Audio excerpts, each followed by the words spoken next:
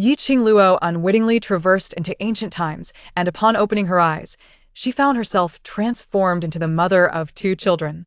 Gazing at the bare, desolate home, and then at the emaciated children beside her, she resolved to work diligently to provide for them. However, everything seemed to change one day when their father returned. Chapter 1. Adorable Treasure's brother. Is mother gone? Don't say such things, mother would never abandon us. The clamor around her caused Yi Qingluo to furrow her brow. Struggling to open her eyes, she beheld two cherubic figures staring at her with wide, dark eyes, exclaiming, "Mother, moat. Her, are you awake? Mother, what mother?" How could a vibrant young woman of 18, who had never even touched a man, suddenly become a mother? "Mother, we promise to be good, please don't leave us." What on earth was happening? At that moment, a flood of memories, not her own, surged into her mind. The original owner, Yi Qingluo, aged 22, was the wife of the Li family from Little Stream Village. After 6 years of marriage, she had given birth to a pair of 5-year-old twins, the very children before her. Her memories halted a month prior, when devastating news struck the Li family. Her husband had met with misfortune while seeking employment in the capital, leaving this world. Overnight, she became a widow, branded by the Li family with the stigma of being a husband killer. Her in-laws, filled with disdain, hastily concocted a reason to cast her out, and despite her pleas for help, she ultimately succumbed to illness brought on by despair and anger. By some twist of fate, she had now inhabited the body of the original owner. Yi Qingluo felt a throbbing headache. Reflecting on her 28 years of life, she had navigated her existence with caution and dedicated herself diligently to her work. After much effort, she had finally seen her company go public, yet before she could even celebrate, she found herself in this desolate place, where not even a bird would dare to land. Beside her, a child cried out, "Mother, are you feeling any better?" Her headache intensified. Outside, a group of people continued their gossip. "Look at how the child is crying. Is she on the brink of death?" "Oh dear, the Li family is truly ruthless. They refuse to provide money or land. They intend to starve the three of them to death. In my opinion, Yi Qingluo deserves it. Over the past few years, she has embezzled a considerable amount of money from the Li family for her own family. Now that she is ill, not a single person from her family has come to visit. It is said that both families are waiting for her demise. The Yi family hopes to extort the Li family, while the Li family plans to sell those two children. TSK, how utterly immoral, indeed." Yi Qingluo, feeling increasingly irritated by their chatter, finally spoke up, "Please close the door." "Mother, I'll close it." The child hurried to shut the door, eager to please as long as his mother did not send them away. Finally, the noise subsided a bit, allowing Yi Qingluo to gather her thoughts and examine the room before her. Above her head was a thatched roof with gaps, beside her stood a cracked earthen wall, and within the room, there was nothing but a bare wooden bed. The two children nearby were clad in tattered clothing, lacking even shoes, their little faces gaunt and hollow-eyed, resembling two small beggars. Gurgle, gurgle. Why was her stomach growling now? The child, in a hurry, pulled out half of a hard corn cake from his pocket and offered it, saying, "Mother, please eat." The two children gazed at the corn cake, their mouths watering with anticipation, as their little stomachs audibly protested. For 2 days, they had subsisted on merely half a corn cake, the other half being reserved for their mother. Yi Qingluo could not bring herself to snatch food from her children and replied, "You should eat." "I am not hungry." With that, she struggled to rise from her resting place. Upon seeing her stand, the children immediately grew anxious, asking, "Mother, are you going to leave us again?" It was evident that the original mother had not treated her children well. Most importantly, they could not endure further hunger. As she stepped outside, the little girl, her voice tinged with tears, lamented, "Mother is surely going to abandon us. ISNTS. Just days ago, the villagers had been gossiping that their mother would never want the two of them as burdens. Now that she was feeling better, they feared she would seize the opportunity to slip away unnoticed. Their fears escalating, the two children hurriedly followed her, pleading, "Mother, we want to go with you." "Then you must lead the way." "All right, Mother." The children rejoiced, believing at last that their mother was not deceiving them. Yi Qingluo found the air of this ancient world remarkably refreshing. Perhaps it was merely a mirage brought on by hunger, but she felt as though the breeze itself was sweet. Along the way, The children remained apprehensive, questioning, "Mother, are you truly not going to abandon us?" With a resigned smile, Qingluo reassured them, "Do not worry. From now on, we will live well together as a family." Since they had called her mother, she could not simply disregard them, could she? The child felt a sense of reassurance, yet there lingered an unsettling notion that today's mother was somewhat different. Upon reaching the foot of the mountain, Qingluo was captivated by a cluster of emerging mushrooms. Her stomach growled with hunger, and the sight of such delicacies rendered her immobile. "Little Baoyu, shall we gather mushrooms to eat?" "But mother, the villagers say these could be poisonous and fatal," the child replied cautiously. The villagers, lacking knowledge of mushrooms, were understandably hesitant to consume them. However, for someone as seasoned in culinary delights as her, distinguishing edible mushrooms was a trivial matter. "Rest assured, mother will only pick the non-toxic ones," she assured him. With that, she eagerly began to dig through the earth, zealously collecting mushrooms. Witnessing her fervor, the child felt a surge of apprehension, timidly asking, "Brother, does mother wish to poison us?" The notion of poisonous mushrooms was something they had learned as toddlers, for the villagers never dared to eat them. Yet their mother, Little Bao, gritted his teeth and declared, "Well, it doesn't matter, no one cares for us anyway.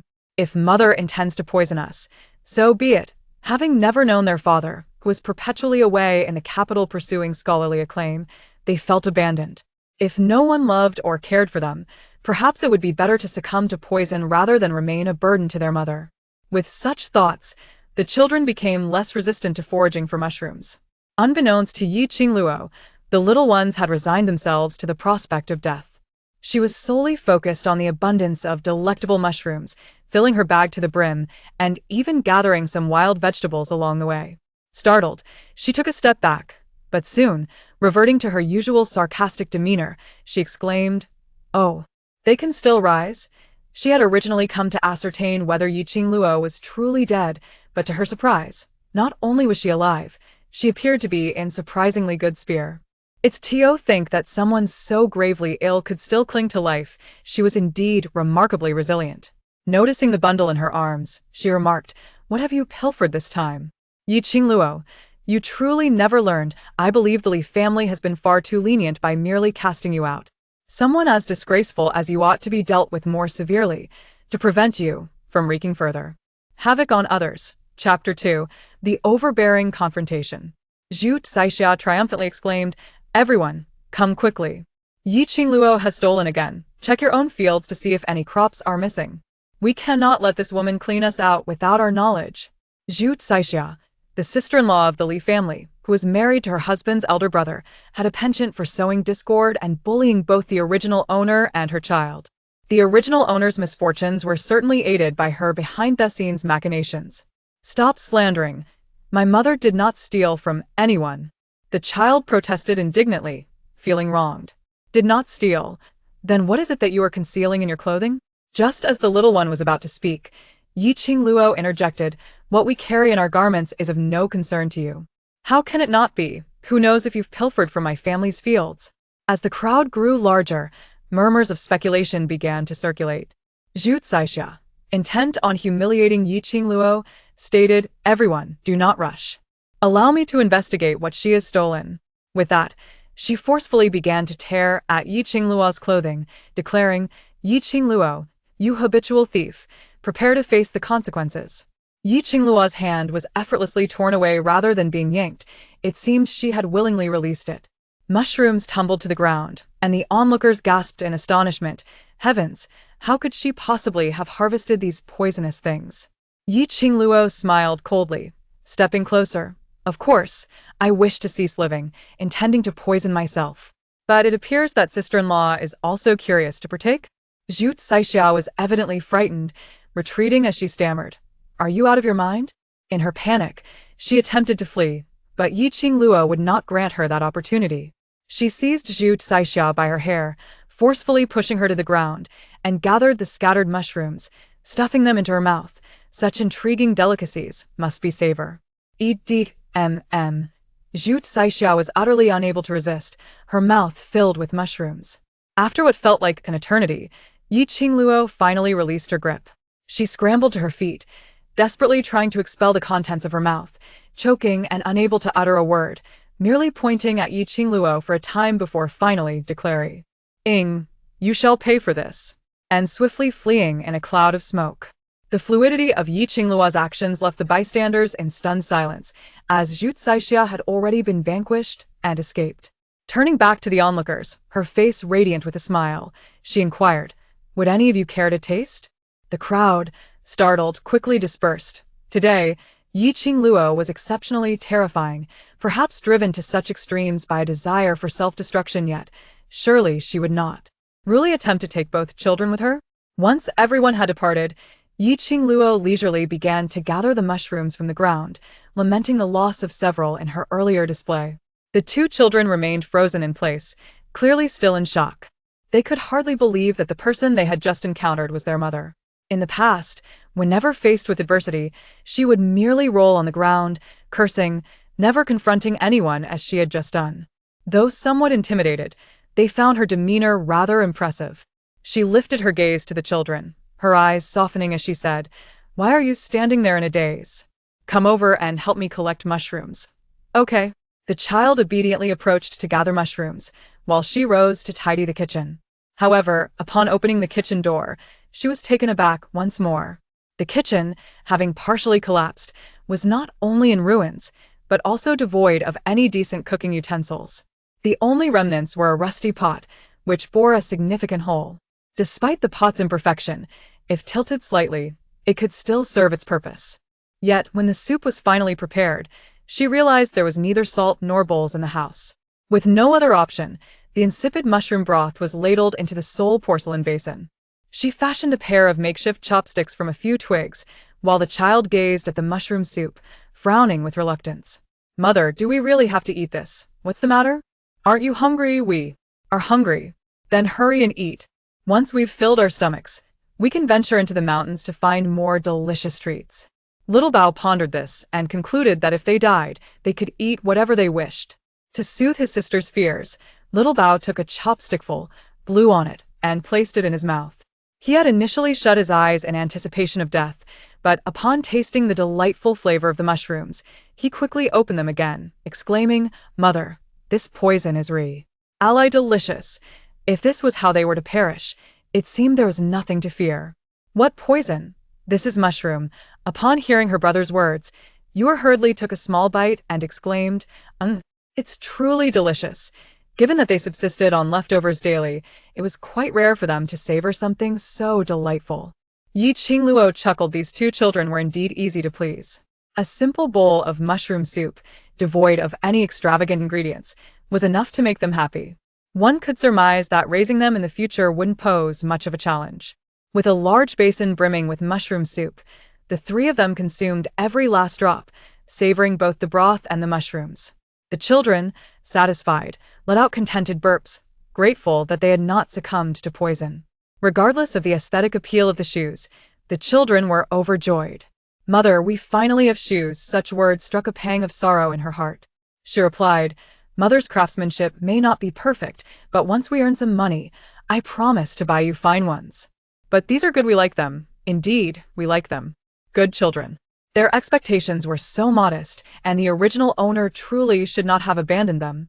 Once she had tidied up the children, she noticed the day was still young and wished to explore the mountains further.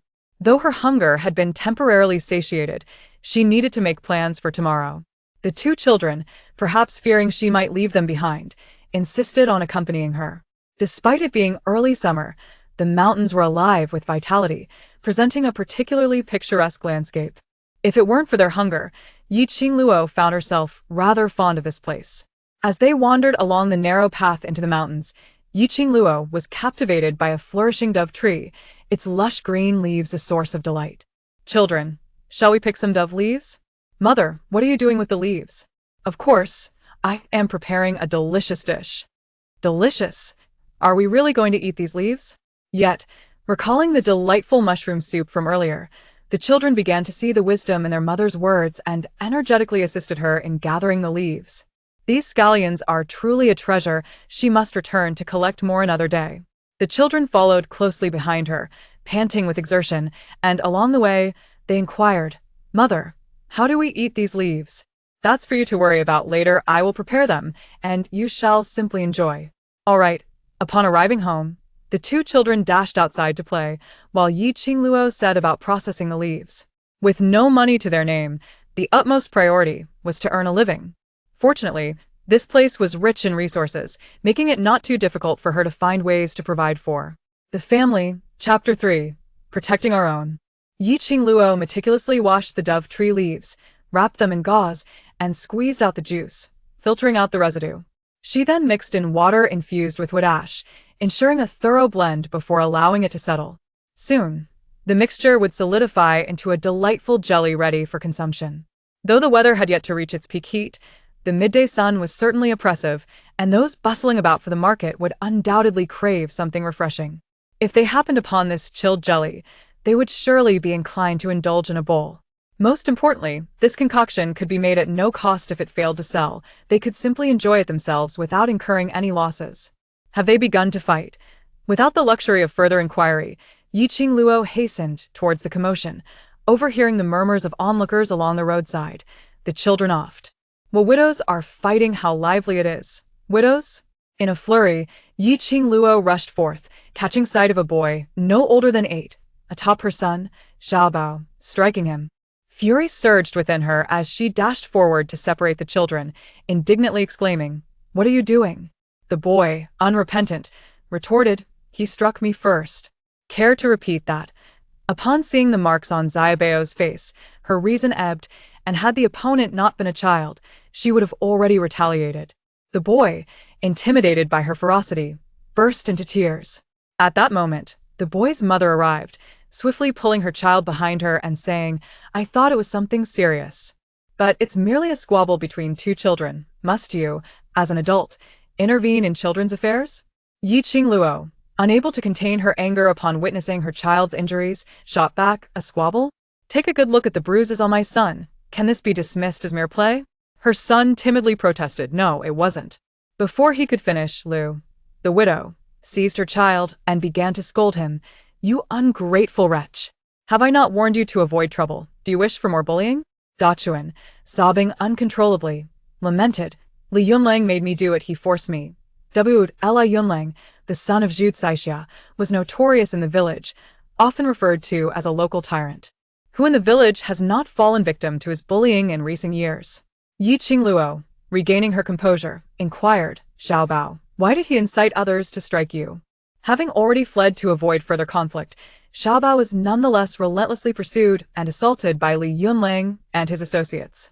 Xiaobao entrusted the precious items he had been guarding to Qingning. Upon unwrapping the package, she discovered 2 fragmented pastries and a small bag of cornmeal, accompanied by a note that read, "Live well." She recognized the crooked handwriting as belonging to her sister-in-law's daughter, Sueji. It was evident that her sister-in-law, who was often disregarded in their family, had gone to great lengths to send her something to eat. Ironically, throughout her life, the only blood relatives from her maternal side never once thought of her, while it was an outsider, the most looked down upon at home, who still read for her well-being. The human heart remains inscrutable until the very last moment. Qingluo, unwilling to engage in further banter, addressed the widow Lu, apologize and compensate. As for settling accounts with Li Yunlang, she would do so in due time. Widow Lu scoffed, throwing herself onto the ground in a dramatic display. "You want me to pay? Qingluo, do you think we, a widow and an orphan, are easy targets? Haven't you heard that it was your Li family who instigated this beating? If anyone should pay, it ought to be the Li family. I will settle accounts with the Li family, but the fact remains that your son assaulted someone, and today, compensation is non-negotiable." "Oh, are you trying to extort me? Let me tell you, I was throwing tantrums while you were still in your mother's womb. If you think you can swindle my money, you are sorely mistaken." Widow Lu was notoriously known in the village for her fierce and unreasonable demeanor. She had never lost a quarrel, and it was said that the villagers feared her. However, Qingluo was unafraid and boldly declared, "If you refuse to compensate me, I shall stroll through your fields daily. After all, my mother and I are so hungry that even the grass on the ground looks appetizing to us. You. How dare you?" The two of them had merely an acre of crops, barely sufficient to sustain themselves. If the crops were destroyed, they would surely starve. With an imposing presence, Qingluo retorted, "You are welcome to test that." Eventually, Widow Lu gritted her teeth and asked, "How much do you want?" Everyone knew that Qingluo and her mother were on the brink of starvation. It was an opportunity too good to pass up for extortion. In her mind, Widow Lu began calculating she could spare only the 2 chickens from her household, for anything more could cost her dearly. Just then, she heard Qingluo state, 10 won would suffice for the medicine. 10. 10 won? She was asking for merely 10 won? This was utterly unlike Qingluo's usual demands. What, do you find it insufficient? No, I shall give it. Widow Lu swiftly produced the money but added with concern, if anything were to happen to my crops, I will not let you off easily. Qingluo disregarded her, taking the money and heading to the pharmacy with her child, while behind her, the villagers continued to chatter. Wasn't she supposed to be poisoned? Why is she unscathed? Oh, she must be frightened who would truly desire death. Yet, Li Saixia did succumb to the toxic fumes. Thankfully, she vomited quickly, otherwise, she would have truly perished. Indeed. However, how long can these 3 women survive without money or land? Who can say? But surely they won't last more than a month. Qingluo spent merely 3 won on medicine, and with the remaining funds, she casually purchased a few bowls and some essential spices. The child, crying, assured, "Mother, I understand my mistake. I will no longer follow Li Yunlang or play with him." Listening to this, Qingluo could only shake her head in resignation. She was indeed a pitiable woman, for in this era, it was far more challenging for a woman to raise children without relying on a man than one might presume. Glancing down at her 2 adorable little ones beside her, she could only hope to not disappoint them and to improve their lives as swiftly as possible. Upon returning home, Qingning had just finished mixing the ingredients, and the cold jelly had taken shape. Little Bao, gazing curiously at the chilled treat, exclaimed, "Mother, what is this?" "This will be our dinner tonight." Little Bao, somewhat perplexed, took a piece to taste, and his eyes immediately lit up. "Mother, it's delicious. But you mustn't indulge too much." After a moment's thought, she prepared an additional bowl of jelly and said, "Little Bao, take this bowl to De Chun's house so they can taste it too." "His house?" Little Bao hesitated. "What is it? Are you still upset about the fight?" Little Bao shook his head. "I understand he was bullied because he didn't listen to Yunlang. If you want me to deliver it, then I shall." "Little Bao, my dear, as young men, we must possess a broad mind. Let us grant De Chun an opportunity for repentance this time. Should he err again, we shall cease our companionship with him." "All right, I understand, Mother. After you finish your meal, behave and play at home. I must venture up the mountain once more." While the sun still lingered in the sky, she aimed to gather more dove leaves, enabling her to prepare and sell cool jelly the following day. Little Bao expressed concern. "Mother, it's getting dark. Will you still go out?" "I shall not go out. I will prepare soup for you." This time, the mushroom soup, enhanced with salt, tasted even more delectable. The 2 children feasted heartily, their faces aglow with joy. Qingluo heated some water for them to wash their hands and feet before they nestled into bed. After a long day of play, the children were exhausted, yet before they drifted into slumber, they remarked, "Mother, De Chun's mother gave us half a bowl of noodles, claiming we owe her nothing." Why, Qingning smiled softly. "I see." It seemed that this Lu widow was not entirely unkind, albeit a bit sharp-tongued. The children fell asleep as soon as they touched the bed, while Qingluo took advantage of the moonlight to wash the dove leaves and polish 2 bamboo tubes. Only when everything was prepared did she retire to her own rest. However, the room, though it contained a bed, accommodated only a single cot, strewn with straw, and the children were covered with 2 patched-together old burlap sacks, such as life. Chapter 4. Who is so kind-hearted? The following day, as dawn gently illuminated the sky, Qingluo rose early to commence her preparation of cool noodles. The bamboo tubes she had crafted the previous night proved to be quite useful, perfectly accommodating the ingredients she had prepared, making them convenient for transport. By the time the children awoke, she had already simmered a pot of mushroom soup and baked 2 flatbreads, for there was little else available in the household, leaving them with no choice but to consume the mushroom soup. Fortunately, the children were not picky eaters and would consume whatever was presented to them. As noon approached, she gathered the cool noodles and prepared to set off for the county town. Initially, she had not intended to bring the children along, as the journey was rather lengthy. and she feared she would be unable to attend to them amidst the busyness. However, the two little ones insisted on accompanying her, leaving her with no choice but to take them along. Upon reaching the marketplace, most stalls had already begun to pack up for the day, making her timely arrival advantageous for securing a prime location. Once her modest stall was arranged, she eagerly placed several bowls of cool noodles at the forefront, ensuring they were visible to passers-by. While other vendors called out to attract customers, she found herself unable to raise her voice despite several attempts. Just then, her son, Xiao Bao, dashed out and began imitating the other vendors, exclaiming, "Cool noodles! Delicious, refreshing cool noodles! Perfect for quenching thirst and satisfying cravings."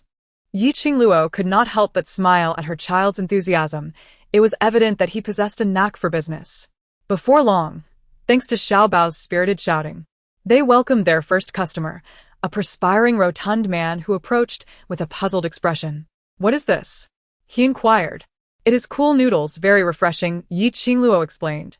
"Refreshing is all I need. I am quite hot right now." "Give me a bowl," he replied. "Certainly." A bowl of cold jelly was handed over, and the guest, noticing the absence of tables and chairs, did not complain. Instead, he took the jelly to the tables outside the opposite restaurant and began to eat. Qingluo and her children watched the man anxiously. He took a bite and nodded in satisfaction, then eagerly devoured the dish. Seeing his enjoyment, the trio felt a sense of relief, and Xiao Bao and Yu Er became even more enthusiastic in their calls to potential customers. Soon, an increasing number of people paused to inquire, as a bowl of cold jelly cost merely 2 yuan, an affordable price that encouraged many to taste it. Yu Er was also busy, assisting in collecting and washing the bowls, her little hands quick and nimble, while Xiao Bao busied himself serving the jelly to guests. The three of them worked in perfect harmony. Not only was her business thriving, but she also inadvertently attracted several patrons to the restaurant across the street. Those who initially wished to sample her jelly, finding no seating available, opted instead to order a couple of dishes at the restaurant, enjoying the jelly alongside without spending much more.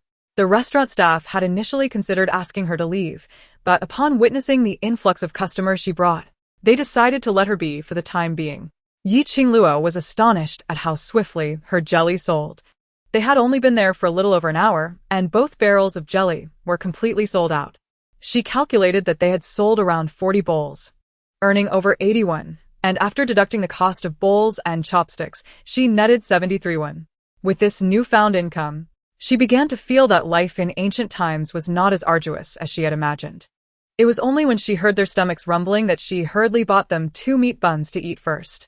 The child, clutching a steamed bun, spat a bit but refrained from indulging at once, instead dutifully offering it to her mother, saying, "Mother, please have it. You are timed in. A shared bun is sufficient for us. Our small bellies require little." They were mindful of the fact that consuming too much might burden their mother. Qingluo felt a pang of helplessness. She discerned that unless they witnessed her partake in the meal, they would not dare to eat. Thus, she ventured out to procure 2 more buns, stating, "Now you can eat without worry." Upon seeing that their mother had her own, the children devoured their buns with abandon, exclaiming, "Mother, these buns are truly delightful." It was their inaugural experience with such meaty buns. "Fear not. In the future, I shall earn enough to provide you with these daily." "Very well. We shall assist mother in earning as well." Such good children. The household had many needs, yet she prioritized purchasing 2 pairs of cloth shoes for her children. The grass shoes she had crafted the previous day had deteriorated after a day's wear. Yet the children were reluctant to part with them. "Mother, the grass shoes suffice for us.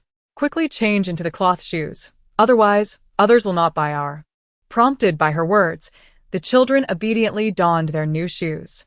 However, clad in their new footwear, they were hesitant to walk, glancing down at each step, afraid to dirty them.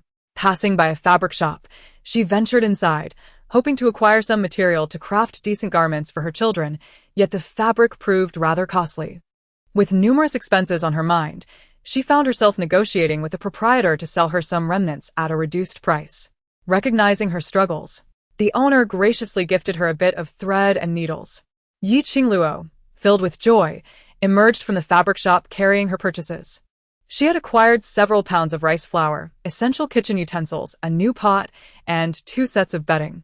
The 3 of them made their way home, taking breaks along the journey, as the absence of a means of transportation proved quite inconvenient. Before she could catch her breath to open the door, her child exclaimed, "Mother, who has brought us food?" Food? What a jest! The original owner was nearly starving, with no one to provide sustenance. Yet, indeed, there was a bamboo basket at the doorway, covered with a cloth. She approached and lifted the cover, discovering it contained cornmeal, a few pounds of millet, and some vegetables, truly provisions. Who had shown such kindness? Soy yo? She rubbed her temples, recalling only vague memories. This man seemed to have been the childhood sweetheart of the original owner, but later, due to his mother's interference, they were separated. The child, puzzled, asked, "Mother, are you going to marry someone else? If you marry, you surely won't want us anymore.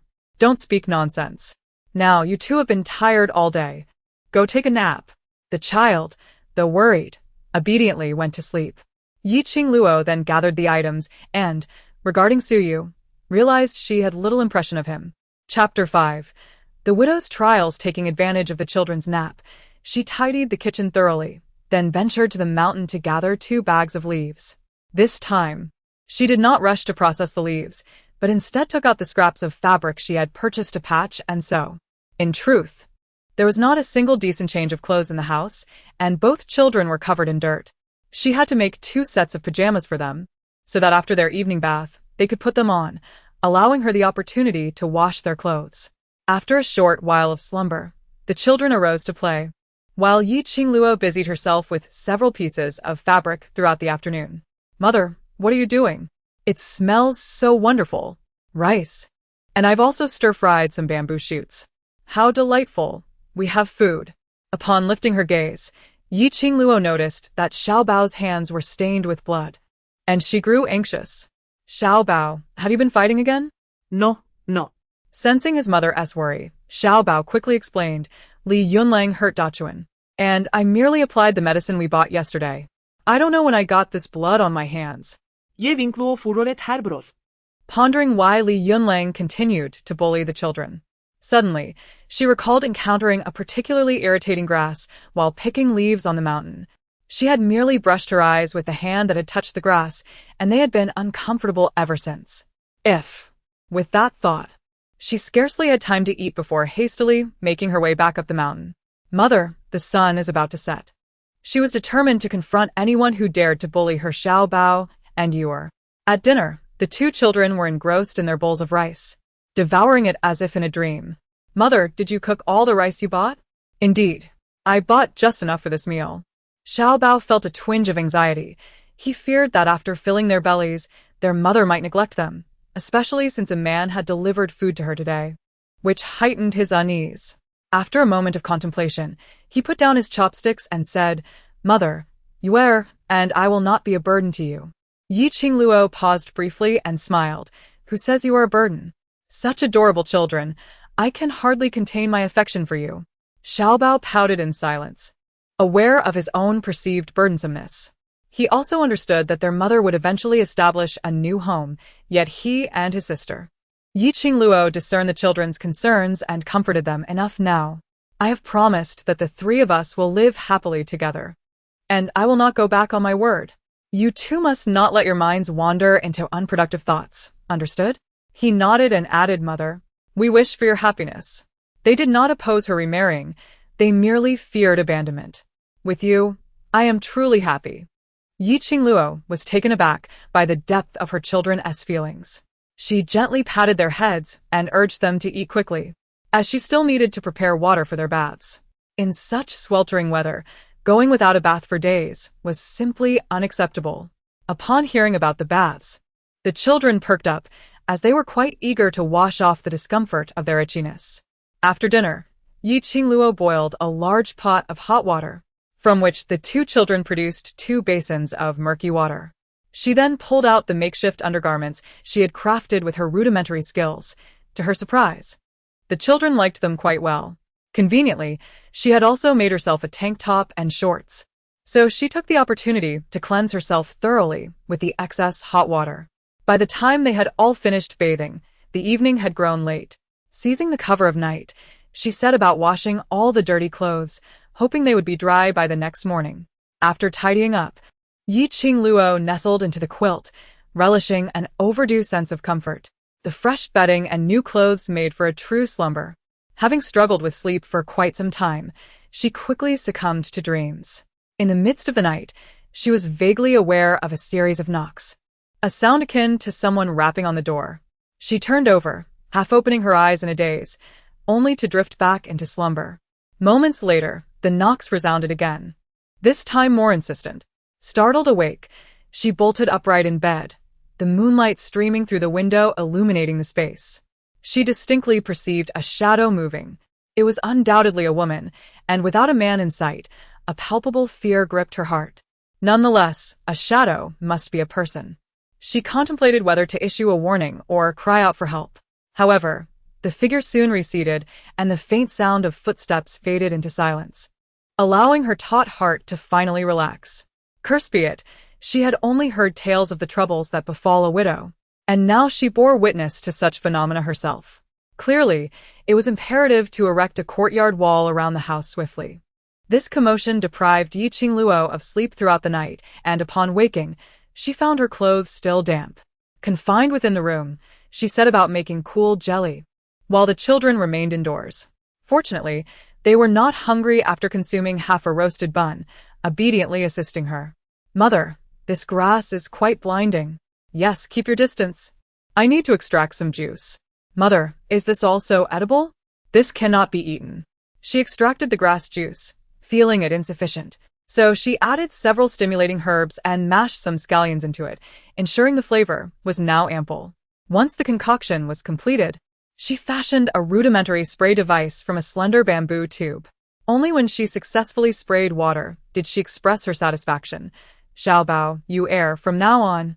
Carry the spray device whenever you go out. If anyone bullies you, aim directly at their eyes. They will have no chance to retaliate." Ah. "Is it truly that powerful?" "But we cannot kill," Xiaobao exclaimed, fear evident in his voice. Although he despised those who tormented him, the thought of causing death was beyond his capacity. Qingluo laughed. "Oh, it is merely a small punishment. It will not take a life." She then held up an extra vial. "I made an additional one. You may choose to give it to someone in need." Xiaobao immediately thought, "Let us give it to Da Chun. He, like us, has no father," which is why Li Yunling bullies him daily. Thus, Xiaobao made his decision. Chapter 6. Cool jelly fruit. When it came to mealtime, the children were more enthusiastic than anyone else. They had never encountered such fragrant scallion oil noodles before, and the aroma alone had them salivating. "Mother, this noodle smells so good, I can hardly bear to take a bite." "Eat quickly. We still need to earn some money afterward." All right. The two children eagerly devoured their noodles, while Qingluo was about to serve herself when a scornful voice echoed from behind. "Wow. After only a few years, you've fallen to such depths." Indeed, I was not mistaken. The countenance of this woman is decidedly unfavorable, destined for misfortune. She queried, "May I ask who you are?"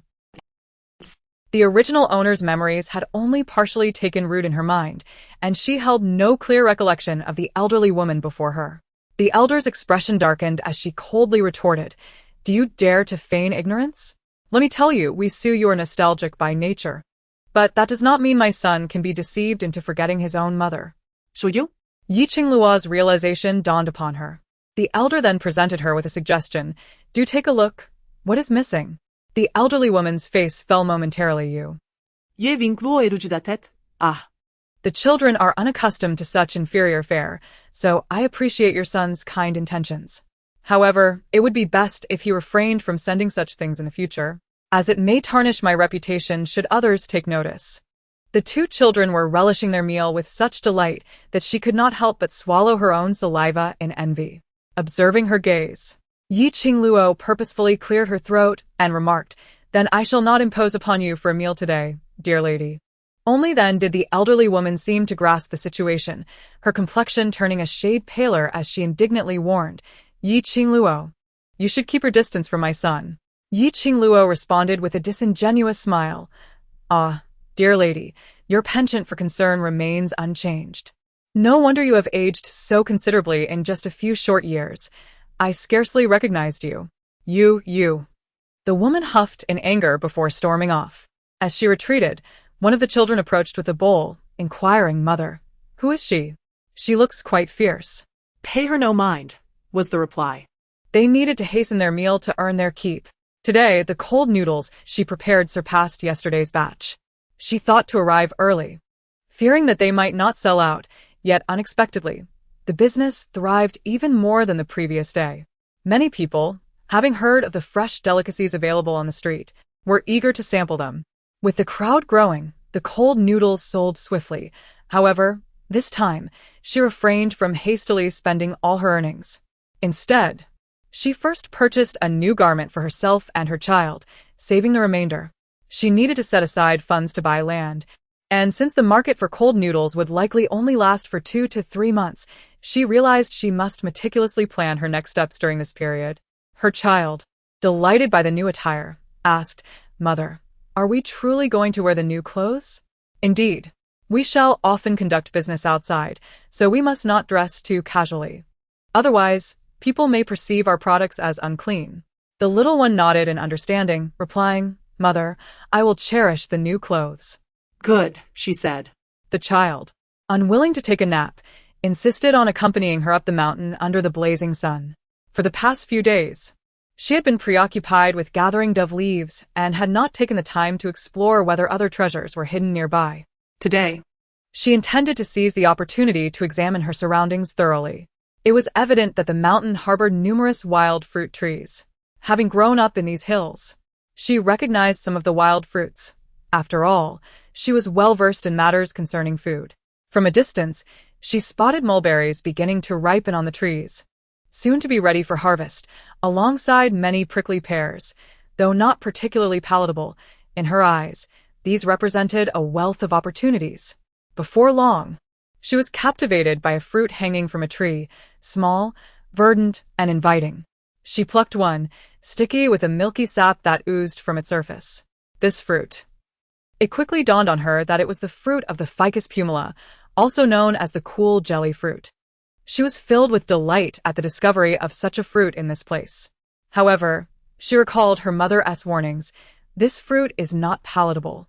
It may even be toxic. Parents often caution their children against foraging, broadly labeling anything potentially harmful as poisonous. Thus, to the young ones, the majority of fruits in the mountains were deemed inedible and unsafe. Should we test it to see if it is indeed toxic? They pondered. Yet, having survived their previous encounters with mushrooms without ill effects, they placed their trust in their mother, confident that this fruit would not be fatal.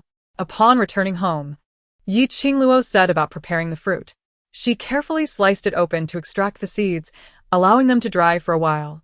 Once sufficiently desiccated, she began washing the seeds, patiently letting them sit until they took shape.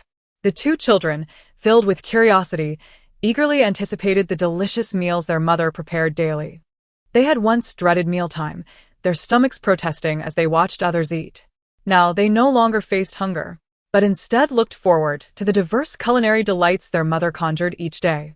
As dinner approached, the translucent jelly had finally set, a testament to her success. Yet, the jelly made from the cool jelly fruit differed in both color and texture from that crafted from the leaves of the turtle. The jelly derived from turtle leaves was a vibrant green, fresh and delectable, while that from the cool jelly fruit was crystal clear, resembling exquisite gelatin, with a softer, sweeter taste. Yue exclaimed with delight, "Mother, you are truly remarkable. You resembles a block of ice. Just looking at you makes me want to savor a taste." She gazed at the results with great satisfaction. However, the process of making it from the fruit of the cool powder was rather intricate, requiring the collection of a substantial quantity of fruits. The thought of carrying the fruits down from the mountain alone, cleaning, preparing, and then selling them seemed daunting indeed. Chapter 7. Acquaintances. Qingluo relished the crystalline cool powder, feeling an indescribable sense of pleasure within her. Yet, in a bid to spare herself from exhaustion, she resolved to use dove leaves for the preparation, as it was comparatively easier for her. The two children, having devoured a generous bowl of cool powder, were not particularly hungry anymore. For dinner, Yi Qingning prepared a simple egg soup and made 2 pancakes. The cool powder was easily digestible, but they needed some coarse grains. Otherwise, they would surely go hungry by nightfall. The children had long forgotten the taste of eggs. Previously, in their home, the eggs boiled by their grandmother were exclusively for Li Yunlang and Li Yunzhao. He and Yuer could only scrape up the eggshells from the ground to catch a fleeting taste, and even then, they often faced reprimands from Li Yunlang. Now, at last, they were able to enjoy whole eggs. It was nothing short of delightful. Yi Qingluo, unaware of the children's past experiences, simply knew that they were relishing their meal with great satisfaction. She gently cautioned, "Eat slowly, don't choke." As she spoke, a shadow suddenly flitted past the doorway. Yi Qingluo immediately became alert, recalling the figure she had seen the previous night. "Who is it?" she called out loudly, gripping a stool defensively in her hands, ready to strike should a nefarious presence emerge. At that moment, a timid sobbing sound emerged. Yi Qingluo slowly poked her head out to take a glance and found a child crouching in the corner, weeping sorrowfully. Upon closer inspection, she realized it was none other than Lu Guof's son, De Chun. "Is it you?" she began, but before she could inquire further, De Chun cried out, "My mother is ill." After a quarrel with Yunlang's mother, their entire family got involved. My mother couldn't withstand it and was knocked down. She has stopped caring for me. His urgency was palpable, his voice choked with emotion, leaving Yi Qingluo bewildered. "Wait, how did your mother end up fighting with Zhu Caixia? And why did the whole family get involved? Are you sure you aren't confused?" "No, it was my weapon that Xiao Bao gave me. I retaliated against Li Yunlang, and afterward, he lost his sight. His mother, along with his family, came to settle the score with me, and that's how my mother ended up in a fight with hers." Blind? Ye Qingluo ekleime din şok. That couldn't possibly be true, could it? A wave of concern washed over her. If her creation had indeed caused such a calamity, she could not ignore it. Without a moment's hesitation, she closed the door and hurried towards Lu Guof's home. Upon her arrival, Lu Guof lay unconscious, her body burning with fever. "De Chun, hurry and fetch the doctor." De Chun hesitated, murmuring, "But my mother said we have no money." "You mustn't think of being motherless. Go fetch the doctor, quickly." Upon hearing her words, De Chun wasted no time and dashed out. Xiao Bao stepped forward to examine the ailing woman and remarked, "Mother, why does Li Yunlang's mother take such pleasure in bullying others? She used to beat you like this frequently." At that time, his mother was not as formidable, merely crying and scolding, and she always found herself at a disadvantage during fights. Little did anyone anticipate that now, De Chun's mother would also be in such a plight. Yi Qingluo remarked, "This person is far too arrogant. Sooner or later, they will face consequences. Let us not follow in her footsteps." Both Xiao Bao and Yuan nodded in agreement, indicating their understanding. When the physician arrived and meticulously examined the pulse, he candidly addressed Yi Qingluo, stating, "This ailment will require a considerable sum for medication." He felt it necessary to forewarn her, lest these two individuals later deny their obligations, leaving him without recourse, especially given that neither of the women before him was particularly reasonable. Despite his role as a healer, the physician had no concerns regarding finances. Yi Qingluo's assurance provided him with peace of mind, and he nodded appreciatively. "That is reassuring." He then prescribed the necessary treatment, and after Yi Qingluo provided the payment, she instructed De Chun to accompany him to procure the medicine. As the physician prepared to depart, Yi Qingluo called out to inquire further, "Doctor, is it true that the child from the Li family has truly gone blind?" "Who said that?" The physician muttered. "That child is merely mischievous and must have come into contact with some irritating herbs, causing the eyes to become red and swollen. Although it appears alarming, a couple of days of treatment should suffice for recovery. It is not a serious matter." Upon hearing this, Yi Qingluo felt somewhat reassured, for she had feared that the child might genuinely be blinded. She proceeded to prepare medicine for her mother. Noticing that time was passing and that Lu Guofu would not awaken any time soon, she decided to head to the kitchen to prepare a meal for De Chun, also bringing over one of her own pancakes. Yuer, a kind-hearted child, immediately whispered, "Mother, shall we stay and keep him company?" The two children were filled with joy. It was evident to her that De Chun was equally elated, his gaze toward Xiao Bao and Yu Er brimming with gratitude. As night fell, several children lay asleep in their beds, while Qingluo dozed at the bedside. During the night, Lu Widow requested water twice, and it was not until dawn that her fever finally subsided. In those times, steamed buns made from white flour were a luxury reserved for affluent families, and the small amount of flour Qingluo had procured was barely sufficient to steam 2 buns. Meanwhile, Lu Widow had long been awake. Witnessing Qingluo bustling about her home, even preparing meals for her children, stirred an indescribable sense of gratitude within her. For many years, no one had treated them with such kindness. On the streets, Qingluo had not rested well the previous night, her face bearing traces of fatigue. However, today was market day, and many people flocked to the streets, resulting in an unusually large crowd. With so many people around, it was inevitable that she would encounter acquaintances. Ignoring her, Qingluo continued to attend to her customers, fully occupied and lacking the time to deal with idle chatter. Ma Xiaohong's displeasure was immediate. Are you deaf? I'm speaking to you. Hurry up and prepare a bowl of what you're selling. I'm exhausted from shopping and could use a taste. She had indeed never seen such a dish before, but seeing others relish it made her crave it intensely. 2 coins for a bowl. Please pay and queue up. Pay and queue? Was she addressing her? Had she lost her mind, that insolent girl? Chapter 8. Unwanted disruptions. Ma Xiaohong stubbornly refused to leave, prompting those behind her in line to impatiently urge, are you going to buy or not? Are we still waiting? Qingluo reminded once more, urging the guest to form an orderly queue. The individuals behind echoed in agreement. Indeed, can't you see that everyone is lining up? What kind of quality does this woman possess? The collective reproach rendered Ma Xiaohong somewhat embarrassed, and she retorted angrily, Qingluo, as your sister-in-law, is this the attitude you adopt when I speak to you? Excuse me, please step back. Ma Xiaohong's face turned a shade of iron. Disbelief etched across her features as she struggled to comprehend that the person standing before her was indeed Qingluo. In mere days, Qingluo had transformed entirely, and, astonishingly, the 2 ragged children by her side had also been groomed into respectable appearances. Yet, had it not been said just days prior that she was on the brink of death? How had she recovered so swiftly? Under the scrutiny of the onlookers, Ma Xiaohong felt increasingly cornered. Seizing a bowl beside her, she prepared to hurl it in frustration, declaring, I must teach you a lesson today. However, she could not allow such affronts to go unanswered. Just as she was about to throw the bowl, a child dashed forward, striking the woman in the abdomen with his head. Get away, you are not welcome here. Ma Xiaohong clutched her stomach, seething with rage. You little brat. How dare you speak to me like that? I'll make you pay.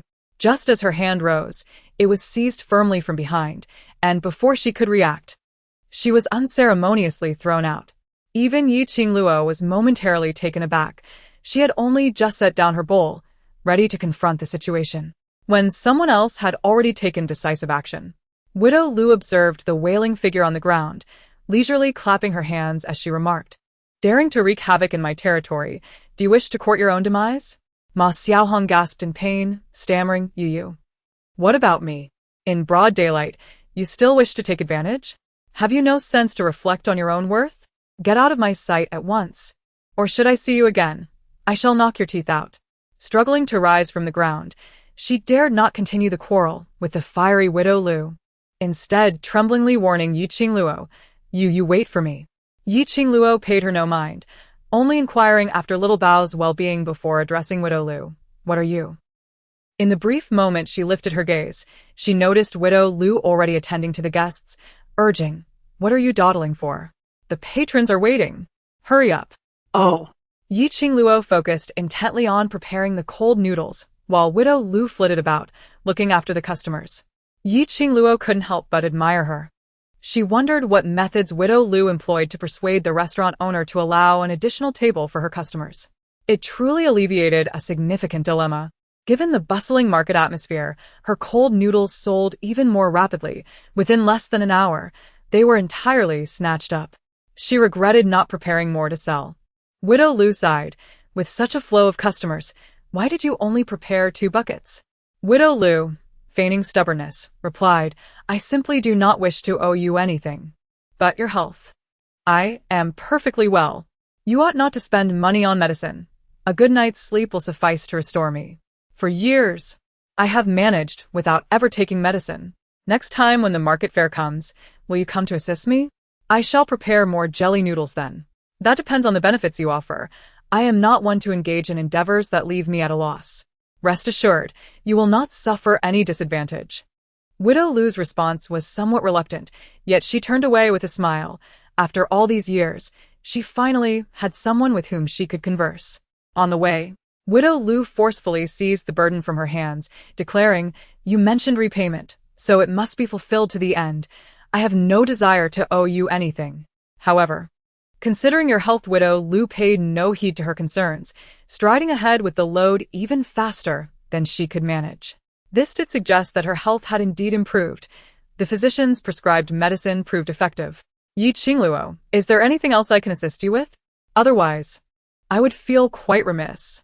Though she currently lacked funds, and even though Yi Qingning had not pressed her for repayment, she was acutely aware of Yi Qingluo's circumstances, which left her feeling uneasy about the debt. Widow Lu, perceptive to the situation, remarked, "I will first take the child to my home for a while." Upon hearing the commotion, the man slowly turned, and upon seeing Yi Qingluo, his eyes sparkled with unspoken excitement. "Qingluo," he hastened toward her, but she instinctively recoiled. "Let us converse here." The fear of public opinion loomed large, especially in this era, where even a slight proximity between men and women during conversation could invite censure. Qingluo, he appeared somewhat disheartened, while Yi Qingluo rummaged through her memories for the image of this person, Suyu, the man who was said to be her childhood companion. He indeed possessed a dignified appearance, exuding an air of scholarly elegance. His gaze towards her was imbued with a gentle warmth as he spoke. "I am aware that my mother has troubled you again. I apologize, Qingluo. It is my failure to arrange matters properly." As he reached for his purse, Yi Qingluo immediately gestured for him to stop. "No, please. I do not lack for money or sustenance at the moment. I truly appreciate your kindness, but I hope you refrain from approaching me so recklessly in the future. You know well that the whispers of society can be daunting." As a widow, her daily encounters with men inevitably sparked gossip. "Qingluo, when did we become so estranged?" He paused before continuing, "I understand you still harbor resentment towards me for the past. I ought to feel ashamed to face you, yet fate has granted us another opportunity, and I do not wish to squander it. 6 years is a considerable span of time. I refuse to let it slip away any longer." Yi Qingluo was taken aback by his forthrightness upon their first meeting. She endeavored to respond in a manner befitting her former self. "Suyu, 6 years ago your family disapproved of our union. Now that I am a widow with a child, do you truly believe they would accept me? We must confront reality. Let the past remain in the past, shall we?" Suyu, being the sole heir of his family and cherished by his mother, was on the verge of attaining academic success.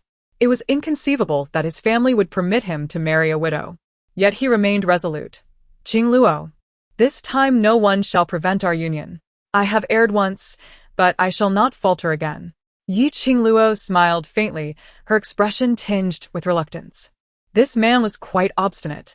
With patience, she advised, "You should focus on preparing for the local examination.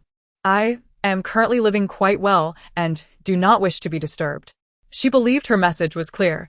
They were two individuals on separate paths, and it would be best for them to continue on their own journeys. Chapter 9. Swift and Resolute. No. Did she just imply that she was willing? No, you might not have grasped my meaning. Before she could finish her thought, the man bowed slightly and stated, "Qingluo, wait for me." No. Can you allow someone to finish speaking? At that moment, she profoundly doubted whether this man had dulled his intellect through excessive studying. Never mind him for now. She had to prepare a meal and satisfy her hunger. The daily trivialities had already become overwhelming. "Have you finished? Has she already stewed the chicken?" Well then, given the heat, she was not particularly inclined to light a fire. On the way, Xiao Bao tentatively inquired, "Mother, was that gentleman just now more handsome than father?" He had never seen his father, but the elders in the family, including his grandparents and uncles, were not particularly good-looking. He felt that his own father was not much to boast about either, unlike the gentleman from earlier, who had even received compliments from De Chunnyang for his striking appearance. Well, this question was indeed somewhat challenging for Yi Qingluo. Initially, both she and Li Beichen had been compelled into marriage by their families. She recalled that even the wedding night had been orchestrated by the Li family, who had administered a potion to their son to facilitate the union. It was precisely this coercive maneuver that had led Li Beichen to depart from home just 3 days into their marriage, resolutely. Since then, she had never encountered this so-called husband again. The only impression she retained was of his cold eyes, which evoked an unsettling chill with just a glance. As for his specific appearance, she had never dared to scrutinize it closely. Observing Xiao Bao's eager expression, Yi Qingluo could only offer a perfunctory response. "Your father looks passable, I suppose." Oh. From this vague description, Xiao Bao could only imagine what his unseen father might resemble. Upon their arrival, De Chunyang had already prepared a meal. She had thoughtfully stir-fried some cabbage and foraged wild greens, and although there was no chicken stew, the cabbage appeared quite appetizing nonetheless. However, when the meal was served, Yi Qingluo was taken aback. The bowl contained porridge made from coarse rice, accompanied by a few steamed buns that she had refrained from eating that morning.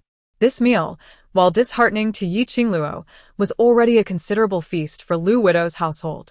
She even served Yi Qingluo a generous bowl of coarse rice porridge, urging her to eat quickly, as there was more in the pot.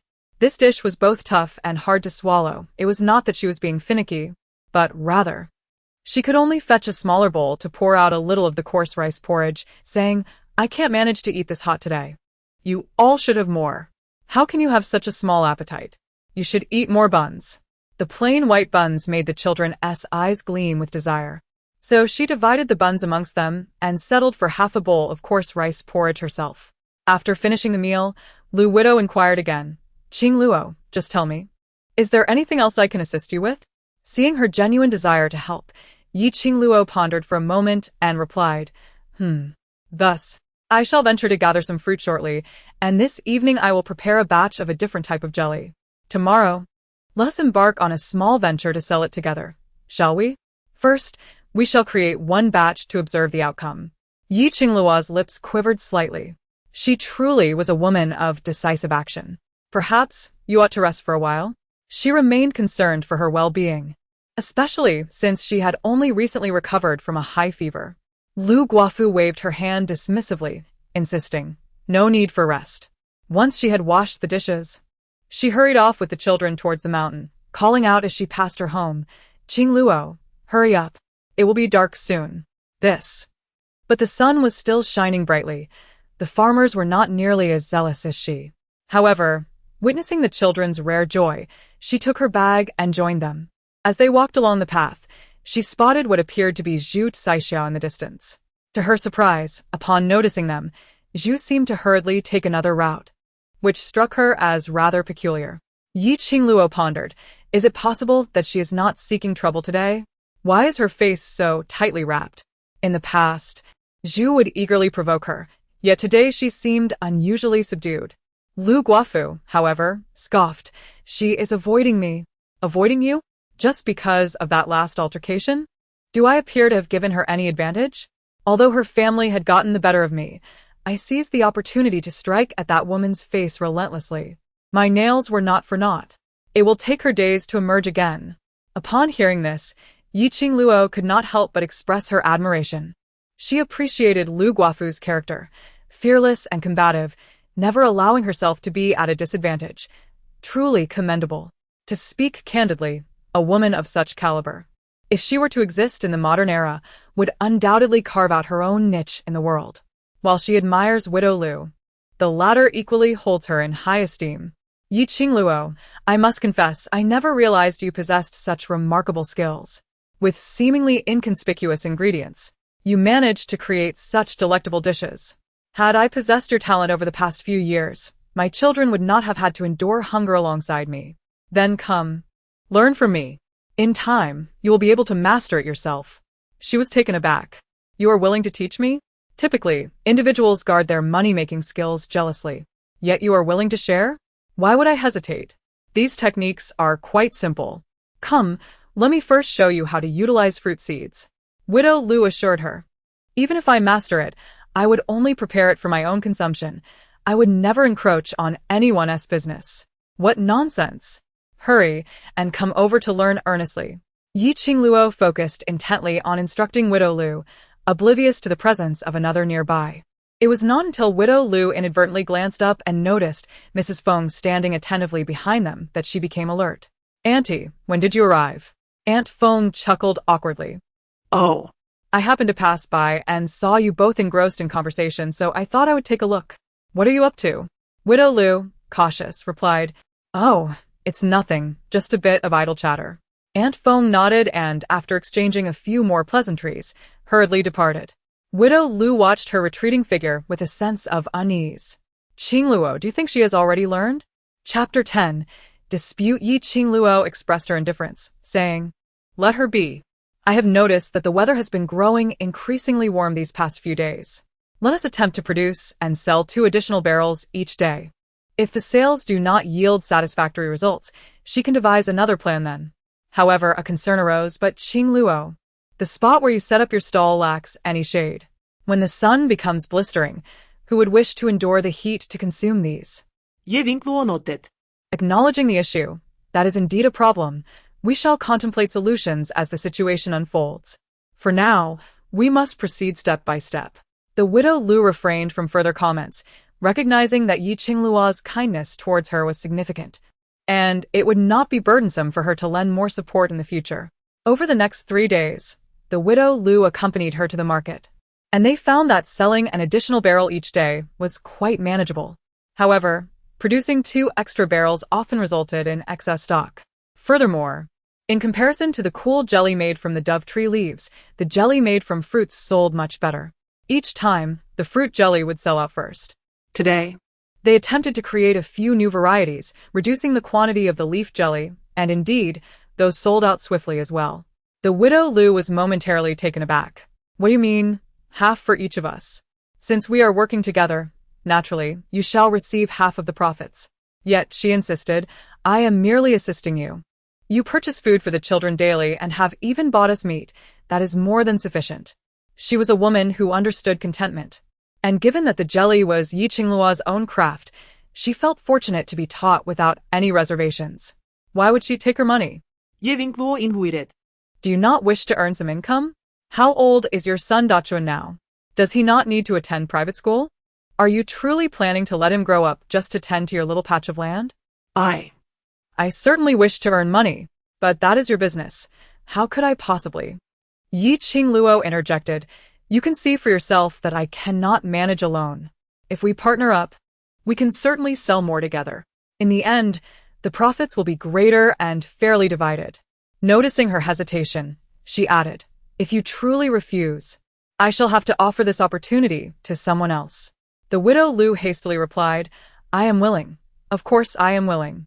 This is an unexpected windfall. How could I possibly decline? Then let us take the money and strive tomorrow. As long as we are not afraid of hard work, we will eventually lead a good life. With her eyes slightly reddened, the Widow Lu gazed at the money Qingluo pushed towards her, yet she hesitated to accept it. Choking back her words, I am already immensely grateful for the chance to earn alongside you. This money cannot be split evenly. Not evenly? I will only take 20%. Anything more would make me uneasy. How can that be? You work faster than I do, and you carry more fruit. I would lose sleep over such an arrangement. Then, I shall not take half. The thought of taking so much unsettled her. Though Qingluo was generous and unbothered by trifles, Lu, though impoverished, possessed integrity. Let us settle on 60-40 then. Is that acceptable? 70-30 it is. If you disagree, then I simply will not go.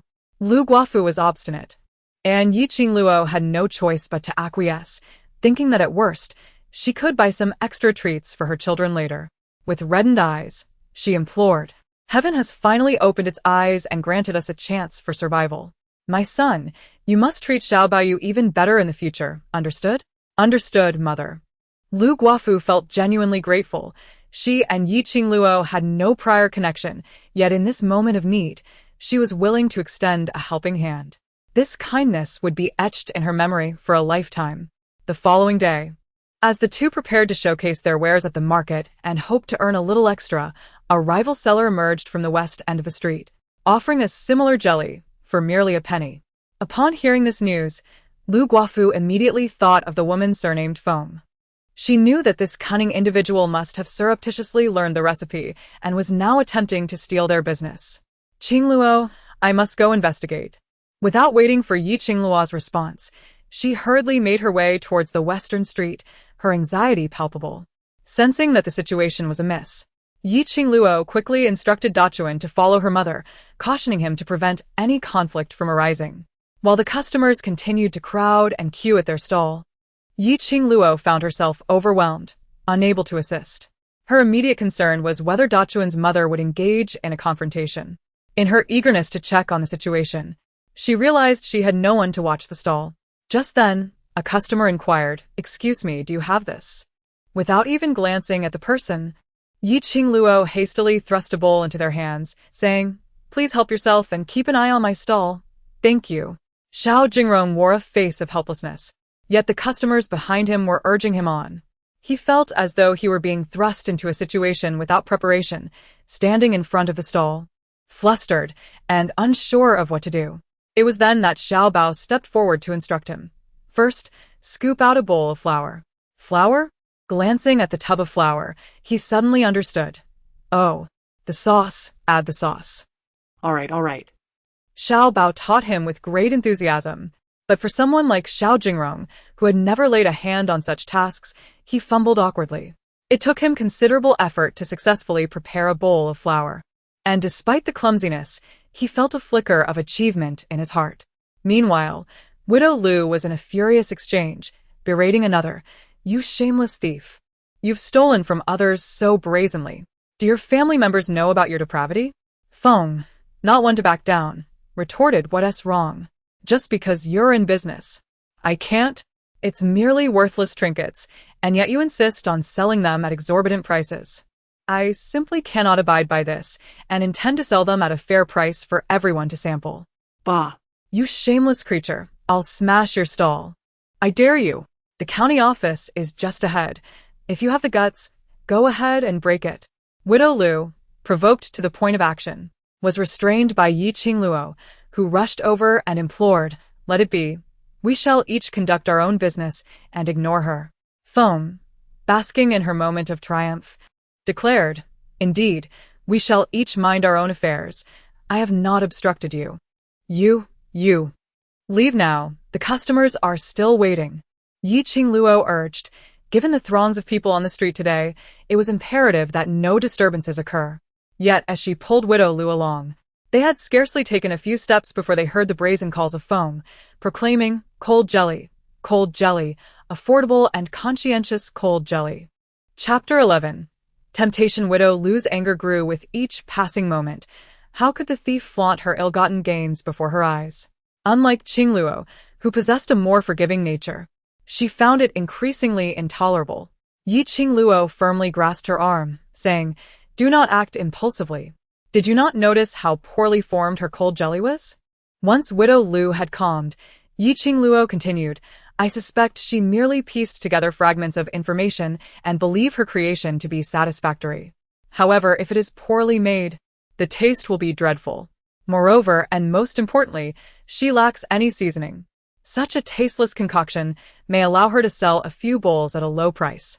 But I assure you, it will not retain customers.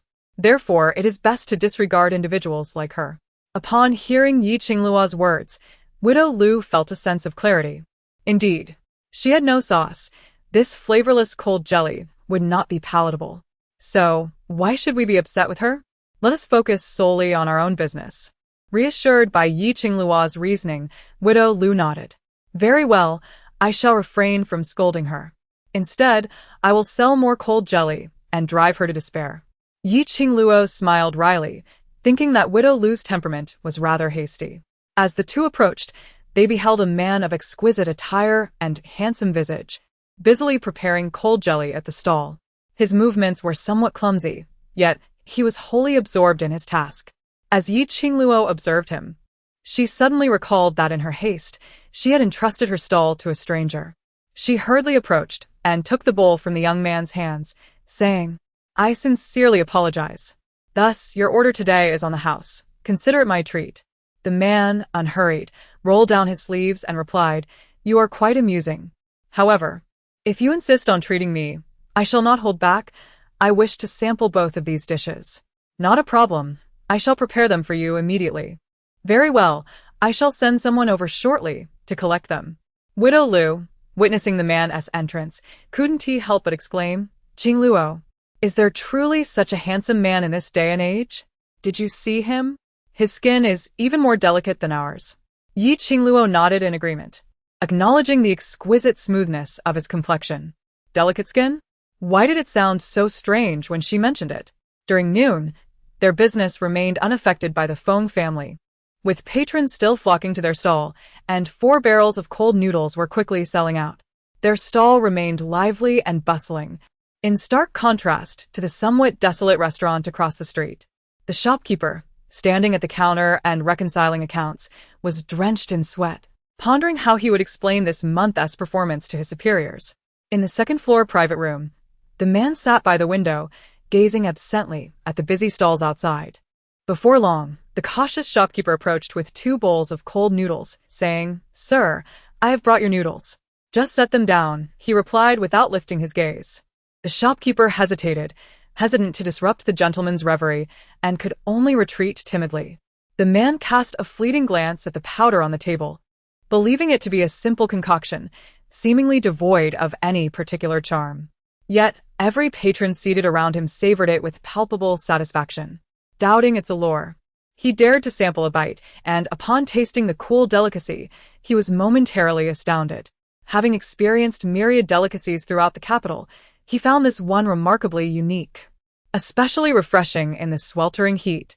The seasoning was equally distinct. He couldn't help but exclaim, "How extraordinary!" It was not only the dish that was peculiar, the creator of it was equally intriguing. This place, it seemed, held a certain fascination.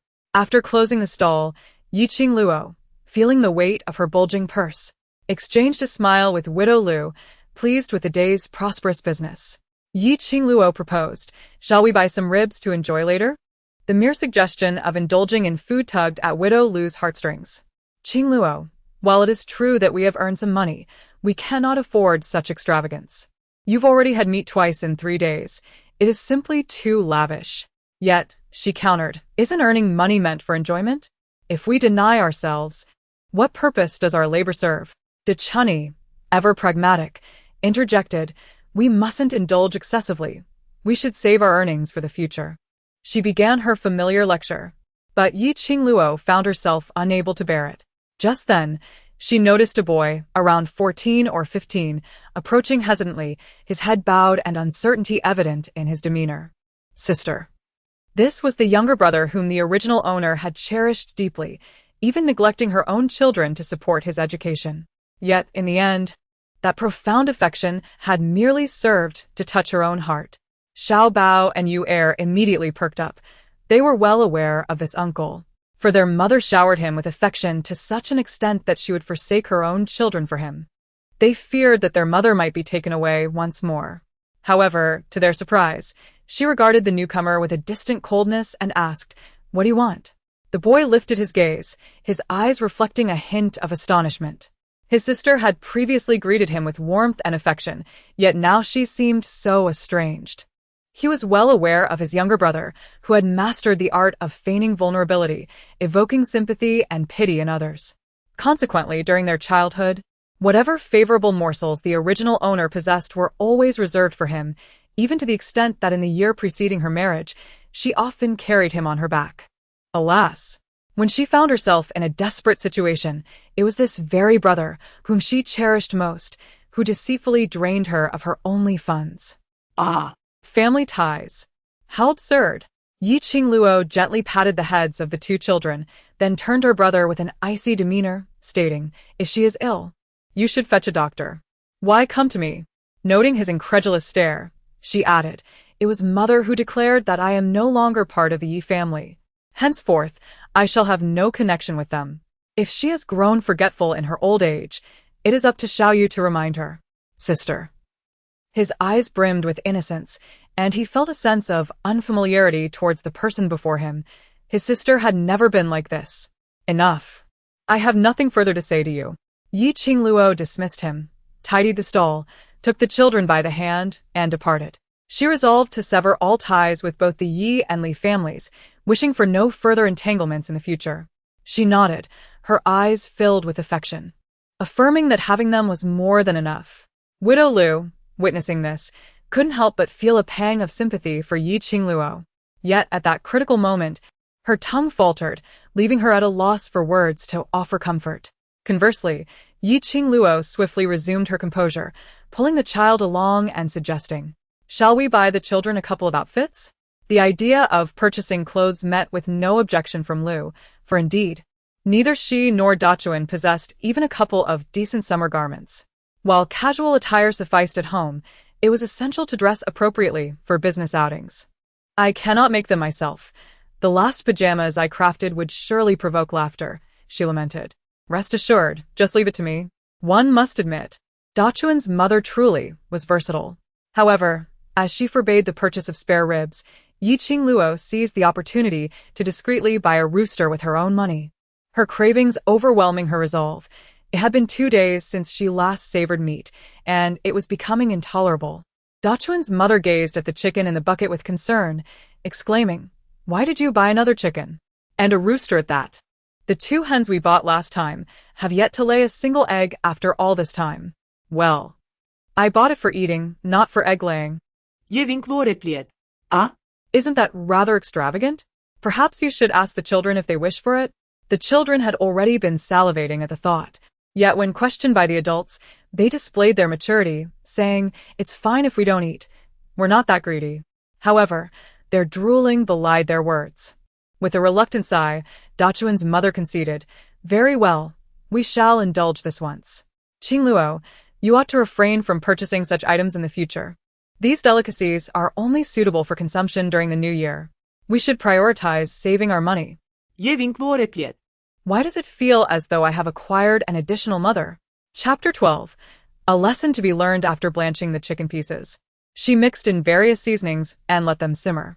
Soon, she would add some radish, and the meal would be ready. However, the chicken was nearly cooked, yet Dachuni had yet to arrive. With no other option, Yi Qingluo decided to check on things herself, instructing the children to watch the fire before she left. "Understood, Mother." The 2 children had long been tantalized, eagerly gathering around the pot, for since their mother's recovery, every dish she prepared had transformed into a culinary delight, their tastes becoming rather spoiled. The aroma of the chicken was particularly enticing. However, just as Yi Qingluo departed, Li Shi appeared at the door, her voice preceding her presence. "Yi, you wretched woman, come out this instant." Little Bao comforted his sister. "What is there to fear? We have already left the Li family. Surely she cannot harm us again?" Yue, trembling, asked, "Will she truly not strike us?" In truth, little Bao was uncertain. After all, their grandmother was notorious for her harsh treatment. With their mother absent, they could only hide and hope that the old woman would leave after her tirade. Upon receiving no response, Li Shi grew increasingly discontented, and just as she turned to depart, a delectable aroma wafted through the air, prompting her to glance towards the kitchen. To her surprise, steam was indeed rising from the pot. Could it be that the wretched woman was indulging in meat? Hesitating, she stepped inside, finding the kitchen empty. Lifting the pot lid, she was greeted by the sight of succulent chicken simmering within, causing her to swallow greedily. In these trying times, no family finds themselves unscathed. Even those with relatively better circumstances, like hers, have long been deprived of the taste of chicken. Noticing the absence of onlookers outside, Li swiftly grabbed a basin and began to scoop up the meat. The children, fearing their precious food might be pilfered, rushed out from behind the stove, their small frames barricading the way. "This chicken was bought by our mother. You cannot take it," one exclaimed. Li paused momentarily, taken aback, before unleashing a torrent of insults upon the 2. "You little bastards, dare you claim it was your mother who purchased this? Let me enlighten you. You reside in my domain, and do not presume to lay claim to anything here. If I were to take offense one day, I could banish you from the village entirely. Then, tell me, how would you subsist on such delicacies?"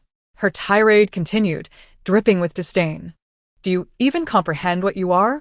Such fine fare should not be wasted on you. Xiao Bao, resolute, refused to yield. You cannot take it. It belongs to us. Get out of the way, Li barked, shoving the two children to the ground with a wave of her hand, her vitriol unabated. A wretched person breeds wretched offspring. Yue fell and began to wail inconsolably, but Li paid her no heed, clutching the chicken meat as she attempted to flee. Xiao Bao, underte. Gritted his teeth and exerted all his strength to cling to her leg, pleading, You cannot take it away. You think you can stop me, you little bastard? Li returta. Delivering a harsh kick that sent Xiao Bao crashing against the wall with a resounding thud, the child sliding down to the floor. Yet she did not spare him a glance as she absconded with the chicken. Yue's small face turned pale with fear as she cried out in anguish, Brother, brother. And then sobbed, Mother, mother. It was grandmother who kicked me, it was grandmother. Qingluo could not afford to linger. Swiftly scooping up the child and rushing towards the healer's residence, unable to spare a word for De Chun's mother, who looked equally bewildered. What had happened? They had only just departed. How could the child? At the apothecary, Qingluo felt a surge of panic, asking the doctor urgently, Is the child all right? The physician conducted a thorough examination and reassured her, Fortunately, it is not severe, but she will need some days of recuperation. There has been a slight concussion. With medication and rest for a couple of days, she should recover. Qingluo realized this was likely a mild concussion, and her anger flared within her. That insufferable old woman. Even after they had left, she refused to relent. Did she think Qingluo was merely clay to be molded at her will? She entrusted the child to De Chun's mother and seized a shovel, making her way to the Li household. At the Li residence, the family was merrily savoring their chicken. Mrs. Li praised, This chicken cooked by that dead woman is quite fragrant, truly delightful. Zhu Caixia chimed in, Indeed, though it could have been more. There isn't enough for everyone. The old lady shot her a glance. Eat less, and let Yunlang and Yunzhao have more. Zhu Caixia reluctantly set down her chopsticks. Yet the sight of the meat made her mouth water, uncontrollably. Just as the family was indulging, the courtyard door was suddenly kicked open with great force, startling everyone. They looked up to find Qingluo standing at the threshold, her face radiating fury as she glared at them. Mrs. Li, feeling guilty, stammered, "What do you want?" Qingluo's eyes glimmered with a predatory gleam. "I have come to ascertain which of your kind has absconded with my chickens," she remarked. Liskuntanan sadarkat. "What insolent words are you uttering?" Qingluo's gaze turned frigid. "I had no inkling that the thieves of today have become so audacious. Not only do they pilfer, but they also bite. It is truly an eye-opener for me." Li, incensed, retorted, "Qingluo, what nonsense are you spouting? I shall inform you. That chicken was indeed taken by me. You and your 2 daughters reside in my Li family's abode. What is wrong with me taking a mere chicken without demanding a single coin in return?" Her eyes narrowed. "The Li family's residence? It was you who offered it to us. Are you now to treat your own words as mere wind? You, the eldest son of the Li family." Unable to contain himself, interjected, "Qingluo, cease your disrespectful demeanor. Our Li family does not welcome you. Depart at once. I find your Li family repugnant. I have taken my belongings and shall leave accordingly. There is nothing of yours here." She cast a glance at the chicken coop, and the members of the Li family immediately sensed a shift in the atmosphere. However, her shovel struck the chickens first, taking down 2 with a single blow. She grasped one of the still struggling birds and declared, "Should you dare to steal again, the consequences shall be far graver." Li's eldest son, in a fit of rage, exclaimed, "Qingluo, you are courting death." With a swift swing of her shovel, she brought it down forcefully, causing him to collapse instantly. "Li, Agast, Shota. She has killed him. You vile creature, you have committed murder." Qingluo, unfazed, swung her shovel once more, and Li fell to the ground in response.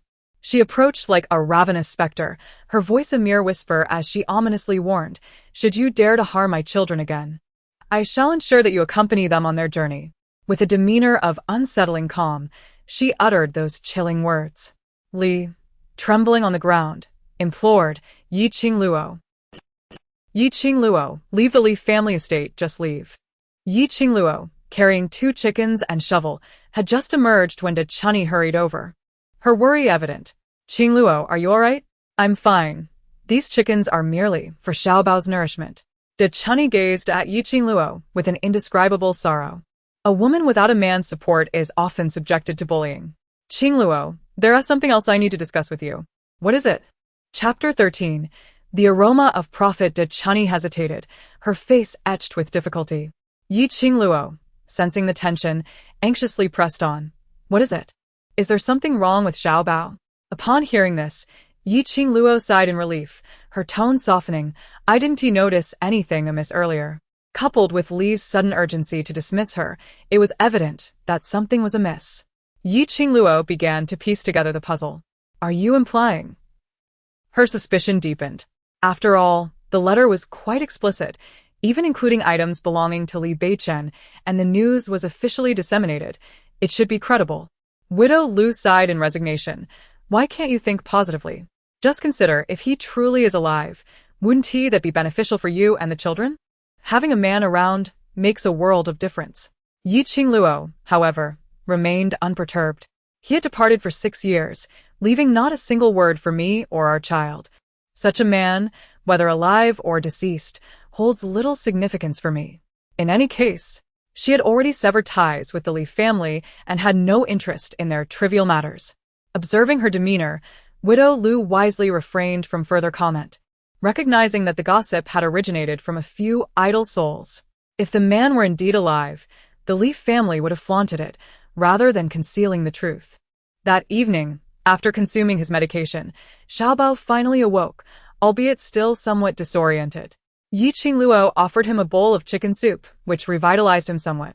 Mother, this chicken soup is truly delightful, he exclaimed, though a flicker of anxiety crossed his face as he added, but grandmother, she won't come again, will she? It's all right. Yi Qingluo set the bowl aside and said, Xiaobao, there are some important matters I must discuss with both of you. The children, their expressions serious, responded, Mother, please speak. She affectionately stroked Xiaobao's head and then caressed Yuer's face, her tone imbued with tenderness as she conveyed, You both must understand that, regardless of the circumstances, you will always be of utmost importance to me. Should I no longer be present, regardless of what you encounter, your primary duty is to ensure your own safety, do you comprehend? Xiaobao's eyes glistened with unshed tears as he expressed his remorse. I just wanted to share the chicken with you, but it was taken away before you could taste it. Even if the chicken is gone, you can always buy more. But if something were to happen to you or Yuer, that would cost me my very life. Xiaobao nodded, I understand, Mother. I shall never again do anything that causes you worry. She embraced them and said, Mother knows that you are all very well behaved, and she will do her utmost to protect you. However, in her absence, you must prioritize your own safety, all right? All right. Such good children. Yi Qingluo genuinely cherished the 2 little ones. If her fate was to carve out a niche here, then the children were the sweet fruits of her journey through life. Just the sight of them made the daunting challenges ahead seem far less intimidating. She was their pillar of support, and they, in turn, were her source of reassurance. In the past couple of days, Yi Qingluo refrained from venturing into the streets as she needed to care for the little treasure. Although he appeared to be recovering significantly, he still felt a bit dizzy. He slept a great deal each day, and the doctor assured her that this was quite normal. He would soon be well again after a couple of days. Unable to sell the cold noodles herself, she left the task entirely to De Chunnyang. Nevertheless, De Chunnyang was quick to learn, her movements deft, and selling posed no challenge for her. De Chunnyang could hardly contain her joy. She felt exhilarated. That surname Feng had not only secretly learned the method of making the noodles, but had also audaciously attempted to snatch business from them by slandering their reputation. How could she endure such behavior? Yi Qingluo responded with mild surprise. Is that so? That sure Nia exclaimed, ain't it? This is what they call evil deeds will lead to one's own downfall. It serves them right. No wonder you sold those 2 barrels so quickly. As she nodded, a hint of concern crossed her face. Qingluo, the weather is becoming increasingly hot. We can no longer sell at noon. No one wishes to eat under the scorching sun. I have thought about that as well. She couldn't help but sigh.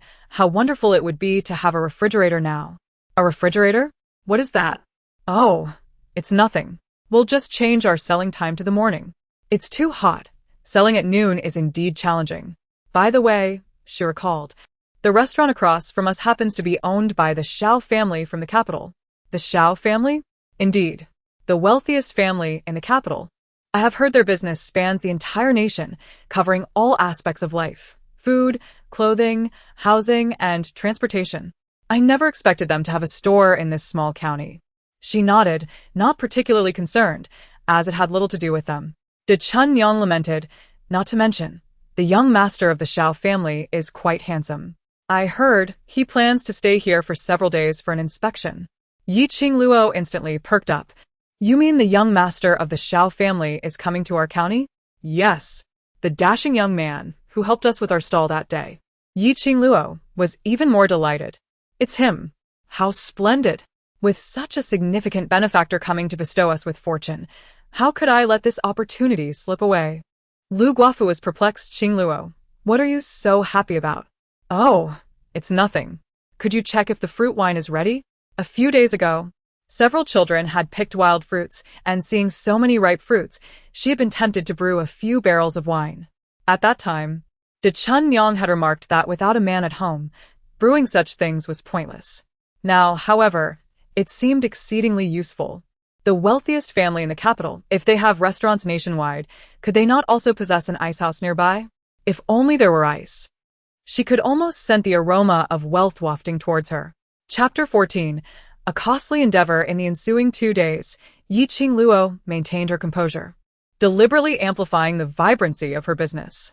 Occasionally, she would glance upwards, noticing the figure on the second floor observing them with apparent intrigue. She discerned that he was on the verge of restlessness. Meanwhile, Xiao Jingrong on the upper floor had also grasped the underlying tension. He comprehended that in this era, a widow striving to make a living faced insurmountable challenges. Yet, he pondered whether it was truly necessary to expend resources on that seemingly superfluous formula. He was acutely aware that she awaited his words. Unconsciously, his gaze wandered outside once more, and this time he perceived something unusual. The woman at the stall seemed to be deliberately obscuring her own beauty. The vibrant fabric wrapped around her hair was striking, and her face bore a deliberately somber makeup. However, as perspiration washed over her, that intentional gloom was effortlessly erased, revealing her inherent ethereal beauty. Particularly when the sunlight graced her countenance, her cheeks glowed with a delicate flush that rendered onlookers momentarily entranced. He realized how cautiously she had ventured out to earn a living. Upon reaching the foot of the mountain, they encountered old man Zhou from next door, who was out for a stroll. He greeted them warmly, remarking, "It's quite sunny for climbing the mountain at this hour." Qingluo replied, "As long as it's not too sunny, but alas, these old bones cannot manage the climb." After exchanging pleasantries, they continued on their separate paths. However, De Chunny maintained a scowl throughout, and only after old man Zhou had distanced himself did she express her disdain with a haughty spit towards his retreating figure. With a disdainful exclamation, she scolded, "That wretched old fool. Next time you see him, do not engage." Qingluo, perplexed, inquired, "What has he done to offend you?" De Chunyang replied, "You, having lived far away, are unaware of his true nature. Let me tell you, this man surnamed Zhou is no good. I have heard that when he cannot sleep at night, he enjoys peering through windows, particularly those of households without men. What he hopes to see, I cannot fathom."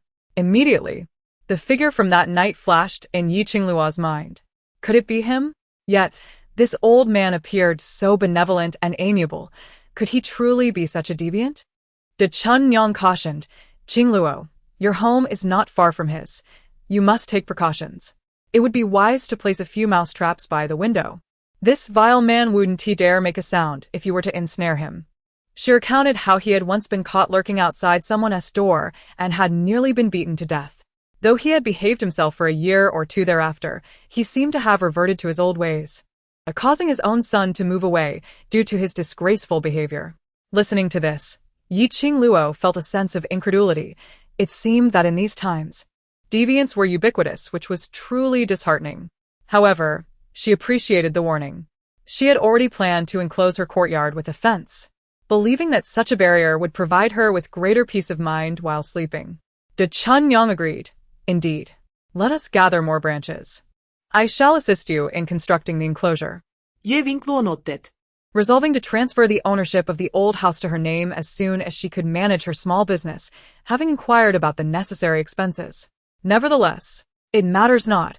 As long as one can obtain the property deed through monetary means, there will be no fear of being driven away in the future. The more she contemplated, the more elated she became. At that moment, the melodious calls of birds could be distinctly heard deep within the forest, occasionally accompanied by the chirps of cicadas. Qingluo murmured to herself, "It seems that summer is truly upon us. Indeed, considering our daily exposure to the sun, how is it that your skin remains so flawless? Look at mine, so dark and rough, I feel as though I have aged several years." At this time of year, her skin often deteriorated, and this year it had darkened prematurely. In that case, I shall gather some beauty-enhancing plants and prepare a facial mask for you to hydrate your skin. What is a facial mask, and how do you hydrate? Qingluo was momentarily at a loss for words, merely responding with a vague, "You will understand when the time comes." Thus, the day passed in a flurry of activity. On the following day, they decided to set up their stall in the morning. The foot traffic was decent, though not overwhelmingly bustling. After all, people tend to eat breakfast before venturing out, and if the weather is not warm, it hardly whets their appetite. With few customers, they found themselves with ample time on their hands. At this juncture, the proprietor of the restaurant personally came to purchase a serving of cold noodles, specifically requesting Qingluo to deliver it upstairs. De Chunyang was concerned they might have ulterior motives, but Qingluo remained composed. She had been anticipating his request. When the cold noodles were served, the man leisurely sat at the window, and upon seeing someone approach, a subtle smile graced his lips. "The business at your restaurant seems to be thriving each day?" Qingluo spoke politely, expressing her gratitude. "This is entirely due to the benevolence of the young master, who graciously lent us tables and chairs and even allowed us to set up a canopy. We have always wished to find an opportunity to properly thank you. Alas, as merchants, we are inclined to facilitate others." Qingluo remained silent and did not rush to depart, prompting Xiao Jingrong to discern her intention. Why not sit for a while? He suggested. She accepted his invitation without hesitation and took a seat, although the window of this room afforded a particularly clear view of their stall. Xiao Jingrong fiddled with the cool jelly in his hand and inquired, "Master Yi, do you have any interest in promoting this delightful item?" "What does the young master imply?" She responded. "However, the shelf life of the cool jelly is quite short." This. She is so candid, so she has no intention of selling the recipe? Moreover, she smiled and continued, "I will not sell the recipe." Xiao Jingrong was taken aback. He had assumed she was merely waiting for him to propose a purchase, yet now she declared she would not sell. He shook his head. "Master Yi, you mentioned its limited shelf life. Keeping it for yourself will yield little profit. It would be better to entrust it to me, allowing it to reach its true potential." He emphasized, "The price will certainly be fair." Qingluo shook her head. "Young master, this recipe holds little value. I fear that if I give it to you, you too may struggle to make a profit." What? Curiosity flickered in his eyes. "I know the young master's business spans the globe, yet this product is not suited for high-end venues. It can only traverse the streets among small stalls." Why? He asked, knowing the reason but eager to hear her perspective. She spoke with a measured calmness. "My liangfin is intended for the general populace, who possess but a singular criterion. It must be delicious and affordable. However, should you forcibly elevate it to a refined dining experience, its price would become unattainable for the ordinary consumer, while the affluent would disdain it for lacking sophistication. Thus, the principle is quite straightforward. Even if I were to provide him with the recipe, he would be unable to replicate it. It is hardly conceivable for the illustrious heir of the Xiao family to set up a stall, as that would be an utter folly." Chapter 15. The versatile Xiao Jingrong regarded the woman before him with newfound admiration, realizing that he had truly underestimated her. It became evident that she had long since perceived his thoughts, and from the outset, her intent was never to sell the recipe. He probed further. "Since Manager Yi has no intention of selling the recipe to me, then what was the purpose of creating a FAAD to entice me these past few days?" Ye Qingluo replied candidly. "I am aware that the young master has business ventures across the globe, and I merely wish to discuss a potential collaboration."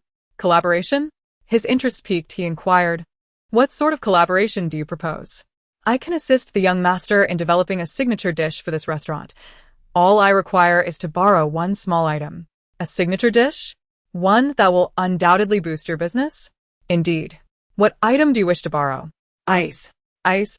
She had certainly chosen a valuable commodity. He reminded her, in this day and age, only the royal aristocracy can afford to use ice. There are no others who can manage such a luxury. Perhaps you should consider borrowing something else. In this day and age, ice is a precious commodity. Is she unaware of this? She replied, I do not intend to use your ice. I merely wish to borrow your ice house to store a few items. An ice house? Indeed. He possessed a small ice house utilized by nearby restaurants for meat storage, but what did she intend to place there? He did not immediately refuse. Instead, he remarked, once you have prepared the specialty dish you mentioned, I shall consider it. He added as a gentle reminder, I am quite discerning when it comes to taste. If it does not satisfy my palate, it may prove futile. Rest assured, I shall prepare a dish that the young master has never tasted, one that will surely please him. Very well, I await your creation. When Qingluo emerged, her face radiated joy. It seemed she need not worry about her business for the next 2 months. By then, she would earn enough to open her own establishment. The mere thought filled her with delight. The widow Lu was perplexed by her exuberance and pressed, what did you discuss with that young Master Xiao? We spoke of how to make money. Ah? Soon you shall find out. But Qingluo, the wheat harvest is imminent this year. At this time, the village usually sells a portion of the land leases. I believe the money we earn in the coming days will suffice to purchase several acres. Perhaps we should not think of anything else for now. She was concerned that Qingluo might squander their funds. After all, the Xiao family belonged to a different echelon, one far removed from their humble merchant status. She worried that they might end up with nothing at all. Qingluo invited. How many acres do you wish to buy? I wish to acquire 2 more acres. That will suffice for me. As for you, you must purchase an additional 2 acres. Without land to cultivate, one could easily face starvation, especially when caring for children. Her intention is to withdraw all her funds to acquire the 2 acres, while the remainder shall be entrusted to Qingluo. After all, she is not in urgent need of money at the moment. If necessary, she can always procure more land next year, for time is not of the essence in this matter. Qingluo nodded in agreement, recognizing the necessity of acquiring land. Thus, we shall consult with the village chief tomorrow. Do you concur? That would be splendid. De Chuanyang felt a sense of relief. She had been concerned that Qingluo might squander money carelessly. Although money was flowing into their pockets daily, there were numerous avenues for expenditure, and prudence was essential. Suddenly, the sky darkened ominously. No sooner had they returned home than torrential rain began to pour. Everything else seemed manageable, but Qingluo's dilapidated thatched hut was leaking profusely, as if a storm raged within its confines. De Chuanyang, observing the dire situation, hurriedly urged, Qingluo, gather the quilts and anything usable. Let us stay at my home for the next few days. Her own abode was also in disrepair, with leaks of its own. Yet they were not as severe as those in Qingluo's dwelling, which was scarcely habitable. Qingluo gazed at her precarious shelter and sighed in resignation. It seems I must prioritize repairs for the house. Given the frequent summer storms, I cannot predict when this thatched hut might collapse. De Chuanyang concurred, I told you so. We must be diligent in saving money. You speak of purchasing land and repairing the house. Do you think these endeavors are without cost? We must tighten our belts. This time, she refrained from contradicting De Chuanyang and found her reasoning quite compelling. Indeed, it was prudent to conserve funds. As for meat, she could forgo it for a few days. However, during dinner, discomfort crept in once more. The craving for meat was insatiable. How could one endure life without it? Her gaze subconsciously fixed upon the chickens huddled in the corner, and she could not help but swallow hard. De Chuanyang immediately detected her fleeting intention and remarked, Qingluo, I must advise you against harboring thoughts of those chickens. They are destined to lay eggs. Eating eggs would suffice. But she was averse to the idea of consuming wild vegetable porridge. Eggs were also meant for sale. Life, in truth, felt unbearable. That evening, De Chun's household had but a single bed, just enough for the 3 children. while she and the widow Lu had to make do with 2 planks as a makeshift bed. Sleep eluded her throughout the night.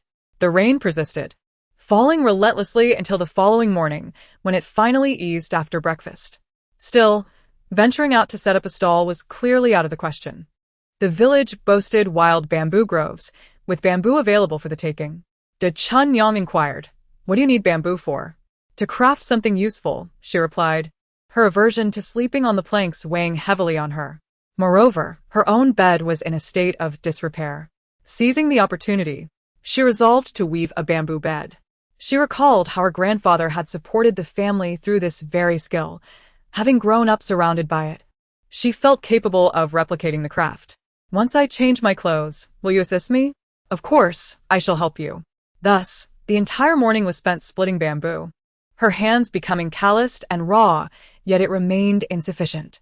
Such was the truth. Without the proper tools, any endeavor proved arduous. Fortunately, Qingluo successfully shaped the 4 legs of the bed. Upon seeing this, Dazuangniang felt invigorated. "Qingluo, you are quite capable. This is simple, the intricate part lies ahead."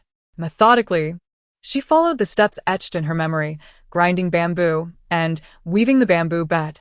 After an entire day's labor, a bed of moderate size was finally completed, along with the bamboo stool. wow. "Impressive, Qingluo. You are simply multi-talented." Qingluo felt quite pleased, remarking, "Not bad, right? In a couple of days, I will weave a table and craft a few chairs, and we won't need to spend money on furniture for the house." "That sounds splendid. Make one for me as well." "No problem." Just as they reveled in their joy, unbeknownst to them, the Leaf family was brewing a storm, and a far greater confrontation loomed ever closer. Chapter 16. Delicious fare. Perhaps realizing how hard Qingluo had worked throughout the day, Widow Lu finally mustered the courage to stew the injured chicken for dinner. After all, keeping it around yielded no eggs, so it was more practical to consume it. Upon seeing the meat, Qingluo's spirits lifted once more. As she gnawed on a chicken claw, she exclaimed, "Once the rain stops tomorrow, let us venture into the mountains to forage for delicacies." Eating cornbread and coarse rice daily was becoming unbearable. What could possibly be found in the mountains? "There is plenty," she insisted. Widow Lu refrained from arguing, reasoning that since she had little to do at home, it would be beneficial to gather some wild vegetables from the mountains. Early the next morning, the sky was beautifully clear, and after sipping a few mouthfuls of thin porridge devoid of rice, she eagerly pulled Dazuangniang toward the hills. Do not speak. This mountain, having been cleansed by the torrential rains, is indeed teeming with vitality. Most notably, vast clusters of mushrooms are quietly peeking out, awaiting her collection. De Chunyang, unfamiliar with them, exclaims, "Poisonous. Qingluo, these are all toxic. Do not touch them." Yet, Qingluo cannot provide a detailed explanation, simply stating, "Fear not, I shall teach you to identify the non-toxic ones. These are safe, as both Xiao Baoyu and I have consumed them without issue. You can gather them with confidence. Come now, we must hurry. The sun will soon rise." Enthusiastically, Qingluo presses on, and De Chunyang, with no choice but to follow, soon finds Qingluo racing ahead, unable to call her back. Qingluo, captivated by the delectable mushrooms, neglects De Chunyang, indulging herself in the harvest, filling a vast basket with an array of mushrooms by midday. De Chunyang, observing this, grows concerned. "Qingluo, are these truly edible?" "Rest assured." Yet upon noticing some darker mushrooms in Qingluo's basket, she cannot suppress her frown. "Perhaps we should refrain from eating them. I promise to let you buy meat, if that pleases you." She knows Qingluo is surely tempted. Nonetheless, De Chunyang remains somewhat apprehensive. These mushrooms seem inedible. After all, stir-fried mushrooms, mushroom soup. Oh, how I have longed for such delights. However, when mealtime arrives, De Chunyang hesitates to try, until she observes the 3 children relishing their meal. Finally, she dares to take a sip, and once she does, she cannot stop. "Qingluo, this is truly delightful." "Of course it is." She felt a surge of joy. "Let's gather more in the afternoon. I see there is plenty left." "Sure. If we gather more and let it dry, we can enjoy it during winter." "Absolutely. It tastes far superior to wild vegetables." Had she known about such delectable treats earlier, she wouldn't have limited herself to foraging for wild greens. When the children heard they were going to the mountains to collect mushrooms, they eagerly insisted on joining, fearing they might inadvertently harvest something toxic. Thus, they let Qingluo lead the way, picking mushrooms and placing them in a pile for the others to collect in their baskets. Their cooperation yielded a bountiful harvest that day. Dinner was nothing short of delightful, featuring stir-fried mushrooms and mushroom soup. De Chuanyang even warmed up a few corn buns, which were quite hard and not particularly palatable. Nonetheless, she was reluctant to heat up more, fearing waste if they couldn't finish. After dinner, the children promptly went to bed, yet Qingluo showed no inclination to sleep. It had hardly been long since their meal, and her stomach was already grumbling again. Coincidentally, she noticed the children's bellies also rumbling. She inquired, "Do you all want to eat meat?" De Chuanyang immediately splashed a basin of cold water, exclaiming, "Where can you find meat at this hour? Just go to sleep, and you won't feel so hungry." However, Qingluo replied, "Don't be hasty." She glanced outside, noting that it was nearly time, then declared, "If you want to eat meat, let's get up." De Chuanyang felt a pang of concern. "Qingluo, what do you intend to do?" "I'm going to find some meat." She immediately realized something and hastily advised, "Qingluo, we cannot resort to such actions merely for a taste of meat. If we are caught, it could cost us our lives. In these times, thieves are utterly detested, and who would leave their meat exposed for anyone to pilfer? Truly absurd. Otherwise, you should join us." Dressing quickly, she took a porcelain basin and headed outside with the children. The more Dachuan's mother pondered, the more uneasy she felt, prompting her to lock the door and follow after her. In the small grove at the eastern edge of the village, Qingluo halted. Retrieving the torch she had brought to illuminate the trees, "Qingluo, what could possibly be up in those trees?" Suddenly, she exclaimed, "Aha!" Qingluo pinched a cicada pupa and declared, "This is it. You all must hurry and search as well." Following a recent rain, numerous cicada pupae were likely to emerge tonight, and this delicacy was truly a rare delight.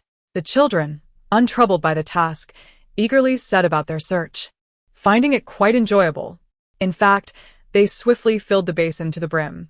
Dachuan's mother then grasped the situation and exclaimed, "No, Qingluo, you cannot possibly intend to eat this, can you?" She simply could not accept it. What was the difference between this and consuming insects? Just wait for me to prepare it. Yet, she felt utterly powerless to intervene.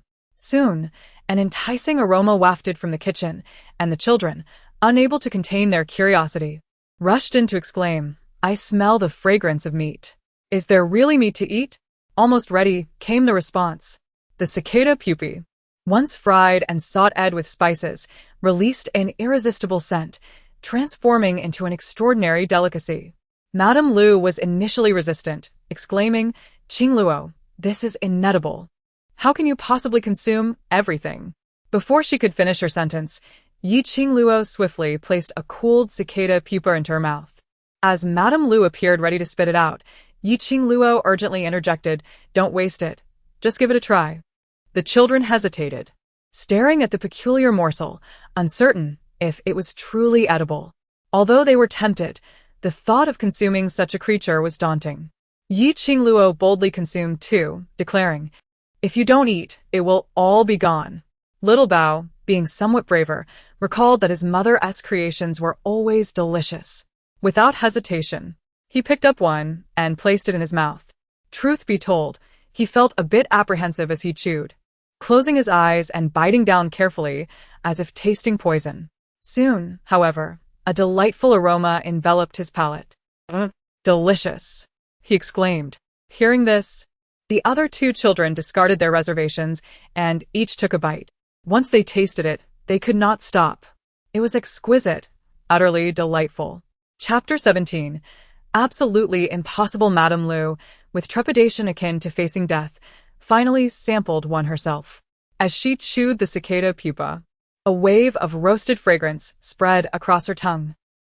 "This is beyond delicious," she exclaimed, her excitement palpable. "I had no idea this could be eaten. If I had known earlier, I wouldn't have gone a year without tasting meat." Qingluo smiled and poured 2 cups of her prepared fruit wine, saying, This dish is best enjoyed with wine. It enhances the flavor immensely. Is that so? Then I shall have a taste as well. The fruity wine exudes a delightful sweetness, making it incredibly palatable. Lu Guofu, a woman who has never indulged in alcohol, found herself unable to stop drinking. The intoxicating aroma of the fruit was simply overwhelming. Qingluo, you truly are remarkable. I shall never doubt you again. Indeed, when it comes to food, she has never been modest. Perhaps it was the pleasant atmosphere or the influence of the wine that prompted De Chunnyang to confide in her. She learned just how arduous it had been for a widow like her to raise a child alone for so many years, especially in this village, where the locals, seeing them as vulnerable, often sought to bully them. Her resilient character was largely forged by necessity. For the sake of her son, she had refused to remarry for many years, and it was no easy feat to live as she did. Thus, she could comprehend the meticulousness with which De Chunnyang approached everything. That night, she could not recall when she drifted off to sleep. Upon awakening, she found herself still clutching a bowl, observing De Chunnyang sleeping soundly, even murmuring in her dreams. She chose not to wake her. Today, She had to prepare a signature dish for the young master, and the ingredients needed to be meticulously prepped in advance. By the time De Chunnyang and the child awoke, Qingluo had already prepared breakfast. Rubbing her eyes, De Chunnyang remarked, "Qingluo, why didn't you wake me? How did I sleep so late? My head aches a bit.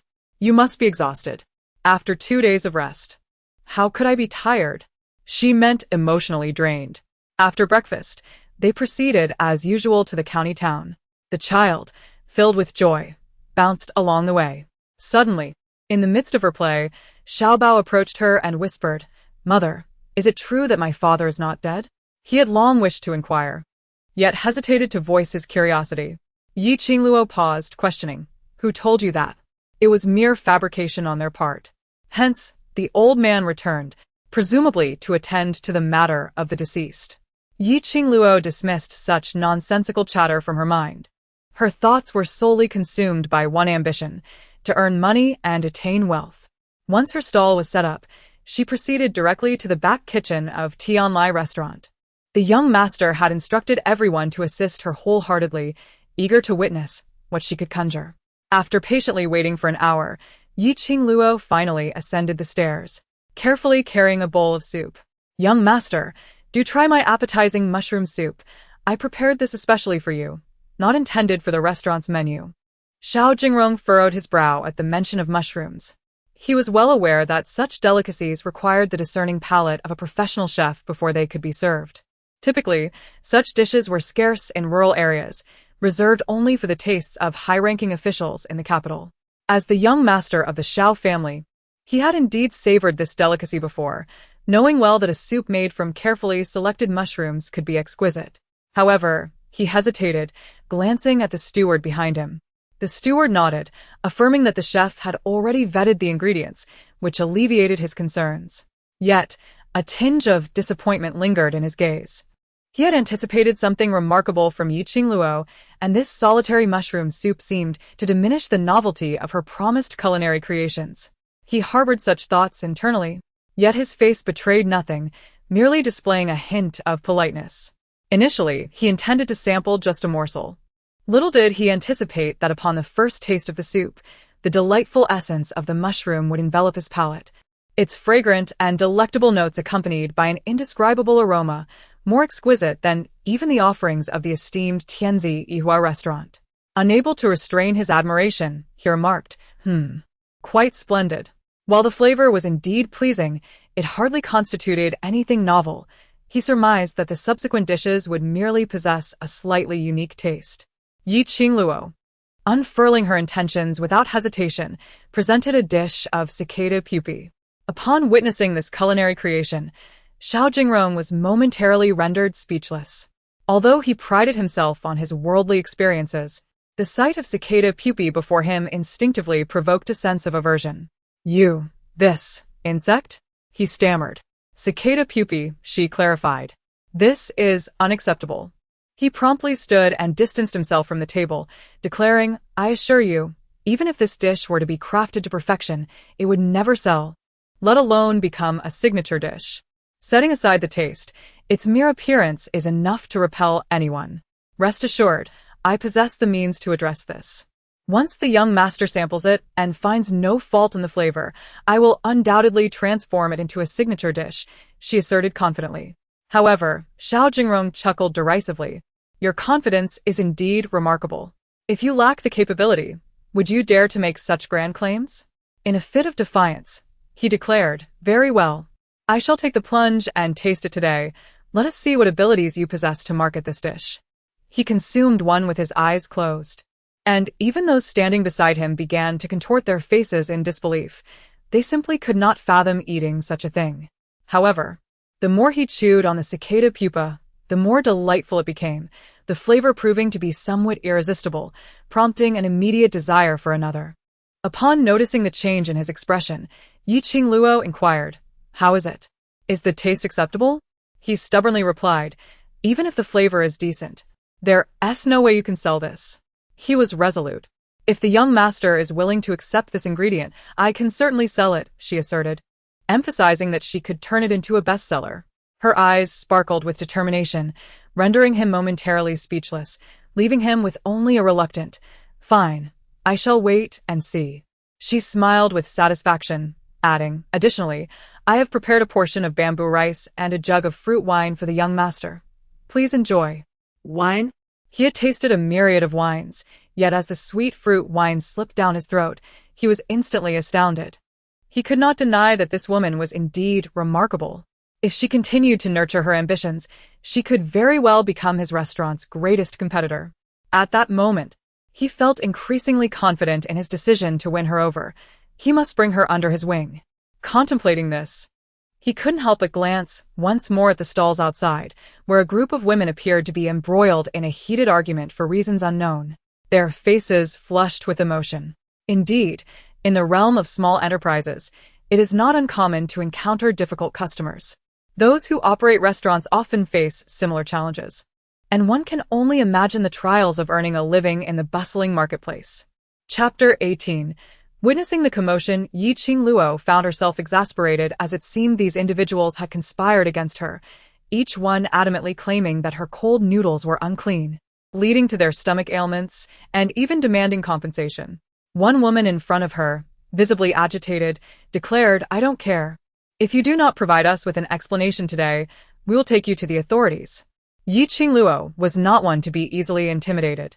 She responded resolutely, very well. Let us proceed to the magistrate's office at once. I am eager to see whether it was my food that caused your distress, or if your stomach was already compromised. Come. Their bravado faltered, for they were aware that the consequences of false accusations were severe. Initially, they had hoped that their outburst would instill fear in Qingluo, compelling her to yield and offer recompense. To their astonishment, she stood her ground, showing no signs of submission. Fortunately, they had come prepared. One of the women sneered and said, Ye manager, spare us your evasions. We are well aware of the fruit you use in your preparations. That fruit is poisonous. How can you sell something so harmful without a pang of conscience? Qingluo remained unperturbed, replying with measured calm. Poisonous?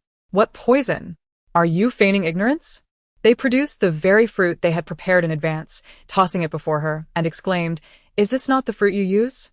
Are you still daring to claim it is not toxic? Their fervent declarations allowed Qingning to swiftly identify the instigator behind the chaos. She gestured for Dachuan to locate the mastermind, knowing that the troublemaker was certainly lurking nearby. Since the veil had been lifted, it was imperative to address the situation thoroughly. Otherwise, it would lead to endless repercussions in the future. Dachuan understood this as well. Aside from that woman, no one knew what ingredients they had utilized. The despicable Feng woman had already pilfered their recipe and now sought to slander them further. This time, she would not be spared. The wretched woman deserved a reckoning. The women remained agitated, demanding, Enough talk, pay us now. If you don't, we won tea, let this go. The clamor attracted a gathering of onlookers. Qingluo refrained from acting hastily, patiently awaiting Dachuan's arrival with the culprit. Soon enough, Dachuan appeared at the alley's entrance, dragging the Feng woman by her hair. With indignation, she exclaimed, Qingluo, it is indeed this shameless creature spreading lies. Upon seeing their leader captured, the instigators felt a twinge of apprehension. However, the foam woman was not one to be easily subdued. She struggled to break free from Dachuan's grasp while shouting, "Who has defamed you? It is your goods that are toxic." As more spectators gathered to witness the spectacle, the foam woman, sensing the growing attention, raised her voice, declaring, "Everyone, come and see. This woman is selling food made from poisonous fruits to profit at your expense. Witness her treachery, as she is truly endangering lives for profit." Qingluo. With a hint of coldness, asked, "If I can prove that this fruit is not poisonous, how will you atone for your accusations?" The foam family appeared somewhat reckless, as they allowed her to have her way. Qingluo glanced at the others accompanying the foam family and inquired, "Are you all in agreement?" "Indeed. We all submit to your judgment," came the reply. Without hesitation, Qingluo picked up the fruit from the ground, split it open, and took a bite. The faces of the women before her turned pale. However, Foam remained composed and retorted, "The toxicity of this fruit is minimal. Consuming a small amount poses no immediate danger. If you possess the audacity, let your child try it, and then we shall believe you." At that moment, Dechun's mother could no longer contain herself. "Foam, do not overstep your bounds." Foam, brimming with confidence, replied, "Why should you fear? You dare to present potentially harmful substances to others, yet you wish to silence our concerns?" Before she could finish her sentence, a small boy squatted down, picked up a fruit, split it open, and placed it in his mouth. Xiao Bao. He munched away, saying, "My mother said that although this fruit may taste unpleasant, with proper preparation, its essence can be transformed into delicious dishes. You claim that liangfin is poisonous, yet our family consumes it daily. Surely, we cannot poison ourselves." The child's sincerity resonated with those nearby, and their trust was evident. Qingluo, looking at her son with pride, stepped forward and said, "As you can see, I set up my stall here every day. If I were truly selling something toxic, it is likely that I would earn money only to lose my life in the process. Wouldn't you agree?" The crowd nodded in agreement, casting further blame upon Foam. Just as she was about to defend herself, Qingluo stepped forward, denying her the opportunity. As for why the items sold by Foam have caused stomach issues, it is because this individual secretly observed our production process. She possesses only a superficial understanding of the craft, yet dares to sell her own inferior products. It appears she is truly jesting with the lives of others. You speak nonsense." Foam found herself unable to counter, as numerous voices chimed in, "Indeed. It was only after consuming her wares that I suffered from days of distress. Are you truly incapable of proper preparation? Moreover, you resort to stealing others' methods. How shameless." Indeed, her conscience is utterly lacking. The clamor for her to compensate grew louder. Foam panicked, and the women she had brought immediately turned against her. "Ye master, we were hired by her. We did not seek trouble. We beg for your mercy." Fearing the repercussions of being implicated by Foam, they hastily conceded. This further incited the crowd's outrage. "Foam is deeply immoral. We must not let her escape. Drag her to the authorities." Foam, frightened, acquiesced. I will compensate. Please do not involve the officials, please." In this era, disturbing the authorities was a disgraceful affair in front of neighbors, and it often led to financial penalties. It was better to concede now. Seizing the moment, Widow Lu stepped forward, stating, "You have wronged us today and hindered our business. We do not demand much. Simply 50 coins will suffice to settle this matter." Foam collapsed onto the ground, overwhelmed by the reality of her financial predicament. The funds she possessed were insufficient even to compensate those who had suffered from foodborne ailments. Qingluo surveyed the crowd surrounding her and remarked, "You should first attend to the customers who fell ill. We can settle our accounts another day." Foam was led away to address the financial matters, while the few who had accompanied her in causing the disturbance appeared anxious and uncertain. Qingluo interjected, "How about this? You shall assist in attending to the customers today. As long as there are no complaints from them, we shall consider this matter resolved." The group was momentarily taken aback, wondering if it could truly be that simple. "Indeed," she affirmed, unwilling to squander time on them. If they could lend a hand for a day, it would alleviate their burdens as well. The individuals soon became quite proactive, displaying warmth towards the patrons and offering commendable service.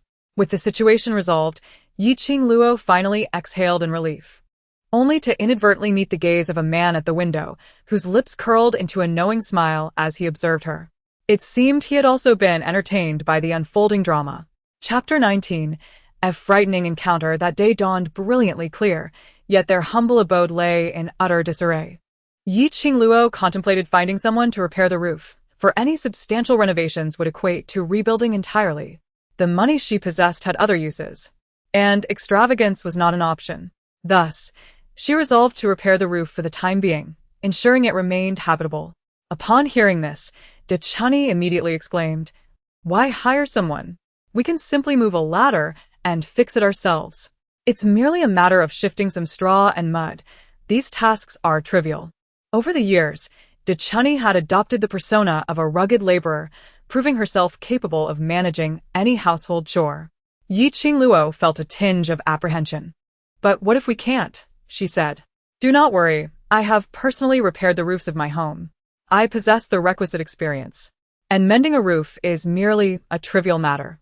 Although they had borrowed the materials, she wondered if it would truly suffice. "It must work," she asserted with unwavering conviction. Qingluo recognized her determination to save costs, and thus, she refrained from objections, rolling up her sleeves to mix the earth and mud. Remarkably, the duo collaborated seamlessly, and within half a day's labor, the roof was nearly restored. Although the appearance was somewhat peculiar, it was undeniably devoid of any gaps, promising to withstand the next rainfall without leaking. Qingluo felt immense satisfaction with their laborious achievement. "This will hold for at least 2 months. By then, I shall have earned enough to rebuild the house. Let us strive together to erect a new home soon," her companion encouraged. Indeed, they exchanged words of motivation. Once the repairs were completed, they did not hasten to prepare dinner. Instead, they visited the village head to finalize the purchase of land. Upon hearing their intentions, the village head was quite pleased, as the harvest had been poor over the past 2 years, resulting in ample idle land available for sale. After some discussion, they decided to purchase 5 acres for the time being. With the money exchanged, the village head readily provided them with the land deed. However, upon receiving the deed, Qingluo found her purse considerably lighter. Undeterred, she broached the subject of the house deed. It was evident that he was reluctant to undertake this matter without compensation. Qingluo candidly expressed her willingness to pay, which prompted him to relent, saying, "If that is the case, I can certainly mediate with the Li family." Ultimately, Qingluo consented to pay him 5 taels of silver as a service fee. He nodded in satisfaction, promising to complete the task within 3 days. Upon exiting the village chief's home, Chun's mother expressed her indignation. "This wretched village chief is exceedingly unscrupulous, demanding 10 taels outright. If they claim it's so expensive, it is only then that he begrudgingly lowered it to 5 taels. Qingluo felt helpless. If spending this 5 taels could ensure that the Li family would cease their harassment, it would be worth it. She resolved to regard it as a month without earnings. Though Qingluo was not one to suffer indignities lightly, she found herself compelled to compromise in the face of such petty tyrants wielding a modicum of power. Indeed, it seems that throughout the ages, such avarice and helplessness are ever present. Confronted with this inequity, Chun's mother could only sigh. "Fine, let it be. Consider it an expense to avert disaster."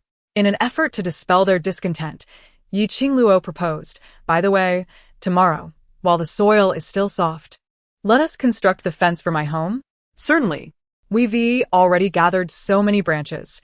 The 2 of us can complete it in just a few days." "Thank you." Chun's mother.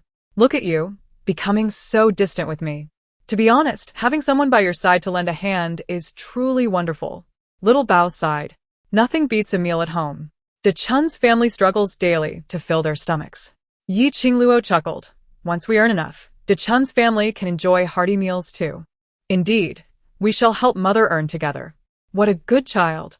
After her meal, she meticulously crafted a bowl of facial mask using a selection of herbs. While she was still awake, she hurriedly delivered it to Chun, reminding her, "Be sure to wash it off promptly after use." "Qingluo, is this truly effective?" "Indeed, it is." "Very well." She accepted this without further inquiry. Once everyone had retired for the night, feeling somewhat idle, She decided to apply a layer of the mask herself, intending to wash it off shortly. However, in this ancient time devoid of mobile phones or televisions, she soon succumbed to slumber. During the night, discomfort in her abdomen awoke her, possibly due to having consumed a bowl of raw water before bed, which now led to a bout of stomach distress. Without a moment's hesitation, she lit an oil lamp and made her way to the restroom. In her village, there were only 2 or 3 latrines, which were not particularly close to her home. Otherwise, she would never have ventured out at such an hour. After what felt like an eternity, she finally emptied her stomach. Dragging her slightly unsteady legs, she wearily headed back home. From a distance, she noticed a figure swaying by her window. Puzzled, she approached quietly and saw him peering intently inside. Leaning in, she softly inquired, "What are you looking at?" Ah. The old man couldn't muster a sound until he stumbled and fell to the ground, trembling as he pointed at her. "A ghost. A ghost." His voice was deafening as he shouted and scrambled away. Qingluo was momentarily taken aback, scanning her surroundings. A ghost? Where could there be a ghost? Why was this old man so frightful? Inside, a child, startled by the commotion, called out, "Mother." Oh. "I'm coming." Little Bao has awakened, and the 2 children, feeling a tinge of fear, inquired, "Mother, are there ghosts?" "What ghosts?" she replied. "That's merely the village's old madman shouting nonsense." Upon hearing this, they felt somewhat reassured. "Mother, may I sleep in your embrace?" "Yes, come here," she responded. "I want to be held too." "All right, let us all embrace," with one arm cradling each child. The sensation was indeed quite delightful. The following morning, the villagers were abuzz with news that the old man from the Zhou family was gravely ill. When they carried him to the doctor, the physician merely shook his head. The townsfolk's reaction was astonishingly callous. At last, this scourge may meet his end. He truly deserves it. Naturally, De Chun's mother had also heard some tidbits and remarked to Qingluo, "I've heard that the man with the surname Zhou was out in the middle of the night confronting ghosts, and many people heard his wailing cries." Qingluo's lips twitched in disbelief. How could a mere bathroom visit in the dead of night frighten someone so profoundly? Feeling a pang of guilt, she recounted the events of the previous night to De Chun's mother. To her surprise, the latter erupted in laughter, unable to contain herself. "Qingluo, you did splendidly. That old fool deserves to be scared to death." "I truly did not intend to frighten him," she protested.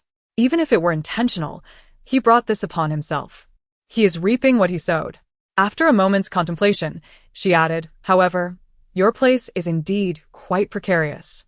I believe aside from mending the fence, I could visit my mother's home another day and bring you a large dog for protection. How does that sound?" "A large dog?" Raising a dog could certainly be a viable option. Chapter 20. Remarkable effect in the realm of Xiaojingrong, Qingluo has proffered an intricate plan.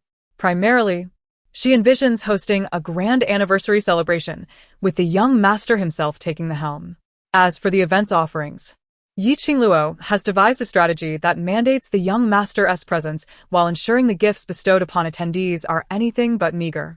To entice the first 30 guests, a platter of exquisite delicacies, meticulously crafted by renowned chefs from the capital, will be presented for complimentary tasting. Each guest will also receive a complimentary jug of fruit wine brewed by the imperial chefs.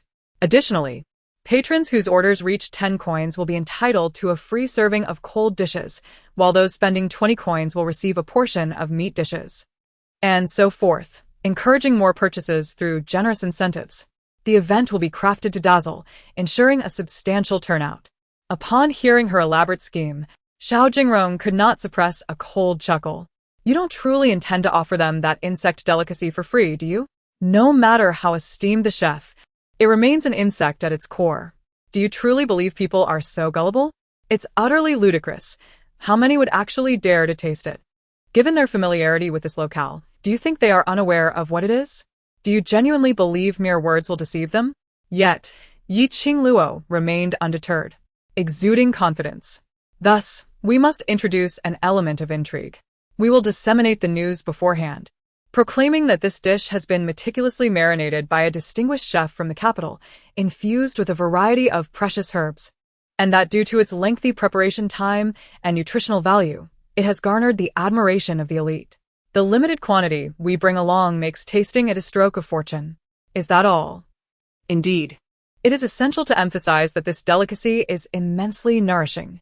One might wonder if such a statement would ignite a spark of curiosity among you gentlemen. The words left Xiao Jingrong blushing, and she retorted, "This is mere false advertising." "Not at all," he replied. "The nutritional value of these cicada pupae is genuinely substantial, and they do possess medicinal properties. If you doubt it, feel free to inquire at a pharmacy. Perhaps I have exaggerated slightly, but that does not equate to deception. Besides, The price she said is quite reasonable and not exploitative. This delicacy deserves to be appreciated for its exquisite taste. And how much fruit wine do you possess?" "Enough for 3 days of festivities, though you will need to settle the bill afterwards." "Humph. Brewed by the imperial chef. Are you attempting to adorn yourself with his accolades?"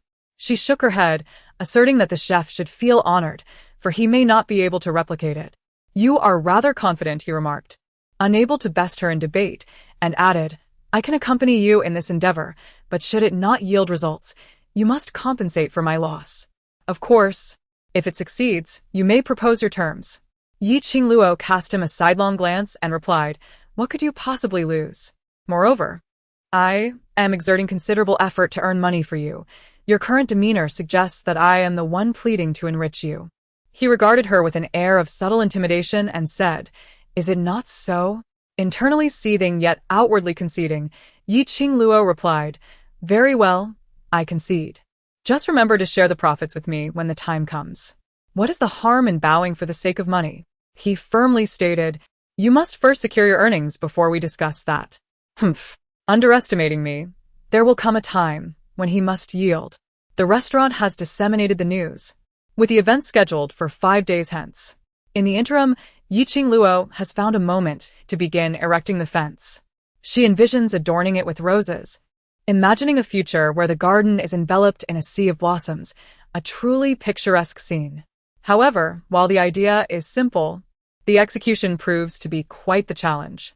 After toiling for half a day, she and Chun and I have only managed to complete a corner of the fence. Qingluo laments, "At this rate, when will we ever finish?" Chun and I reassures her, "Do not rush. Take your time. We have plenty of time to progress little by little." Chun and I maintains an optimistic outlook, especially after acquiring some land recently, which has invigorated her spirit. For days, she has been tirelessly bustling about like a whirlwind, undeterred by fatigue.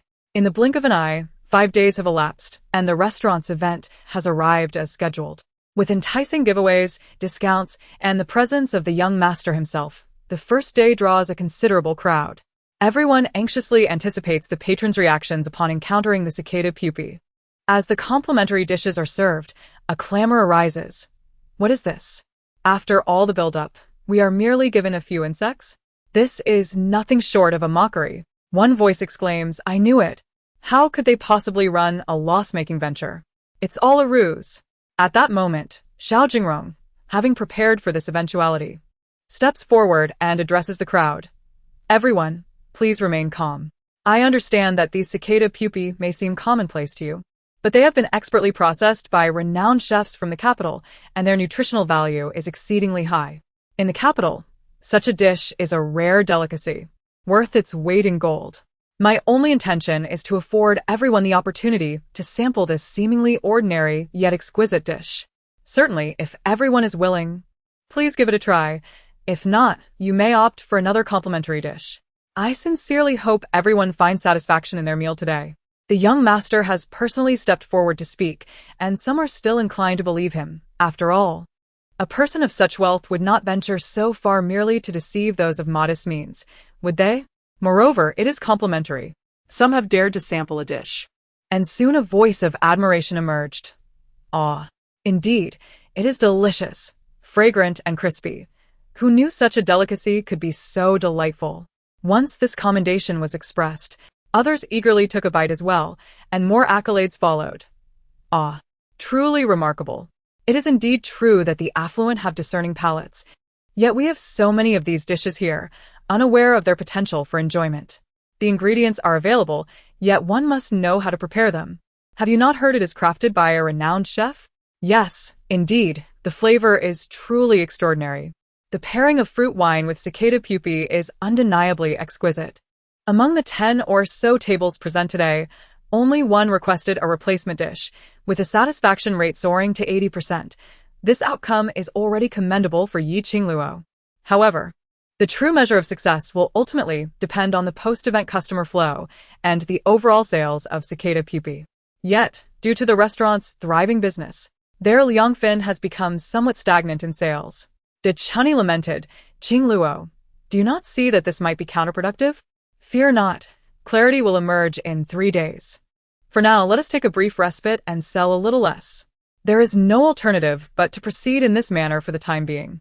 On their way back, De Chunyang discussed with Qingluo, let us weave more hemp rope today, and we can surround it tomorrow. This way, we can expedite the process.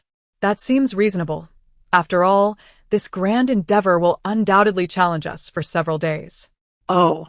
It's not particularly exhausting work. However, when they arrived home and beheld the nearly completed fence, both women were taken aback. Qingluo, did you secretly work on this overnight? No. It wasn't tea like this when I left. Just as she finished speaking, they spotted a man's silhouette gesturing with a branch in front of the fence. Why is he back again? After she had spoken those words the other day, he had not returned, and she thought he had come to his senses. Why was he now repairing the fence? Chapter 21. Men are just annoying, Suyu. What are you doing? His forehead was glistening with sweat, his clothes dampened, and his hair appeared as though it had just been washed. His cracked lips suggested he hadn't drunk water in quite some time. The harsh words she had initially intended to utter were swallowed back. Setting down the burden she carried, she opened the kitchen door and ladled a bowl of water for him. Here, drink some water. His smile broadened, and with eager hands, he accepted the water, clearly parched. He lifted the bowl and gulped it down in one go, exclaiming, "This water is truly sweet." Qingluo was at a loss, unsure whether to laugh or cry. Nevertheless, she was certain he must have become foolish from his studies. Perhaps he hadn't eaten since the morning, and with noon having passed, his stomach now growled more insistently. Regardless, he had helped her with the task, and it felt inappropriate to send him away at this hour. Forget it. Let him have a meal. This should suffice to settle any debts between us. She first prepared a small bowl of leftover cold noodles for him, saying, "Let us fill our stomachs first." Her demeanor was far from warm, yet it failed to dampen his spirits. With a beaming smile, he exclaimed, "Thank you, Qingluo," as he lifted the noodles and devoured them, all the while showering her with praise. "Qingluo, this is absolutely delicious, a true delicacy. No wonder business is thriving." She chose to ignore him, busying herself in the kitchen, sought vegetables and reflecting that, as a guest, she ought to prepare a little more. After stir-frying mushrooms with pork belly, she also made a special effort to cook some greens, freshly picked by Dachuan's mother and given to her yesterday. They would spoil if left uneaten. Once the meal was ready, she also prepared a bowl of egg drop soup, 2 dishes and a soup, which was hardly a slight for him. By the time she finished tidying up, he was still occupied with chopping branches. It was only when she called him that he came over to wash his hands, saying, "You needn't do these tasks. Just leave them to me from now on." She remained silent, simply waiting for him to finish his meal before they could have a proper conversation. Some matters needed to be addressed clearly. The 2 children seemed to sense the tension in the air, hastily focusing on their food, eager to finish and leave, not wanting to become obstacles on their mother's quest for happiness. Though they harbored their own concerns and worries, they had heard others say that this man was their mother's favored choice, and since she liked him, they would lend their support. Feeling a twinge of guilt, one of them remarked, "Qingluo, you needn't go out of your way for me. I know life isn't easy for you." With an indifferent tone, Qingluo replied, "You're overthinking it." Throughout the entire meal, she scarcely glanced at him, which was indeed how they usually conducted their meals. Suyu was momentarily taken aback, uncertain of how to respond. Nevertheless, he consumed the meal prepared by Qingluo, unwilling to disappoint her kindness. After finishing his meal and tidying the kitchen, he noticed she was still occupied, prompting her to speak up. "Suyu, let us converse." He was slightly taken aback. He had assumed that her invitation for dinner signified her acceptance of his intentions. However, upon observing her serious demeanor, a sense of unease stirred within him. Qingluo, he began. I have completed the imperial examination, and the results will be announced soon. I am confident of success. Congratulations, she replied coolly, before retrieving 2 bamboo stools from inside and placing them beneath the shade of a large banyan tree that had flourished for decades. The lush canopy provided a generous shade in front of her home. She seated herself beneath its protective branches, gesturing for Suyu to join her. With trepidation, he complied, awaiting her decisive words. Suyu, I believe I made my sentiments quite clear that day, and I trust you understood, she stated. Regardless of our past, my sole focus now is to safeguard my child. He responded with fervor, Qingluo, there is no conflict in this. I will treat them as my own. You must believe me, there are no barriers between us. She smiled wryly. Let us not be so naive, shall we? I think you should. My mother has already consented, he interjected eagerly. As long as I succeed in the examination, she has promised to allow me to marry you. So please, Qingluo, do not speak of giving up. His words were clearly meant to reassure him for the exam. How could he possibly believe that? Qingluo, stilin herself, replied Suyu. Our aspirations differ. The Yi Qingluo you desire no longer exists. The person I am now has no interest in men. I only wish to earn a living. Do you understand? He seemed to grasp a portion of her sentiment, falling into silence for a moment before responding. I know I am not yet capable of earning a substantial income, but Qingluo, I promise I will work hard to support you and our child in the future. I will not allow you to endure this hardship. She managed a wry smile, saying, Firstly, I do not feel that I am suffering. Secondly, I dislike relying on others for assistance, so I wish to support myself. She had no desire to live a life dependent on someone else. Earning money is simple. It is men who complicate matters. Qingluo. Enough. I believe I have made myself quite clear. Our desires are truly incompatible. You seek a gentle and virtuous wife to share a life of domesticity, while I am evidently not that person. He gazed at her in disbelief, feeling as though the Yi Qingluo before him was a stranger, devoid of her former essence. Yet, even so, he was unwilling to relent. I will persist until you accept me, Qingluo. I will prove to you that I can be your support. This man spoke such sweet words. Yet deep down, he harbored the ingrained belief that women ought to depend on men. It was evident that their values were misaligned. If they were to truly be together, chaos would surely ensue. Therefore, she must cherish her life and steer clear of men. Suyu, let me speak frankly. I harbor a disdain for impoverished scholars. The man I aspire to marry resembles Master Shao, one who possesses vast wealth and possesses the means to lavishly shower me with riches. Do you comprehend my sentiment?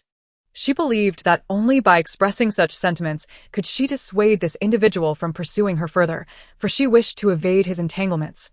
Otherwise, his mother would inevitably come seeking trouble, which would undoubtedly cause her considerable distress. Watching him walk away, Yi Qingluo finally exhaled in relief. Had she known it would be this uncomplicated, she would have refrained from uttering so many superfluous words. Men, indeed, can be quite bothersome. Chapter 22. A flourishing business. 3 days elapsed, and the public had generally embraced the notion of silkworm pupae, resulting in a commendable influx of patrons.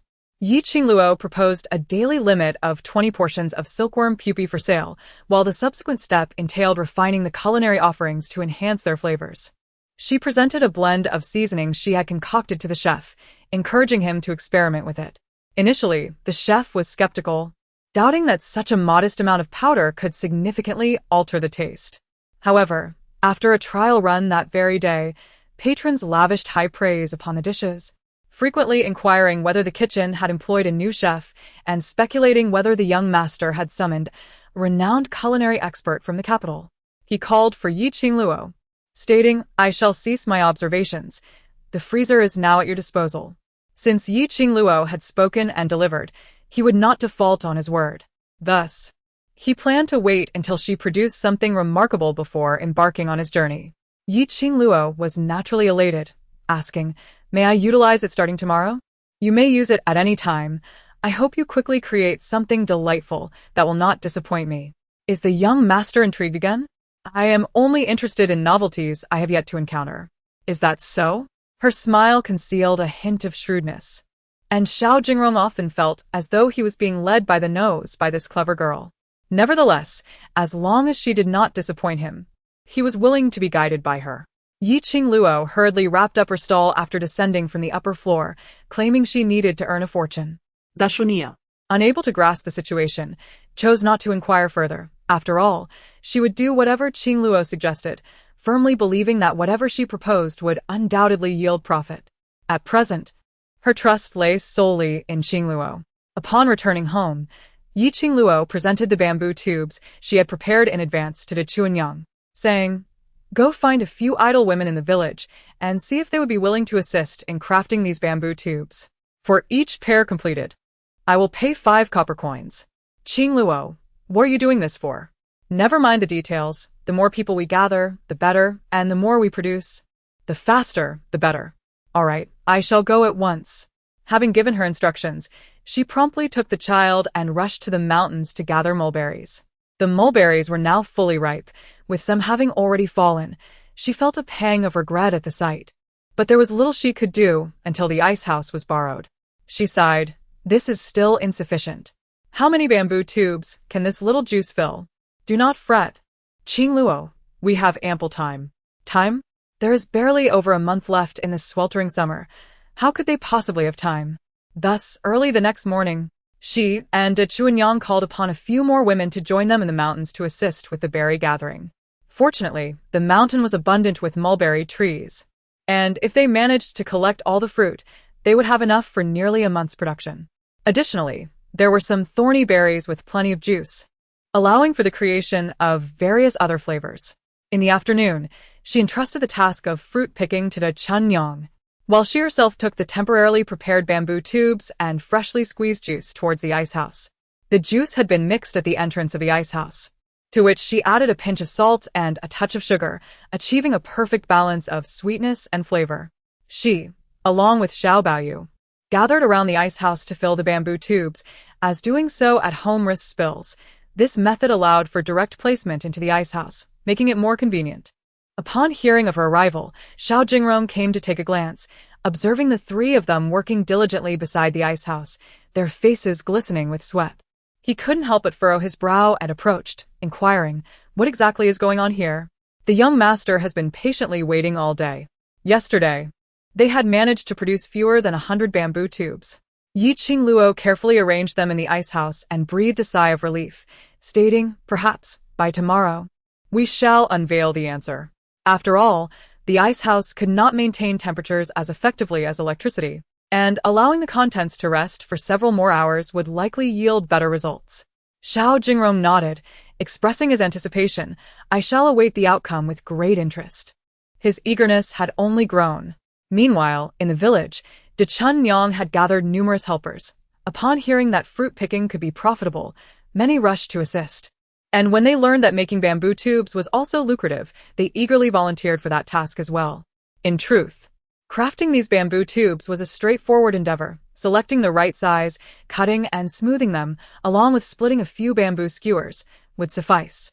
For those with nimble hands, earning 2 or 3 coins in a day was certainly feasible. Since they had idle time on their hands, why not earn a bit while at it? With the collective effort of everyone, a large vat of juice was successfully prepared, and within 3 days, it would be nearly collected. However, these could not be stored at home. After some contemplation, it was decided to invest in 2 enormous barrels in the county town to store in the ice house. By placing them a little distance away from the ice blocks, the temperature would be akin to that of a refrigerator, thus preventing spoilage and facilitating the timely creation of popsicles, simply perfect. After a day's wait, the first batch of popsicles finally took shape. When Qingluo took them out, she was brimming with excitement. "We did it!" she exclaimed. Xiao Jingrong observed the frozen blocks, still infused with the colors of the fruit, undeniably enticing. She handed one over, saying, "This first one must be tasted by the young master. If it pleases you, I can rest easy." He smiled and, without hesitation, took a bite, nodding in approval. "It's quite intriguing. That settles it." Without delay, Qingluo packed a wooden thermal box full of popsicles for trial sales. Xiaobao and Dachuan, while enjoying their popsicles, called out joyfully, "Popsicles, delicious popsicles." In such sweltering heat, who could encounter ice? Initially, people were skeptical, but upon seeing the children holding popsicles that were still releasing cool vapors, they rushed over to snatch them up, clamoring for, "Give me one. I want one too." The scene nearly toppled their stall, and within nearly half an hour, all of Yi Qingluo's meticulously crafted popsicles were sold out, leaving nothing behind. Dachuan's mother collapsed onto the ground, utterly exhausted, exclaiming, "This is simply madness. Did we sell them too cheaply at just 2 each? These individuals are indeed audacious." She has never experienced such a flood of monetary transactions. Yi Qingluo smiled contentedly, saying, "Let us proceed. First, we shall complete all the empty bamboo tubes and gather a little more today, gradually increasing our output. We aim to secure a sum of capital so that next year we need not set up a stall." "Excellent," De Chunyang exclaimed, brimming with energy. She had never envisioned that one day she would engage in business with such remarkable success. Her joy was boundless. However, she soon discovered that the fence, which had been neglected for a few days, had been repaired. Without a doubt, she knew who was responsible. It was truly vexing. Despite her clear communication, that individual remained undeterred. Yet, she saw no one and chose to ignore it, longing instead for a brief respite, lest she succumb to exhaustion. Chapter 23. Not a labor. The three of them had slept in a bit too late, until the Chunyang shouts from outside roused them. "Qingluo, Qingluo, wake up quickly." Huh? "Is there a fire?" Before her eyes could fully open, De Chunyang burst into the room and yanked her from the bed. "Qingluo, there's a serious matter at hand." Yi Qingluo instantly became alert. "What is it? Did the popsicle spoil? What are you talking about?" Seeing that the two children were awake, De Chunyang pulled the still-dazed Yi Qingluo outside, saying, "Qingluo, I heard them say that your old lady plans to sell you to Wang Matzi from the neighboring village." What? Yi Qingluo's mind shattered in disbelief. Was that old woman truly tired of living? Was she afflicted with a condition that made her restless, unless she stirred up trouble? What lengths would they go to? "Qingluo, perhaps you should consider hiding in the county for a while." In her view, if one cannot provoke, one should simply avoid, especially now that she possesses wealth and fears not for a lack of shelter. Yet, Yi Qingluo shook her head, exclaiming, "What nonsense! Can I truly evade her for a lifetime? Moreover, I have severed all ties with the Li family. On what grounds does she presume to sell me out?" De Chunyang gritted her teeth and retorted, "They claim that your maternal family consented to this, hence." Her frustration nearly led her to utter foul language. The persistence of these two families was truly exasperating. Thus, she resolved that she could no longer remain passive. After all, they still regarded Yi Qingluo as an easy target. This time, she would not retreat, but confront them head-on. "Qingluo, I have heard them mention that they intend to resort to force, so you must. Fear not. Should they dare to approach, I shall ensure they regret it." Having made up her mind, Yi Qingluo dismissed the matter from her thoughts, for she was occupied with her work and had no time for trivialities. However, on the following day at the market, she promptly acquired a large machete for self-defense. Even if it did not serve to harm, it could certainly intimidate, and she was eager to discover who would ultimately prevail. By noon, business was thriving for them, and she and De Chunyang found themselves overwhelmed.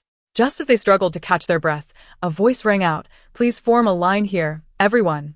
Do not rush." Raising her gaze, she spotted Suyu, who, unlike his usual attire, was clad in simple homespun clothing instead of his scholar's robe. Nevertheless, even in such garb, his scholarly demeanor was unmistakable. Yi Qingluo felt a headache brewing. How is it that this fellow seemed inescapable? De Chunny whispered, "I believe Suyu is quite admirable. Now that you are married, perhaps they will cease their incessant nagging." Moreover, given Suyu's circumstances, Qingluo would certainly not suffer any loss. A woman with a child needs a reliable partner to shield her from adversity, yet unfortunately, she lacks the fortune that Qingluo possesses. Yi Qingluo preferred silence, yearning only to swiftly conclude her sales as she had been deprived of sleep lately. The popsicles sold quite briskly. The three of them worked tirelessly for 2 hours, finishing off all the popsicles and jelly. On their return, Suyu struggled to push the cart, prompting Qingluo to inquire, "Why exert yourself so? Have I not made myself clear?" He replied earnestly, "Qingluo, I will undoubtedly win back your acceptance." Qingluo felt a throbbing headache. All she desired was to earn a decent living. The following day, Suyu arrived even earlier than they did. She reiterated her refusal, but he remained oblivious to her words, leaving her exasperated. However, as they neared the closing hour, Xiao Jingrong invited her upstairs for tea. She understood his intentions. As the distinguished young master of the Xiao family, he was certainly not genuinely concerned about the trivial affairs of this small eatery. Even if the restaurant thrived, what additional profit could it yield? Thus, his lingering presence here must have been for another reason. Upon ascending the stairs, she found him already prepared with several small dishes. "Shall we dine together, Master Xiao?" she asked gratefully. As she took her seat, he wasted no time in presenting her with 20 taels of silver, saying, "This is your share of the profits." She stared in astonishment. Although business had been decent lately, it could hardly amount to such a sum. "Master Xiao, you must have miscalculated," she replied. He chuckled, "I won't beat around the bush. Come manage my shop. I shall offer you a 90% profit share." 90%? Wouldn't that be tantamount to giving the shop away? Qingluo smiled as she poured a glass of fruit wine, taking a sip before responding, "If I am not mistaken. Young master, your intention is to recruit me under your wing, is it not? However, are you not concerned that appointing a woman to such a position might tarnish the reputation of the Xiao family?" He laughed. The Xiao family values talent above all else, regardless of gender. Besides, what reputation could possibly be damaged in such a small place?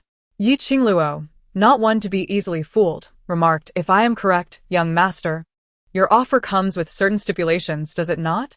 He candidly admitted, "Indeed, I seek your recipes, the ones for ice pops and spices. I require them all." One might fear that any delightful creations in the future would need to be shared with him. It must be said that Xiao Jingrong had calculated well. Granting her a single shop would ensure her lifelong dedication to the Xiao family. Unfortunately, she had no desire to be merely an employee. Resolutely, she pushed aside the offer, saying, "I'm afraid, young master, I lack the capability to run a shop." Before he could speak again, she continued, "Of course, if young Master Xiao is interested in ice pops, I would be quite keen to collaborate with you on a beverage shop." "A beverage shop?" She smiled and added, "Here's what we shall do. I will draft a list, and you will prepare all the items I require. Tomorrow, I will create several new delights for you to consider for our potential collaboration." "You have new creations?" Xiao Jingrong's eyes brimmed with disbelief. She smiled enigmatically, finishing her glass of wine, and remarked, "It is getting late. I must close up shop." Money, not a single cent moved her. She held no regard for his conditions. He was not mistaken. This woman possessed undeniable ambition, as well as remarkable capability. When Qingluo descended, the stall had already been tidied up. Suyu, displaying a hint of displeasure, remarked, "Qingluo, as a woman, you should not converse alone with a man. It would reflect poorly if word got out." Qingluo was both amused and infuriated, retorting, "If you can't stand it, then keep your distance." This fellow truly did not regard himself as an outsider. How dare he attempt to dictate her actions before anything had even transpired? It was utterly laughable. Su Yu's face darkened further with anger. Casting aside the items in his hands, he declared, "I take my leave. No need to see me off." However, Qingluo responded, "Our values are fundamentally incompatible, rendering our discourse futile. It is for the best. The sooner he relinquishes his hopes for me, the sooner he can pursue his own path. It should have been a matter of mutual indifference, and clarity would benefit all parties involved." De Chunny, uncertain how to counsel, Could only sigh. Having missed such a fine man, she pondered whether there would be future opportunities. She believed Qingluo ought not to be so resolute. A woman still requires a man as a support. Over the years, she had observed this truth most acutely. Chapter 24, Dreaming. Henceforth, the responsibility of caring for Da Huang shall fall upon you. The children readily agreed, all right. Yet, as the dog was led over, the three of them formed a circle. Squatting on the ground, gazing at the tiny puppy, slightly larger than their feet, whimpering and searching for milk. Yor inquired, "Brother, aside from its true yellow hue, What other connection does it share with De Huang? However, this is rather small.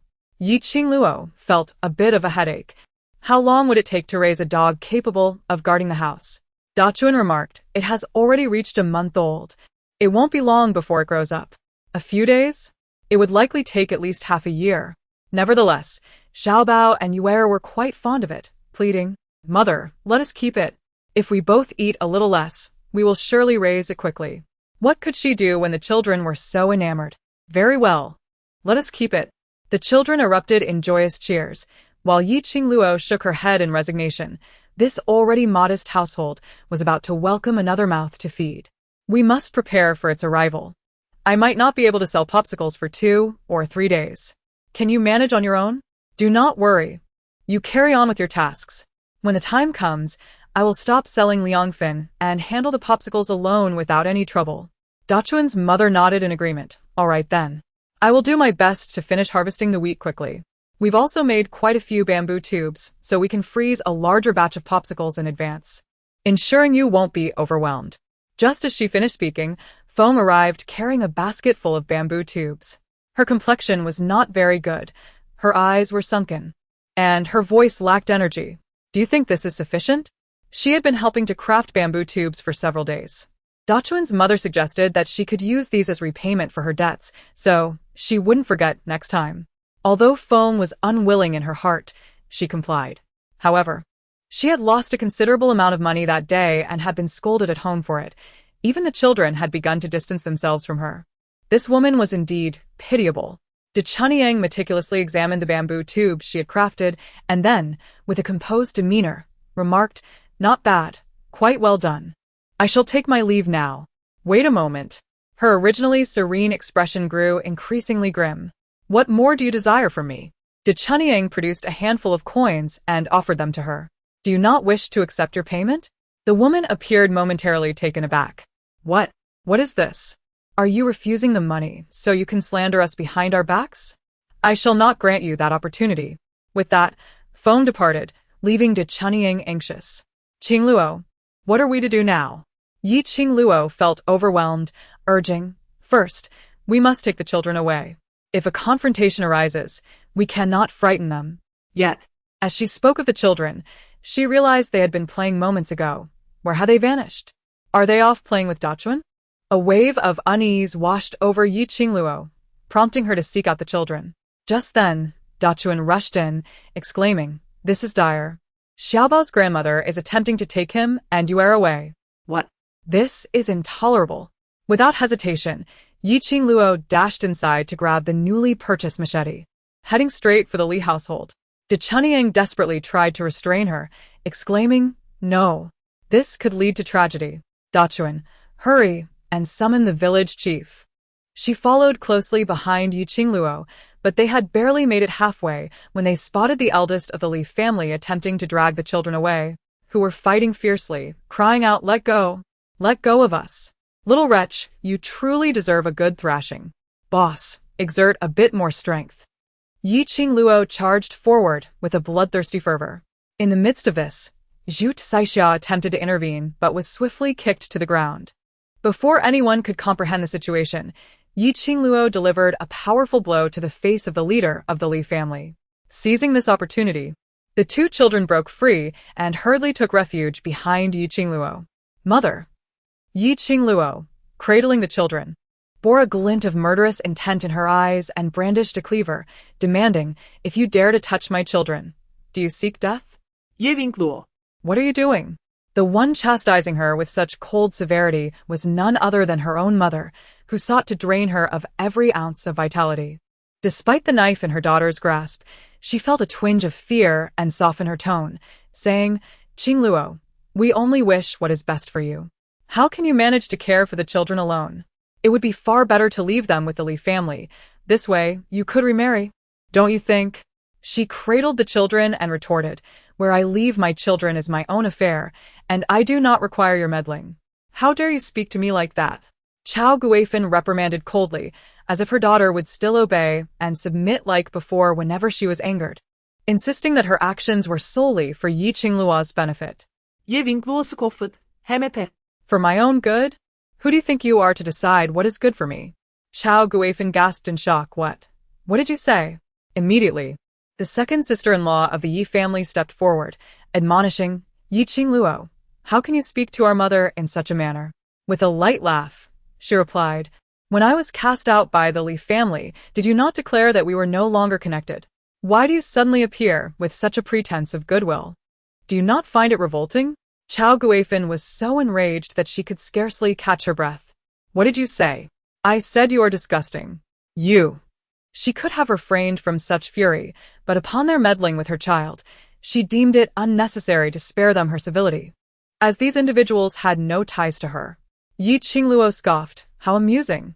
When my child and I were on the brink of starvation, where was your concern for my well-being?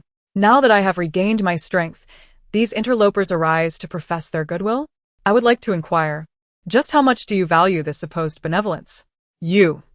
Unable to remain silent, Li spoke up, Yi Qingluo, you were always meant to remarry. I do not wish for them to become your burden, so it is best that the child remains with the Li family. Dream on.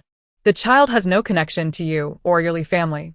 She turned and shot a fierce glare at Chao Guifan, adding, nor does the child have any ties to your Yi family. Should you dare provoke me again, I suggest you test the sharpness of this blade in my hand. With that, she swung her knife against a nearby dead tree, cleaving it in two, causing those present to retreat in terror. Yi Qingluo has lost her mind. Madness? Is this not the result of your actions? Chapter 25. He has indeed returned. The village chief arrived fashionably late. Upon seeing him, Li rushed forward, grabbing his arm with a look of distress. Village chief, you must act as a judge. This woman has gone mad. She has truly lost her mind.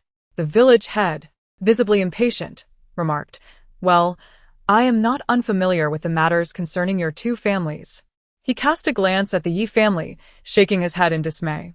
I am not trying to chastise you, but when the three of them were on the brink of starvation, you turned a blind eye. How can you now dare to cause a commotion? Li quietly retorted, I am merely acting in the interest of our Li family's legacy. It was evident to him that her desire for a child was merely to appease her son, yet Yi Qingluo was no fool. The deeds of the Li family over the years would inevitably come to light. The crowd fell silent, the expressions of the Yi family shifting dramatically. Ist bei Chen truly alive? De Chun's mother pressed on, her disbelief palpable. The village had dismissed her inquiries sternly. Enough of your prattle. Today, I shall officially hand over the deed to the ancestral home to Qingluo. From now on, it shall be her and the child's residence, and you are forbidden from causing any further trouble. As he spoke, he indeed entrusted the deed to her, instructing, patience is key. Wait with the child. Ye Qingluo. Taken aback, stammered, but I haven't even paid the fees. To be candid, he felt a twinge of apprehension. Having heard that Li Beichen had truly made a name for himself this time, the village had treated her with remarkable kindness, personally escorting her home and reminding her to reach out to him should she need anything in the future, his obsequious demeanor almost betraying his intentions. Once he departed, De Chun's mother exclaimed excitedly, Qingluo, if that is the case, then Beichen is indeed alive. This is wonderful. No one will dare to bully you any longer. Yi Qingluo, who initially harbored doubts, has now come to accept the possibility that Li Beichen may not be dead. After all, given the nature of the Li family, how could they suddenly demand a child? That night, as she lay in bed tossing and turning, sleep eluded her. Nevertheless, despite feeling somewhat fatigued the next day, it did not hinder Yi Qingluo from preparing an array of over a dozen refreshing beverages, including slushies, jelly, and various drinks for Xiao Jingrong. She remarked, establishing such a summer refreshment shop is bound to attract a great deal of interest. When winter arrives, we can serve fried chicken and fruit wines, ensuring that business remains prosperous. Xiao Jingrong sampled each of her concoctions, and to his honest delight, they were not only novel but also delectably refreshing. He straightforwardly suggested, Yi Qingluo, state your terms. She anticipated his interest and replied, let us collaborate.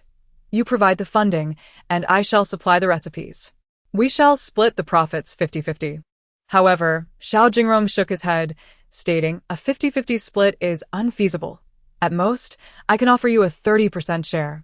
As a businessman, He would not squander money to enrich another. Initially, Qingluo aimed for an equal split, but she accepted his offer of a 30-70 division. If we are to agree on a 30-70 split, I require a clause in our contract that grants me absolute authority and decision-making power regarding the shop. That is agreeable, he affirmed. As long as you do not recklessly bring about its closure, you shall have the final say in its operations. Truly, as a businessman, his words and actions were meticulously calculated. Very well, I accept. Xiao Jingrong proposed another condition. I need you to guarantee that no restaurant will be opened anywhere. Of course, prior to the profitability of this venture, you may sell snacks here or even take over this establishment. Both options are acceptable. However, it is imperative that she is not allowed to open a shop, as he could not assure the success of his own business against hers. Qingluo responded without hesitation. Very well, I agree.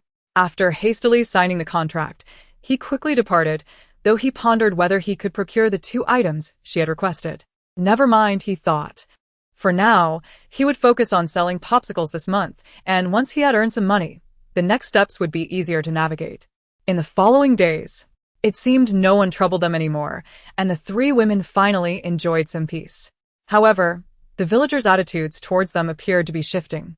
Xiao Bao furrowed his brow for a long moment before stating, although I do not like him, I do not wish for his demise.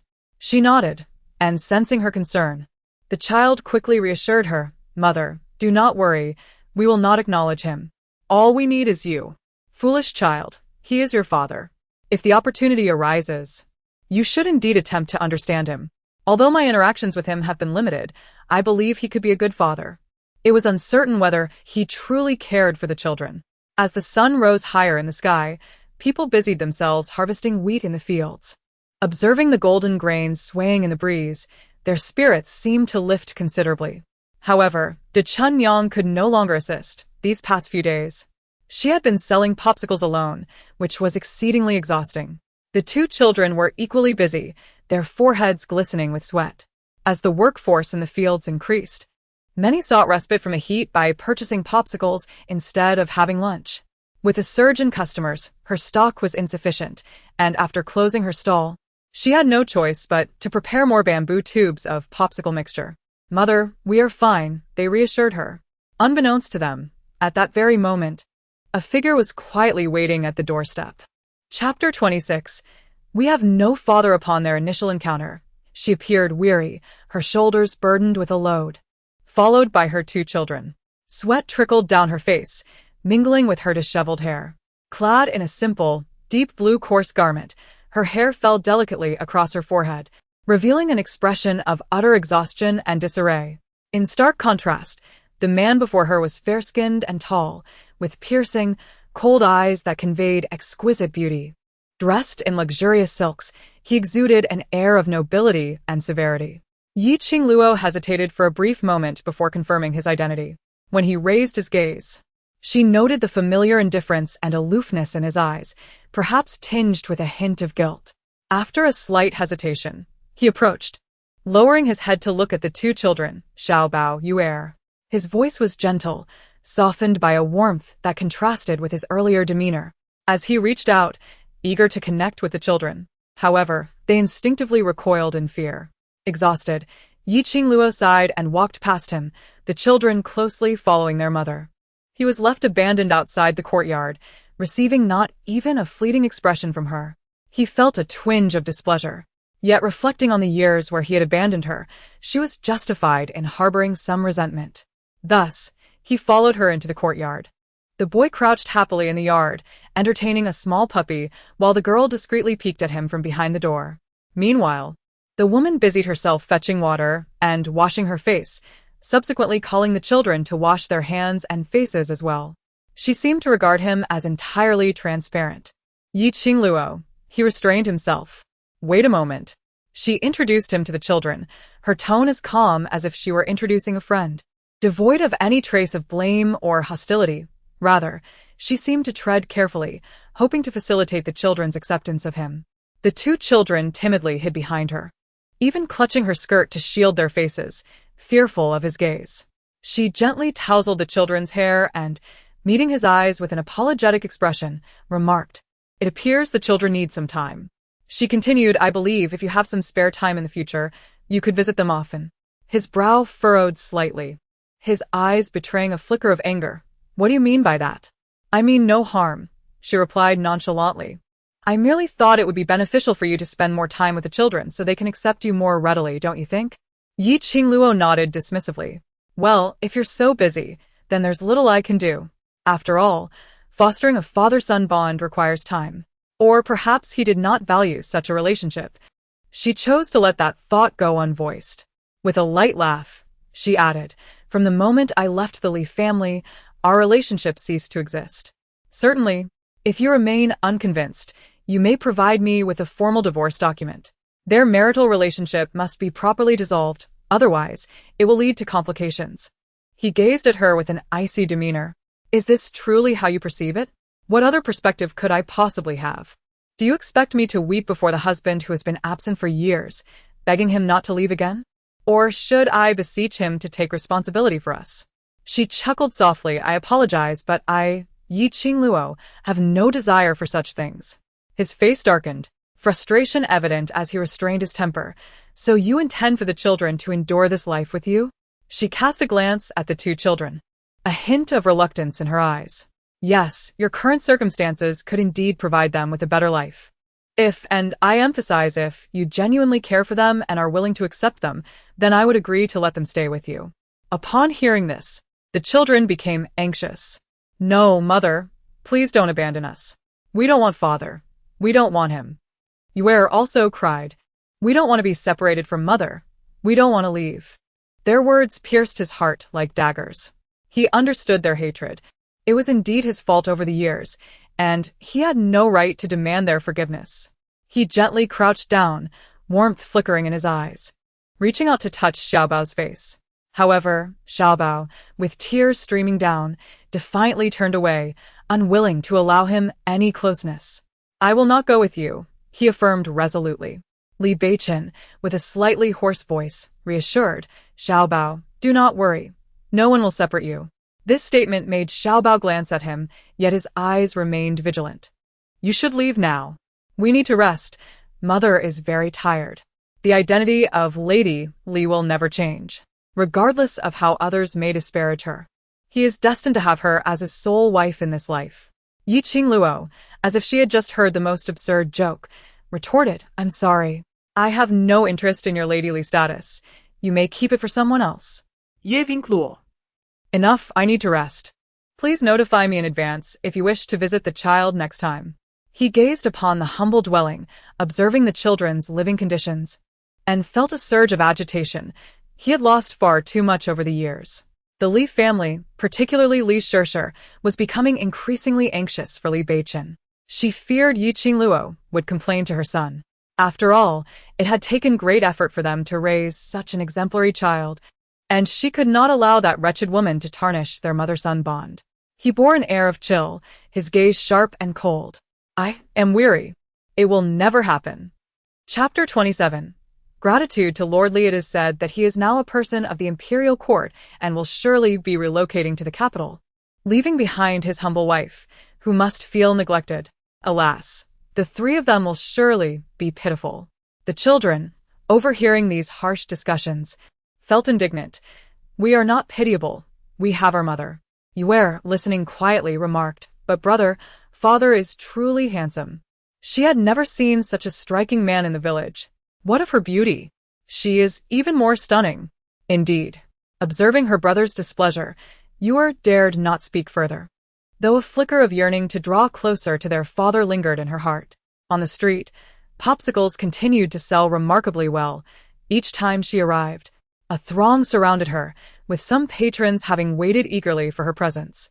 The oppressive heat of recent days made it impossible for both the elderly and the young to resist the allure of the frozen treats. Li Beichen initially intended to visit the children, but upon hearing of her stall on the street, he decided to accompany her. At midday, under the blazing sun, the heat only heightened people's irritability. By the roadside, a woman, glistening with beads of sweat, busily attended to her customers, while nearby, her children assisted in gathering the bamboo cups. Remarkably, the two small children displayed an unexpected maturity and diligence. unable to bear their strenuous efforts. He stopped a passerby and instructed him to purchase all her remaining goods. To his surprise, when the man reached the front of the queue, only 2 popsicles remained. Unable to resist, he bought them both, and as Li Beichen held the bamboo-shaped ice in his hands, curiosity washed over him. He dared to taste it. The flavor was unexpectedly delightful, a sweet, fruity essence that melted in his mouth, instantly refreshing him.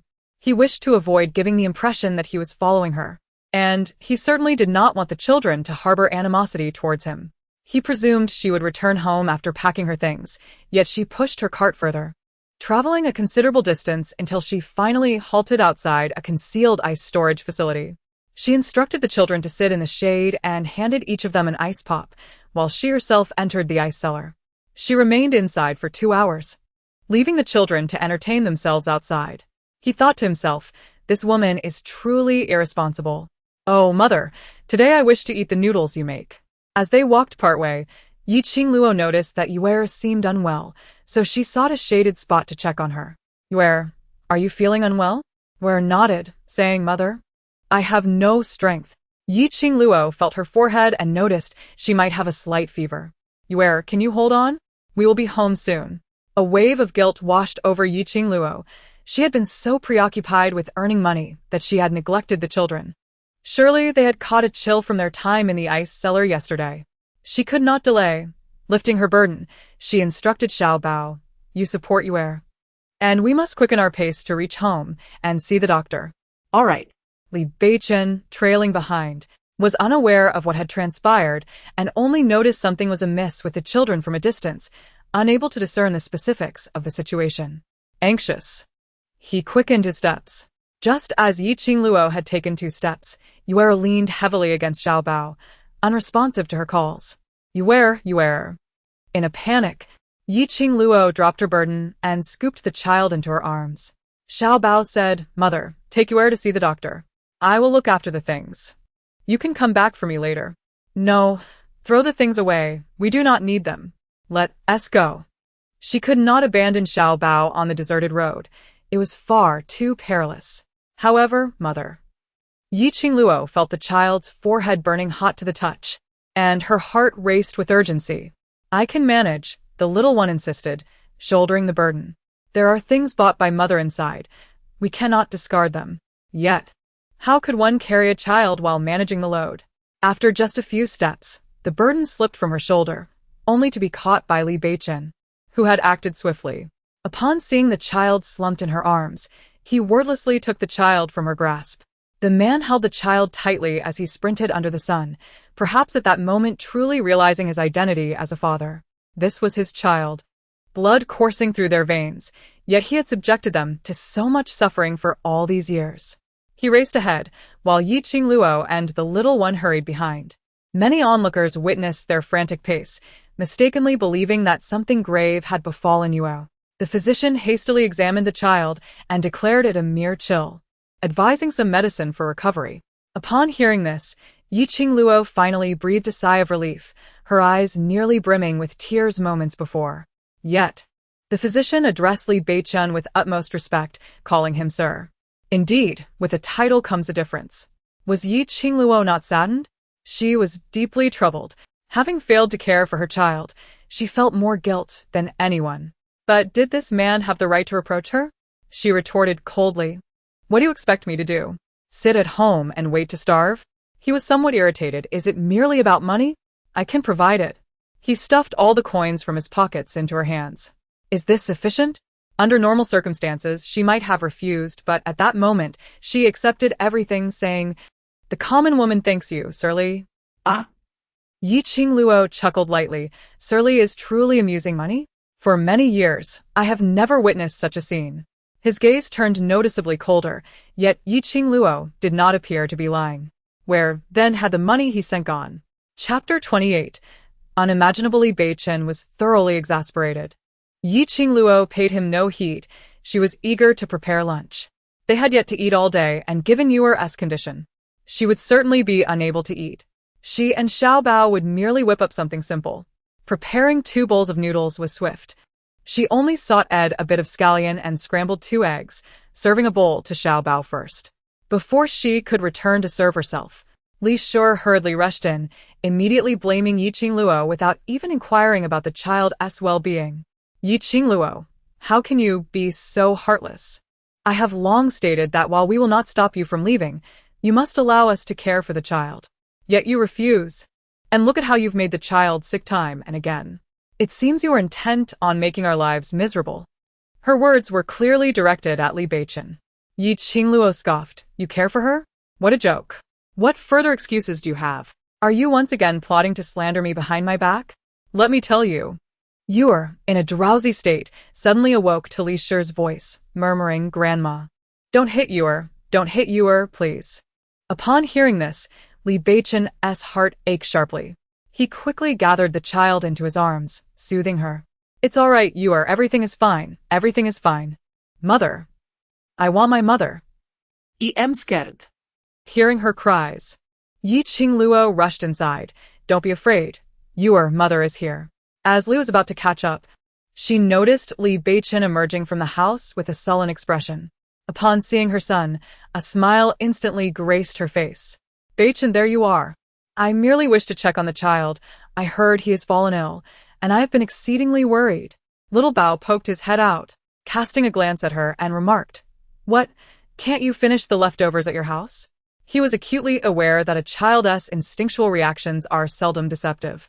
Yi Qingluo had just managed to lull Yor to sleep, and as she stepped out, intending to prepare a meal, she was dismayed to find that the pot was completely empty. Outside in the courtyard, Li was urging Li Yunlang to hasten his meal. They had all been preoccupied with Yor inside, inadvertently giving Li an opportunity to seize. But really, it was just a bowl of noodles. Was it truly worth such fuss?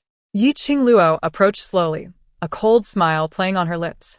How amusing! No matter how many warnings I issue, some individuals remain incorrigibly fond of pilfering. How dare you? You wretched woman, she began, but upon seeing her son emerge with a changed demeanor, she laughed. I noticed there was some left, and not wanting it to go to waste, I thought to serve it to Yunlang since he was hungry.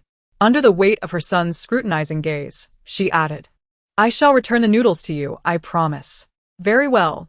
Then do bring it quickly, for I await the meal. You. For Beichen's sake. She bit her lip and replied, Fine. I shall fetch it at once. With that, Yi Qingluo did not rush to prepare the meal but instead stoked the fire to brew medicine for Yor. Li Beichen gazed at her in silence. For this was the first time he observed her with such tranquility. She anxiously stoked the fire, its glow illuminating her fair, pristine complexion, as if washed clean by sweat, rendering her eyes even more radiant and clear. He found himself momentarily entranced, struggling to reconcile the woman before him with the wife he had abandoned 6 years prior. Initially, he had held no affection for her, yet had been compelled to marry. He had left on a whim, leaving her to bear the burdens of childbirth and child-rearing alone. A transgression beyond measure. Ye Qingluo. When he softly uttered her name, a warmth imbued his voice. She lifted her gaze and responded with a slight smile. He proposed, Come with me to the capital with the children.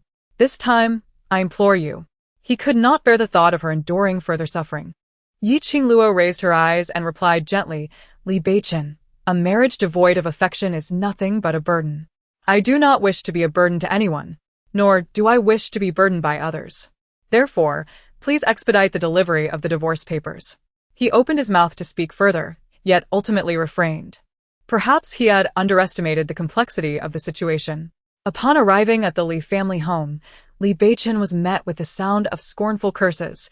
That wretched woman. Is she truly counting every grain after receiving a mere morsel? For a woman of her kind, even pig feed would be an extravagance. How dare she consume fine flour? Utterly despicable. Before the tirade could continue, she caught sight of his stern visage at the doorway and faltered, hastily altering her words. Look, I have brought this much grain. I wonder if it will suffice for them? He took the sack of grain, opened it, and glanced inside. It contained the corn that Zhu Saixia had declared moldy 2 days prior. Reluctant to discard it, she had insisted on saving it to feed the chickens. Now. She intended to use it to feed his children? Noticing the chill emanating from Li Beichen's eyes, she forced a stiff smile and stammered, Perhaps I took the wrong bag. I'll just scoop out a bit from the fresh rice I bought yesterday. There's no need. He discarded the sack and made his way to the kitchen. Gathering the several dozen pounds of rice, flour, and some vegetables and meat he had specifically purchased the day before, preparing to send them to Qingluo. This did not sit well with the Li family. They had yet to indulge in such fine rice and flour. He stated, "These were always meant for my children. If you wish to improve your meals, you must figure it out for yourselves." He paused momentarily before adding a stern warning, "Do not disturb them again." Liwaiken. She cried out in despair, but upon meeting the frostiness of his gaze, she suppressed herself, saying, "Be careful not to spill it." In truth, he was indifferent to her feelings. His anger stemmed from her unkindness towards his children, from the fear exhibited by Yuer and Xiao Bao. He understood that she had tormented them throughout the years. 6 years. What kind of life had they endured? He dared not imagine. Chapter 29. Disdained by a son after Qingluo administered medicine to Yuer and lulled her to sleep, she resolved to prepare some food. Her stomach was persistently protesting. However, as she opened the kitchen door, she was met with a thick cloud of smoke that forced her to retreat. "Who is it?"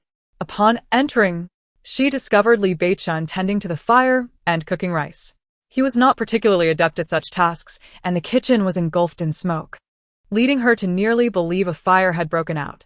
"Hey, extinguish the flames," she exclaimed. The atmosphere was unbearable, prompting her to step outside and wait. Soon, Li Beichun emerged with a dark expression.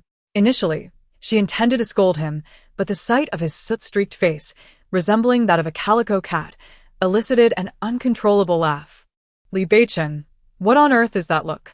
Waving a fan in a rather disheveled manner, he attempted to maintain an air of nonchalance, saying, "I was merely testing the functionality of your kitchen. Ahem." However, after a few words, he succumbed to a fit of coughing. Upon noticing her laughter, his irritation flared as he retorted, "This kitchen is utterly impractical. You should consider demolishing it and starting anew." Holding her stomach from laughter, Qingluo replied, "Then perhaps you could kindly assist us in constructing a more functional kitchen when you have the time." "You, just wait. I will certainly build it for you one day," Li Beichun declared, his face a canvas of defiance. How dare she mock him? This was merely cooking. If it were something else, he would never endure such humiliation. Once the smoke had cleared, Qingluo resumed cooking. She accepted the rice and flour he brought without hesitation, reasoning that it was his responsibility to provide for the children. After their meal, observing him spend time with the children, she decided to visit De Chun's home. Upon hearing this, Qingluo felt reassured. She resolved to take the next day off to care for Yuer, who was unwell. There would be ample time to earn money once they had harvested the crops. That evening, Yuer took her medicine twice and had regained her spirits. At dinner, she developed an appetite and expressed a desire for the noodle soup she had prepared previously. Without hesitation, Qingluo hastily prepared it for her. However, even though Yuer was feeling much better, she still intended to refrain from selling ice pops the following day. The children reasoned that a day of rest would not be detrimental. Yet Yuer disagreed, saying, "Mother, I am fine now. We cannot delay earning for our family. Please take us along." They understood that the ice pops would not sell for many days, and any delay in making more money might lead to hunger during the winter months. "No, you must rest for 2 more days. Earning money is not urgent." Qingluo insisted. "I am perfectly fine." The 2 children continuously urged her not to postpone their plans. At that moment, Li Beichun happened to arrive. Notijin Qingluo's dilemma. He said, "Leave the children in my care. You go attend to your matters." "What? Do you think I am incapable of looking after them?" she replied. "Not at all." She glanced at the 2 children, and to alleviate her worries, they chimed in, "Mother, you should go. We will wait for you at home." "Very well." As soon as Qingluo left, Xiaobao glared at Li Beichun with suspicion, his expression filled with hostility. The only reason he agreed to stay behind was to guard against the possibility of this man deceiving his sister. Li Beichun found the child's vigilance amusing and attempted to engage them in conversation, saying, "How about I take you both out for a bit?" The doctor mentioned that children should get up and exercise when they have energy, as it aids in their recovery. Yuer eagerly agreed, while Xiaobao remarked, "Going out sounds good, but I want to play on the mountain." On the mountain, After contemplating the relative safety of the surrounding peaks, he consented. Let us proceed. Little Bao requested him to carry the load of the backpack along with 2 burlap sacks. Perplexed, he inquired, "What purpose do these serve?" "You will see when the time comes," was the cryptic reply. Li Beichen could never have imagined that the 2 children would enlist him as their laborer in the mountains. Initially, he found the act of picking fruit rather amusing. However, after a short while, he was drenched in sweat and began to feel an itch creeping over his skin. "Little Bao, shall we cease our picking? How about engaging in another activity instead?" "No way, we must finish." The 2 children, resembling diligent overseers, sat beneath the tree, watching him intently, allowing him no respite. Li Beichen sighed. Is it truly so difficult to appease a child these days? He felt utterly incapable of continuing. Little Bao expressed his disdain. "Is this all you've gathered? What use is it?" Had he truly fallen short in the eyes of his son? With a full burlap sack of fruit resting on his shoulders, he remarked halfway down the mountain, "This is rather heavy." He then inquired, "Your mother carries this daily?" "Indeed. Otherwise, how would she manage to sell her wares?" "My mother endures immense hardship to provide for us." Witnessing the sorrow in the children's eyes deepened his guilt and admiration for that woman. Tentatively, he probed, "Do your grandparents not care for you? Why would they? It is a blessing they do not come to torment our mother." He furrowed his brow, reluctant to pursue the matter further. "Let us go fetch our mother." After a moment's hesitation, Li Beichen finally nodded in agreement. "Very well, let us go and bring her back." He secured the door, cradling Yuer in his arms while pulling along Xiao Bao. Oh. Xiao Bao resisted his pull, striding ahead with an air of haughtiness. As the group made their way to fetch someone, little did they know, the child did not wait for her to finish her sail and hurried over, exclaiming, "Mother, we have come to assist you." "Xiao Bao, Yuer, what brings you here?" she inquired, her hands still busy with tasks. It was not long before Li Beichen arrived to lend a hand. However, his opulent attire and aloof demeanor caused passers-by to glance at him, leaving them to speculate about which noble family as son had ventured out to experience the commoner's life. She and Li Beichen managed to work together with a certain ease, finally standing side by side in a rare moment of tranquility. Yet, for some who witnessed the scene, it was a piercing agony. Chapter 30. A father's burden. He could not fathom why fate was so cruel to him, why he always fell just short of his desires. Why could he not be granted fulfillment just once? If his life were devoid of Qingluo, what purpose would it serve? "Shall I leave everything to you? Are you certain? What could be so difficult? But I still need to go to the ice cellar to fetch ice water shortly. I shall handle it for you." Given his insistence, Qingluo did not decline. She led him to the ice cellar, instructing him on how to fill and place the ice, while emphasizing, "Just prepare a few hundred pieces for tomorrow's sales." He confidently assured her, never imagining that shortly he would emerge as if frozen in time, like an ice sculpture.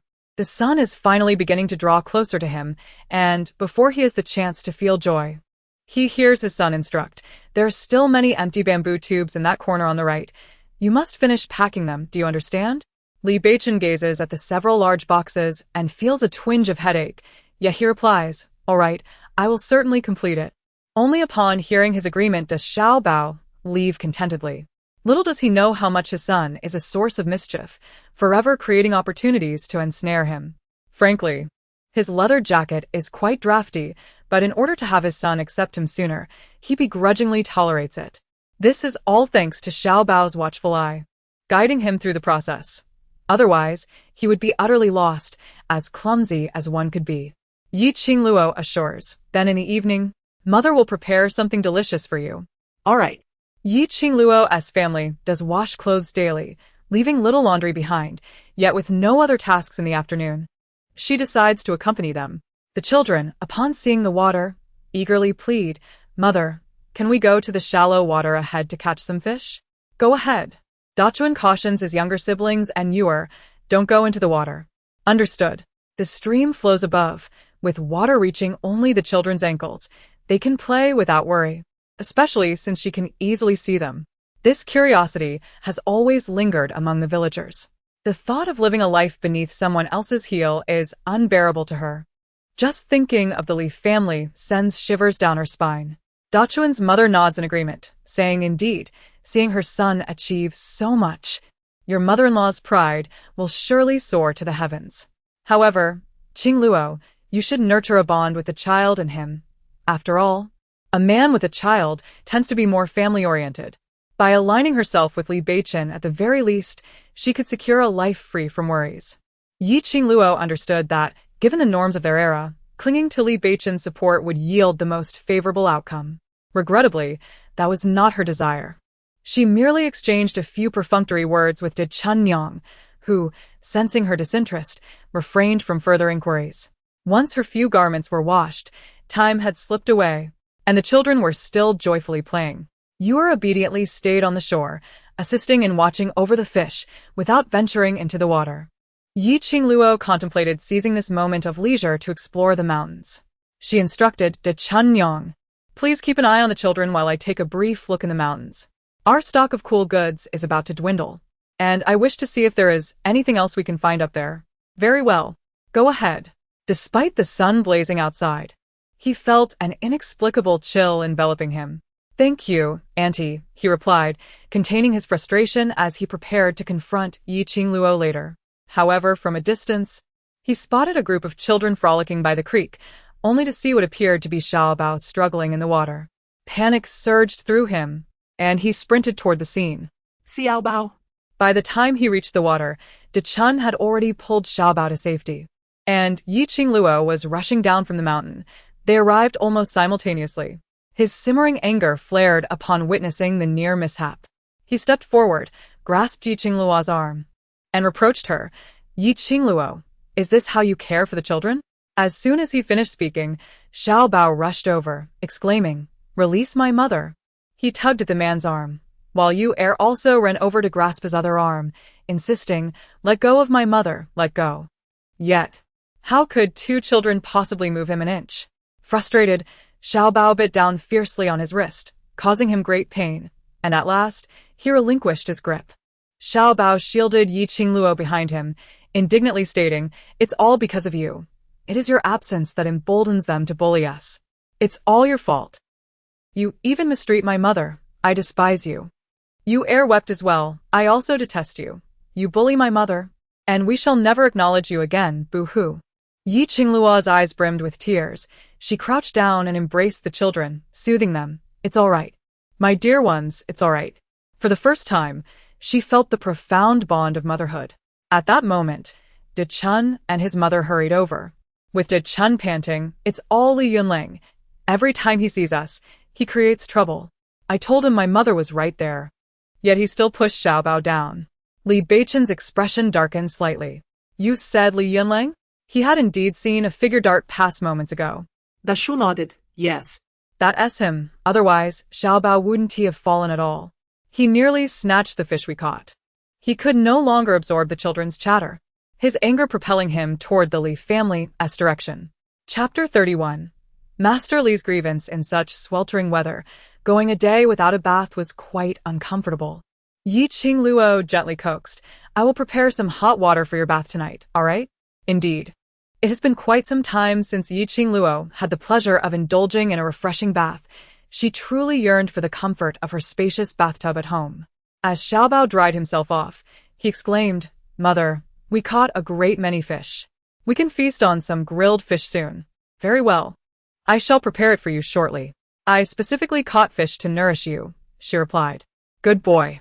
Yi Qingluo affectionately caressed his face and added, Xiaobao, remember to call out to Li Yunling if you see him next time, all right?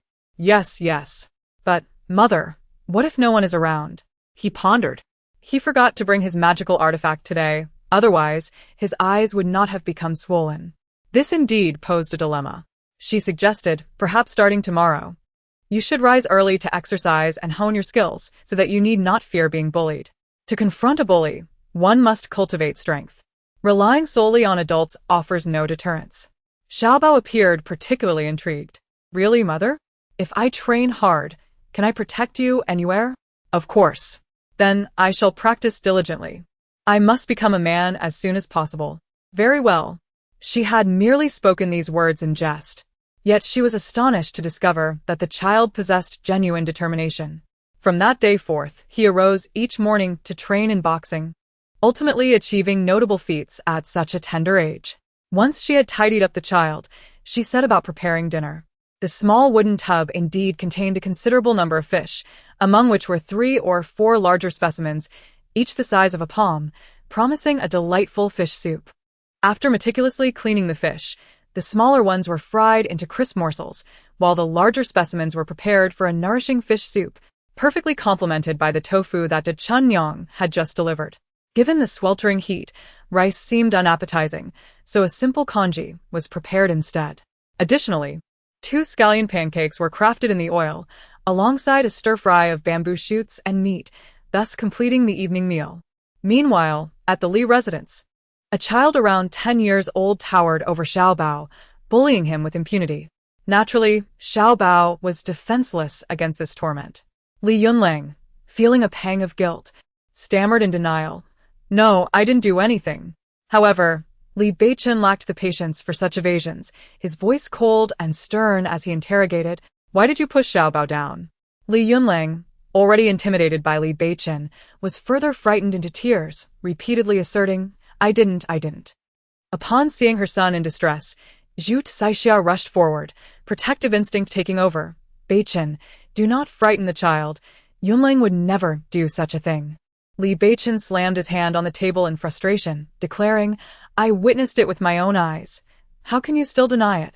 He closed in on the mother and son, an aura of icy authority emanating from him. Li Yunlan. How could you possess such a malicious heart at such a tender age? Do you realize that pushing someone into the water could lead to their demise if no one is around to help? How dare you act in such a reckless manner? Li Yunlang, now sobbing uncontrollably, drew Zhu Saixia's ire, who, while striving to maintain her composure, retorted, "Is this really necessary? The child is unharmed, so why pursue this matter relentlessly?" In a bid to quell the tension, Li Shi interjected, "Beichen, please calm down. Yunlang is merely a bit mischievous. He understands his mistake and will not dare repeat it." He gazed at these so-called family members, a chill creeping into his heart as he scoffed. "Not a single one of you has inquired about Xiao Bao's well-being from the very beginning." His eyes settled on Li Shi, a profound disappointment etched on his face. "You claim to care for the mother and child. Yet I have not heard a shred of concern for the child from you. In fact, you seem eager to seize every morsel of food prepared by that trio of women. Is this your way of caring for them?" Li Shi, feeling guilty, retreated repeatedly. "No, it's not like that, Beichen. That child has been corrupted by that wretched Yi Qingluo." They. "Enough," Li Beichen interjected with anger. "From now on, I will protect them. I dare anyone to bully them again." At that moment, the weeping Li Yunlang protested, "They are nothing but little bastards. They aren't even worthy of carrying my shoes. It's only right for me to bully them." Zhu Saixia immediately covered her son's mouth, while Li Beichen's fists clenched tightly, cracking ominously. "If I catch you bullying them again, do not blame me for showing no mercy." "You, how can you threaten a child?" "This is not a threat. It is a warning." With that, he stormed away, leaving Li Shi trembling in fear. How could he have such feelings for children he had never even met? Li Shi could hardly believe it. "Old man, what are you saying?" Zhu Saixia added, "Father, it's not as serious as you make it out to be. Furthermore, Li Laotu warned, you had better keep your son in check, or I will not hesitate to have the eldest deal with you as well." "Father." The situation had spiraled out of control. If one were to provoke Beichen, none would emerge unscathed. Upon departing from the Li family, Li Beichen found himself, almost unconsciously, at Yi Qingluo's abode, where she and her 2 children had set up a table outside for their meal. Little Bao remarked, "That person picked them. He is idle anyway. So I let him assist mother with some tasks. Aren't you afraid he might get angry? What is there to fear? He is so inept, I haven't even criticized him." Ye Qingluo chuckled softly. "Inept?" "Only you would dare to say that. Am I mistaken? It took him such a long time to gather that meager amount of fruit. It's hardly sufficient for mother." While Yi Qingluo found amusement in the conversation, Li Beichen, lurking in the corner, was enveloped in a cloud of frustration. After toiling diligently for half a day, he was deemed useless by his own son. With a scowl, he approached them, causing Qingluo's smile to vanish instantly. She was certain he had overheard their earlier exchange. With a slight twitch at the corner of her mouth, she asked, Surly, have you dined? His expression darkened further, filled with a sense of grievance as he retorted, Dined? You left so many bamboo tubes for me to fill. It took me the better part of the day to finish, and you dare inquire if I have eaten? Had he not missed lunch? Chapter 32. Ambition. Why am I being blamed for this? Qingluo ventured cautiously. Then, shall I prepare something for you to eat? Without hesitation, he took a seat, leaving her no choice but to fetch some porridge from the kitchen. To her surprise, as she emerged with the bowl, she found him already consuming from her own. I have already eaten, she kindly reminded him. As he lifted his gaze while consuming his vegetables, he deliberately took a generous sip of soup from her bowl. Qingluo observed silently. Yue, ever forgiving, handed him a piece of fried fish, exclaiming, Father, this is incredibly fragrant and delicious. Thank you, Yue, he replied, joyfully accepting the crispy fish from his daughter's hands. Whether it was due to the fact that it was presented by his daughter, the fish tasted exceptionally delightful. Father, the scallion pancakes my mother made are also particularly delicious. Thank you, Yue. Xiao Bao, with a frown of discontent, remarked, He's not handicapped. Does he really need you to fetch things for him? Yue, with an innocent expression, simply wished for her father to savor the offerings. Li Beichen recognized his son's genuine disdain towards him, thus he refrained from further comments. Given the rarity of such delectable dishes, he was determined to indulge a bit more. Qingluo couldn't help but smile at the sight of Li Beichen enduring discomfort in front of the children. It was unfathomable to her that such a proud and imperious individual would humble himself so earnestly before two little ones. It served him right. Having abandoned the children for so many years, how could he expect to be readily accepted? Once the children had their fill, they left their bowls to play with the little yellow dog. With a small amount of fish soup remaining, originally intended for them, the leftover was now offered to him. As she noticed, he still seemed eager for more. Would you care for it? It would be a shame to waste. Without hesitation, he accepted the bowl and finished the soup, praising, How did you make this broth? It is remarkably delicious. It's a family secret. If Surly wishes to learn, I can offer you a favorable deal. The avaricious one. Thank you for your kind words, my lord. Though her face bore an expression of disdain, her heart was undeniably elated. After finishing dinner, she busied herself with tidying the kitchen when he entered, pausing momentarily to say, Qingluo, today's events were my fault. She interrupted him, saying, No need for that. I am quite pleased that you care for the children. To be frank, all these years, you have had no connection with them, and I was concerned you might not develop any affection for them. Indeed, aside from that imperceptible bond of blood, they were essentially strangers. Now, the emergence of emotional ties is advantageous for the children. They need a father. Li Beichen, too. She refrained from teaching the children to reject him, even striving to cultivate their father-son relationship, which was truly commendable. Thus, a knot within him began to loosen, and he said, Qingluo, if I could gain the children's acceptance, would you consider embarking on a journey with me? Perhaps we could endeavor to live together in mutual respect for a lifetime? He still harbored hopes of taking her to the capital, as long as she would agree. He would devote himself entirely to caring for them. She set down the cloth in her hand, stepped out of the kitchen, and paused before replying, Since you have laid your cards on the table, I shall not conceal my intentions any longer. In truth, I aspire to be an ambitious woman. I wish to venture into business and realize my own worth. He understood the implications of her words. Li Beichen was momentarily taken aback, cautiously probing, Are you suggesting that if I were to keep you by my side, I must forsake my political aspirations? Indeed, in this era, the status of merchants is considerably low, and one cannot enter the officialdom if one's family is engaged in commerce. If she were to become Li Beichen's wife, she would either have to relinquish her business pursuits or he would have to abandon his political aspirations. In this light, it seems that pursuing separate paths might be the most prudent choice for both. Noticing her silence, he inquired further, Must you truly engage in business? You are aware that this may also impact the child. With poise, she replied, When the child grows older, he will have the freedom to choose. If he desires a political career, he may follow you. If he opts for another path, I shall support him. Ultimately, life offers a multitude of choices, and I refuse to forsake my ambitions for a single possibility. Her resolute demeanor and patient deliberation left him speechless, rendering any rebuttal impossible. He had never suspected that this woman harbored such aspirations, and surprisingly, he found this trait commendable. Deep down, he admired a woman of intellect and ambition, one who refused to confine herself merely because of her gender. She was truly remarkable. In the Li household, even the elderly endeavored to appease his son as best as he could. Feeling a sense of unease, he rose early, fully aware that it was the Li family who had caused her distress. Upon knocking on the door, Qingluo was taken aback to see him. "Father?" she exclaimed. His heart swelled with joy at her affectionate address, and he nodded appreciatively, saying, "Qingluo, I have been preoccupied with Beichen's affairs these days and have regrettably overlooked you." "Please do not say that. We are doing quite well," she replied. "I apologize, father. This matter has already been discussed and settled between Beichen and me, so—" "Settled?"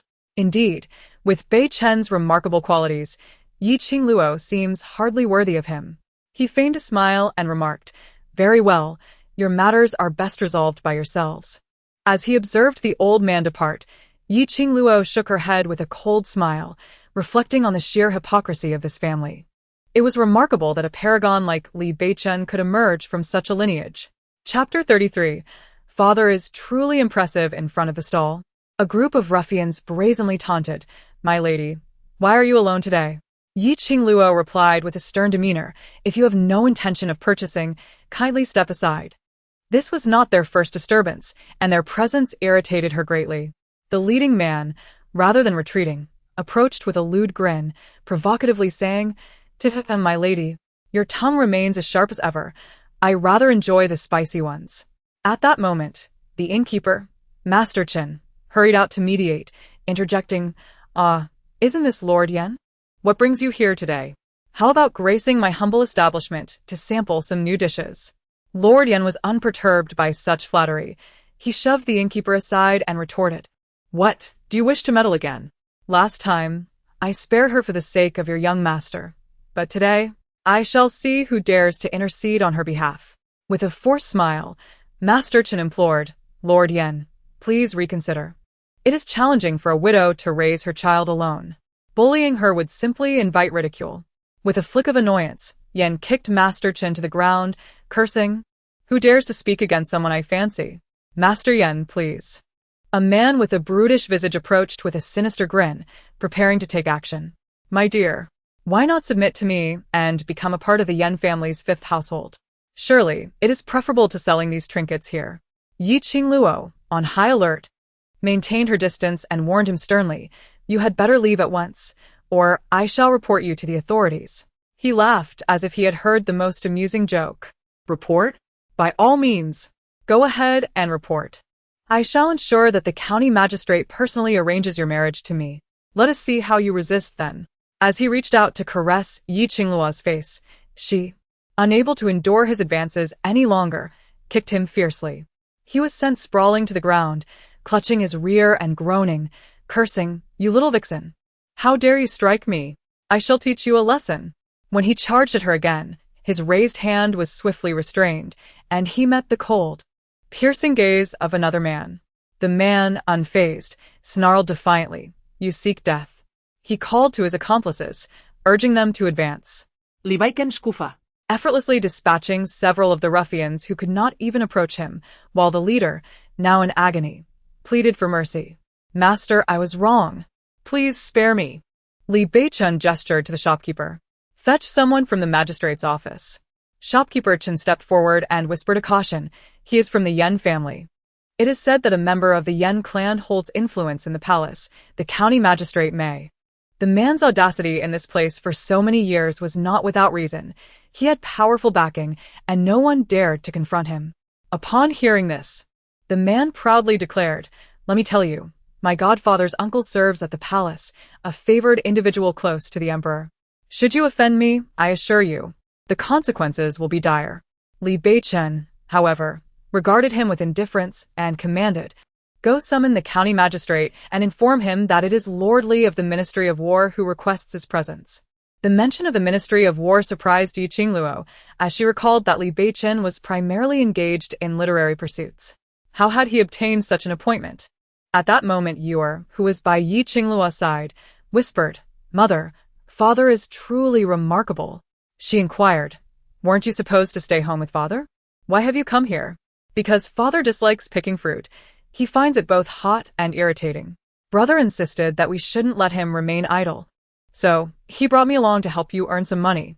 You too." Qingluo eklaymet, astonished. Upon opening the ice cellar, she was taken aback to find over 1,000 bamboo tubes meticulously filled. She could hardly fathom how Li Beichen had managed such a feat. Little Bao was indeed adept at finding work for himself. Soon, the county magistrate hurriedly arrived, momentarily taken aback upon seeing Li Beichen, a stranger from the capital. Who might this esteemed official be? He wondered. Without further ado, Li Beichen presented a jade insignia for the magistrate's inspection. Upon seeing it, the magistrate's expression shifted dramatically, and he immediately knelt, bowing his head. "I humbly greet you, my lord. I was unaware of your arrival and beg your pardon for my lack of proper welcome." "Enough. Li Beichen kummanda. First deal with these individuals. They have disturbed the peace and harassed innocent women. Let them face the full extent of their transgressions." Observing the villagers surrounding him, the county magistrate found himself in a predicament. He stepped forward and whispered, "My lord, this matter is somewhat intricate. Perhaps it would be best for you to proceed to the Yamen, where I can provide a thorough report." "Unnecessary," the official retorted coldly. "I am unconcerned with any convoluted reasons. I am aware that he has violated the law and must be dealt with accordingly." The magistrate's voice dropped even lower as he replied, "My lord, he is a favored individual of Lord Yen, and the Yen family has connections within the court, thus." "So, no one dares to provoke him?" Li Beichen interrupted, his demeanor icy. "Is it not the case that your judgments are to be based on facts rather than favoritism?" The magistrate, shaken, immediately bowed and asserted, "I would not dare, my lord. I shall take action against him at once." Upon witnessing the official's apparent disregard for power, the crowd surged forward to accuse the Yen family member. My lord. "Yen Wei has abducted a villager. Please investigate." "My lord, Yen Wei has committed murder and usurpation. His crimes are heinous. I implore you to intervene."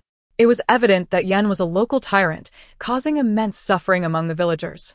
As more and more accusations arose, the magistrate hastily interjected, "Silence. How can you disturb my lord in this place?" To his surprise, Li Beichen took a seat on a nearby stool and declared, "If any of you have grievances, speak freely today. I refuse to believe that justice has vanished from this world." With that, the innkeeper promptly brought forth a table and writing materials, while the villagers lined up to voice their complaints. Li Beichen meticulously recorded each account, and once all had finished, he instructed them to sign their names, stating, "Rest assured, I shall investigate thoroughly. You may place your trust in me." "Thank you, esteemed magistrate, thank you." The county official, drenched in cold sweat, pleaded, "My lord, forgive my transgressions. I am utterly deserving of punishment." "Indeed, he is deserving. I shall report this matter to the court, and you may await the arrival of investigators from above." "My lord, immediately summon the constables to apprehend Yen Wei. I shall personally conduct a thorough investigation into this matter." "Yes, my lord." Li Beichen could not linger. Having taken the case, he felt compelled to see it through. However, capturing a local tyrant was hardly a daunting task for him. The children watched their father depart, sighing. Those individuals all knelt before father. Qingluo shook her head. This was hardly a commendable situation. Now everyone was aware of Lord Li's identity, and it was likely he would no longer dare to appear in public. What? "Does that mean he can't help us earn money anymore? Your father is not meant to remain here." One could discern from his demeanor during the trial that the path he intended to take was indeed quite noble. Chapter 34. A sense of panic arises, yes. Once the Ministry of Justice approves, they shall dispatch the appropriate sentences, banishment or execution, as warranted. It is as simple as that. "My lord, you handle cases with remarkable efficiency." "Indeed." He basked in his own pride, and upon seeing Yuer, his expression softened as he reached out to lift her into his arms. Yuer, are you feeling hot? His other hand instinctively sought to grasp Xiaobao's, yet Xiaobao ignored him and clung to Qingluo instead. Yuer wrapped her arms around his neck and said sweetly, "Father, I want to take a bath." "Wonderful." Yuer beamed with delight. Li Beichen remarked, "Such a small wooden basin. How can it suffice for 2 children to wash?" Qingluo appeared somewhat displeased. "What does Lord Li mean by that?" He sighed in exasperation. "Must you insist on addressing me in such an uncomfortable manner? How would you prefer me to address you, my lord?" Angered, he halted his steps and replied earnestly, "You may call me Li Beichen, Beichen, Xiaochen, Xiaobei, Xiaoli, or simply father of the children if you wish." "Very well, Xiaoli." Li Beichen gritted his teeth in frustration. This woman truly knew how to provoke him. Noticing her discomfort, as her clothes were nearly drenched with perspiration, he quickened his pace and said, "I happen to know of a secluded pond deep in the mountains, where the water is warm in winter and cool in summer, perfect for bathing." "Really?" Qingluo responded with excitement, for it had been quite a while since she had enjoyed a refreshing bath. The thought of finding a hidden pond was utterly enticing. He feigned ignorance, asking, "Would you like to go?" She nodded eagerly, for bathing at home was a daunting task. "Very well. I shall take you to see it shortly. I wonder if that pond still exists after all these years. It is quite remote, so are you certain you are prepared? Enough with the chatter.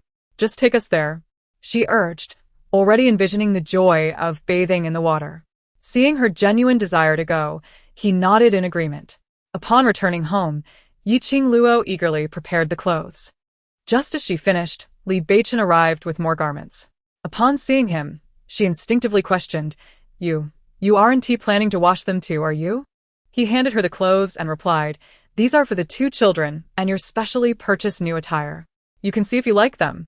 Qingluo took a glance and said, "All right then. Why not wear new clothes?"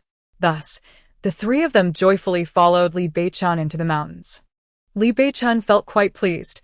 He had initially worried that she might not appreciate his choice of clothing, but to his delight, she had decided to wear them right away. Clearly, he had made the right decision. Li Beichen was not deceiving them.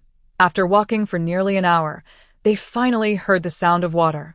He remarked, "It seems we are almost there." Qingluo, filled with excitement, quickened her pace and soon caught sight of the crystalline stream. The presence of water enhanced the surrounding environment. The area was vibrant with life, and beside the waterhole lay a lush green meadow with a rare sea of flowers blooming in the distance. Observing such breathtaking scenery lifted her spirits immensely. She wondered how magnificent this flower sea would become spring. Li Beichen smiled, noting its beauty. This place had once been his secret haven, a spot he never shared with anyone.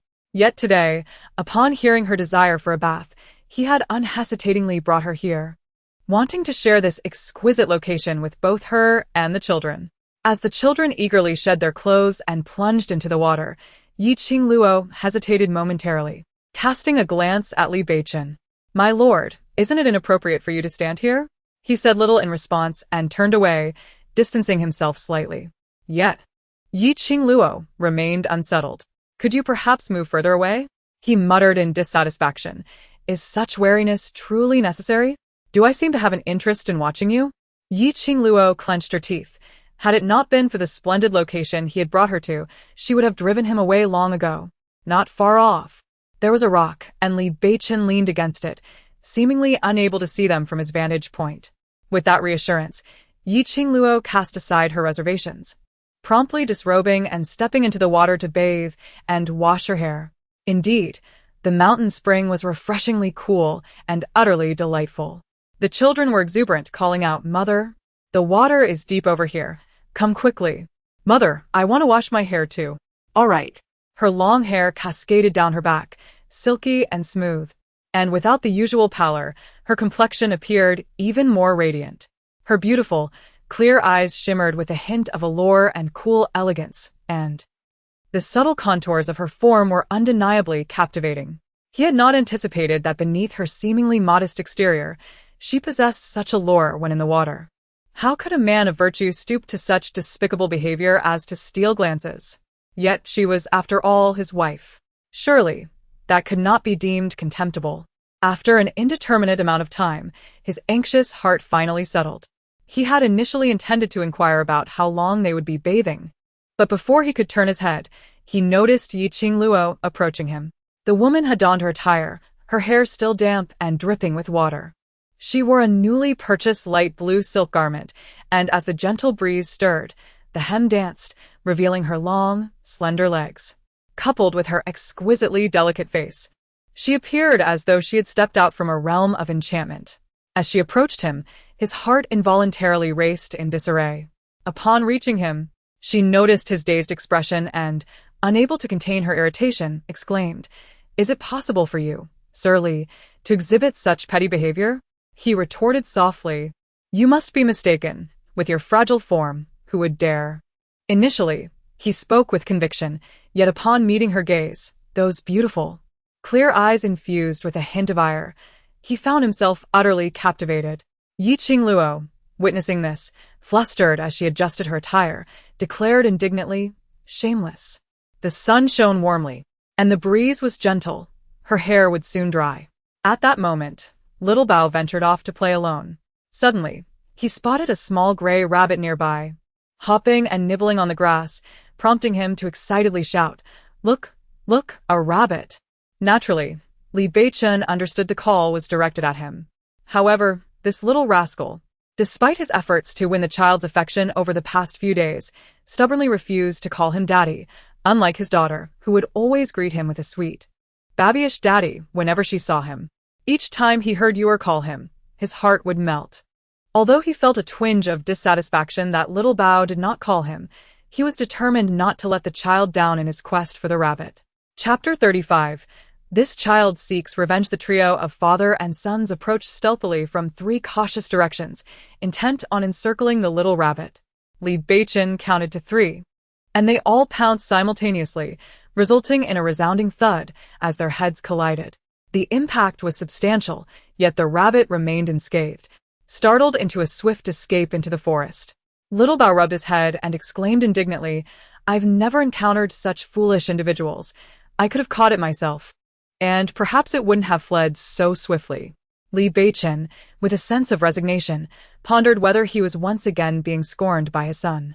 However, Yuer tenderly consoled him, saying, "It's all right, father. We shall wait for it to emerge before we attempt to catch it." Little Bao retorted angrily, "Only a foolish person would come out for you to catch." Hearing this, Qingluo interjected, "Little Bao, we must not speak in such a manner."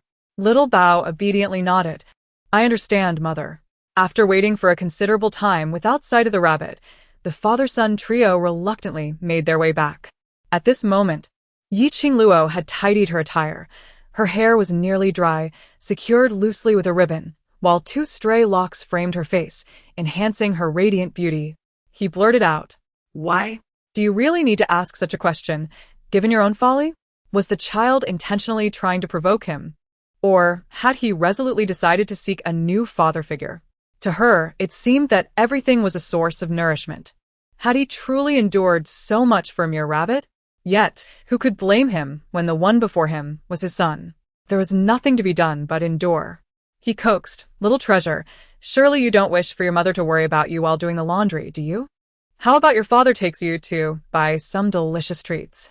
Little treasure, showing no regard for his words, recalled the fish from the stream nearby, replying, "How about you take us fishing instead?" Upon hearing this, Yuer immediately brightened. "Yes. I was just thinking about having fish soup. Brother, let us go catch some fish." Little treasure, unable to resist the allure of the water, reluctantly agreed. "All right then, let's go fishing." "Yes, yes." Yuer, a most enthusiastic supporter of the mood, cheered. However, Little treasure cautioned, "If you can't even catch fish, don't expect us to play with you anymore." Li Beichen immediately vowed, "If I fail to catch any fish, I shall never eat fish again." Little treasure found this promise delightful, finally bestowing a few smiles upon him. The children, upon seeing the water, became exuberantly playful, disregarding whether Li Beichen was a villain, enthusiastically shouting that there were many fish here and another over there. This kept him quite busy. Before long, De Chunyang also arrived, walking over to Qingluo and asking, "Qingluo, have you washed your hair?" "Yes." It's just so hot. By the way, Qingluo, has Li Beichen been helping you these past few days? If you're managing well, I want to go to the market. Are you saying you no longer wish to earn money? Not at all. I went yesterday and happened to see Li Beichen there. I thought you two worked well together. And besides, is that so? That's wonderful news. She nodded, affirming her agreement, but mentioned that since these were her fellow villagers, she would only charge a mere penny for a bowl and would settle the account later. She contemplated that if they, as a couple, sold popsicles, then she could also sell Yongfen for a few days. Yi Qingluo remarked, if you make it yourself and sell it yourself, why should we settle accounts? But I learned from you, she replied. All right, let us not be overly meticulous. Just as the money from selling Liangfen 1 be counted against my earnings from the popsicles, this arrangement shall suffice. While it was reasonable not to account for the popsicle sales, she hesitated over the Liangfen. Suddenly, Yi Qingluo conceived a brilliant idea. Dashunia. Why don't we try your selling method? What do you mean? Let us prepare more Liangfen popsicles tomorrow. In the morning, we can freeze the prepared Liangfen in the ice house for a while, and by noon, we can take the cart and sell them along the fields.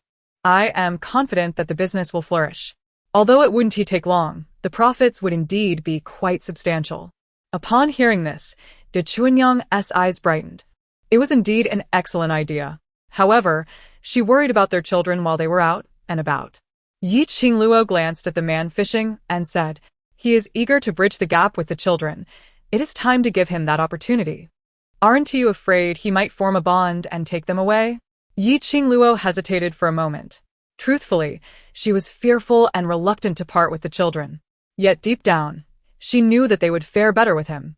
De Chun and I recognized her dilemma and ceased her inquiries. All right, if you have made your decision, I shall accompany you in this endeavor. Tomorrow, I will harness the cart, and we can venture forth to sell a few items as a trial. She nodded in agreement, saying, very well, let us give it a try tomorrow. De Chun and I nodded vigorously, convinced that following Yi Qingluo would undoubtedly lead to success. The children were thoroughly enjoying themselves, yet Yi Qingluo furrowed her brow, pondering the fate of the numerous small fish they had caught. How am I to manage all these little fish? The last time I caught so few, it took me ages to process them. Now, with this bountiful catch, how long will it take? Little Bao immediately chimed in, Mother, do not worry. The three of us will handle it just fine. With the children so confidently reassuring her, Li Beichen could only respond with unwavering determination, rest assured, leave it to us. The outcome was predictable. The two children focused on cleaning the fish, but fell short of the task. You missed a spot. Look how clumsy you are. And remember, this one is for soup. It cannot be treated so carelessly. Your technique is lacking. Hurry up. Do you even want to eat dinner? Li Beichen remarked, I suspect this child has come to seek revenge. Thankfully, his daughter was obedient. She pulled a stool beside him and sweetly asked, Father, would you like me to help you? Upon hearing his daughter's voice, his heart melted. He replied gently, no need, dear. I will finish this shortly. Then please hurry, is already hungry. All right, I shall hasten. Suddenly regretting having caught so many fish, to be frank, he feels averse to eating fish for the rest of his life. Chapter 36. Understanding her. Yi Qingluo prepared the fish and similarly delivered a portion to De Chun's family before commencing her meal. Li Beichen was already famished. He lifted his bowl and began to eat without regard for decorum. He had completely forgotten his earlier declaration of abstaining from fish. One could hardly resist the temptation of the fried fish prepared by Yi Qingluo. Observing his hearty appetite, Yi Qingluo remarked, Li Darren, do you not feel the slightest embarrassment dining at my home every day? Without lifting his gaze, he replied, why should I feel embarrassed eating at my own house? Yi Qingluo then continued, regardless, you cannot simply eat and drink for free here. Starting tomorrow, you will be responsible for looking after the children. And I assure you, there will be ample food. He responded dismissively, haven't I been taking care of the children these past few days? Does she think I need her to provide meals for my own children? That would be ludicrous. Upon hearing this, Xiao Bao immediately grew anxious and asked, Mother, what are you planning to do? She smiled and explained, Mother wishes to earn a bit more money starting tomorrow, so that after the new year, we can send you to a private school, all right? The children were of the appropriate age for schooling. Mother, we can skip school. We can earn money alongside you. He understood that it was already quite challenging for Mother to support them. No, you must attend school. Besides, this time, Mother is not merely setting up a stall. We will be selling cold noodles while traveling, and it is truly impossible to bring you along. Mother, be obedient, and after these busy days, I will spend quality time with you at home. With her words, the little one ceased to act unruly. Meanwhile, Li Beichun pondered thoughtfully over his meal, neither affirming nor declining her statement. In her eyes, his silence was tantamount to acceptance. The oppressive heat of the night made sleep elusive. Without fans or air conditioning in this ancient time, one could only endure the discomfort. However, others with courtyards could find respite by sleeping outdoors, where a gentle breeze provided a refreshing coolness. Unlike their courtyard, which was hardly suitable for rest, she could only use a fan to cool the children. Qingluo did not succumb to slumber until dawn approached, and just as she drifted into sleep, Chun's mother came looking for her. Yet, Li Beichun had yet to arrive, despite her previous request for him to come early. This man was utterly unreliable. After they had tidied everything up, they finally spotted Li Beichun approaching leisurely with an ox cart. As he hopped down, he remarked, "If you intend to sell goods everywhere, you'll certainly need a cart." Won't you?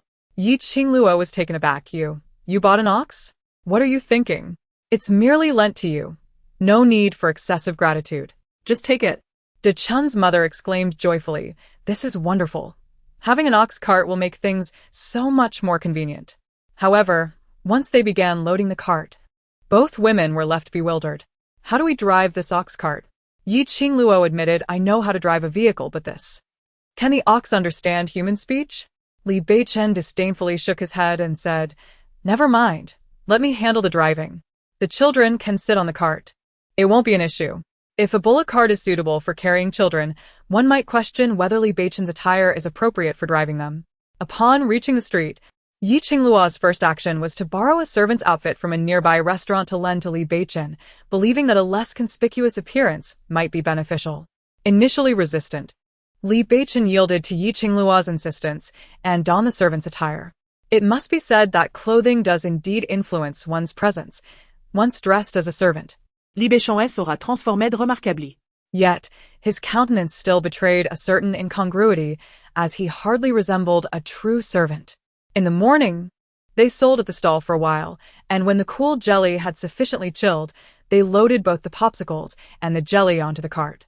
As they proceeded, Daikiyunian called out, "Popsicles and jelly." Under the blazing sun, those harvesting wheat in the fields grew increasingly irritable, and upon hearing of the icy treats, they paused to inquire about the prices. 2 for popsicle, 1 for jelly. Given that their clientele consisted of farmers, she refrained from being overly avaricious. After all, jelly required minimal investment, so selling it for less was acceptable. However, the popsicles were labor-intensive to produce, and selling them too cheaply would undermine their value. The jelly attracted a greater number of buyers, yet the popsicles were also in high demand, and soon enough, the 2 barrels of jelly and 2 boxes of popsicles were nearly empty after traversing only 1 village's distance.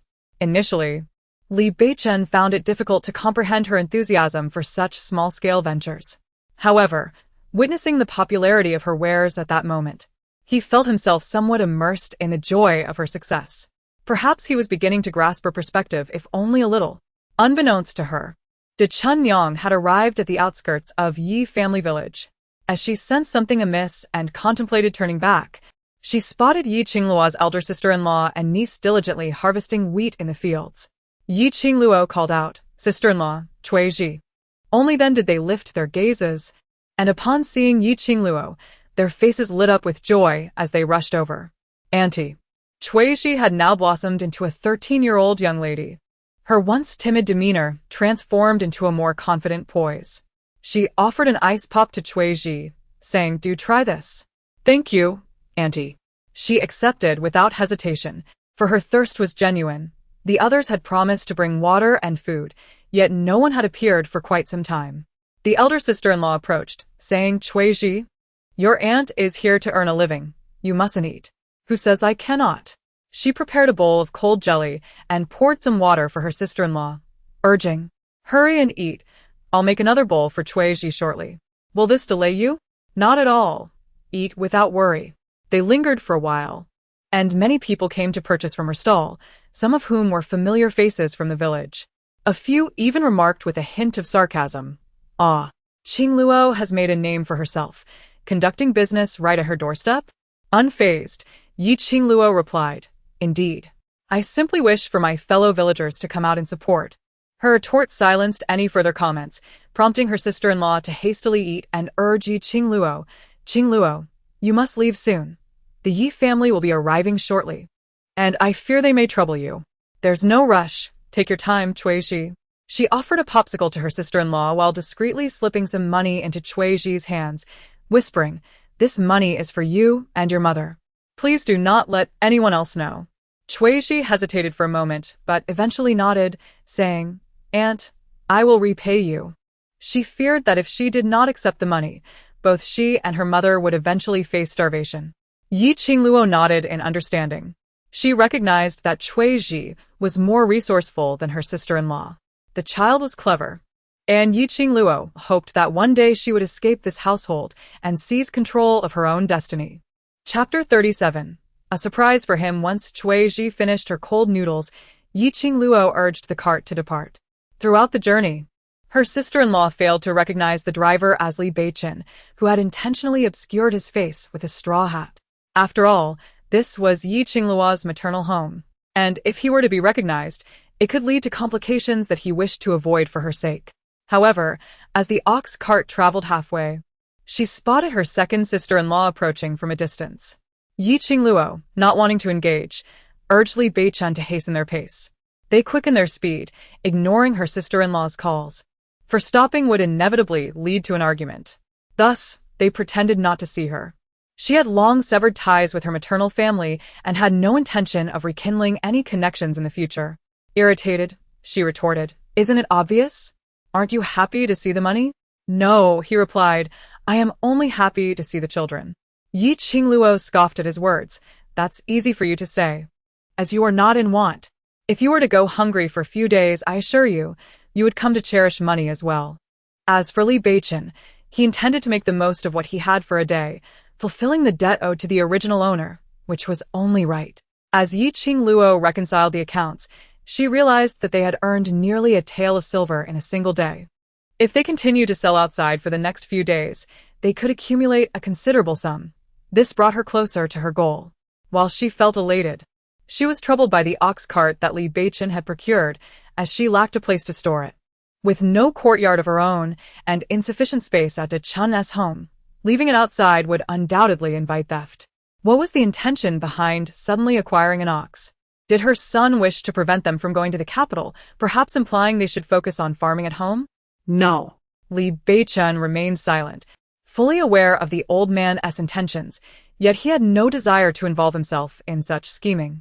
With 2 children of his own to manage, he hardly had the bandwidth to consider others. Noticing his son's continued silence, he shifted the conversation. "By the way, your mother has been preoccupied with your affairs lately. She mentioned that her sister's daughter has grown into a poised young lady. The family does not seek any formal ties. They merely wish to be closer to your mother and come to assist." "Father," Li Beichen interjected, "I haven't yet reached a position in the capital where I can afford to purchase a maid. Moreover, they are all relatives. It would be inappropriate to have them serve as servants in my home." "No, she. Enough. I have other matters to attend to. I won't be home for dinner tonight." With that, he resolutely exited the house. Did he not comprehend his father's intentions? They were hastily attempting to place people in his life, without understanding his circumstances. His mother, a niece from her family? Once he reached the age of marriage, he overheard his mother remarking that he was unworthy of the daughters from her family. She took it upon herself to arrange his union with Qingluo. Seemingly intent on aggravating him, she firmly believed that he would never amount to anything in this lifetime, even if, by some twist of fate, he were to achieve success. With a wife as ineffectual as Qingluo, he would still be under her dominion. Thus, she impatiently sought to introduce more relatives from her side, which was utterly repugnant to him. However, one aspect piqued his curiosity.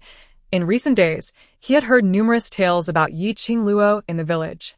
People claimed that she had undergone a sudden transformation overnight, Not only had her disposition changed, but her approach to life seemed markedly different as well. Some even suggested that she might have fallen under a malevolent influence. His recollection of the former Yi Qingluo was faint. He only remembered her weeping profusely in bed, trembling in his presence, like a mouse confronted by a cat. He detested her timidity and ineptitude. Thus, for years, he had merely focused on providing her with sufficient financial support, instinctively desiring to escape her completely, even wishing to avoid her for a lifetime. Yet, now it seemed she possessed an irresistible allure. Yi Qingluo was busy preparing a meal in the kitchen when the light at the doorway was suddenly obscured. She glanced up and remarked, "Masterly, your senses are quite sharp. I have only just finished cooking, and here you are." He chuckled and replied, "What? After having me serve as a coachman all day, you don't wish to attend to the meal?" "Of course I do. By the way, Little Bao has been rising every morning to exercise. I thought perhaps Masterly could spare some time to share your fitness wisdom with him." Observing his impressive physique, it is evident that such a form is not merely a product of nature.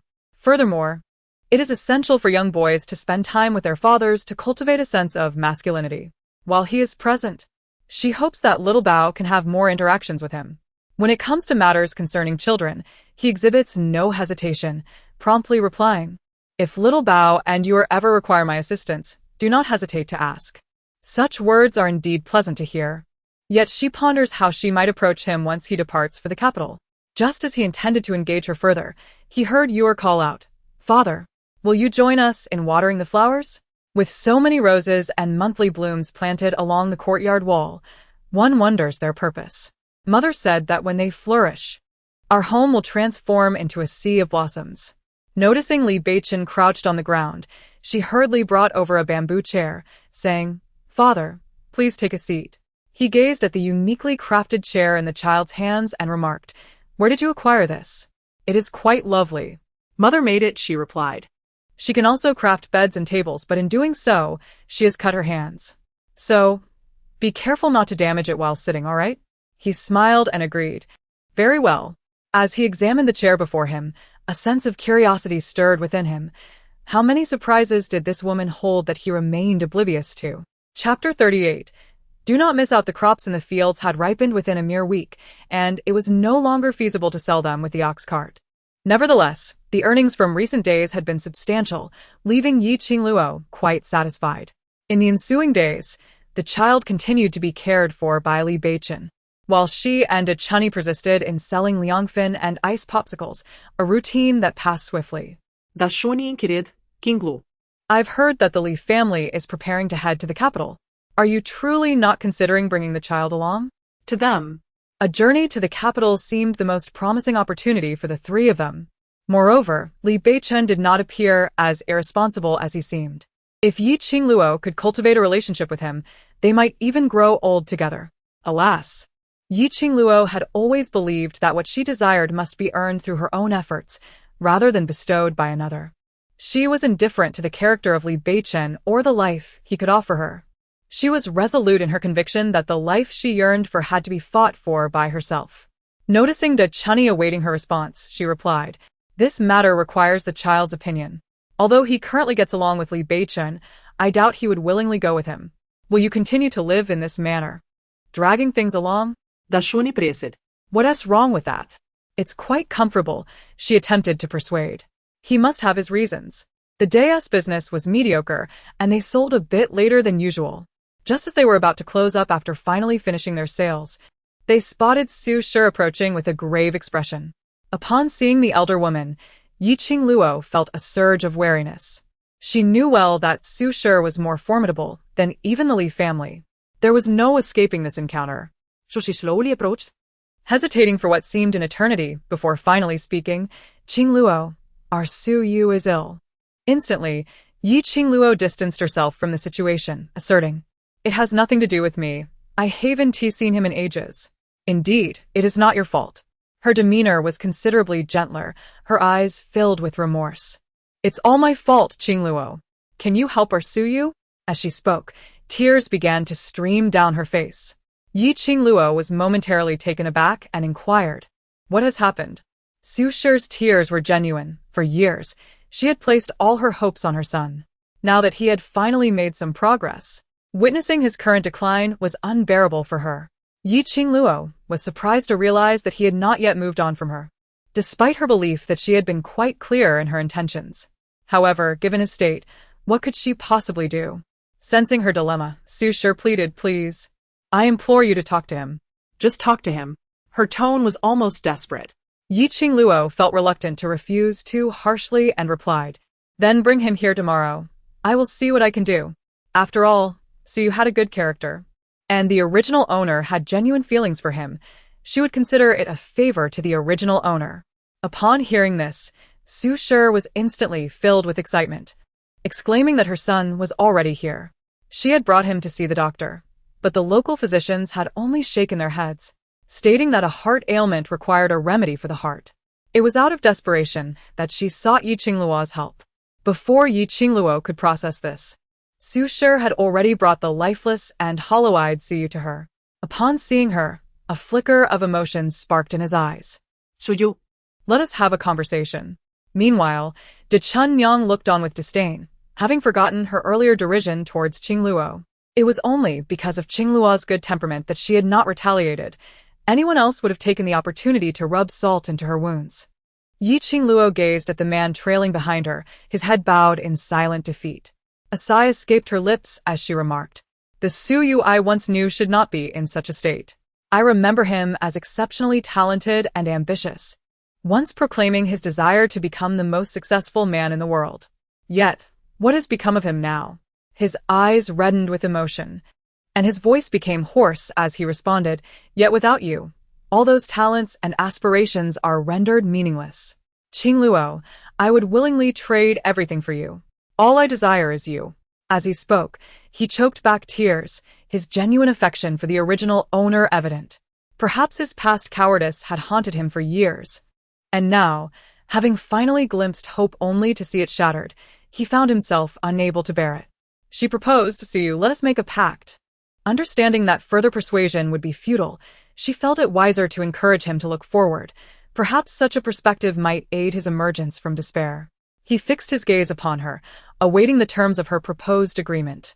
"We shall establish a 3-year commitment. If after 3 years, you achieve greater success in your official career than I do, I will consider standing by your side. Conversely, if I find greater success in business, you must relinquish your claim on me. Agreed? Business? Qingluo, do you truly intend to venture into commerce?" "Indeed, I wish to realize my own worth." His excitement was palpable. "So what of you, and Li Beichen?" "He is merely the father of my child, nothing more." Upon hearing these words, hope ignited in Su Yu's eyes. "Qingluo, I can relinquish my aspirations for an official career. If you choose the path of commerce, I shall accompany you in that endeavor. As long as you allow me to be by your side, I am willing to do anything." Qingluo felt a pang of worry. She had not anticipated Su Yu's stubbornness. Tentatively, she replied, "Suyu, each of us ought to realize our own value. If you forsake your potential for my sake, it will only lead to my unease and become a burden for me. You do not wish to be my burden, do you?" I do not." "Do not say you have no regrets," she interrupted swiftly, fearing she might falter. "Suyu, I do not wish for us to look back years later with regret for not pursuing our aspirations in youth. Moreover, I yearn to witness the Suyu who shines brightly through his own understanding." He began to waver. She sensed he was absorbing her words and continued, "Suyu, you surely desire for me to one day behold the radiant version of you, do you not? You would see the dazzling me?" "Indeed." He finally nodded, swayed by her words. Qingluo let out a sigh of relief and said, "The journey ahead for you is filled with beauty. Do not let it pass you by." This was her way of telling him to seize the opportunity when encountering the right person. Chapter 39. Sweetness, do you understand? Qingluo felt a surge of joy within her heart. If he comprehended her message, that would be splendid. She had feared that the casual mention of 3 years might become her burden. Now that he understood, her worries dissipated. She gently patted his back, reassuringly stating, "Suyu, your future shall undoubtedly be resplendent." "Thank you, Qingluo." He released her and calmly turned away. Qingluo, witnessing his release, felt a sense of relief. However, Before she could revel in her joy, she heard two children calling her from behind. Mother. Had Li Beichen arrived with the children? She was uncertain of the timing, but Li Beichen's expression, it was as dark as a judge's. He approached her, his demeanor grave, and remarked, I am merely the children's father, nothing more. What? Just a cryptic statement before he turned to leave, leaving Yi Qingluo utterly bewildered. She was still responsible for dinner. Yet when mealtime arrived, Li Beichen was nowhere to be found. She inquired of the children, Where is your father? They replied, Forget about him. Let us eat. The weather was oppressively warm, and after finishing dinner, Yi Qingluo did not rush to sleep. Instead, she leisurely sat in the courtyard, enjoying the breeze. As the heat inside was unbearable, making sleep a torturous endeavor. With her eyes closed, savoring the rare comfort, suddenly a figure darted past her. She immediately stood alert, asking, Who is it? Hadn't that old man Zhou been so frightened he had succumbed to a stroke? Could it be that another perverted man had emerged in the village? Aren't you going to sleep either? She ignored him and continued to lean on the bamboo chair, resting her eyes. After a moment of silence, he finally spoke, Yi Qingluo. Your reluctance to go to the capital is because of him, isn't it? Who? The moment the words escaped her lips, she realized something. Oh. Did the official Li overhear our conversation? So, was his enigmatic demeanor a result of this? He then inquired, In 3 years, do you truly intend to marry him? Yi Qingluo chuckled. Did the gentleman not hear my remark about not missing the scenic beauty along the journey? After some contemplation, he still believed you were preferable, didn't he? Would you consider marrying him? This inquiry. Was he probing her? She pondered for a moment and replied, Who can predict the events of 3 years hence? In any case, I, Yi Qingluo, focus solely on the present and do not wish to dwell on the future. You. He gritted his teeth. I had no idea you could be so heartless. Heartless? How was she lacking in heart? His peculiar way of speaking perplexed her. As he continued, his frustration grew. Humph. No one cares for you. Ah, how strange. Who asked him to care? Just then, Li Beichen was about to step out when Yue and Xiaobao rushed in. Yue affectionately called out, Father, is that you? With a playful tone, she added, It's so hot inside. Could you take us to catch something delicious? She and her brother had not indulged in silkworm pupae for several days and were feeling a bit peckish. Catch something to eat. What shall we catch? Let's go. Thank you, mother. Li Beichen was led away by the children, while Yi Qingluo continued to lounge in her chair, enjoying the breeze. Along the way, Xiaobao noticed Li Beichen's furrowed brow and remarked with a smirk, It seems you're feeling a bit jealous? Li Beichen realized Xiaobao was referring to him.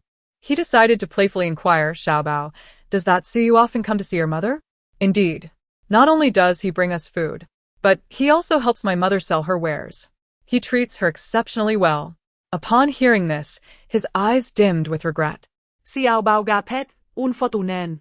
My mother simply does not like him. She refuses the food he brings, and when he tries to help, she drives him away. She has no fondness for that feeble scholar.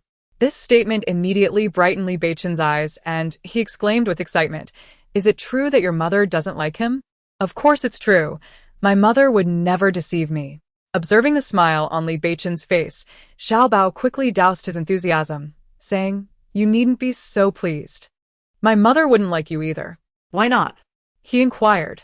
Because my mother has no affection for incapable men. You can't even support a family. And you are so clumsy in your work. There's no way she would be attracted to you.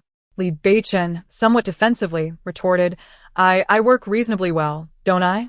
But you have no money. My mother values wealth above all else. Only men like the young master of the Xiao family can truly captivate her. Li Beichen felt a surge of frustration. Does she really care for money that much? Of course. Without money, one would starve. Naturally, she has an affinity for it. This sentiment echoed what Yi Qingluo had previously expressed. As they approached the woods, Xiaobao reminded him, You should spend more time thinking about how to earn money. With your ineffectual work ethic, you have no qualifications to pursue my mother. Is he truly that inadequate? No, wait. Why should he even seek that woman? Has he lost his mind? Spotting Xiaobao and you are tending to the silkworms, he asked, Is this the signature dish of Tianlai restaurant? Yes. My mother taught them how to prepare it. Those chefs are quite inept. He chuckled softly. Your mother truly is a jack of all trades. Indeed. The two children beamed with pride at the mention of their mother. He understood that, despite the bond he had cultivated with them, he could never take them away. Moreover, he found himself unable to dismiss thoughts of that woman. He instructed the children to remain silent and cautiously approached her, lifting her gently and placing her on the bed. The flickering oil lamp at the head of the bed cast a soft, amber glow upon her face, accentuating her exquisite beauty. He was so entranced that he startled her awake. As she opened her eyes, she was met with the sight of a magnified face. In shock, she sprang up, inadvertently colliding her mouth with his cheek. Both were momentarily taken aback until the children called out to her mother. It was then that Qingluo regained her composure, promptly pushing the man away and retreating beneath the covers. Li Beichen, equally flustered and at a loss, stood up hastily, his ears flushed with embarrassment, and instructed the children, You all should rest early. Chapter 40. No longer leaving in recent days, Li Beichen had been quite proactive, arriving early each morning to take the little one out for a run. Perhaps he recognized the earnestness of the elder child, prompting him to patiently teach him. Still, lingering worry from the previous night stirred within him, and upon noticing the little one's cheerful demeanor, he cautiously inquired, Little one, has your mother said anything to you? However, the little one dismissed the concern, stating, Anyway, you haven't been around us for years, so what does it matter whether you stay or leave? As long as we have mother, that is enough for us. This statement held a grain of truth. They had grown accustomed to life without a father. Since he was destined not to be a constant presence in their lives, they naturally refrained from investing deeper emotions in him. Li Beichen persistently inquired, Xiaobao, do you not wish for your father to always be by your side? And what about you? Would you not feel sorrow? Not at all. After a moment's hesitation, he added, Of course, if you could ensure those people cease to bully our family before you depart, I might slightly diminish my disdain for you. It was not that he was incapable of forgiving his father. Rather, he could not accept the disparity between gain and loss. Had he never been present, there would be no expectations, nor fear of loss. Li Beichen observed him, ultimately choosing silence. He owed them far too much and required time to make amends. Yuer had just risen. She instructed him to wash her face and serve the child's meal, saying little else.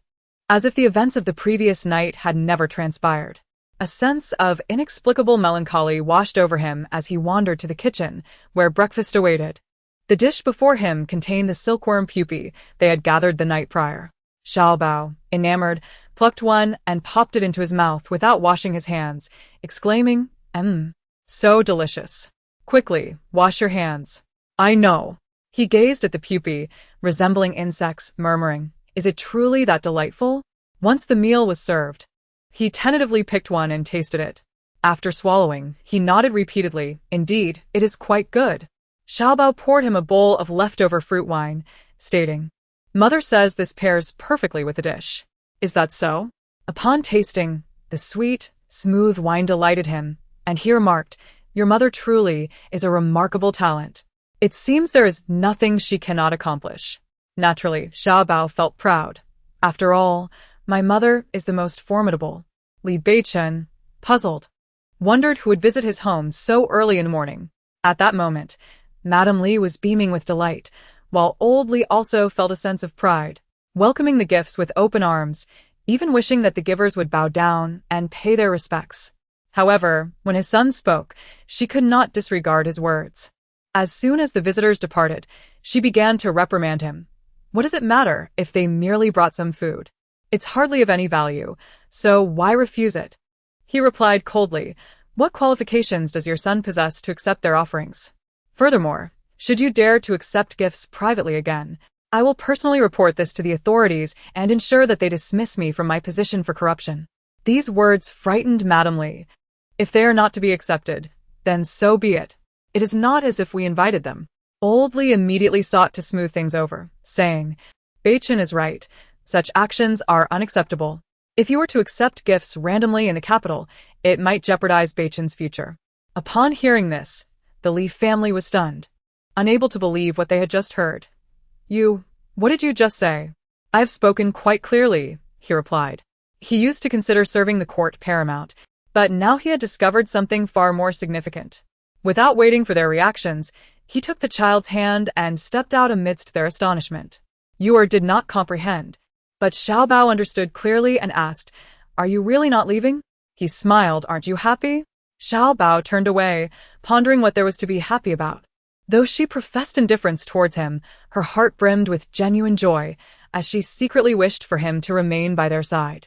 In contrast, Yuer exhibited her elation without restraint, leaping into his embrace, exclaiming, "Father, you truly aren't leaving? Is it really true?" He nodded, confirming her hopes, which only heightened her delight. She tenderly cupped his face and planted a couple of fervent kisses, exclaiming, "How wonderful! From now on, Yuer can live with father and mother." Li Beichen echoed her sentiment. Affirming, "Indeed, from now on, Yuer and Xiao Bao shall live together with father and mother." Xiao Bao, though filled with happiness, doused the excitement with a hint of reality, muttering, "Mother wouldn't want to live with you anyway." In the afternoon, after a long day filled with fatigue, she had little energy to engage with him and succumbed to sleep after their meal. The children, perhaps too exhilarated, could not settle for their afternoon nap and slipped outside to play. Xiao Huang had also grown alongside them, though still lacking the ability to guard the home. The two children played nearby, not straying too far. In her drowsy state, Qingluo vaguely heard Xiao Huang's call, followed by Xiao Bao's shout and Yuer's cries. Startled awake, she immediately rushed outside, only to see Li Yunlang pushing Xiao Bao to the ground, taunting, "What if I bully you? I saw it all. Your father is out. There's no one to protect you. Let us see how you'll fare." Stop it. Chapter 41. The Fire Ignited. Ye Qingluo da set formart, Shoving Li Yunlang aside. Her voice laced with anger. "Does your mother not discipline you? Would you like me to take on that role?" Li Yunlang retreated with a sense of guilt, asking, "Dare you strike me? What do you think?" As Qingluo drew closer, he began to cry out, "Mother, please come quickly." No sooner had the words left his mouth than Zhu Saixia rushed over. Having witnessed Li Yunlang's bullying of Xiao Bao, she had chosen to remain uninvolved. But seeing her son in distress compelled her to intervene. Before she could approach, she heard a flurry of insults. "Qingluo, you wretched woman. How dare you bully my son? You are courting death." Qingluo helped Xiao Bao to his feet and inquired, "Xiao Bao, are you all right?" Xiao Bao shook his head. I'm fine. With great force, Qingluo delivered a resounding slap, leaving Zhu Saixia momentarily stunned. "That slap was for your son pushing mine into the water," she declared. You. Another slap landed on the other side of her face, "And this one is for your son bullying Xiao Bao just now." After delivering the blows, she did not hesitate to issue a warning. "Zhu Saixia, if you do not discipline your son, you will bear the consequences yourself." With eyes wide and filled with disbelief, Zhu Saixia stammered, "How dare you?" Qingluo retorted, "What is there to fear? Let me assure you, this is the last time. Next time, I will not be so lenient." Having spoken, she took the child and headed off to find a doctor. Zhu Saixia trembled with rage. Yet she dared not provoke the furious Qingluo, feeling that the latter was now more fearsome than a specter. The doctor provided some ointment for the bruises, and as they walked along the path, Xiao Bao continued to express his frustration. "Why can't I defeat him? Xiao Bao. He is 4 years older than Xiao Bao. How could he possibly prevail?" Just then Li Beichen approached, calling out from a distance, "Xiao Bao, you err." His smile froze upon seeing the children's tear-streaked faces, and he anxiously inquired, "What happened? Is everything all right?" Yu Er, filled with sorrow, replied, "Brother is hurt."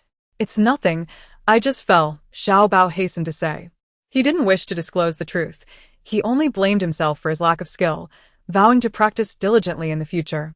"How about I take you both to buy some candy figures?" "Yes, I love candy figures." He led the two children to play, reminding Qingluo not to worry, assuring her that he would take good care of them.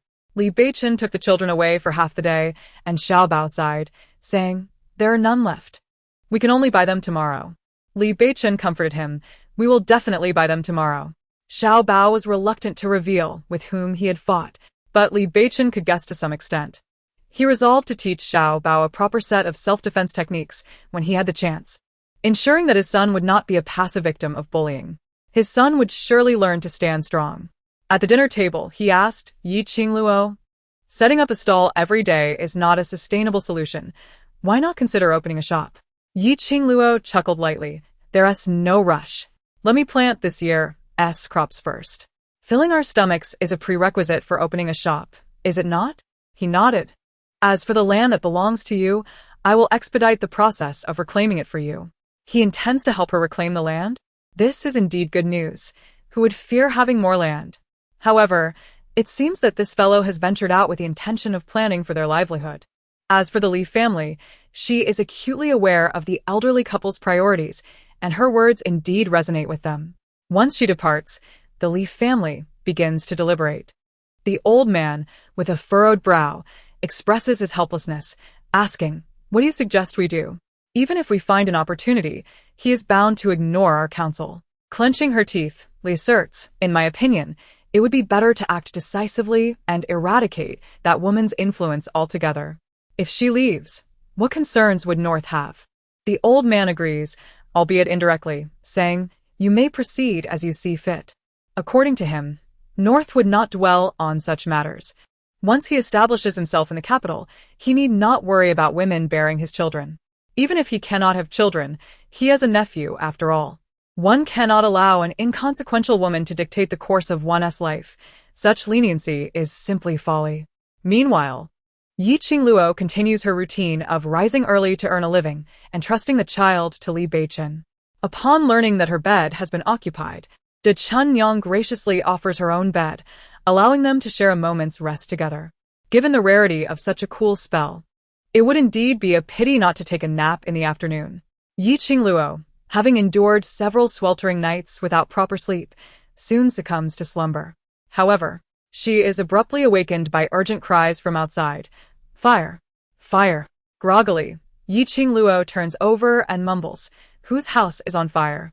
Then came the desperate cry of De Chun, "Mother, something dreadful has happened. The house of Xiaobao is ablaze." At the sound of this alarming exclamation, Qingluo was instantly roused from her stupor. "Whose house is on fire?" she demanded. De Chun, drenched in sweat, replied, "Your house. It's nearly consumed by flames." Without a moment's hesitation, Qingluo sprang from her bed, slipping on no shoes as she dashed towards her home. Her precious child, was still inside, asleep. The house was engulfed in flames? What about the child? Chapter 42.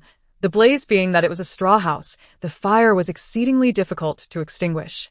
Most critically, the door to the home was tightly shut. Trembling with anxiety, she implored, "Has anyone seen the child emerge? Has anyone witnessed anything?" The crowd shook their heads in despair. Was the child still trapped inside? No one had seen him. She could no longer afford to ponder.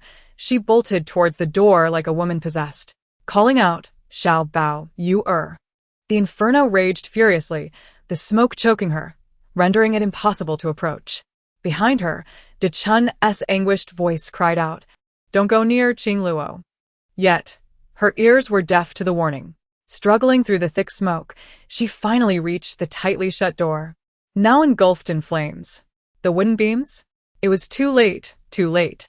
She watched helplessly as a wooden beam plummeted towards her head, unable to evade its descent. Just as she squeezed her eyes shut, resigning herself to fate, a figure emerged behind her, enveloping her in a protective embrace. All she registered was the solidness of his chest and the firmness with which he held her.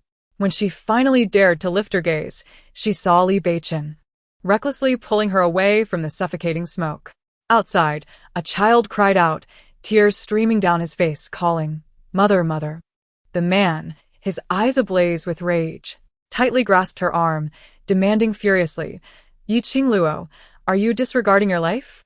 Whether it was the sight of the child being unharmed or the earlier choking incident that made him feel faint, he soon found himself overwhelmed, collapsing into darkness. Upon regaining consciousness, he was met with the sound of a fierce altercation outside. "Li Beichen, what do you mean by this? Why are you summoning the constables?" The man's tone was cold and detached as he sought to uncover the identity of the arsonist. "What? The law is clear. An arsonist faces at least 10 years in prison, does he not? The crime occurred right before my eyes. making it all the more unforgivable. Li's face turned pale with fear, yet she still attempted to argue. Perhaps it was unintentional. Perhaps it was an accident. The constables would determine the truth. But she understood the implications of their findings all too well. Gritting her teeth, she finally relented, confessing, "Yes, I set the fire, but that house was ours. Is it a crime to burn my own property?" His gaze turned icy as he replied, "That house now belongs to Yi Qingluo by setting it ablaze." "You have committed a crime," Li stubbornly retorted. "What? Are you truly intent on sending your mother to prison?" "Of course not," he replied. "That is more acceptable." She finally breathed a sigh of relief. However, before she could bask in her triumph, Li Beichen interjected, "But the constables will be involved. The timing of your arson was not late. Many individuals were out in the fields, and I believe there will be eyewitnesses. When the time comes, both witnesses and evidence will be presented at the county office for a fair judgment." Li's expression shifted to one of fear as she turned to the old man for assistance. Li Laotu, exasperated by the foolishness of the old woman, felt compelled to intervene, saying, "Beichen, let us resolve this matter within the family. Your mother did not act with malice." "Malice?" he retorted. "Did she not consider that there might have been someone inside? What if there were children? That would have been a raging inferno, one from which there would be no escape.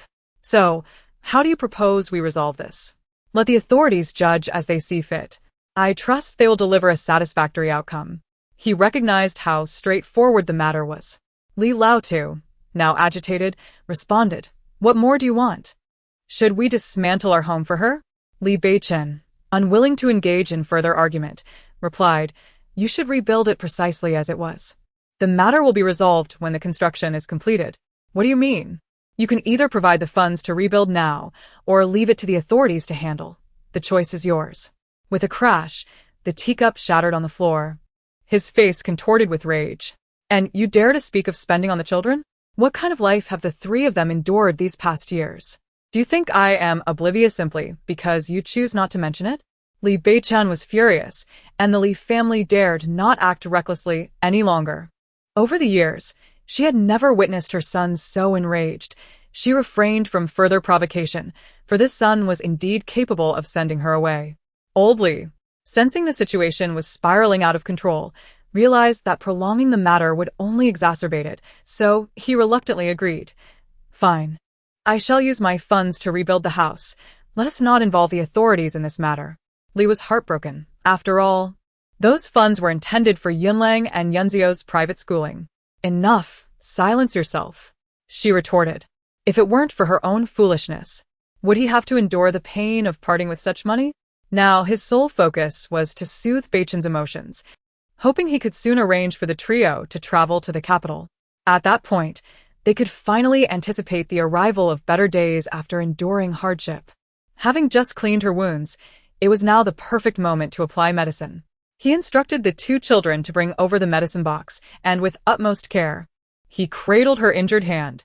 The skin had been burned away, and after washing, it appeared even more ghastly, evoking a deep sense of pity. In Chapter 43, a moment of exquisite tenderness unfolded. He gently applied the medicine, fearful of causing her pain. "No need," she replied, feeling somewhat uncomfortable. Just as she attempted to move, he firmly held her down and commanded, "Do not move." His touch was delicate, yet the application of the medicine on the wound caused her to gasp in pain. He furrowed his brow and softly lifted her hand to his lips, blowing gently upon it. "Bear with it, it will be over soon." She had never been treated so gently by a man, and in an instant, her entire face flushed crimson. When Xiaobao noticed her reddened cheeks, he scolded Li Beichen in a flurry, "Take it easy. My mother is in pain. Why are you so clumsy?" How was she to explain to her child that it was not due to hurt? "All right, I shall proceed with caution." As he delicately applied the medicine, he reassured her. "For these few days, focus on recuperating here. I will hasten the repairs on the house." He did not seize this opportunity to pressure her into staying at the Li residence, nor did he persuade her to accompany him to the capital. Instead, he resolutely committed to rebuilding her home, which touched her deeply. Once her hand was bandaged, she was about to speak when she noticed Li Beichen grimacing in pain as he moved his arm. "Are you injured?" "You are interjected. Father protected mother from the falling timber." He chuckled. It's nothing. I just need to stretch a bit. A pang of guilt filled Yi Qingluo. Let me have a look. Li Beichun was about to refuse. But Xiao Bao chimed in. It's because you secretly took us out that mother was so worried. Now that you're hurt, not allowing us to see you is just making us anxious. Li Beichun found himself at a loss for words, so he reluctantly removed his shirt. Upon seeing his exposed chest, Yi Qingluo promptly turned her face away. You needn't disrobe so completely. Since he had injured his back, merely revealing that area would suffice. Yet, he had taken off his entire shirt. What was she to do now? No need, Yi Qingluo replied. Upon seeing the extensive redness and swelling on his back, it was evident that his injury was severe. Xiao Bao, fetch the medicine, she instructed. She proceeded to tend to his wounds personally. Yet, he expressed concern for her hands. Are you sure you can manage? Perhaps I should do it myself? How could you possibly do it yourself? Though her hands were awkwardly bandaged by him, they were still capable of administering care. As the ointment made contact with the wound, he winced in pain. Does it hurt? She inquired. It's, tolerable, he replied, though the truth was that it was indeed painful. While continuing to apply the medicine, Yi Qingluo asked, Weren't you all sound asleep at home?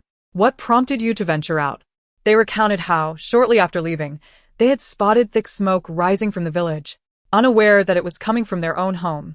Xiao Bao tilted his head thoughtfully. So, you mean to say that they set the fire after seeing us leave with father? If they were unaware that mother was not home, does that imply?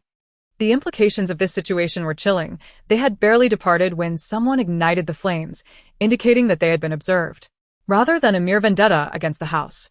It seemed to be a direct attack on them as individuals. Li Beichun's expression darkened. He refrained from further explanations to Xiao Bao, simply assuring him, I will ensure that such an incident never occurs again. Yi Qingluo chose not to add more words, recognizing the necessity for her and the children to exercise greater caution in the future. Dinner was prepared by the Li family, consisting of the usual coarse rice porridge, with the steaming buns insufficient for each person to have one. For the first time, the entire family gathered together to share a meal. Li was overly concerned that the three of them might indulge themselves, hastily distributing the steamed cornbread to her eldest and youngest, even offering one to Li Beichun, while handing the last piece to Yi Qingluo, saying, The child is still young and cannot eat much. Next time I shall prepare more. Ye Qingluo, feeling quite uncomfortable with the blatant exclusion, rose and declared, I am full. You may enjoy your meal. Li's outstretched hand lingered in the air for a moment. Upon seeing her stand, she cast an irritated glance before passing the cornbread to Xiao Bao, stating, She won't eat it anyway. You and your sister can share. Xiao Bao glanced at the cornbread, then disdainfully threw it onto the table, exclaiming, I refuse to eat your food. With that, the two children followed Yi Qingluo out, prompting Li to scold. You little brats should starve. Previously, they would fight over leftovers, but now, when invited to the table, they displayed such ingratitude. Realizing that Li Beichun was watching her with a cold expression, she quickly forced a smile and remarked, This child must not be spoiled. Look at how lacking in manners they are. Li Beichun discarded the cornbread in his hand and replied, I am full as well. Who are you throwing this to? I worked hard to prepare this for you, and it seems I failed in that too? Old Man Li interjected sternly, Enough. If I ask you to be quiet, cannot you comply? Li Beichun then took it upon himself to cook a vegetable noodle dish for the three of them. The kitchen was remarkably clean, devoid of any excess food. He said, Tonight, you shall have to make do. I will purchase rice and flour tomorrow. He was aware that Yi Qingluo was indifferent to many things, yet she was rather particular when it came to food. He had heard the child mention that her relentless efforts to earn money were solely for the purpose of enjoying fine meals and drinks. Such a modest request was something he, as a man, felt obliged to fulfill.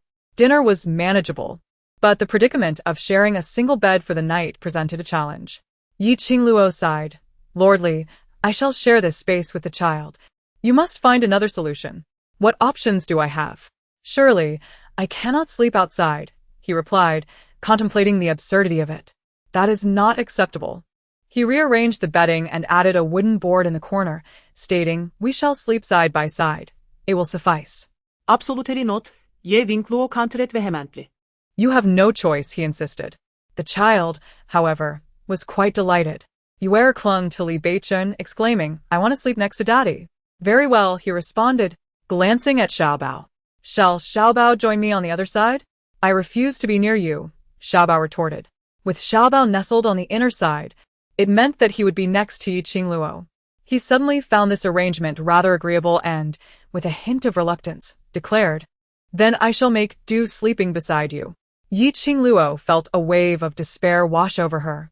At that moment, Xiaobao, displaying remarkable understanding, crawled between them, saying, "Keep your distance from my mother. This child. How wonderful it would have been if they had only had a daughter." This son seemed like a remnant of his past grievances. With Xiaobao acting as a barrier, Qingluo felt somewhat reassured. "Let us proceed with this arrangement for now. However, Lord Li, it would be prudent for you to acquire another bed tomorrow. The reconstruction of our home will take time, and such close quarters are simply untenable." Li Beichen weakly acquiesced, though he had never dared to envision the sensation of lying together as a family. Now, experiencing such intimacy, he found it profoundly delightful. If only he and Qingluo could coexist harmoniously, would they not also, like other couples, grow old together in blissful companionship? Chapter 44. Excessive the following morning. While the rest of the Li family remained in slumber, Li Beichen had already made a trip to the market. He brought back fine rice, white flour, and some vegetables, presenting them to Li Shi in the kitchen, declaring, "From now on, let us indulge in better provisions. The children need proper nourishment to grow." Li Shi immediately expressed her discontent, asserting that children were not so delicate. The household was not devoid of good rice and flour. Beichen had previously provided them. Yet she felt that allowing the children to consume such luxuries was wasteful, hence her insistence on using coarse grains. Li Beichen, unwilling to engage in further argument, stated, "Then I shall take over the cooking." She promptly rebuffed him, "Enough, enough. I will handle it. What kind of sight is it to have a grown man lingering in the kitchen? Besides, who knows how he might waste food if he were to cook?" Li Beichen did not forget to instruct, "Please steam some white flour buns. Qingluo enjoys them." Li Shi responded, I understand. I will steam them right away." Just as he intended to pick up a comb once more, Li Beichen approached her, saying, "Don't move, allow me." Having never touched a woman's hair before, he was unaware of its remarkable softness. Clumsily, he began to comb through it, saying, "In the future, you may simply call on me for such matters." After all, this calamity had originated from his family, and he felt it was his duty to care for her diligently. Qingluo declined politely, asserting, "I am capable.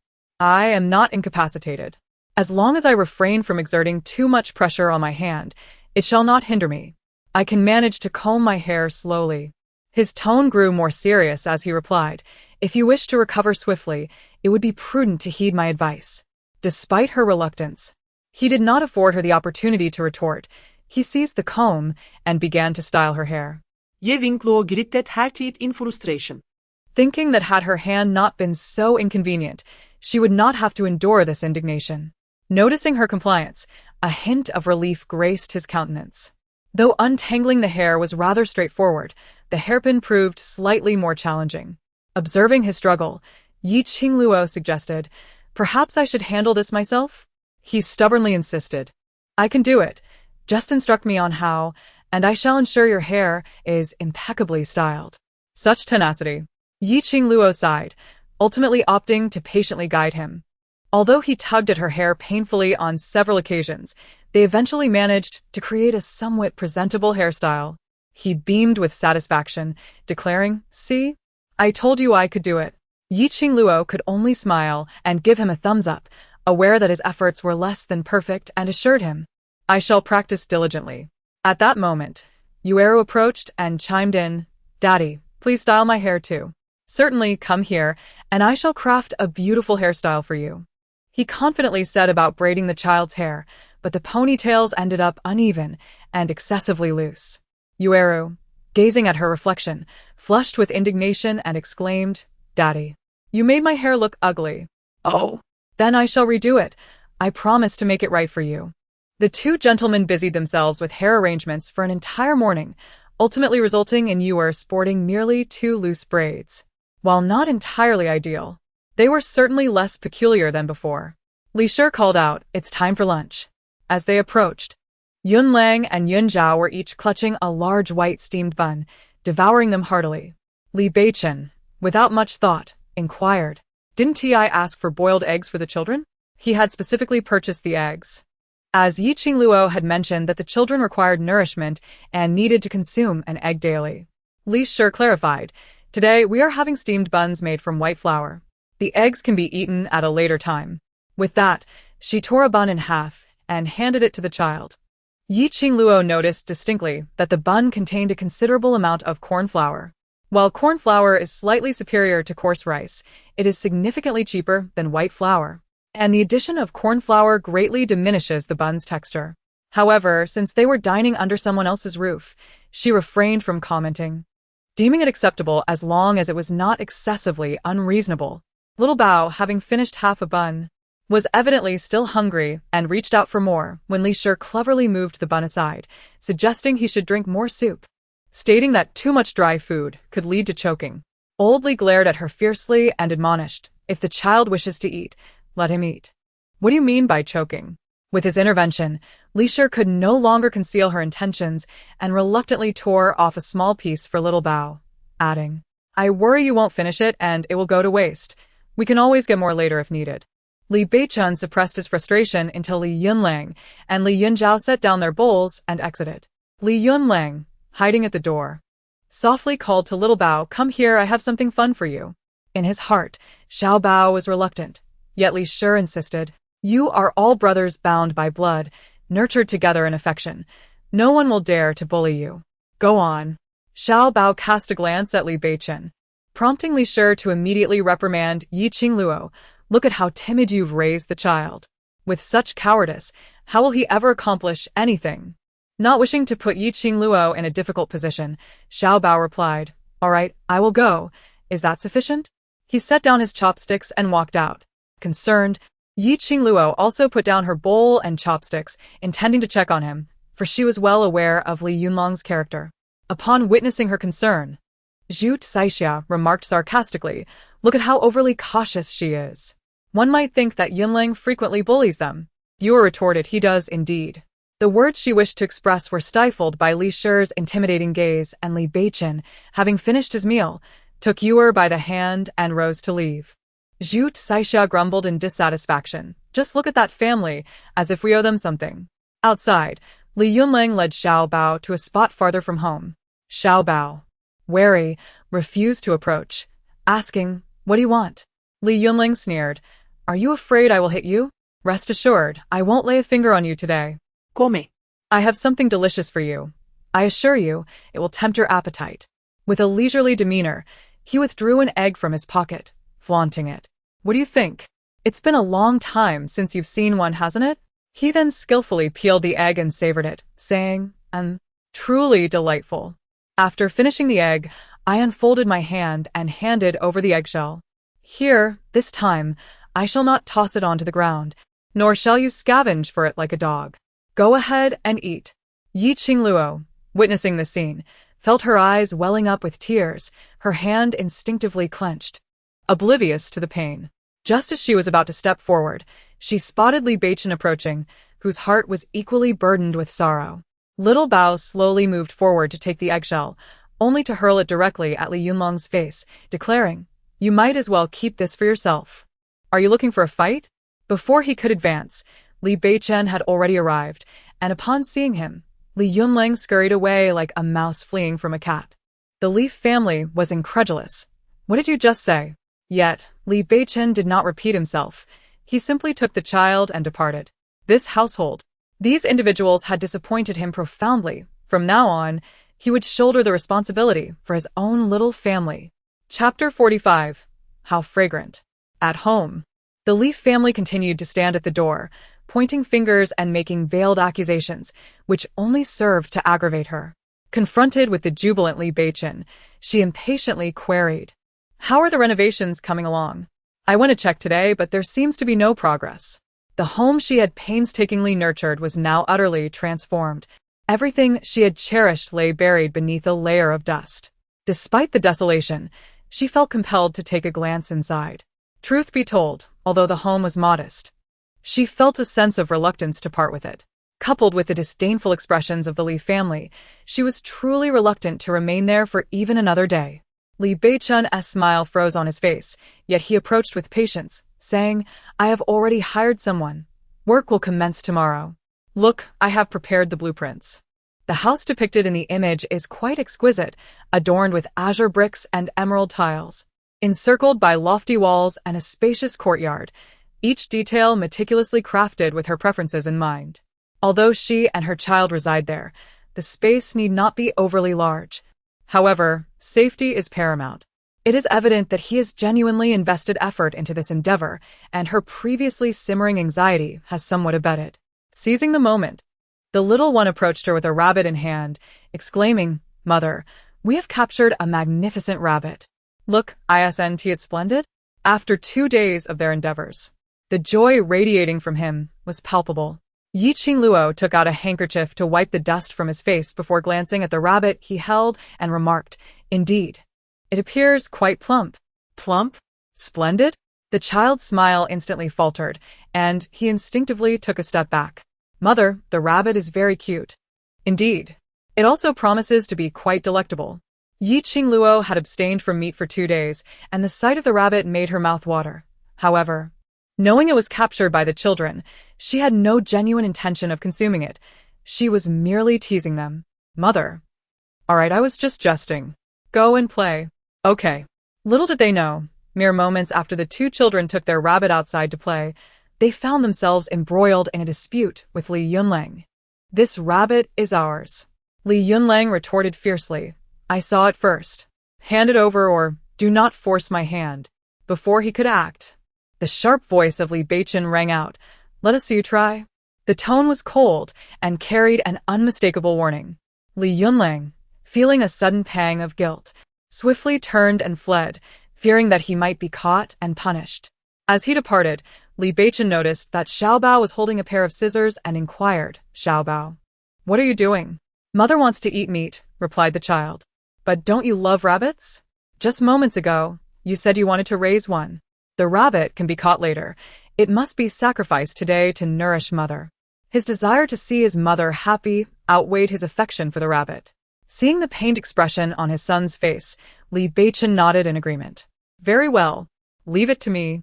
If necessary, we can venture into the mountains again tomorrow to catch another one." All right. For the first time, Xiaobao smiled at him. Thus, the 3 of them worked together to prepare the rabbit, transforming it into several pieces of meat by the time Qingluo emerged. He asked, "Qingluo, how would you like it prepared? I'm not very skilled at cooking, but I should be able to make it edible."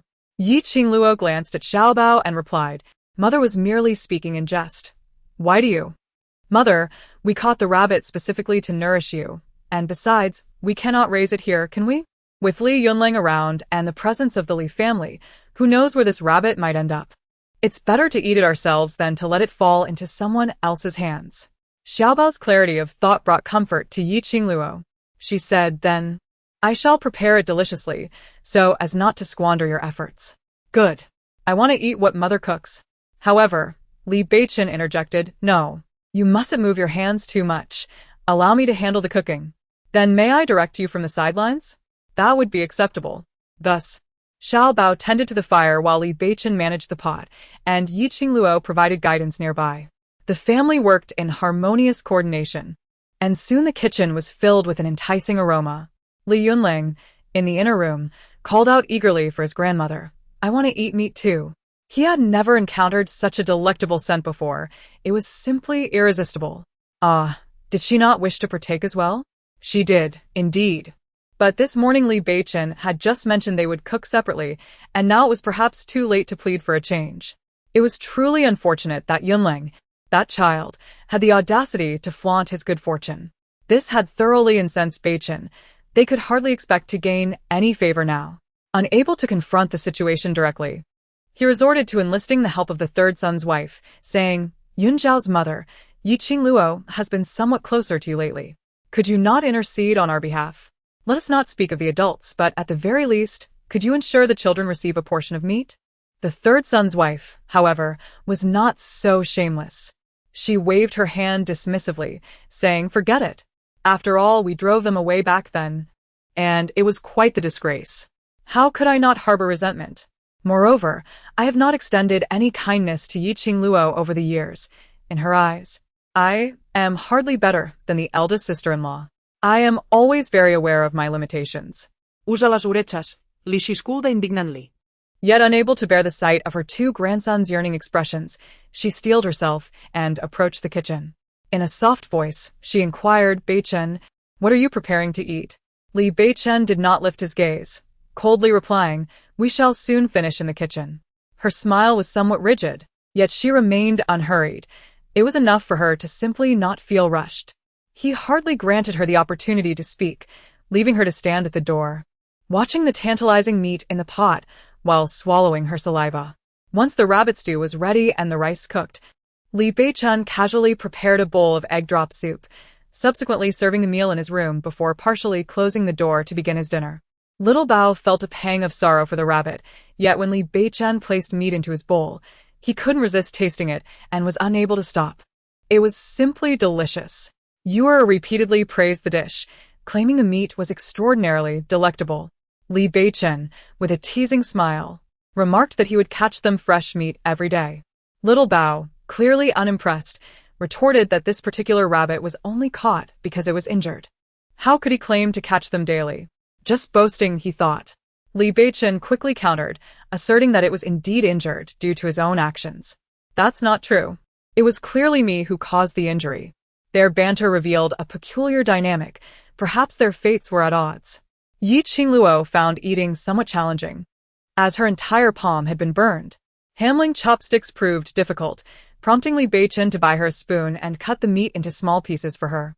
She was unaccustomed to such meticulous care, repeatedly insisting, I can manage, I can. Li Beichen, growing impatient, retorted, if you don't want me to feed you, it's best you behave. Those words sounded oddly familiar. What had prompted this sudden change in him? Wasn't he supposed to be aloof and solitary, making it hard for others to approach? How had he so unexpectedly transformed? Chapter 46. Impressive techniques. De Chunyang took the time to visit her and comforted her, saying, Qingluo, you need not worry about the business affairs. For the past few days, Manager Chun has been quite supportive, and I can manage on my own. Yi Qingluo praised. Indeed, Manager Chun is quite commendable. However, during these busy days, assistance is still necessary. Therefore, I shall accompany you tomorrow. Even if it is merely to help collect payments, it would suffice. When things get hectic, one person alone cannot manage. Having someone to assist would certainly be beneficial. Seeing that De Chunyang's hands were tightly bandaged, she promptly declined. No need for that. You should focus on recovering from your injuries. If it becomes too overwhelming, I shall hire someone to assist. Yi Qingluo murmured, hiring someone is not cost-effective. Her gaze drifted outside, where Li Beichen was playing with the children, and she remarked, perhaps if he dresses appropriately, he could lend a hand? After all, it would be unwise to let idle hands go to waste. De Chunyang expressed her doubts. Do you think he would agree? Moreover, his appearance is hardly that of a businessman. Yi Qingluo responded, it will be fine. I will discuss it with him. The peak of busyness will only last for a few days. Once the heat subsides, their business will naturally cool down as well. I cannot afford to miss this opportunity to earn during these days. As for Li Beichen, he should be reasonable enough. The two shifted their conversation away from business matters. Noticing that Qingluo was still clad in the same clothes from days prior, De Chunyang remarked, Qingluo, you must feel uncomfortable in those clothes that have not been washed. I know you are particularly fastidious about cleanliness, as you usually change your garments daily. Given the heat, 2 days without washing must be quite unpleasant. Upon mentioning this, Yi Qingluo felt a sharp pang of discomfort, lamenting the agony of her injury and pondering when her wounds would heal. With her current state rendering her nearly incapacitated, she found the experience utterly tormenting. In that case, change out of your clothes. I shall assist you with the washing. Instinctively, Yi Qingluo declined, no need, you are already so busy. It would be better to wait until I am well again. She was still unaccustomed to having others wash her garments. Dashunia replied, It is no trouble at all. I wash clothes daily myself. Do hurry and change. I will come back to collect them shortly. With a sigh, De Chunyang departed. And Yi Qingluo, unable to bear the odor any longer, decided to take advantage of De Chunyang's kind offer this once. Gritting her teeth against the pain of her wounded hand, she struggled to change her clothes. Just as she was halfway through, Li Beichen entered, exclaiming, "Yi Qingluo, I." Upon seeing her in the midst of changing, he quickly retreated. "I'm so sorry." Fortunately, she had donned most of her attire and, remaining composed, called out, "Come in, please. Could you help me fasten my belt?" The inconvenience of her injured hand was truly exasperating. Hearing this, Li Beichen nodded and stepped inside, asking, "Why didn't you inform me that you needed to change? What would that accomplish? I could have summoned someone to assist you." Ye Qingluo, Frazlet, responded. When my hands are immobile, I feel utterly useless, unable to do anything. Even washing my hair is impossible.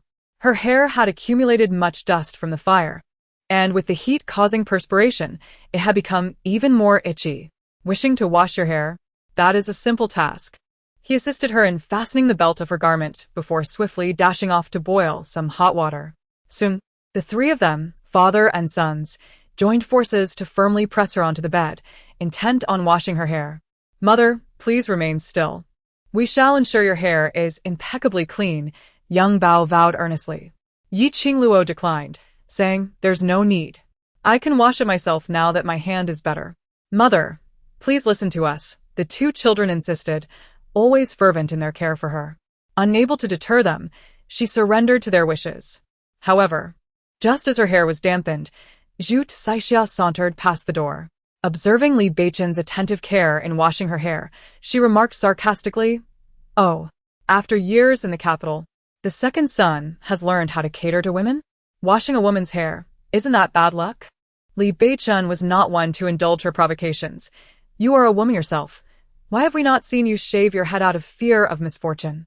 "You," young Bao interjected, "it's because Auntie is envious and resentful since Uncle refuses to wash her hair." The child, despite his tender age, spoke with a sharpness that rendered Zhu Saixia's expression sour, prompting her to retort indignantly, "Indulge. Indulge. No matter how much you indulge. I see that his heart is not set on you, Li Beichen." Everyone knew of Yi Qingluo's childhood companion who was persistently pursuing her. One might have thought such words would infuriate Li Beichen, yet he merely cast an incredulous glance at her and replied, "If my wife's heart is not with me, do you truly believe it would be with you?" "You," she began, but he interrupted, "Sister-in-law, rather than wasting your energy on such thoughts, perhaps you should ponder how to win your elder brother's heart instead." Xiao Bao interjected appropriately, "You mustn't pose difficult questions to Auntie, who doesn't know who Uncle is in the village.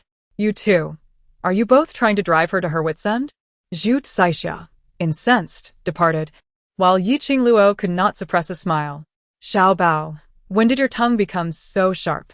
He replied proudly, "It's because I have my mother backing me up now. Naturally, I feel emboldened." In truth, it was Li Beichen's support that fortified his confidence, and she discerned that the child was gradually accepting this father figure. This indicated that Li Beichen had been performing his role adequately in recent days, which was a positive development. Yet, she pondered whether she could face the prospect of separation from her child, should that day ever arrive. Initially, her acceptance of the child had stemmed from a sense of helplessness, but after all that had transpired, she found it increasingly difficult to relinquish them in her heart. Unfortunately, the paths of her and Li Beichen were destined to diverge, and she dared not contemplate what the future held. It was the first time Yi Qingluo experienced Li Beichen's tenderness. His long fingers wove through her hair, occasionally pausing at her scalp, gently kneading it, allowing her to relax effortlessly. Perhaps it had been too long since someone had washed her hair, but she felt his technique surpassed that of the barbershop, with the massage being perfectly executed, causing her scalp to unfurl and lulling her into a drowsy state. When she awoke, she was unsure when her hair had dried, and the room was empty. She had no recollection of how she had fallen asleep. Upon rising, she discovered that her clean clothes had mysteriously vanished. A troubling thought crossed her mind. Could it be that De Chunyang had already come? Just then, she heard De Chun's voice calling from outside. "Aunt, my mother said to take the clothes to the stream. She is waiting for you there." Clothes? Hadn't they been taken away? A sense of unease surged within her as she hastily gathered her hair and rushed towards the stream. From a distance, Xiaobao spotted her and exclaimed, "Mother is awake." Li Beichen, upon hearing the commotion, looked up and beheld the woman approaching in a flurry. Her hair was carelessly tied up, and she wore a flowing white garment. She ran against the wind, captivating all who laid eyes upon her. He had never realized how strikingly beautiful she was, the kind of beauty that lingers in one's heart long after. Chapter 47. The displeasure of the wife. Qingluo called out loudly, "Li Beichen." Just as the words were about to escape her lips, she noticed that the man was holding her crimson belly band adorned with purple orchids. To her dismay, he was grinning at her without an ounce of shame. This infuriated Qingluo, and in a fit of rage, she pushed him into the water. Li Beichen. Taken off guard, toppled in with a splash. Yue, witnessing her father fall into the water, innocently inquired, "Mother, why did you hit father?" "He was helping you wash the clothes." Feeling somewhat embarrassed, she stammered, "Father, he shouldn't be washing mother's clothes." "Why not?" Yue pressed. "Mother is injured. Father should be the one to wash mother's clothes." At this moment, Li Beichen had climbed out of the shallow water, his face dark with anger as he exclaimed, "Qingluo, are you out of your mind?" While saying this, he pointed at Qingluo, his hand tightly clutching her red undergarment. Upon seeing this, her fury intensified. "You're the one who's insane, Li Beichen, you scoundrel. Who gave you the right to touch my things? Who allowed you to?" If it weren't for her injured hand, she would have readily grabbed a weapon to strike him. Li Beichen, feeling equally indignant, retorted, "What did I touch of yours? I was merely trying to help you wash your clothes, and you repay my kindness with enmity."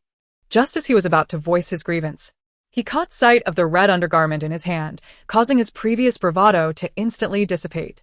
He hastily hid the item behind him, stammering, "Well, I really didn't see clearly."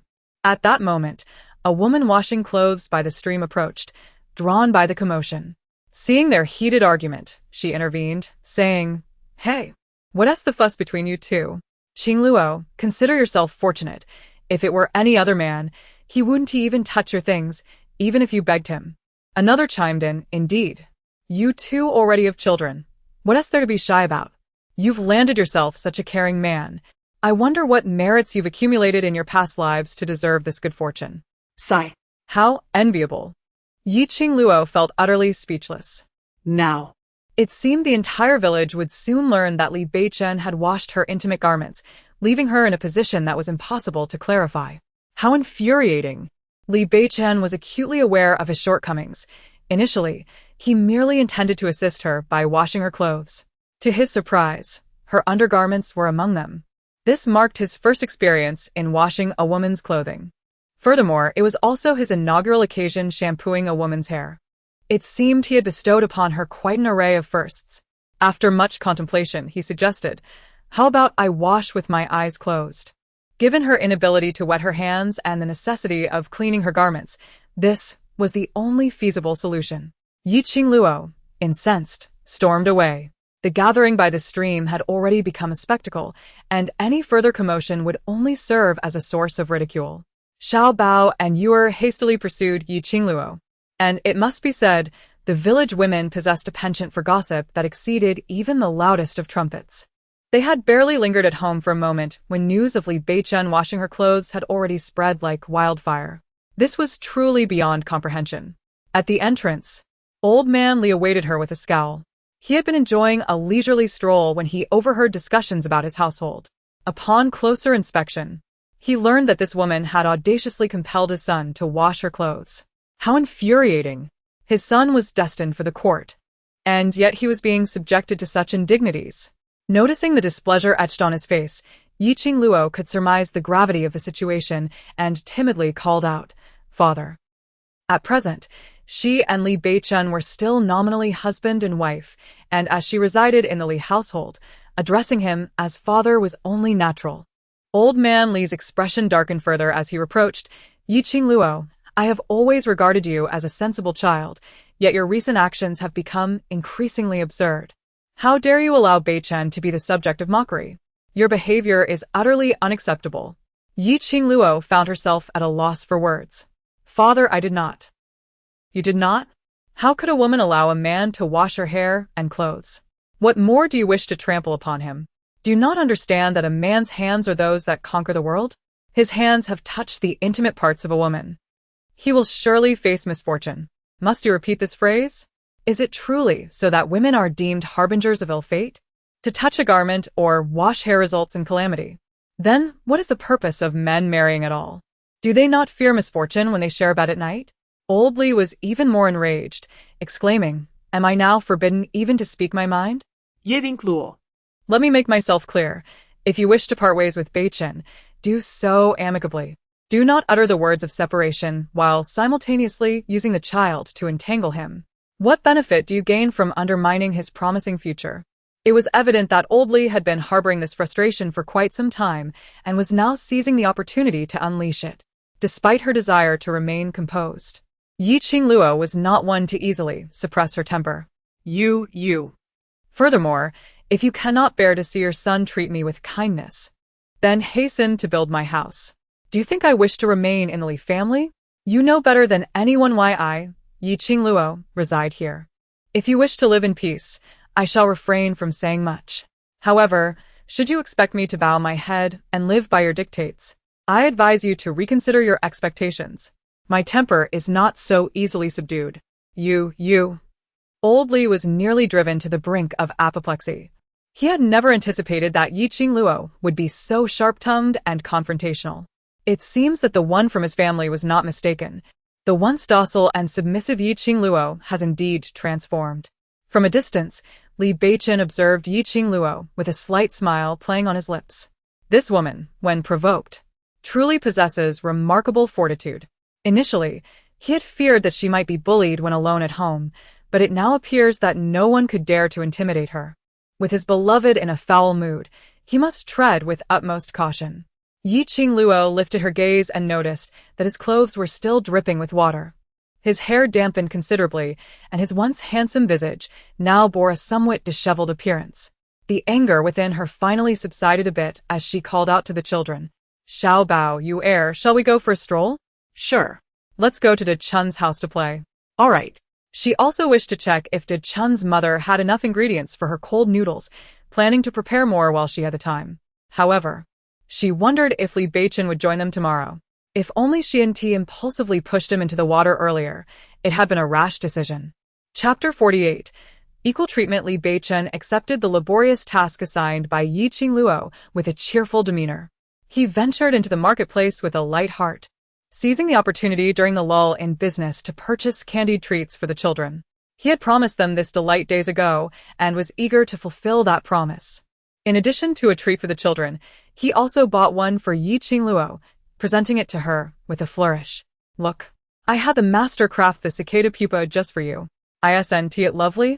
Sensing her lack of enthusiasm, he inquired further, "Do you not like it? What would you prefer?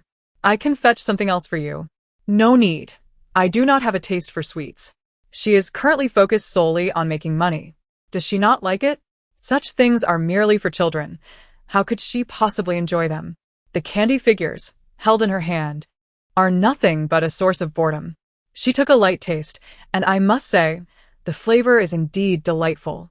In modern times, one cannot find such authentic handmade sweets. Upon seeing her indulge, a smile crept upon Li Beichen's lips. De Chunyang observed this and remarked, "You two are truly a match, clearly caring for one another. Why not be together harmoniously?" "Caring for one another? Do you mean Qingluo cares about me?" Such words. Does that woman not care for her own man? Yet, Qingluo is truly one of a kind. As the sun rose higher, business began to pick up. Qingluo yearned to assist, but Li Beichen insisted she rest, fearing she might grow bored, so he bought her some snacks. The ancient treats are indeed delightful, though it is a pity that such craftsmanship has not been passed down. After acquiring these, they decided to take a break. As they also needed to tend to the fields, they would plant the crops first and address everything else later. De Chunyang nodded in agreement, asking, "Have you decided what to plant? I can help you. Collaborating would certainly expedite the process. My crops will be a bit of a mix. Let us wait a while longer to decide." She was still anticipating the items she desired. Very well. In the following days, Li Beichun continued to exercise with the two children in the mornings, having noticed that Yu air was rather delicate. Since they were to train, he thought it best to train both together. Only through strength could the child avoid being bullied. The most crucial matter is that Li Yunlang at home is truly. The education of his children has resulted in such a state, and sooner or later, the eldest will face dire consequences. He cannot educate others' children. He must instead focus on nurturing his own, ensuring they at least possess the ability to defend themselves. She remarked, "The money I earned these past few days belongs to my share. You should take it." Feeling guilty for not having contributed anything, she hesitated to accept the money. Initially, she expected him to decline modestly, yet to her surprise, he readily agreed. "All right. What would you like to eat tonight? I shall treat you to a better meal." Yi Qingluo pondered for a moment, thinking, this man is quite unreserved. However, since he has exerted effort, it is appropriate for him to receive compensation. After a brief contemplation, she replied, "I would like to eat braised pork." Li Beichun immediately concurred. "Then it shall be your guidance, and I will do the cooking. Let us prepare more today, as I often feel you have not had your fill." "Very well, let us purchase some extra. After all, we haven't indulged in meat properly these past few days. It will be a delightful remedy for our cravings." At dinner time, the aroma of the braised pork wafted through the Li household, causing everyone to salivate. Li Shi stood in the room, grumbling indignantly. This woman truly lacks the ability to manage her household. Who consumes and feasts like her? No matter how much wealth the family possesses, it cannot withstand her reckless indulgence. She is nothing short of a spendthrift, the third child of the family. Possessing a sharper tongue, remarked lightly yet pointedly, she has the means to squander. Look at us, we cannot even afford to waste. "You," Li Shi retorted angrily. "You unambitious creature, cannot you learn from your second brother? How is it that only he possesses such talents in our family?" Lao Shan Zhuge. "Perhaps this is due to your lack of guidance during my upbringing. Had I known back then to ask you to intervene less, perhaps I would have flourished. You, wretched creature, what nonsense are you spouting? I have always treated you and your siblings equally." "Equally? Do you even believe that yourself?" Li Shi, infuriated by her son's words, gritted her teeth. Nearby, Li Yunlang was still wailing for braised pork, which further irritated her already frayed nerves. She snapped, "If you want to eat, go ask your mother to buy it. Why are you shouting in front of me?" As if she didn't want it at all. Li Yunlang, feeling chastised, grew even more incensed and rushed out to warn Xiaobao. "Let me tell you, the more your family acts this way, the more opportunities one will seize to deal with you." Xiaobao retorted coolly, "Do you think I would fear you?" After being outmatched a few times, he had already intensified his training. He was certain that one day he would surpass Li Yunlang. If he attempted to bully him again, there would be no chance. Li Yunlang hurriedly hid from the approaching Yi Qingluo, terrified of the woman who had nearly struck him last time. At the dining table, the Li family was dismally consuming their meager rice porridge, while on the other side, others relished the braised pork, a stark contrast in their lives. Li Shi, dissatisfied, murmured about Li Beichung's lack of filial piety, lamenting that he had meat but failed to honor them. However, before she could finish her complaint, Li Laotu scolded her fiercely. "Is it not your actions that have led to this state? How dare you speak?" Li pursed her lips, refraining from further speech. In truth, she regretted her earlier actions. Had she been equitable towards the children from the outset, she would not have provoked Beichun, resulting in their current inability to enjoy fine rice, let alone meat to enhance their meals. Observing Yi Qingluo, whom they had constantly belittled, it was evident that she was indeed fortunate. It was unlikely that another man in the village could rival Beichun's prospects. Li Beichun habitually served her food, urging, "You should eat more. It will hasten your recovery." He noted that her wound was nearly scabbed over, and she should be able to work in a couple of days. No, he firmly opposed. "Until your hand is completely healed, you must refrain from any work. Isn't it better that it no longer hurts?" She retorted. "Who said it doesn't hurt? If you exert yourself, it will still ache. So, take it easy. Don't one day blame me for not taking proper care of you." Who would blame you? Their relationship had not yet reached a point where blame could be cast. He stubbornly insisted, "I worry about the children. If Xiaobao were to speak ill of me, you must not think to use your condition to make me appear inadequate before them." Was he truly concerned about Xiaobao? Chapter 49. Anger. The rain was beneficial for tilling the land and cultivating crops. Qingluo shared in the anxiety as the planting season approached and the items she needed had yet to arrive. She was uncertain if he would be able to procure them in time. If they did not arrive, what should she plant this year? The worry was palpable. Meanwhile, Li Beichen utilized his free time to diligently practice with the children. In less than half a month, Xiaobao had already developed a steady gait, which brought Li Beichen great satisfaction. He remarked, "Little Bao, the gift I promised to give you a few days ago is ready and can be presented to you today." Observing his son's progress filled him with immense satisfaction. Knowing that his child has grown to such a degree alleviated his concerns about them being bullied by others, even if he were to leave home one day. Curious, Little Bao inquired, "What are you going to gift me?" The movements involved include various techniques such as the flower dance, the ground whip, and maneuvers like the inside and outside elbow, diagonal red cloak, left and right horse deception, 100 snakes spitting venom, sweeping dragon, and golden threads entwining the gourd.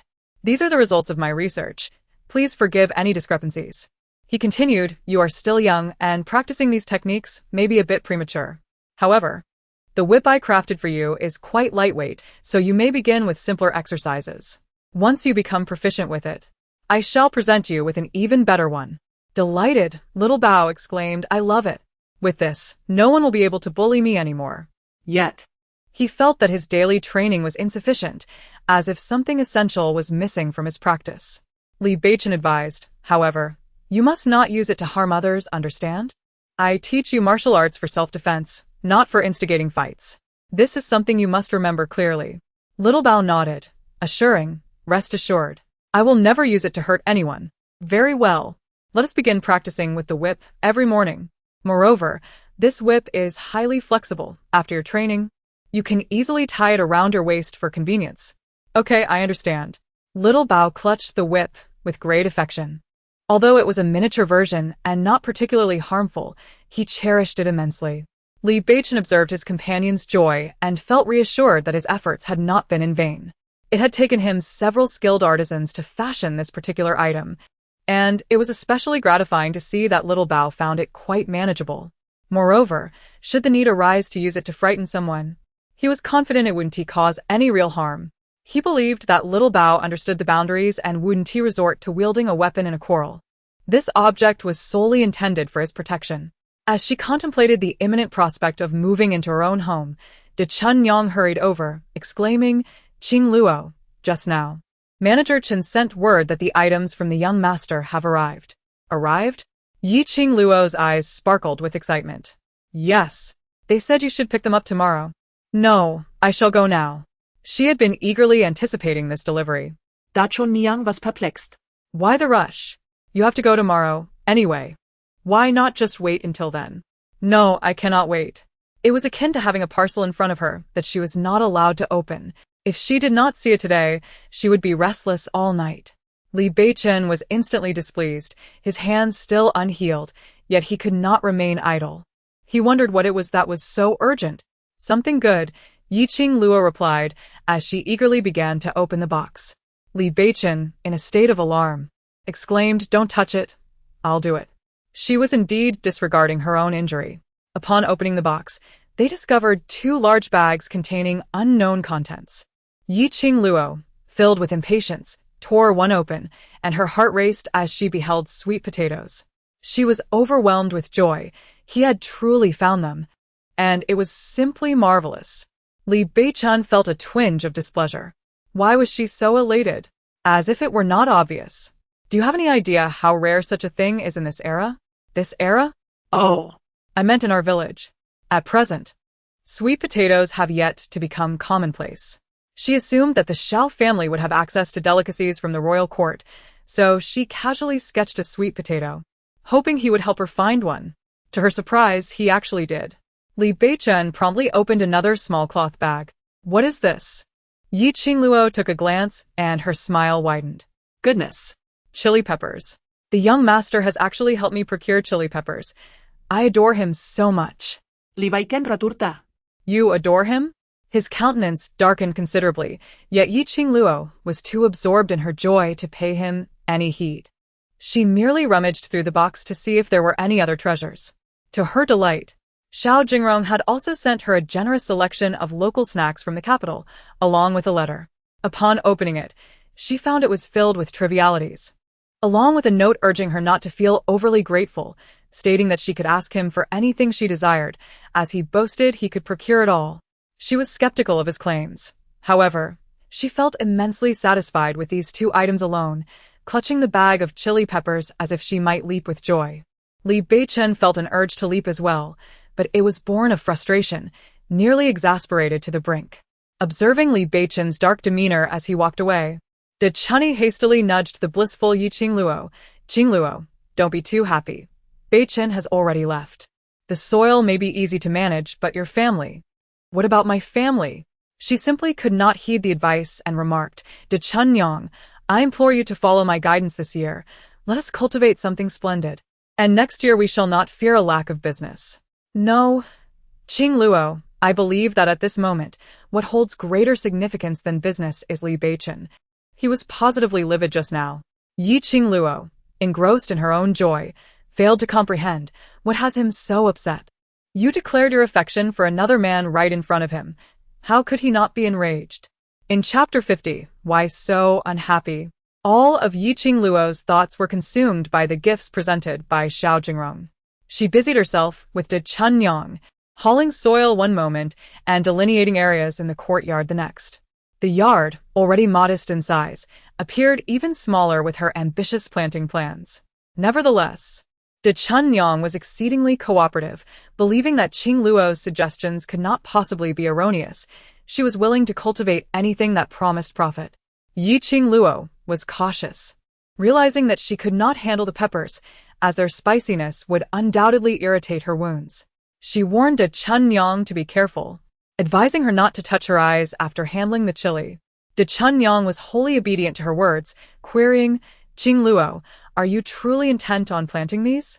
They do not seem palatable to me. What purpose do these serve if they cannot quell hunger? It feels like a waste of space. Ye Qingluo joyfully replied. You have yet to experience their exquisite taste.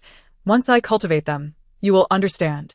De Chunyang nodded in agreement, reasoning that with so much land available, she could spare a couple of acres for these plants while still having ample space for food crops. Yi Qingluo smiled in silence, pondering whether their 3 acres would be sufficient to nurture such a multitude of seedlings. Regardless, she believes that the more seed she plants, the better it will be. Only by planting abundantly can she orchestrate significant endeavors in the coming year. Over the past few days, she has been incessantly pondering this. Ye Qingluo, somehat bejilderet, remarqued. Why are you being so cryptic? Humph, I didn't have lunch today. Having said that, she stormed out in a fit of exasperation, leaving Yi Qingluo even more perplexed. She turned to the child and inquired, Yue, what is the matter with your father? Yue, in a soft voice, replied, Father seems to be in a bad mood. Yi Qingluo murmured, Is that so? Who has upset him now? Never mind, she was hungry, and her hand had nearly healed, so she decided to prepare her own meal. However, before she could reach the kitchen, she was intercepted by Li Beichen, who had just entered. Who permitted you to enter the kitchen? That is my domain. And I require it. All right, you can use it, she replied, bewildered by his sudden odd behavior.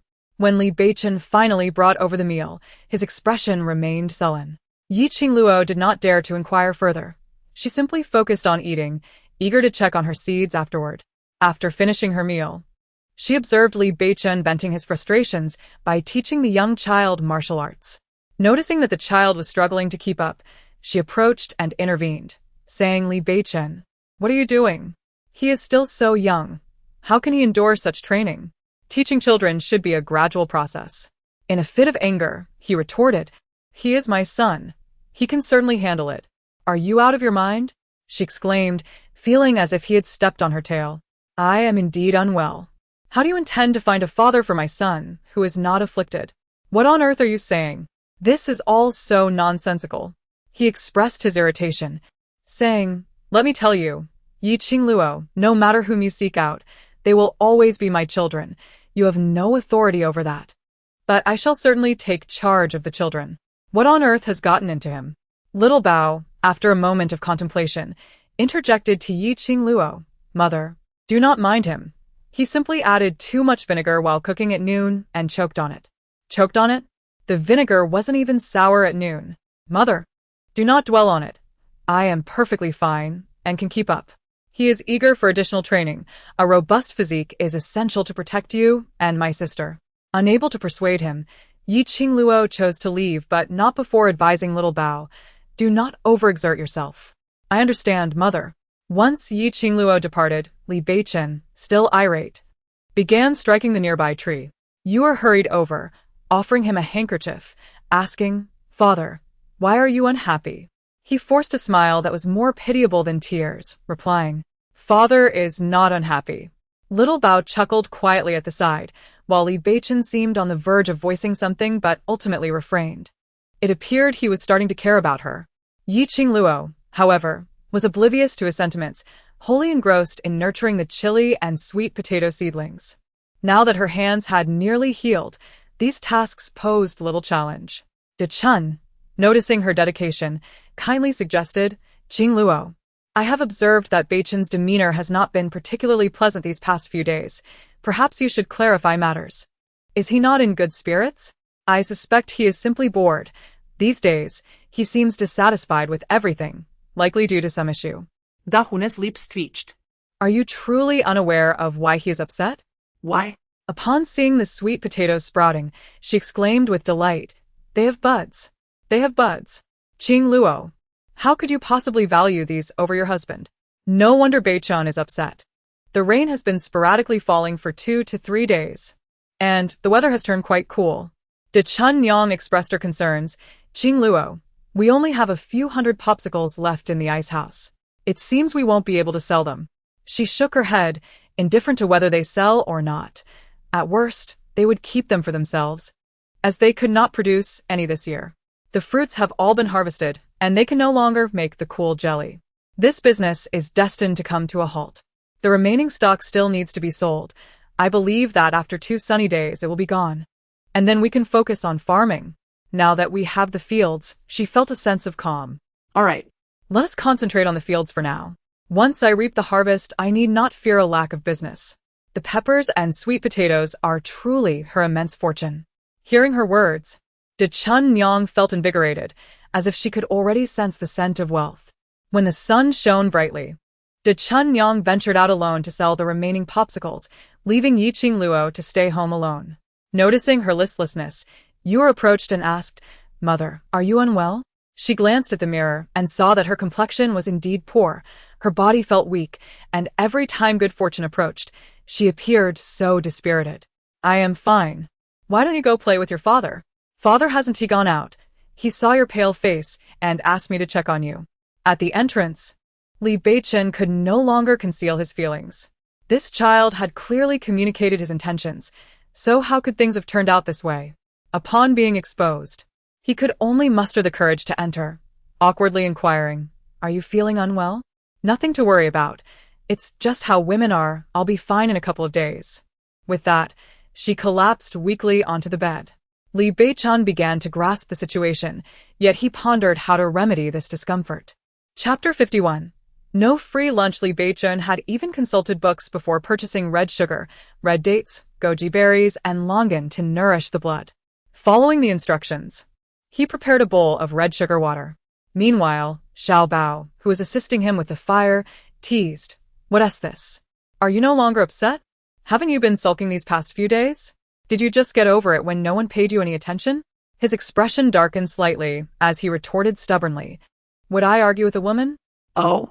The child's words made him seriously question if he was indeed the boy's biological father. Unable to maintain his composure, he said directly, "Xiao Bao, take this to your mother for her to drink." Me? "Are you sure? Why do you speak so strangely? I told you to deliver it. Just do as you're told." "Fine, then I'll say I made it myself." As Xiao Bao prepared to take it, Li Beichen quickly snatched the bowl back, exclaiming, "It's too hot. If you burn yourself, your mother will hold me accountable. I'll take it myself." As he left, Xiao Bao smirked, "You want to show off, yet you come up with so many excuses? How foolish." Taking a deep breath at the door, he finally entered, trying to maintain an air of aloofness. I made some red sugar water. You should get up and drink a bit. No, I do not wish to drink, she declared, preferring to lie still. He, however, placed the bowl down and resolutely pulled her up, saying, I will feed you. Qingluo, flustered, quickly sat upright, exclaiming, All right, I will drink it myself. Within the bowl were 2 boiled eggs, and with a slight loss of appetite, she suggested, perhaps the eggs are better suited for the child? She desired nothing for herself. If the chili peppers were ripe, she would have fancied a hot pot instead. He reassured her, I have prepared plenty. They will have theirs. You need only focus on your meal. Seated beside her, he observed her closely. With no alternative, she gritted her teeth and consumed the entire bowl, a sight clearly visible to the eldest daughter-in-law residing next door. Upon entering her home and witnessing her husband, she began to complain, You know, all you brothers share the same mother, yet the disparity is astounding. These past few days, witnessing how Li Beichen treated that woman had ignited her jealousy. Zhu Caixia, fueled by anger, retorted, displeasing to the eye? I would also prefer to find you agreeable, but just look at the gap between you and the second son. In terms of appearance, capability, and, well, there is not a single aspect in which you excel. I truly question whether he is even related to you. Li Lauda casually remarca, Your doubts are entirely justified. As soon as the words left his lips, he regretted them, fearing his father's wrath if he were to learn of his careless talk. Zhu Caixia paused, bewildered, and asked, What did you mean by that? Feigning ignorance, Li Lauda replia. It means nothing. I am off to take a nap, so do not bother me. No, just now what you said. Hurry up and get out. Li Lauda scolded and pushed Zhu Caixia out. As for the past events in the family, he could hardly remember clearly. Only the elderly couple themselves held the truth in their hearts. In any case, he dared not inquire further about matters that were not meant for them to question. However, Qingluo felt that bamboo was difficult to preserve and might not be useful later, yet De Chuanyang was insistent, so she chose not to interfere. Qingluo, da Shunia remarked. I see that others have begun plowing their fields. We have a lot of land this year. Should we also spend money to hire someone to help us plow? Qingluo calculated with her fingers and replied, No, the labor costs are too high. We must be prudent with our finances. There are still many places where I need to spend money. However, without hired labor, could they rely solely on the 2 of them? They would likely exhaust themselves without yielding any results. Isn't there Li Beichen? He has taken my share of profits for several days. I can't let him take advantage of us. Let's assign the plowing to him while we focus on nurturing the seedlings. Li Beichen opposed her proposal, stating, I can provide you with funds, but I want to do the hard labor. Oh. She did not press him further, saying, If you don't go, then only the child and I will go. It will be a norm for the 3 of us to farm together. Although they are small, they need to adapt in advance. Little Bao and Yuer immediately volunteered. We will go with Mother. Li Beichen siga. Fine, I understand. Tomorrow, I will harness the cart to plow the fields. He truly felt that he was completely under this woman's influence, yet the irony was that he rather enjoyed it. He couldn't help but wonder if he had been bewitched. On this day, Li Lauda cheerfully harnessed the ox cart, boasting to Lao San, This year, we have our own ox. We no longer need to squander money hiring others. Moreover, in these times possessing an ox signifies prestige. Lao San ziblit. I have discussed with Father that once we finish plowing our own land, we could use the ox to earn some extra money. This indeed seemed a clever idea. As they finished preparing the cart, Li Beichen noticed everything was in order and invited Qingluo and the children to take their seats, saying, Let us set off. Just as Lauda and Lao San locked the door and emerged, they spotted Li Beichen driving off with the ox cart. Isn't he supposed to be plowing? Lauda initially contemplated scolding him, but then realized that their family had no land, and it was likely Li Beichen wanted to help alleviate some household burdens. This was a positive development, so he patted Lao San on the shoulder and said, Let him be. The more he plows, the fewer days we will have to toil. Lao San nodded in agreement. Well then, let's take it easy this year.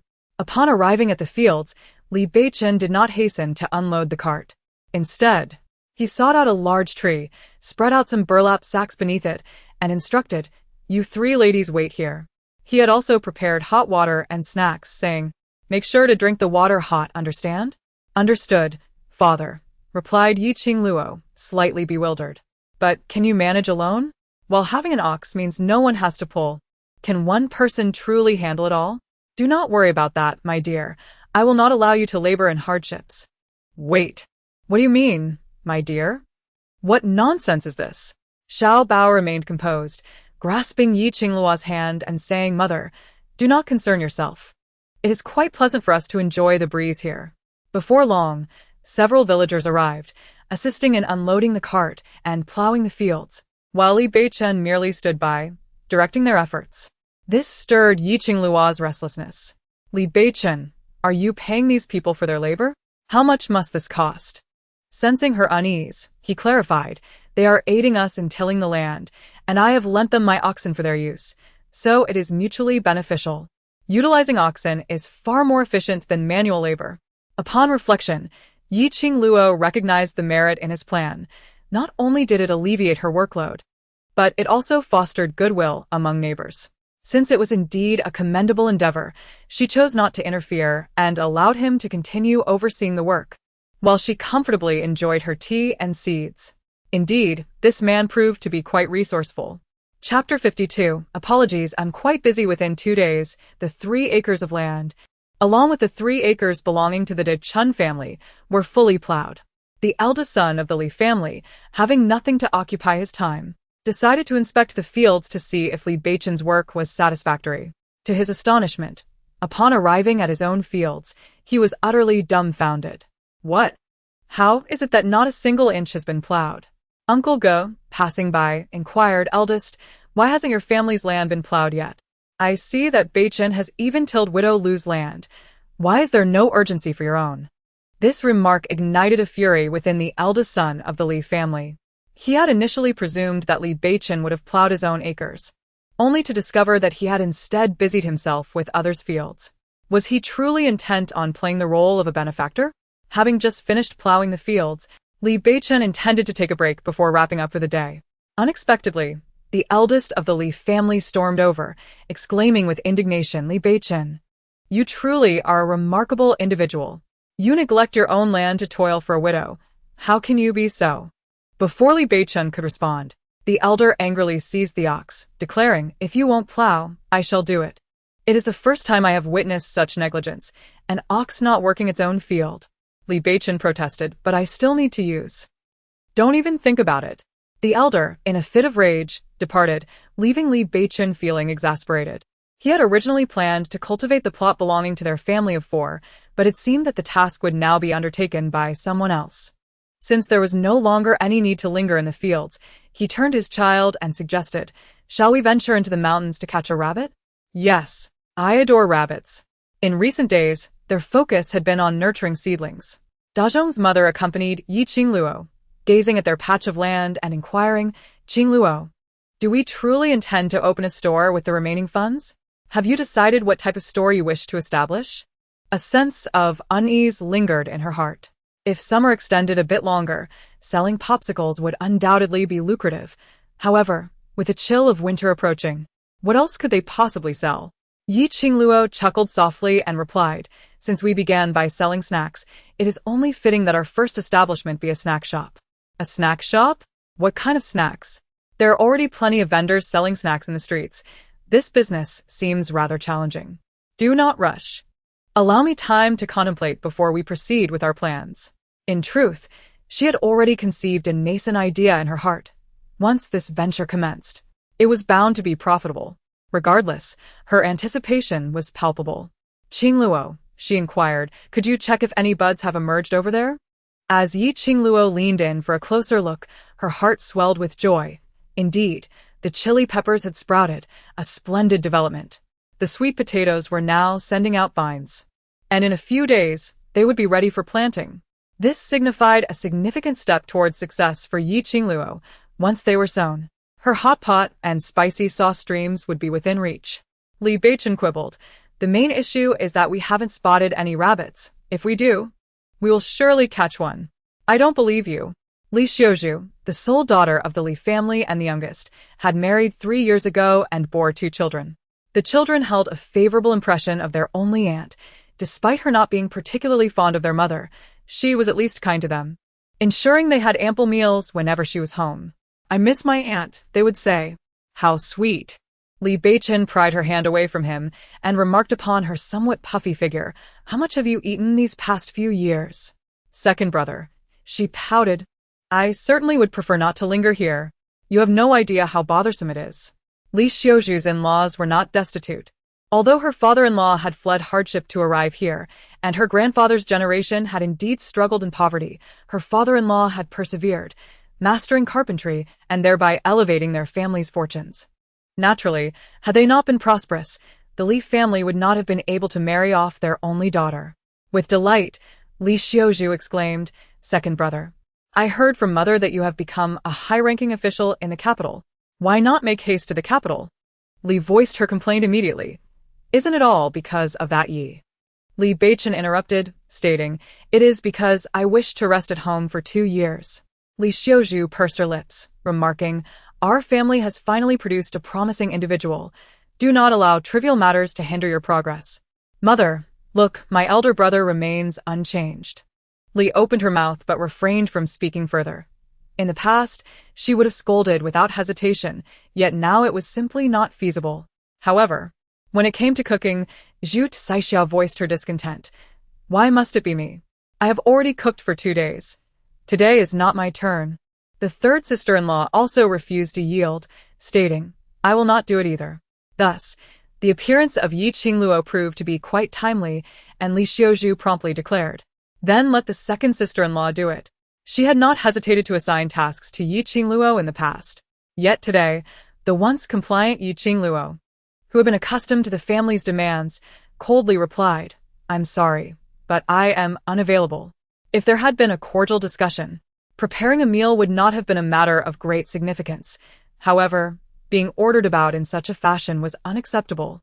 For Yi Qingluo had no inclination to serve as a maid. Elder brother, even now you still protect her? What has she done? Your elder sister-in-law and third sister-in-law do not cook, and you dare not speak against them? Yet when it comes to your second sister-in-law, you act so menacingly. Do you believe Yi Qingluo to be easy to bully, or do you think your elder brother is ineffectual? You and I once were. Eggy. Since childhood, she has shared the closest bond with Erge. When has he ever spoken to her with such gravity? Does he not harbor feelings for Yi Qingluo? Chapter 53. Upon witnessing her daughter's distress, Li hurriedly stepped forward, declaring, Enough. I shall prepare the meal. In our household, we are all esteemed ancestors, and your mother is of no use, merely fit to serve as a maid. Li Beichen could no longer tolerate such remarks. He retorted coldly, If you feel that cooking for us is such a burden, then refrain from doing so. Let each of us dine separately. He despised their unrelenting criticism of Qingluo, and he had discerned the arduous struggles she had endured within this family over the years. Upon hearing his words, Li was immediately reduced to tears. What do you mean by that? Am I not allowed to voice my thoughts?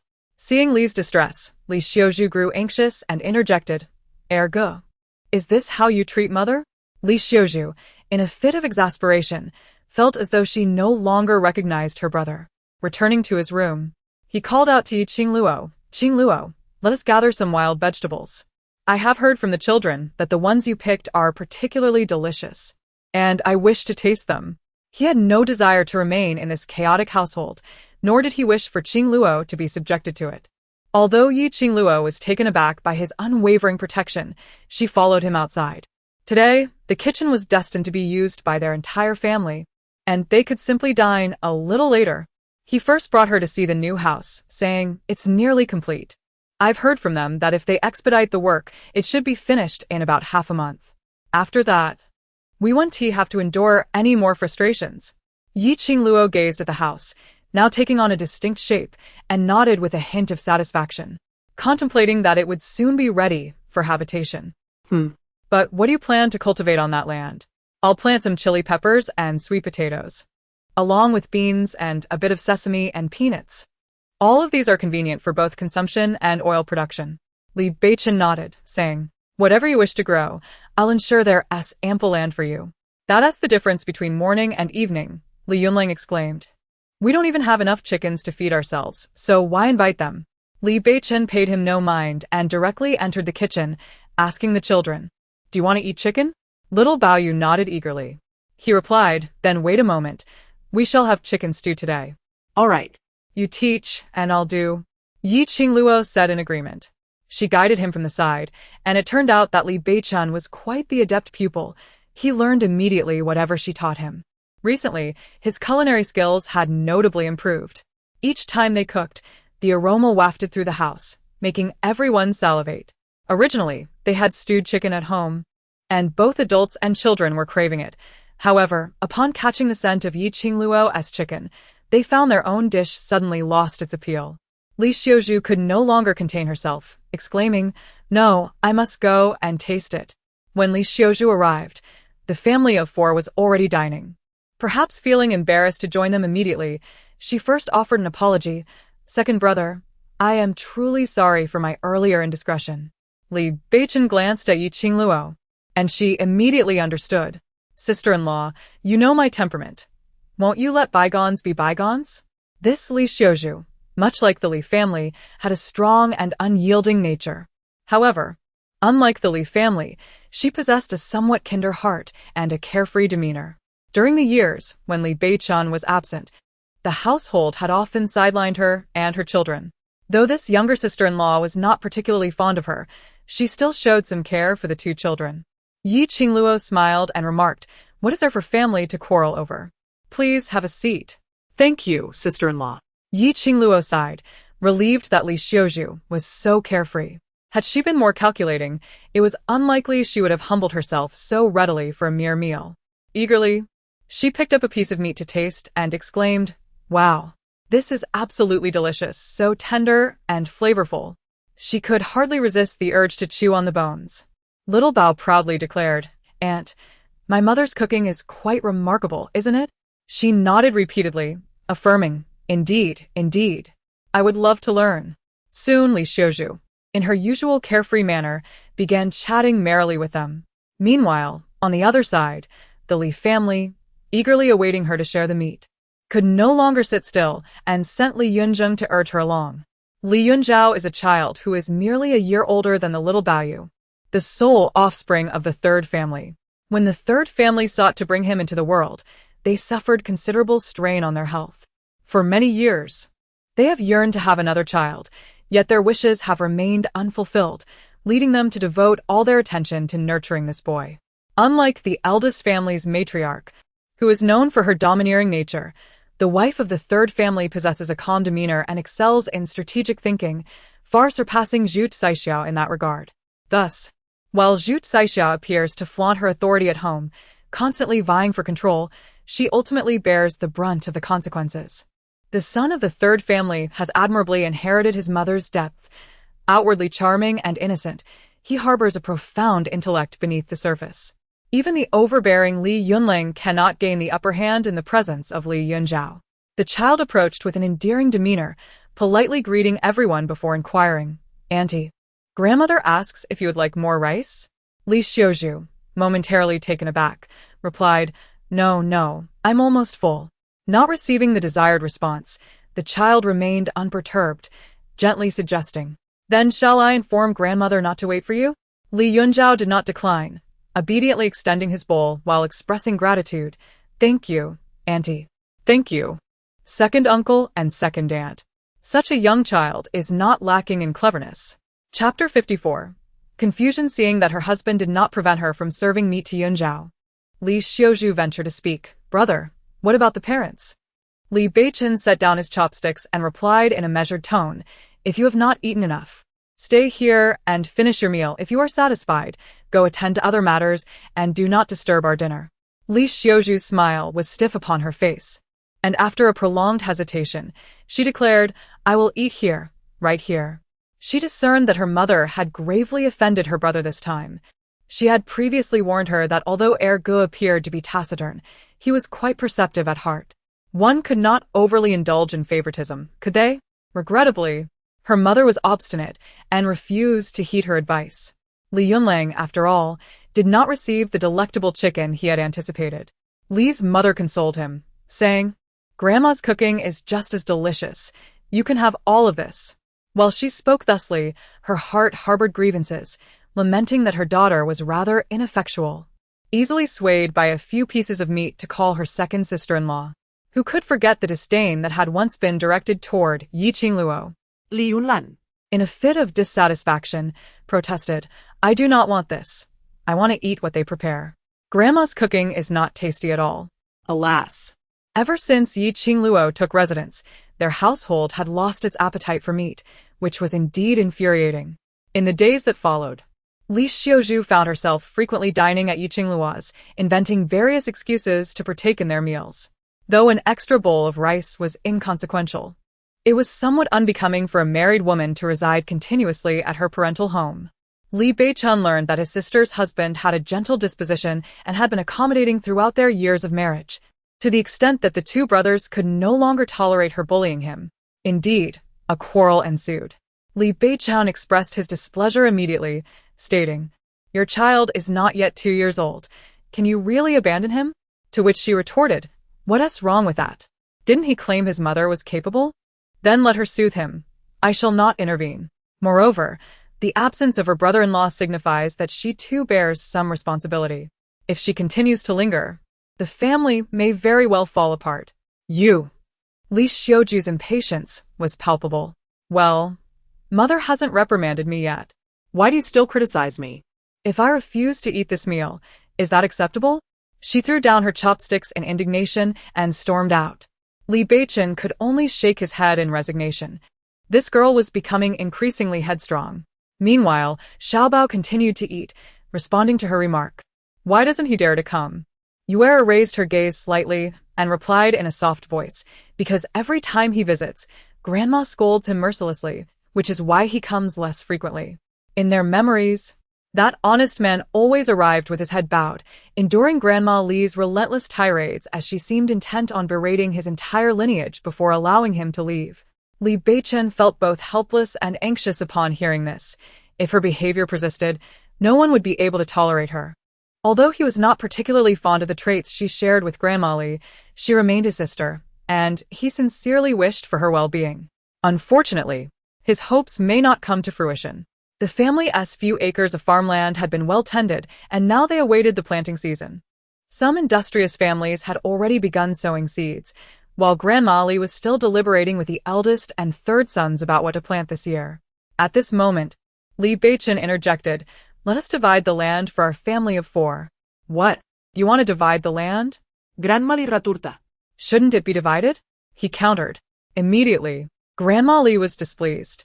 How can we sustain the family if you take away our few acres? So, are we, a family of 4, destined to starve? How could this lead to starvation? He patiently responded, As far as I know, you drove them out without allocating any land to them. Do you truly believe they won't perish from hunger? I did send some grain, didn't I? Why don't we step outside and inquire with someone? If you have no intention of caring for them, then return what rightfully belongs to them. Remember, I am not here to negotiate. I am here to inform you. He added, The village chief has already returned my land deed to me, and from now on, the 2 acres belonging to my family of 4 have no connection to you. He leaned in closer, his voice cold and stern. I have heard that you sold land to finance the education of your eldest and youngest children at a private school. Seeing that Mrs. Li dared not speak, he continued in a frigid tone, Why should the sustenance of my wife and children be sacrificed to support their children? Do you, at the very least, regard little Baoyu as a grandson? Even if you merely see them as pitiable beggars, you should not be so resolute. They. How could I know if they're your kin? The rumors that have circulated these years. Enough. The table before him was overturned in his fury, and he exclaimed, Even now, you continue to slander her. Very well, this household has truly opened my eyes. Li Beichun stormed out in indignation. Mrs. Li attempted to stop him, but the wife of the youngest son blocked her way. Mother, you are truly misguided. This will surely leave Beichun utterly disheartened. Do you still wish for him to accompany you to the capital? I fear that will be impossible for this lifetime. She perceives the situation with clarity and is well aware of Li Beichun's character. The Li family has truly gone too far. Can she really be oblivious to the second son's feelings towards Qingluo? Alas! How foolish, truly foolish. The Li family is now at a loss. Having lost not only their land but also their son's affection, what shall they do? The weather has been quite pleasant these days, and Qingluo observes that it is time to plant soybeans. Thus, she brings her child to the field to begin sowing. They have a considerable amount to plant this year and must commence early. Little Bao says, "Mother, you err, and I will take turns helping you scatter the seeds." Very well. In this era, farming remains primitive. One must dig a hole with a hoe, drop in a seed, and then dig another hole to cover the first. This task is best accomplished with two people working in tandem. However, as it is her first time wielding a hoe, her hands are somewhat clumsy, and she is uncertain about the depth of the hole she digs. She has heard that they must not be too deep nor too shallow. But how is one to master this technique? Just as she has begun to hoe the edge of the field, Li Beichen rushes over, snatching the hoe from her hands. "You sit under the tree. I shall do the planting." Since he insists on helping, she cannot refuse and replies, "Then I will scatter the seeds?" He takes the bowl of seeds from her, saying, "No need, let little Bao handle it. You and your daughter sit under the tree and avoid getting sunburned. Go on." He urges her to leave. As Qingluo walks away, little Bao, with a sullen expression, protests, "Am I not afraid of getting tanned too? I also don't want to be left out." Li Beichen immediately admonishes him. "What do you, a grown man, have to fear from a little son? Do you truly wish to witness your mother toil so hard? Or are you willing to see your sister suffer? Behave. And tomorrow I shall procure a straw hat for you, thus alleviating your fear of sunburn." Should he perhaps express his gratitude to him as well? Even if he feels begrudged in his heart, he still cooperates with him. After a while, Qingluo approaches to relieve him, suggesting, "Little Bao, you should take a break. I will handle this." Li Beichen firmly opposes, stating, "No, you rest. The labor in the fields is not meant for you." Qingluo, puzzled, invites. "Then what am I supposed to do?" After a moment's contemplation, he replies, "If you truly have nothing to occupy yourself with, then you may sit at the edge of the field and count the number of beans, calculating how much land those beans could yield." How exceedingly dull must one be to engage in such a task? Qingluo disregards him, directly taking the seeds from little Bao's hands and saying, "Go and play with your sister for a while." All right. Children are naturally playful, and after working for so long, he was eager for a respite. Thus, upon Qingluo's suggestion, he joyfully dashed away, not forgetting to call back, "Mother, I shall return shortly to assist you." Good. Li Beichen could not resist her insistence, allowing her to scatter the seeds. However, the act of bending down continuously was indeed straining on her back. She merely rubbed her waist, and he immediately exclaimed, "Little Bao, come here." Hey. Li Beichen, what are you doing? She perceived his actions as deliberately tormenting little Bao. Each day, he lavished affection upon Yuer, speaking to her in gentle tones, yet with little Bao, his demeanor shifted entirely. Such blatant favoritism was utterly excessive. He brazenly asserted, "It's quite convenient for you to drop the seeds. The child can do it perfectly without bending down. Let little Bao handle it. After all, boys are meant for such tasks. He is merely 5 years old." Li Beichen, are you even human? Why would I not be human? I am merely nurturing him. The mere mention of nurturing ignited her anger. You were supposed to accompany him in physical training these past few days. How did you allow him to train? Why are his hands bleeding? What on earth have you done? She inquired, but little Bao remained silent. The wounds on his hands bore evidence of repeated friction, and it was obvious that Li Beichen was responsible for this mischief. Yet, he lightly retorted, "What is there to fear in a boy getting a few scrapes? With a bit of wear, those wounds won't bleed anymore. It's not as if he is fragile." Is this even a sensible way to speak? Qingluo could no longer contain herself. She cast aside the bowl of seeds and declared, "Li Beichen, I am ready to confront you." Qingluo, remember, one should strike the problem, not the person. I will not relent. I will not allow you to bully little Bao any longer. As she gripped his hair, Li Beichen continued to provoke her. "Let me remind you, our bodies and appearances are gifts from our parents. You cannot just yank my hair away. Isn't it normal for a man to sustain a few injuries? Today, I will ensure you understand what it means to be a man." Witnessing the commotion between her parents, Tian Tuyu was alarmed. Mother, why are you hitting father? Brother, should we go and see? Little Bao observed that his mother was gaining the upper hand, so he casually sat down to watch the spectacle, saying, "Yue, do not fret. It must be that a bug has crawled onto father's head and mother is helping him catch it. Is that so?" She looked on skeptical. He nodded earnestly, "Indeed. Let us continue our game." Unintentionally glancing up, little Bao noticed Li Xiuzhu approaching, which filled him with alarm. Mother, Anne is coming. If others were to witness this, it would surely spell trouble for mother again. Last time, when he washed clothes, that family had been quite displeased and scolded mother incessantly. Now, If they saw her strike him, it would surely cause an uproar. Upon hearing the commotion, Qingluo also paused her actions. Li Beichen, rubbing his head, exclaimed in frustration, "You, woman, are far too harsh. You've nearly pulled out all his hair. Humph. Isn't it normal for man to endure some pain? If I see any more injuries on little Bao's hands, I shall make you bald. You.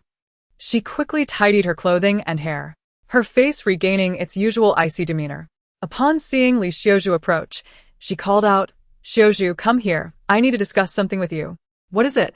Li Xiuzhu responded cheerfully as she trotted over. "Brother, what is the matter?" He picked up the bowl meant for planting seeds and handed it to her, saying, "Help me plant the beans." Li Xiuzhu was about to toss the bowl aside when he added, "I'll be making braised pork for dinner. If you don't want any, then forget it." Braised pork? She couldn't deny her craving, so reluctantly accepting the bowl, she replied, "Isn't Qingluo free as well? Why not let her do it?" "Nonsense, that is my wife." Upon noticing the dark expression on Li Xiuzhu's face, he quickly corrected himself. "She is simply too clumsy to manage, unlike you. When we were young, you excelled at such tasks." Li Xiuzhu, being carefree, instantly beamed at the compliment. "Indeed, when I was a child helping with farm work, none of the neighbors' children could surpass me." Yes. Xiuzhu has always been capable since she was little. Thus, the three of them sat under the shade at the edge of the field, supervising the work while occasionally passing water or seeds, spending the rest of their time listening to the chirping of cicadas and birds. Under the coaxing of Li Beichen, Li Xiuzhu finally cooperated and finished planting the half bag of seeds they had brought. The siblings looked at their labor with satisfaction. "When the beans are harvested, you must save me some," Li Beichen immediately assured her. "How could it possibly be otherwise?" "No need," she replied. After washing his face, Li Beichen headed straight to the kitchen, only to find that Qingluo had already started the fire. He expressed some concern. "Is your hand all right?" "Don't worry. The scabs have all fallen off. I'm perfectly fine now." "That's good to hear. You should take a break. Let me handle the cooking today." Li Beichen's face lit up with joy. "Is this your way of showing concern for me?" Qingluo turned her face away, thinking too much. "I just believe your cooking is not particularly good. I simply want to eat something I make myself." The spark of joy in his heart was doused by her words. But it mattered not. There would be plenty of time ahead. He refused to believe that this woman had a heart made of iron. No, he was not fixated on the child. Was he? Chapter 56. The family dispersed early one morning, as Li Beichen rose to prepare breakfast. He opened the door to find a man standing hesitantly at his threshold, seemingly contemplating whether to knock. Upon noticing Li Beichen, the man appeared taken aback, uncertainly inquiring, "Are you second brother?" He had long heard from Xiuzhu about her elder brother's esteemed position in the capital, and now, witnessing him in person, it was evident that he possessed an extraordinary demeanor, making it hard to fathom that a family such as the Li's could produce such remarkable talent. Recognizing him, Li Beichen replied, "Ziying?" Cheng Ziying smiled and nodded. "I've come to see Xiuzhu." "Please, come in," Li Beichen invited, impressed by this first encounter with his brother-in-law. However, as Cheng Ziying was about to step inside, Li Shi emerged, dressed and immediately launching into a sarcastic tirade. "Oh, what an esteemed guest we have gracing our humble abode. Surely, you must still be half asleep or perhaps have lost your way." Cheng Ziying maintained his gentle politeness, responding, "Mother, I've come to fetch Xiuzhu." Upon hearing this, Li Xiesa tampe flarat. "Fetch Xiuzhu? You remember you have a wife, do you? Pray tell, how long has it been since your marriage? Why is it that you are constantly embroiled in disputes over trivial matters?" She continued, as a man, if you cannot even protect your wife, what worth do you possess? Cheng Ziying, possessing a good-natured temperament, remained silent, allowing her ridicule to wash over him. It was only Li Beichen, unable to bear the scene, who interjected. Is it not common for couples to argue? You are being overly lenient with Xiaozhu. Call her out. It is best to address matters face to face. Li Beichen patiently remarked, as parents, we should not interfere in the matters of the couple. He then called out, Xiaozhu, come out here at once. This was the first time since their marriage that Cheng Ziying had spoken so sternly to her, and the mere thought of it made her heart ache with indignation. What does it mean that I am causing a ruckus? Cheng Ziying, it is evidently your parents' favoritism that has led to this situation, and yet you claim it is I who am causing trouble? I see no way to continue living like this. Alas. Cheng Ziying wore a face full of helplessness, torn between his parents and his wife. What could he do? Upon hearing that there was more to the story, Li Shi inquired of Xiaozhu, is it not merely a quarrel? What is the root of this discord? Li Xiaozhu, feeling utterly wronged, replied, his younger brother is getting married, and they have prepared a bridal price 3 times that of ours. To add insult to injury, his mother insists on giving their best 2 acres of fertile land to him. Tell me, when it comes time for division, how will we fare? Li Shi was immediately infuriated upon hearing this. What an outrageous situation. They are bullying my daughter. Come, summon your brother. We shall pay them a visit and have a word. Cheng Ziying felt a sense of dread, for he had witnessed the formidable nature of Li Shi. If she were to confront them, his brother's marriage would be irreparably damaged. He quickly interjected, Mother, it's not as you think. You are aware of my younger brother's circumstances. If we do not offer a larger bridal price, they may refuse to allow her to marry. How can your brother's unique situation justify the mistreatment of Xiaozhu?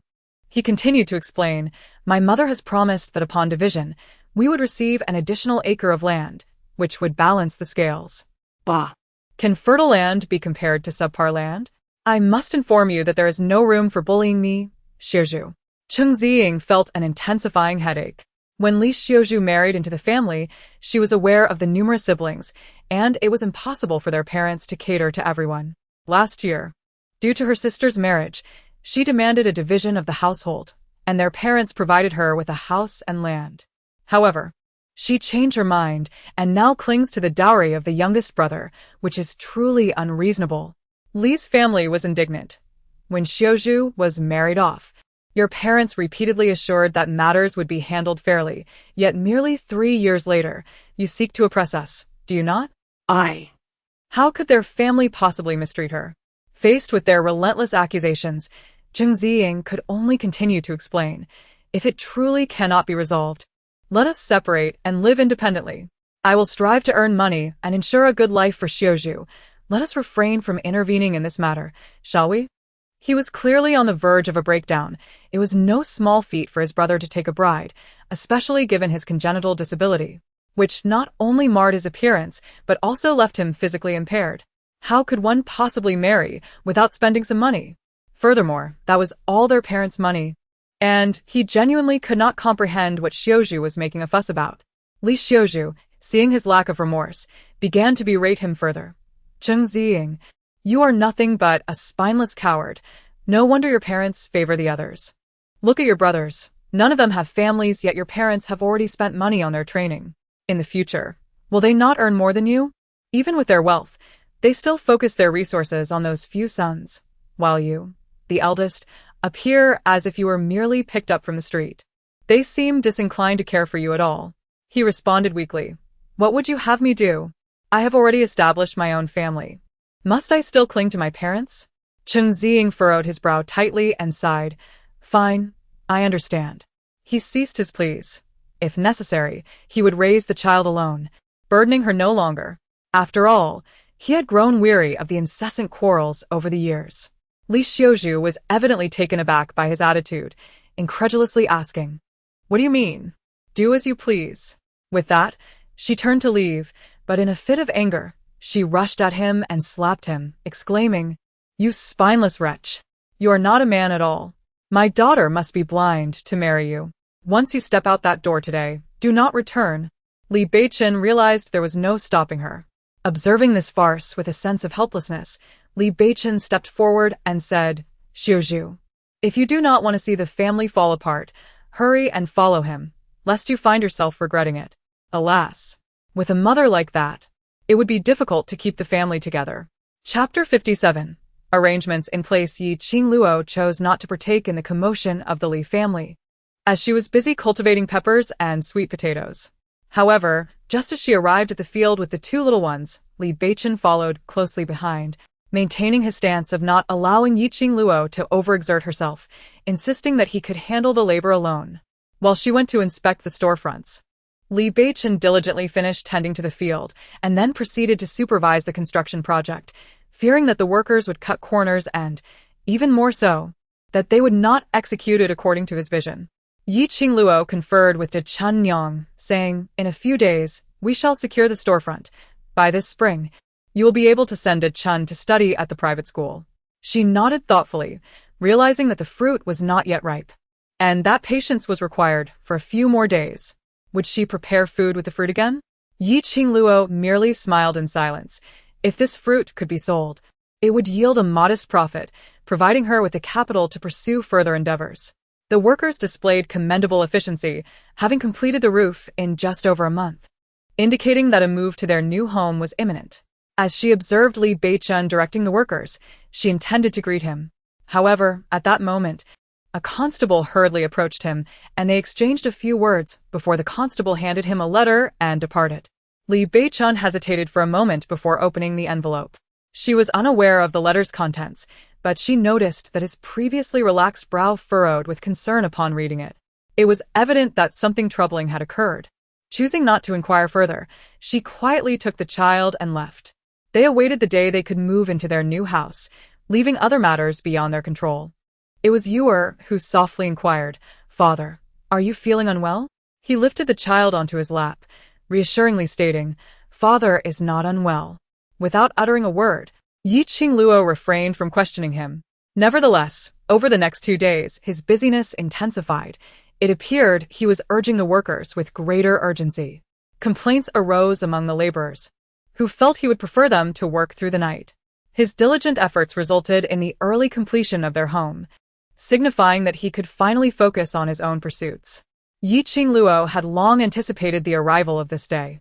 Though he wore a smile, a hint of helplessness lingered in his eyes, perhaps reluctant to part with the child. This was precisely what Qingluo cherished the most. Having a restroom made nighttime visits much more convenient.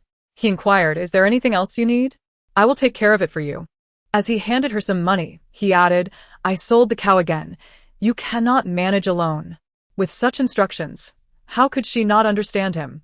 Aware of his difficulty in articulating his thoughts, she asked first, Are you leaving?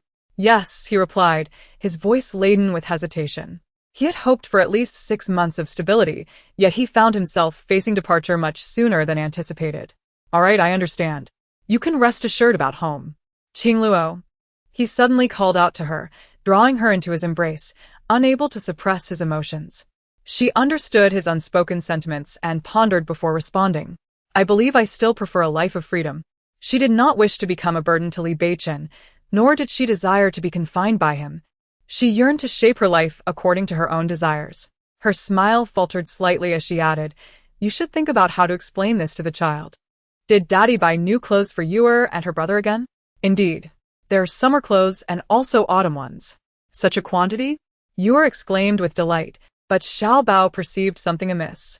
He coldly questioned, So, saying you wouldn't leave was merely a way to placate the children, was it? He bore a trace of helplessness. Not little Bao, father.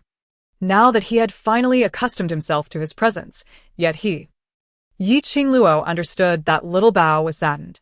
She approached, crouching down to offer solace. Little Bao, I do not require his gaze upon me. Noticing the weight in his eyes, her heart sank further. Then, will this outing entail danger? He, in the presence of the child, naturally refrained from uttering the truth, instead smiling. No, what danger could there be? It's merely a small matter. A small matter? How could one hastily seek him out for something so trivial? When do we depart? At once. Had it not been for the need to ensure their safety, he might have already set forth. It appeared the situation was indeed urgent. Very well, I understand. However, Yuer began to weep.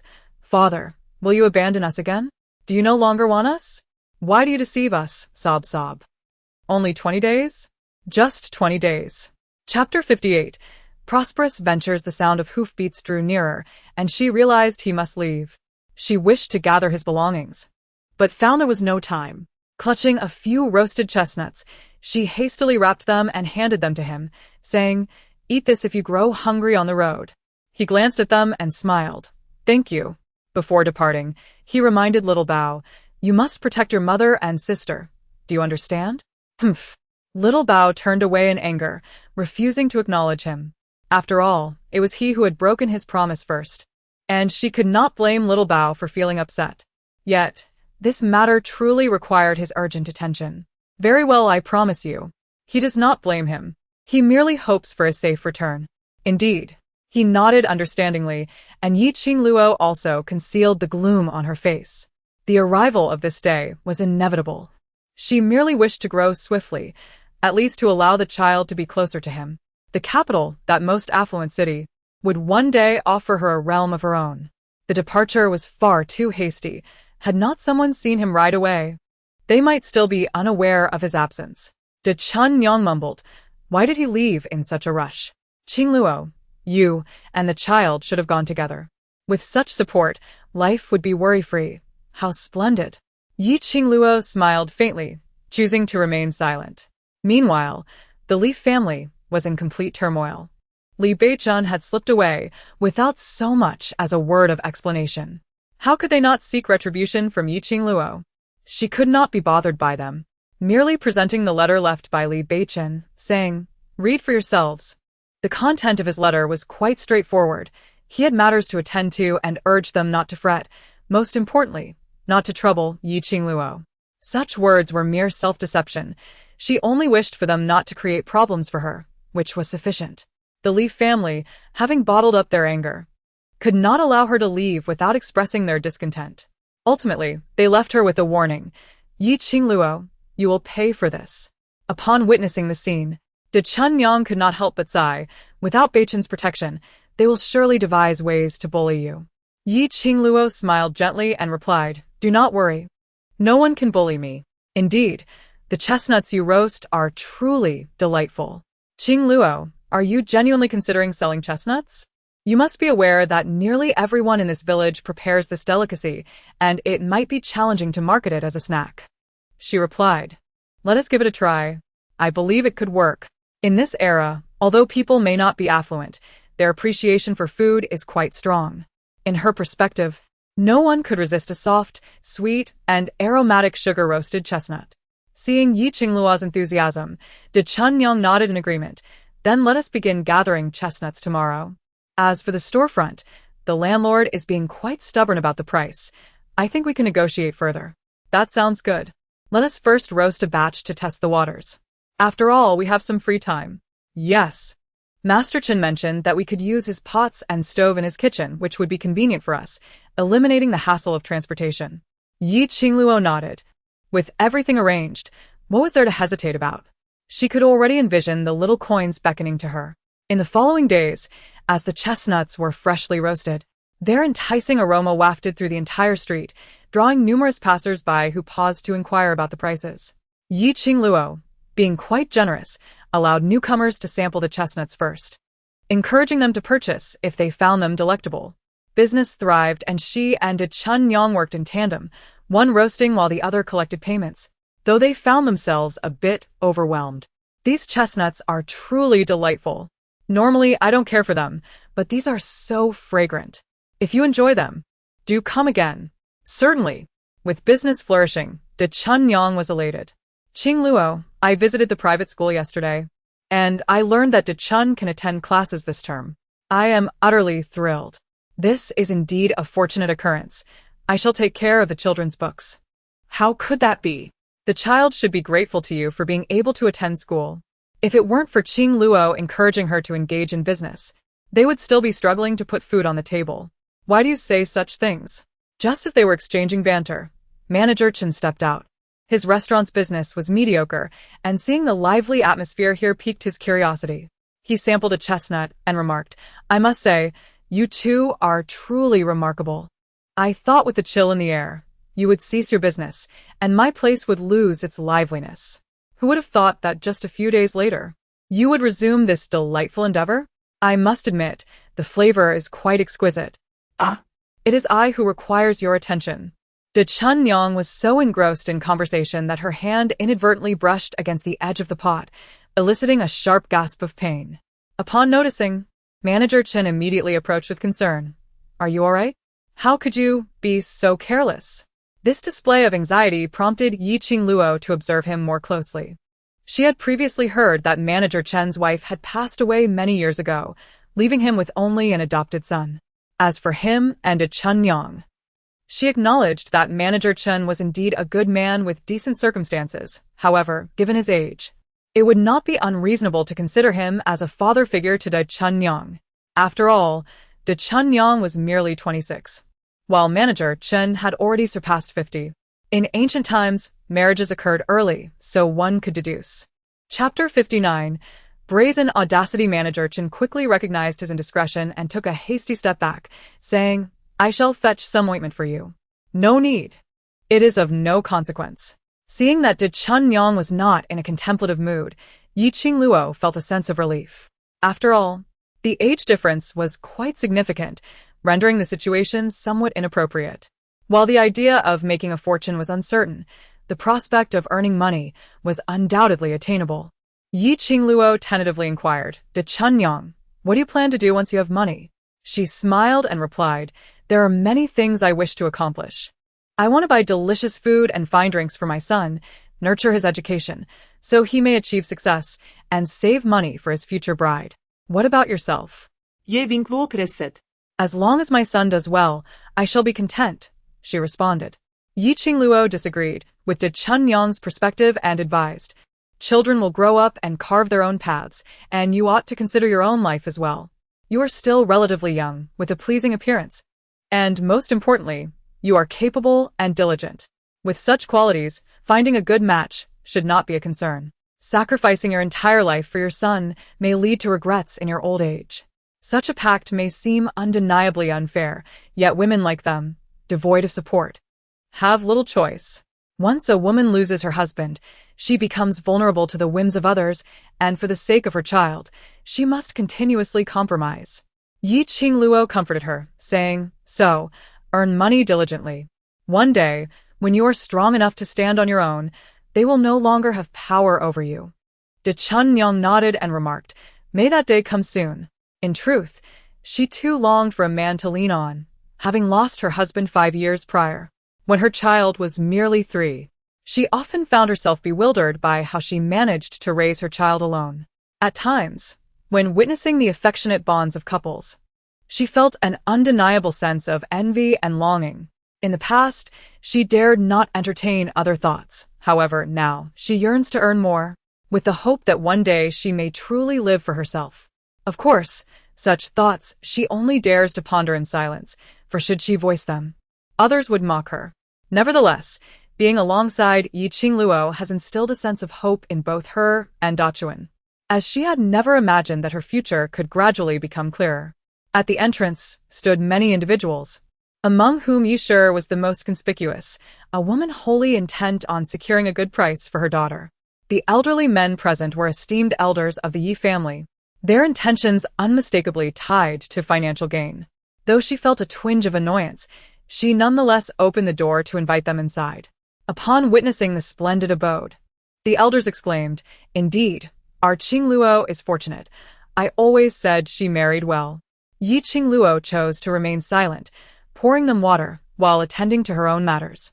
Observing her daughter's disregard, Yi Shi felt a surge of dissatisfaction but refrained from expressing it, instead calling out, Qingluo, come here. The clan elder wishes to speak with you. What could they possibly have to say? Were they not the very ones who had come to impose upon her? She needed not think twice to foresee their forthcoming words. Yi Qingluo approached with a calm demeanor and stated plainly, if this is merely about money, then I would prefer you refrain from speaking. However, if you are here out of pity for us 3 women, I shall thank you in advance. Her words rendered the crowd's expressions exceedingly grim, leaving the elders momentarily speechless. as the Yi family had indeed been somewhat excessive regarding their daughter. To now compel them to seek financial assistance was undeniably a burden too great to bear. Once, a clan elder who had benefited from the Yi family spoke up. Qingluo, we are aware of your family's recent success, and that you have engaged in some small business ventures to earn money. Thus, she interrupted with a cold laugh. Thus, my financial gains have incited envy in some? Since they have the audacity to speak, I see no reason to extend them any courtesy. Yi Shi retorted angrily. What nonsense are you spouting, you wretched girl? The clan elder shot Yi Shi a sharp glance before continuing. Qingluo, you are well aware of your family's circumstances. Your father has been bedridden for 2 years, and your brother is still in school. Given your situation, why can't you assist your family? The moral coercion was palpable. Unfortunately for them, she had no moral obligation to bind her. She replied, it was you who once declared that a married daughter is like spilled water. Yet now you demand my support for my maternal family? Have you exhausted every possible argument? The irony is that when my husband was present, you dared not utter a word. Now that he has just departed, you come to bully us, a widow and her children. Pray tell, how can you, who are half buried in the ground, shamelessly utter such words? The elder's face turned crimson with indignation as he retorted, how dare you speak in such a manner? Regardless of your parents' treatment of you, they gave you life and raised you. Their shortcomings do not absolve you of your duty to care for them. Yi Shi added, indeed. If you refuse to provide support, I shall send your father here for you to care for. It is only natural for children to support their parents. Should you refuse, I will take this matter to the authorities. The elder of the clan has grown somewhat timid, expressing his sentiments with soft words. Qingluo, you should reduce the financial support a little, as a gesture of pity for your father. It has not been easy for him to raise you all these years. Yi Qingluo chuckled lightly, saying, did he not wish to drown me upon discovering I was a daughter at my birth? Why should I feel obligated to support such a father? In those years, had it not been for her ability to soothe her younger brother, they would have had no reason to keep her. Had she not been of use, they would have likely sold her off as soon as their grandmother passed away. And that so-called father had never even graced the original owner with a smile. What right do such parents have to expect her support? Chapter 60. Trouble arises regrettably. Even her brother has now turned against her. Having said all that needed to be said, Yi Qingluo wasted no time and issued an eviction order, stating, it is getting late, and I shall not keep you for dinner. Are you merely causing a scene? Who cannot do that? The Yi family seethed with anger. Never having anticipated that their once timid and helpless daughter could confront them so boldly, her resentment palpable. This daughter could no longer drain her vitality.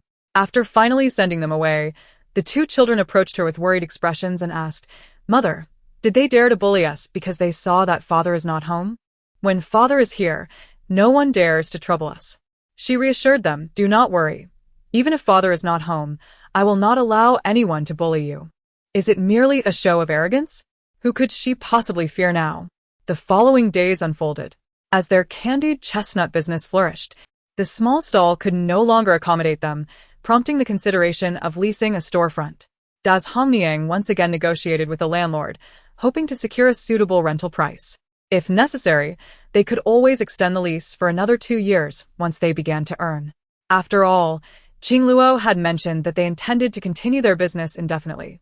The landlord, sensing their determination, began to relent, leading Das Hongniang to pay a deposit, with the remainder to be settled after the grand opening. Given the abundance of chestnut trees in the mountains and the villagers' lack of interest in them, many would likely be willing to gather them if offered compensation. Das Hongniang concurred, recognizing that relying solely on the 2 of them to harvest and process would be excessively slow. However, with the rental costs looming, their remaining funds would be scant, raising concerns about wages. No worries, she reassured. I have some savings set aside. Once we prepare the store, we can hire someone to collect the chestnuts. Very well. I will meet with the landlord tomorrow to sign the contract. He has agreed to allow us a month to pay the full rent. That is splendid news. It grants us some breathing room. Indeed, that was my intention. Now, we must choose a charming name for our shop. They are merely envious of your fortunate lineage. That is why they speak so. This remark eased Yu's worries. Father truly won't abandon us, will he? After a pause, she asked, Do you believe he is a trustworthy person? Certainly. Father has always kept his word. Indeed. Then what is there to worry about? With her gaze lowered, Yue was not truly anxious. She simply missed her father. While the two women were engaged in conversation, they were suddenly startled by the sound of numerous footsteps outside, accompanied by hushed murmurs. Is it true that someone has lost their life? Indeed, the Su family has come knocking. It seems Lu Widow is doomed. Lu Widow? What has happened to Dachuan's mother? Qingluo had just been at her house peeling chestnuts. Nothing seemed amiss. Were these people merely spreading rumors? Filled with curiosity, she stepped outside and inquired of a slightly slower-moving woman, "What has transpired?" "I heard them say that Dachuan accidentally pushed Su's son off the riverbank, and it seems the child did not survive. Now the Su family is bringing the child's body to settle accounts with her." "What?" Qingluo felt a surge of urgency and hurried towards Dachuan's home. By the time she arrived, the house was surrounded, teeming with people. The doctor had also arrived, but his demeanor suggested he was powerless to assist the child. The Su family, in utter despair, pointed at the trembling Dachuan and exclaimed, "How could such a young child commit murder? If we do not receive an explanation today, we shall seek justice from the authorities." Others echoed in agreement. "A life for a life. Hand over the murder." Dachuan's mother held the child tightly in her embrace, her body shaking with fear, yet she strove to maintain her composure, asserting, "My son claims he did not push anyone. You cannot slander him unjustly." At that moment, there were only the two children on the bridge. If it was not him, then who could it be? The Su family was overwhelmed with emotion, particularly upon witnessing their child's distress, which ignited a fury they could scarcely contain. "I tell you, if you do not provide me with an explanation today, I shall perish before your doorstep." The daughter-in-law of the Su family was equally formidable. Though her youngest son was the one injured, the two elder siblings were cherished beyond measure. In light of this incident, she was resolute in her determination to seek justice. Just as the mother and child stood helpless and bewildered, Qingluo stepped forward and inquired of the physician, "How is the child?" The doctor sighed. He still possesses breath, yet having fallen from such a height, it is certain that his internal organs have been compromised. I fear he may be beyond saving." Upon hearing this, the Su family erupted into heart-wrenching cries. "My suffering child, my dear child." Chapter 61. One wave subsides, another rises. The Su family was agitated and began to shout, "You speak sweetly, yet the physician has declared there is no hope. What can we possibly do?" At this juncture, the physician suddenly suggested, "Perhaps you might summon the esteemed Dr. Xue from Lin County? He may be able to." However, someone interjected, but Dr. Xue announced years ago that he would no longer take patients. It would be exceedingly difficult to persuade him to return. Moreover, should they manage to entice such an aged physician from his retirement, the cost of his services would undoubtedly be substantial. Who would bear such an expense? The Su family once again turned their fierce gaze towards De Chuanyang, demanding, "Tell us, must your son pay with my son's life? Or will you choose to spend to save him?" De Chun's mother was in a state of utter panic. Qingluo spoke up, saying, "Hear us the plan. You should go summon someone. We can cover the consultation fees. However, if the child awakens and it is confirmed that De Chun did not push him, your family must offer double compensation and publicly apologize to them." The notion of doubling the compensation placed the Su family in a precarious position, yet they considered it a glimmer of hope. They replied, "Very well. I shall immediately seek out divine physician Xue. You wait here. If it turns out that De Chun is indeed responsible, the Su family will not let this matter rest." The Su family temporarily carried the child to the apothecary, while others went to summon divine physician Xue. Although the physician had publicly announced he would no longer see patients, it was understood that sufficient fees would surely entice him to attend. With this calculation, the Su family felt a renewed sense of confidence, for they were not averse to spending generously when it came to securing assistance. As soon as the last person left, De Chun's mother collapsed to the ground in tears, exclaiming, "What are we to do? What are we to do?" De Chun, sobbing, shook her head. "I don't know. I truly don't know. I had arranged to play by the riverbank with De Zhuang, but upon my arrival, I found a Hua covered in blood instead of De Zhuang. I have no idea who pushed him. He didn't even reach the bridge, nor do I understand how De Hua ended up down there. Before he could call for help, he was surrounded, and then De Hua's family came rushing in, accusing him outright of being the one who pushed. She nodded and said, "Now is not the time to be anxious, De Chunyang. You must remain composed and take care of Su Dahua closely. Remember, if he has the chance to awaken, do not allow him to speak alone with the Su family." Yi Qingluo was apprehensive, fearing that if the child had indeed fallen due to her negligence, the parents would undoubtedly collude with the child to fabricate a statement. If they insisted that De Chun had pushed him, it would become an irreconcilable situation. De Chunyang gradually regained some semblance of composure, wiping her tears as she said, "All right, I will go take care of that child immediately. Qingluo, I leave De Chun in your hands." Finding witnesses was also of paramount importance. De Chun was still trembling, and Yor stepped forward to comfort him. "Brother De Chun, do not be afraid. We will think this through together." I truly cannot remember anything," he stammered. "It's all right. You all can play here for a while." Once the child was settled, they needed to gather funds. Their money had just been spent on the rental deposit, leaving them with very little. Now, Given the Su family's demeanor and the child's unconscious state, they needed to prepare enough funds. After a stick of incense had burned, Dr. Shui was summoned, costing 2 taels of silver. That was not the main issue. The real concern was the prescription he provided, which was exorbitantly expensive, far beyond De Chunyang's means. "Qingluo, it requires 10 taels of silver. How could I possibly have that much? Even if we sold all our possessions, it would not suffice." The Su family was relentless. If they could not heal their son, then they expected De Chun's son to pay with his life. "My Su family has all the time in the world to wait this out." Yi Qingluo realized that as long as the child remained unconscious, this matter would not be resolved. However, just a handful of taels was far beyond what she and De Chunyang could afford. There was no alternative. She could only seek to borrow, for Dr. Shui had stated that the child would awaken within 3 days, provided the appropriate medicine and acupuncture were administered. However, it became evident to her that the Su family appeared disinclined for the child to regain consciousness. The grim reality was that even if the child recovered, he would likely be left incapacitated.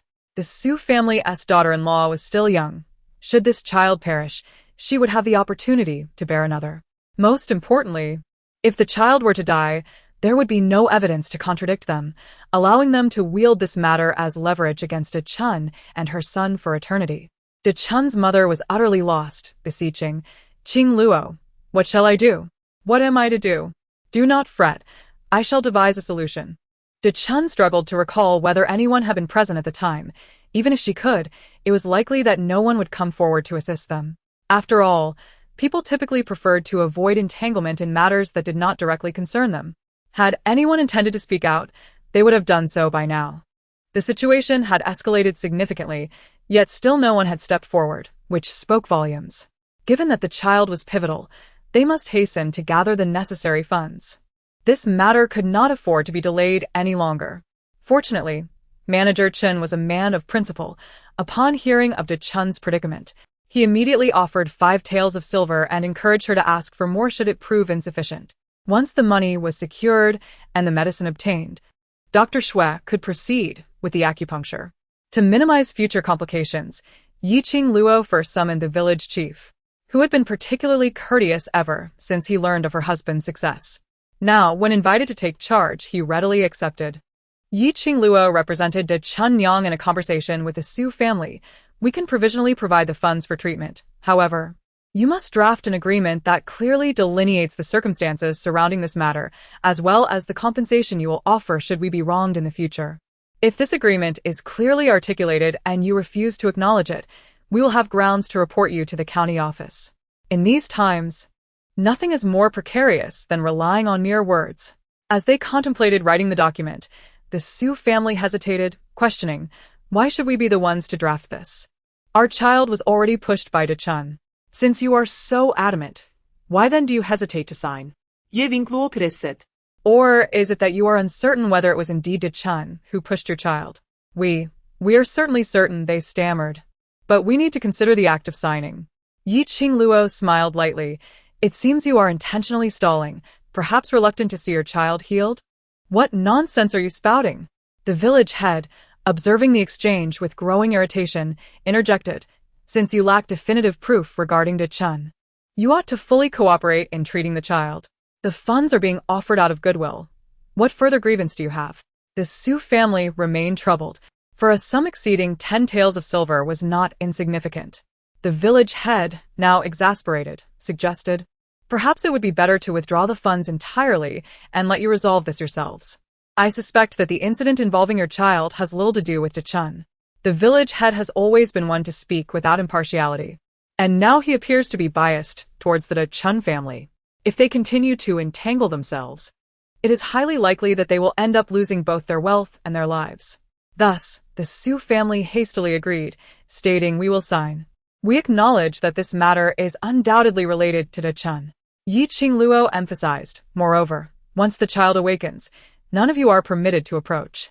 We must wait for the village head to arrive before any questioning can take place. The Su family, taken aback, inquired, "What do you mean by that?" "To prevent collusion," she replied. The village head concurred, "That is indeed a sound approach. When the child awakens, I shall summon a few more individuals to witness the proceedings, which will serve as evidence." Qingluo was meticulous in her actions, causing the Su family to feel a twinge of guilt. Should the child have merely stumbled on their own, the debts incurred today would be theirs to repay. However, if they were to abandon the treatment, they could no longer insist that De Chun was to blame, especially since he had contributed funds for the treatment, while they chose to forego it. Caught in their hesitation, the village head urged them, "Do hurry. You were relentless in demanding accountability. Why are you hesitating now?" After much deliberation, the Su family concluded that it would be more advantageous to treat the child. Thus they steeled themselves to sign the documents, allowing the doctor to proceed with the treatment. Now, it was the Su family who found themselves in a heated predicament, anxiously worrying whether the child would awaken or remain in slumber. Meanwhile, Widow Lu maintained a relatively composed demeanor. The widow is acutely aware of her son's unjust predicament, which alleviates her fears regarding Su Dahua's awakening. Now that the necessary funds have been gathered, she feels even less anxious about the Su family leveraging this situation against her. Everything seems to be progressing favorably. She is well aware that this turn of events is largely due to Qingluo, who has been instrumental in assisting her and her son. This act of kindness is something they will cherish for a lifetime. Though aged, the esteemed physician Xue possesses a steady hand when wielding his needles. After administering a few, the child appears to have regained some vitality, eventually expelling a mouthful of stagnant blood. The Su family is in a state of distress. However, physician Xue reassures them, stating, "Do not panic. It is merely stagnant blood. Once expelled, it will facilitate more effective treatment." Qingluo instructs Dachuan, "In the coming days, stay close to your mother. Should you notice that Dahua has awakened, promptly summon me or the village head. Do you understand?" Yes. Little Bao, wishing to spare his mother any distress, takes Yun out to play. He inquires, if one day father is called to the capital to serve as an official, would you accompany him?" Without hesitation, Yue responds, "Of course. We will go together with mother." He sighs, "Do you not grasp the reality? Mother cannot possibly accompany him." Why not? Father and mother are clearly on good terms. Everyone says father is a wonderful husband. You do not comprehend the complexities of adult matters. Nonetheless, I shall ask you this. If it came to a choice, whom would you prefer to follow, father or mother? Yue faces a dilemma, yet resolutely declares, "I will follow mother." She has affection for father, yet her love for mother is paramount. Yue concurs, "All right, I shall heed my brother's advice. Indeed, I have also refined a recipe. Do let me know how it tastes." The child peeled the chestnut and blew on it before savoring its flavor, nodding in approval. "Mother, it's even more fragrant and glutinous. Truly delightful. Let us prepare it this way tomorrow and see if we can sell more," he suggested. "We shall assist mother in cutting the chestnuts. To ensure they are well seasoned, the chestnuts must be slit open." In the past few days, she and De Chun's mother had taken the time to process them, but now it was left solely to her. "You needn't worry. The knife is quite sharp. We will be cautious." They understood that De Chun's family was facing difficulties, and thus, the household was in dire need of funds. They felt compelled to help mother earn some money. Indeed, Qingluo managed the stall alone, and with business thriving, it was evident that she was overwhelmed. Fortunately, whenever Chen Zhonggui found a moment, he would come by to lend a hand, subtly inquiring about De Chun's mother-s situation. Though she preferred not to dwell on it, it was apparent that Chen Zhonggui's intentions were somewhat evident.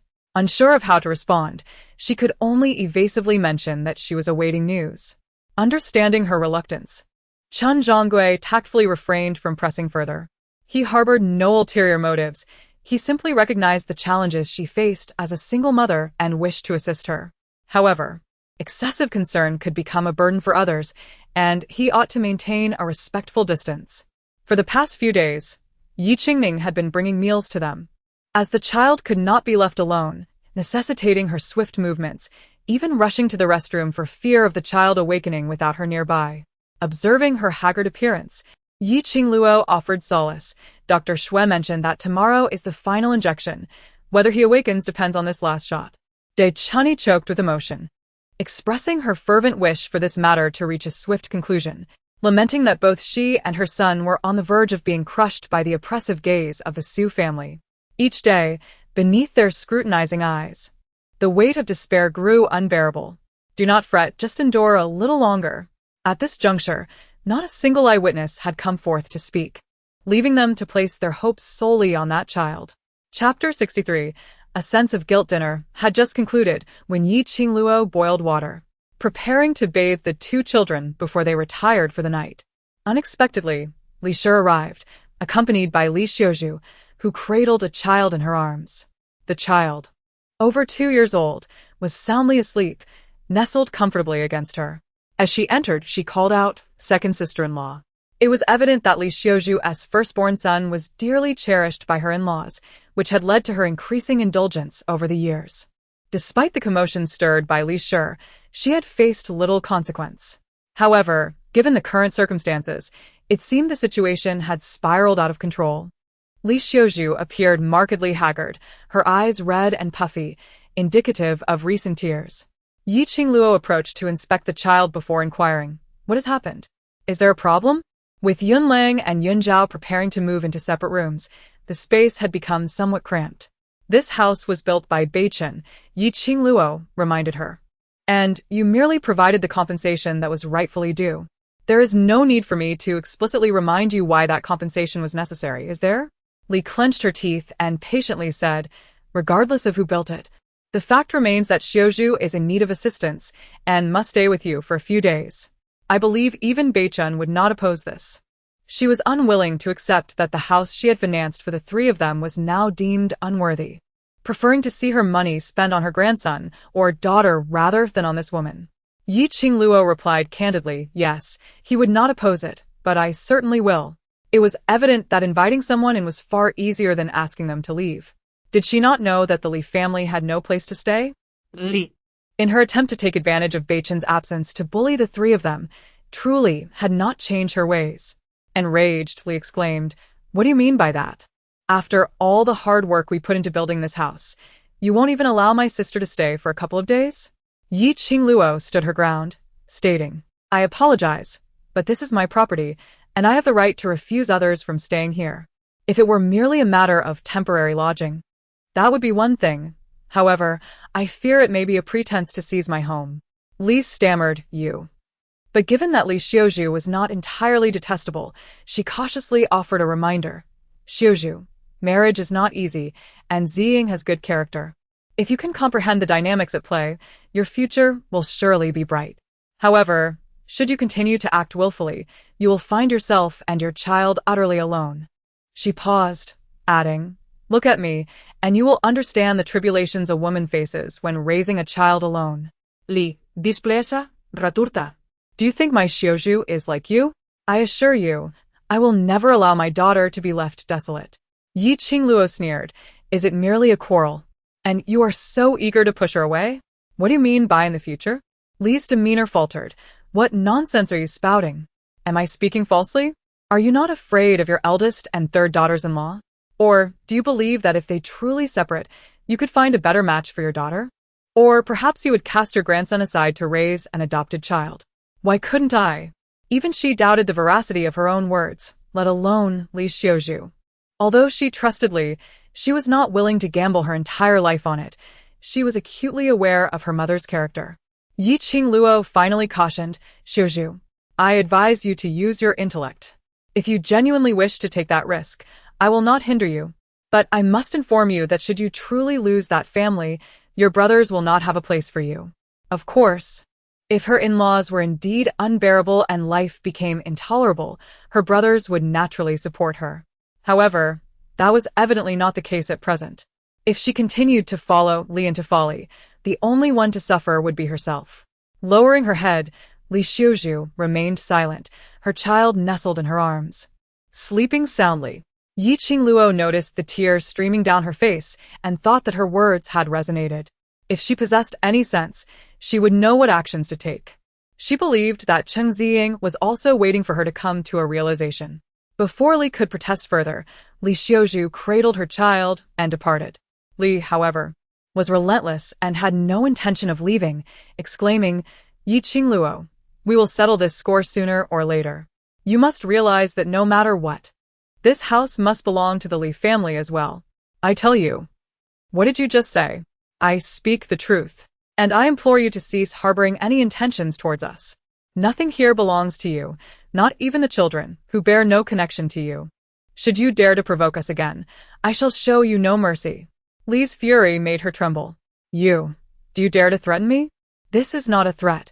It is a warning, she retorted, taking a few steps forward, her gaze icy. Those matters of yours. You. Xiaobao, you err, see our guests out. We kindly ask you to leave our home. Please depart at once. You all. Very well, Yi Qingluo. You wield considerable power. You shall wait and see. Once the door closed, Yi Qingluo, feeling vexed, kicked the wall, though she was reluctant to admit it. If Li Beichuan were present, these individuals, including her maternal relatives, would never dare to confront them. Yet now, why did they perceive a mother and her orphan child as easy prey? Meanwhile, before the door was fully shut, De Chun's voice called out, Auntie, De Hua has awakened. He is awake. Yi Qingluo ignored her, locked the door, and hurried to the clinic with the child, inquiring along the way if De Chun had summoned the village chief. I have. The chief has already gone. Those people were insisting on entering to see the child, and they even laid hands on my mother. Is your mother unharmed? She is fine. Once the village chief arrived, they ceased their ruckus. Indeed, those individuals were evidently filled with trepidation. Chapter 64. Resolution. By the time Yi Qingluo arrived, the child had completely regained consciousness. The village head, accompanied by a group of people, was inquiring, De Hua, do you recall the events of the past few days? The child nodded, his face still pale, yet his mind was clear. He vividly remembered the incident. His mother, in a state of urgency, rushed over and asked, De Hua, was there someone who pushed you off the riverbank? The child nodded once more. With this revelation, the burden of debt no longer weighed upon them. The village had cast a sidelong glance at her and patiently inquired, do you remember who pushed you? The Su family was taken aback. Liu Lan. They could hardly believe that this matter was linked to him. Initially, they had only seen Dachuan and had firmly believed he was responsible. But it seemed they had been mistaken. The heart of Dachuan's mother finally found solace. It was not her son. Su Dahua continued to murmur. They all came and took my wooden horse, and then Li Yunlang shoved me hard, causing me to fall. He recalled distinctly that, despite having taken everything from him, Li Yunlang relentlessly pushed him, and he lost his balance and tumbled down. He remembered that when he fell, Li Yunlang stood atop the bridge, laughing heartily. A grin that now filled him with dread. The village head pressed on. Did you see Dachuan that day? It was imperative to clarify this matter to prevent the Su family from holding on to any misconceptions. The child shook his head. I did not see Dachuan. I haven't seen him in a long time. We used to play together, but after Dachuan's mother started a business, he often went to the market, and we no longer played together. The matter was quite clear. The village head led everyone out, and the Su family followed suit. Once all were seated, he inquired, now that the situation is clarified, what do you propose we do? The matriarch of the Su family, being a shrewd woman, immediately offered an apology, saying, De Chun, I sincerely apologize.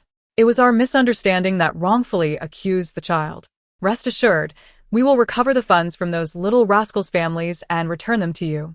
De Hua also hastened to apologize, addressing both the elders and the child, as if their contrition could somehow mitigate the harm inflicted upon the mother and child. Qingluo interjected, "This was not the agreement. I recall distinctly that you promised to repay and compensate as soon as the truth emerged. So, let us not delay. Let us adhere to the terms of our accord." "But how can they possibly produce such a sum at once?" De Chun retorted with renewed vigor. "If not, then let us seek the authorities. I am eager to demand justice for my injuries." Had the Su family not harbored intentions of falsely accusing them, she would not be so confrontational now. The Su family, sensing their own culpability, hastily replied, "No, no. We shall confront Li Yunlang about this immediately. This debt will not linger." Aware of their own guilt, the Su family quickly gathered all the funds they had on hand. They were determined to make amends and had no qualms about repaying De Chun. However, the sum was substantial, and after much effort, they had barely managed to accumulate half. De Chun was unyielding, leaving them with no option but to pledge their land deed to her, stating, "Hold this as collateral. We will repay the debt forthwith." Dachuan looked at Qingluo, and upon seeing her nod, accepted the land contract, stating, "In just 1 month, if the debt remains unpaid, this contract shall belong to me." The Su family could only agree very well. The ensuing discord between the Su and Li families was no longer their concern. Emerging from the clinic, Dachuan took a deep breath, relieved to have resolved the matter. "Qingluo, you cannot fathom the anxiety I have endured these past few days. It is behind us now." Dachuan nodded. "Having delayed for so long, we must ensure to sell a substantial amount tomorrow." Qingluo suggested, "Let us first focus on renovating the storefront." Their reputation for the candied chestnuts was about to flourish. Should the patrons become accustomed to the stall, a sudden relocation would pose a risk of losing clientele. Thus, it was imperative to expedite the renovations and promptly display the candied chestnut sign. Dachuan agreed. "Indeed, we shall have much to attend to starting tomorrow." "Yes, we certainly will." There was indeed much to be done. Opening the shop, renovating, stocking supplies, and arranging the layout, all of which required both manpower and financial resources. "Qingluo, I initially believed our earnings would suffice, yet I now realize that expenses are ever present, and money seems perpetually insufficient." Thankfully, they had only rented the storefront for 6 months. Yet even that expenditure had consumed a significant portion of their funds. Qingluo mentioned that the shop could not solely offer candied chestnuts. They would also need to procure a variety of other snacks. Fortunately, with the endorsement of Manager Chen, the snacks they intended to stock were available at remarkably low prices, which might yield a modest profit in due course. After merely 2 days of silence from the outside world, news has reached us that the Su family has lodged complaints against the Li family and several unruly children with the authorities. Consequently, the constables have come to our village to conduct an investigation. However, due to the absence of eyewitnesses, no breakthroughs have been made. The Li family, known for their obstinacy, is unlikely to admit that their child has committed such acts. Yet, upon seeing that among the rowdy children was De Zhuang, De Chun began to comprehend certain implications. "Mother, could it be that they had premeditatedly summoned me to the riverbank?" Dachuan inquired. His mother, upon reflection, felt a chill of apprehension. It was indeed terrifying that such young children could harbor such cunning intentions. Indeed, if they escape justice this time, Li Yunlang will become even more audacious in the future.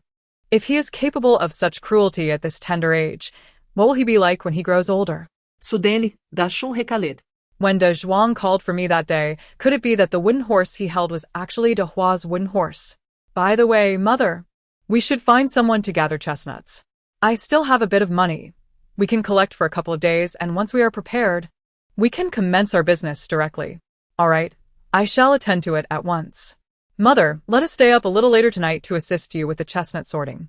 Very well. These 2 children have always been well-behaved and sensible. She fears they may find it difficult to adjust once they start attending private school next year. Chapter 65. We are not acquainted. The efficiency of the authorities is remarkable. With just a hint of information, they swiftly uncovered the entire sequence of events. Under the coercive influence of the officials, the children who had played with Li Yunlang came forward to testify that it was indeed he who had pushed Dahu. Furthermore, enticed by the reward, 2 eyewitnesses emerged to corroborate their claims. Li Yunlang's culpability was thus firmly established. Unable to employ torture on minors, the magistrate resorted to administering 20 lashes to the defiant Zhu Caixia. This physical punishment could have been avoided had she chosen to admit her guilt in light of the irrefutable evidence. The county magistrate might not have been so incensed as to resort to corporal punishment. Now, the lashes have been dealt, and a fine is still to be paid. In order to prevent Zhu and her son from being imprisoned, the Li family hastily gathered funds for their release. However, they found themselves incapable of covering the entirety of the compensation all at once. Meanwhile, the Su family, having recently received a portion of their compensation, hurriedly approached to repay the debt owed to Daha's mother. After all, the land deed was in her possession, a lifeline for the Su family.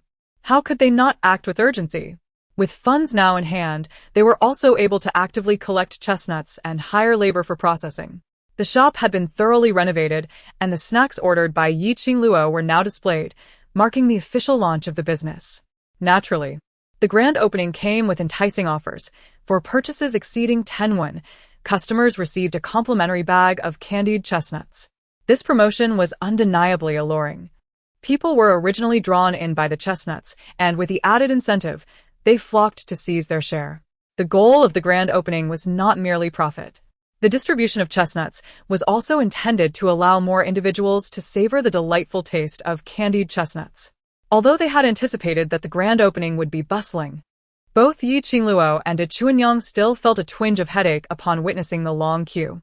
Qingluo, if business continues to thrive like this every day, we shall have to hire additional help. Once the event concludes, it may not be as prosperous. Nevertheless, observing the people's fondness for candied chestnuts, she believed that business would still remain favorable. The opening of their establishment had indeed invigorated the business of the roast duck shop across the street. Dashunia Hekalid.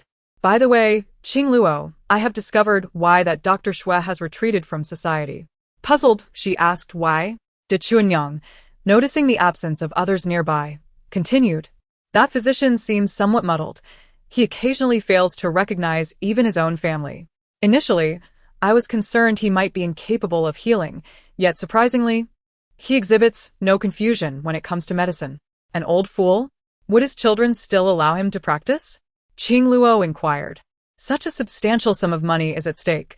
That old gentleman is lured by the roast duck, De Chuanyang replied. On that day, watching him eat like a child did raise my suspicions. Qingluo nodded. Indeed, we are quite fortunate. Indeed, Dashunia firmeme. Time flew swiftly amidst the busyness. It was rumored that the Li family had been ostracized, as Li Yunlang, at such a tender age, had already caused harm to lives.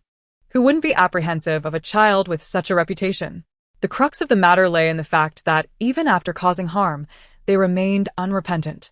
Nowadays, the Su family caused a daily commotion, and the villagers looked upon them with increasing disdain. De Chuanyang sighed at the situation. Fortunately, Beichun is not home. If he were, the Li family would likely be draining him dry once more.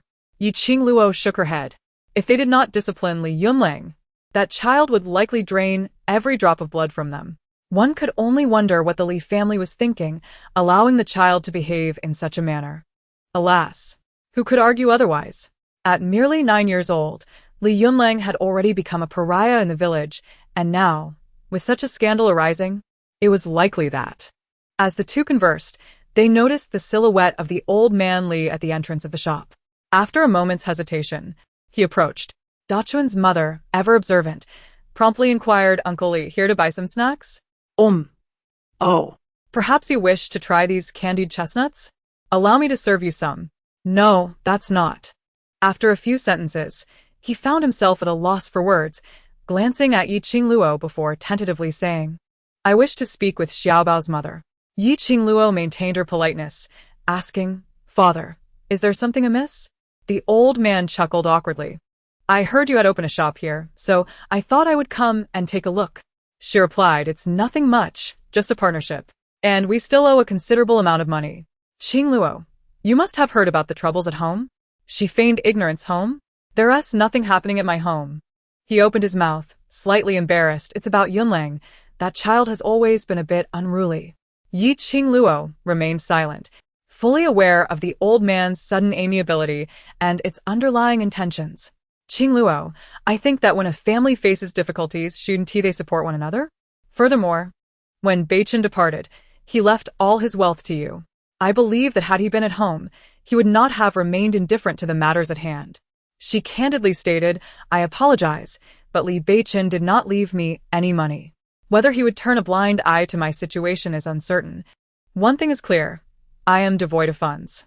With this straightforward refusal, Li Laotu felt a flush of embarrassment. Qingluo and Yunlong's predicament needed resolution, otherwise, he would face expulsion from the private school, which could jeopardize his entire future.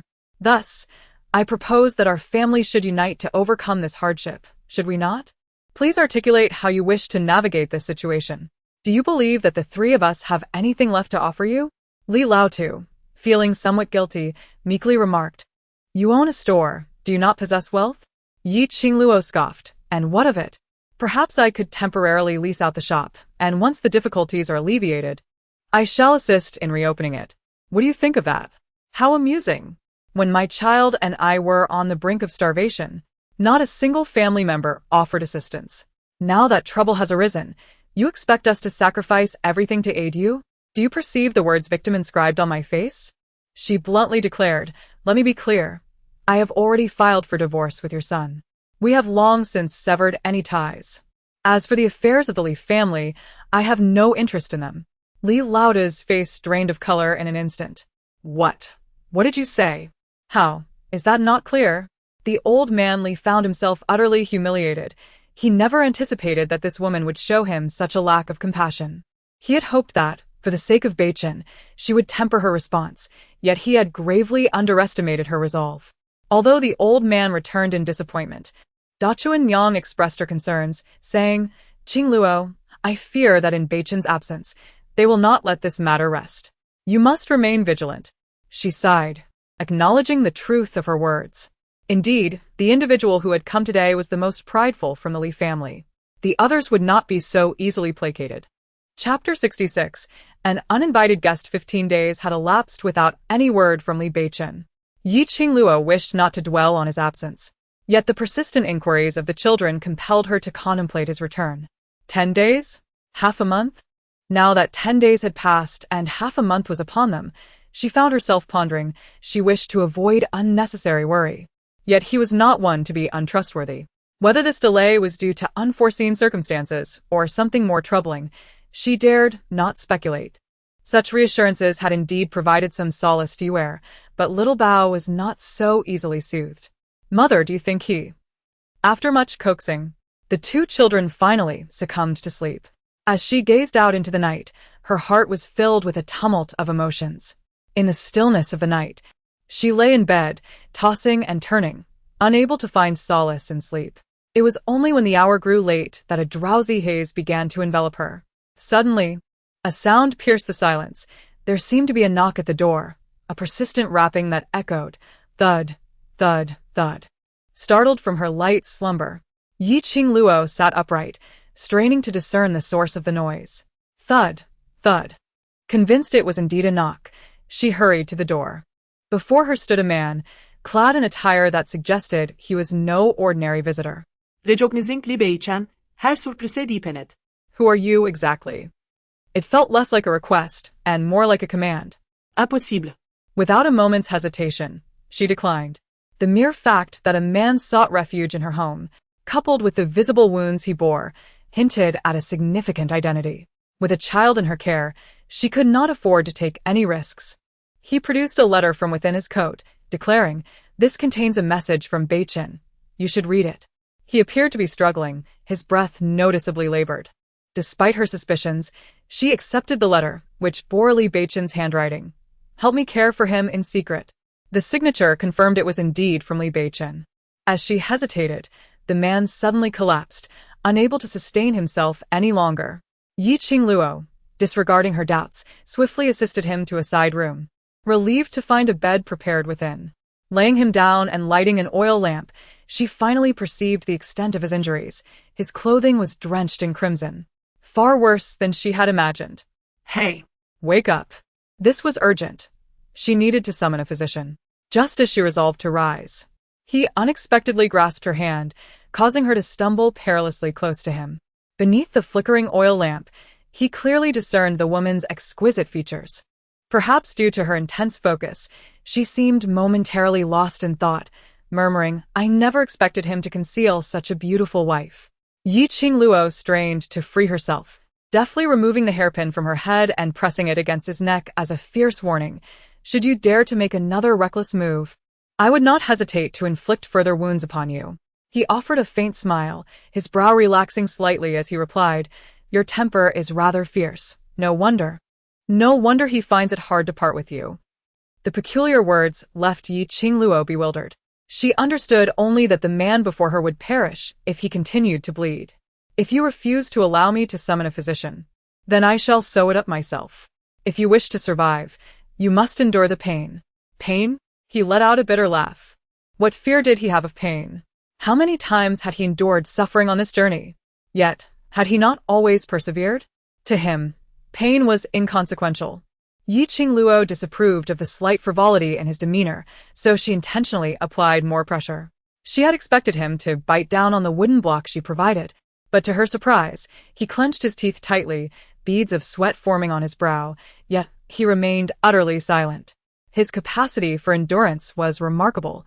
Witnessing this alone convinced her that he was undoubtedly a person of great potential. This led her to ponder whether Li Beichen had hastily departed because of him. Now, with him gravely injured, what of Li Beichen? The thought of that man tightened her heart, and she inquired of the barely conscious figure before her. "What of Li Beichen? You are wounded. What of him?" Thus, her suspicions were confirmed. Li Beichen had indeed acted for his sake. But what was Li Beichen's condition now? The following day, De Chunyang rose early to awaken Qingluo. To prevent anyone from discovering that she was harboring a guest, she quietly placed the breakfast she had prepared by his bedside. The man had suffered a fever the previous night, but it had since subsided, suggesting he was on the mend. Thus, she refrained from rousing him, tidied the kitchen, and left with her child for the day. Leaving him unattended was not ideal. Yet his pallid complexion, though concerning, was still adorned with an alluring charm that elicited admiration. "Seems you are well now," she remarked coolly. He frowned slightly, displeased that she would abandon a patient alone at home. "Is this how you treat your guests? Firstly, I am not a doctor. Secondly, you are not a guest. It is already a kindness that I have not expelled you. Now that you can rise, it would be best for you to leave by nightfall." She wished to avoid any complications. "Is this how you plan to dismiss me? Your heart is truly unyielding. I cannot fathom what Li Beichen sees in you. Do not mention Li Beichen so casually. If you were truly acquainted, you would not have left him alone to come here. If he has fled, then Li Beichen must bear the consequences, mustn't he? Though I have no ties to Li Beichen, he is the father of my child, and I sincerely hope he remains unharmed." The man did not counter her words. Instead, a shadow of gravity crossed his features. He, too, was reluctant to be in this predicament. Chapter 67. A return to provocation. Her tone was laden with warning. She earnestly wished to avoid any further troubles. Hey. She did not give him a chance to speak, saying, "If Li Beichen is willing to go to great lengths to protect you, you should also consider not endangering his wife and children. If Li Beichen fails, then whether he leaves or stays, they will come for him. At present, he is treating them better. At least, when necessary, he can be used to gain favor, cannot he?" Qingluo believed that by articulating her thoughts so clearly, they could rest easy. Moreover, with the business thriving, she soon cast aside that individual from her mind. People seemed eager to take a bite. "Zhu Saixia, what are you up to now?" "Humph, do you dare to ask me what I'm doing? Just a few days ago, I received a beating and have yet to recover. Now, even walking is somewhat challenging, but when it comes to scolding, my voice carries with strength." Qingluo did not yield, retorting coldly, "What is it this time?" She sneered. "Did they give you money? Zhu Saixia, have you lost your mind? Do you still dare to deny it? This house.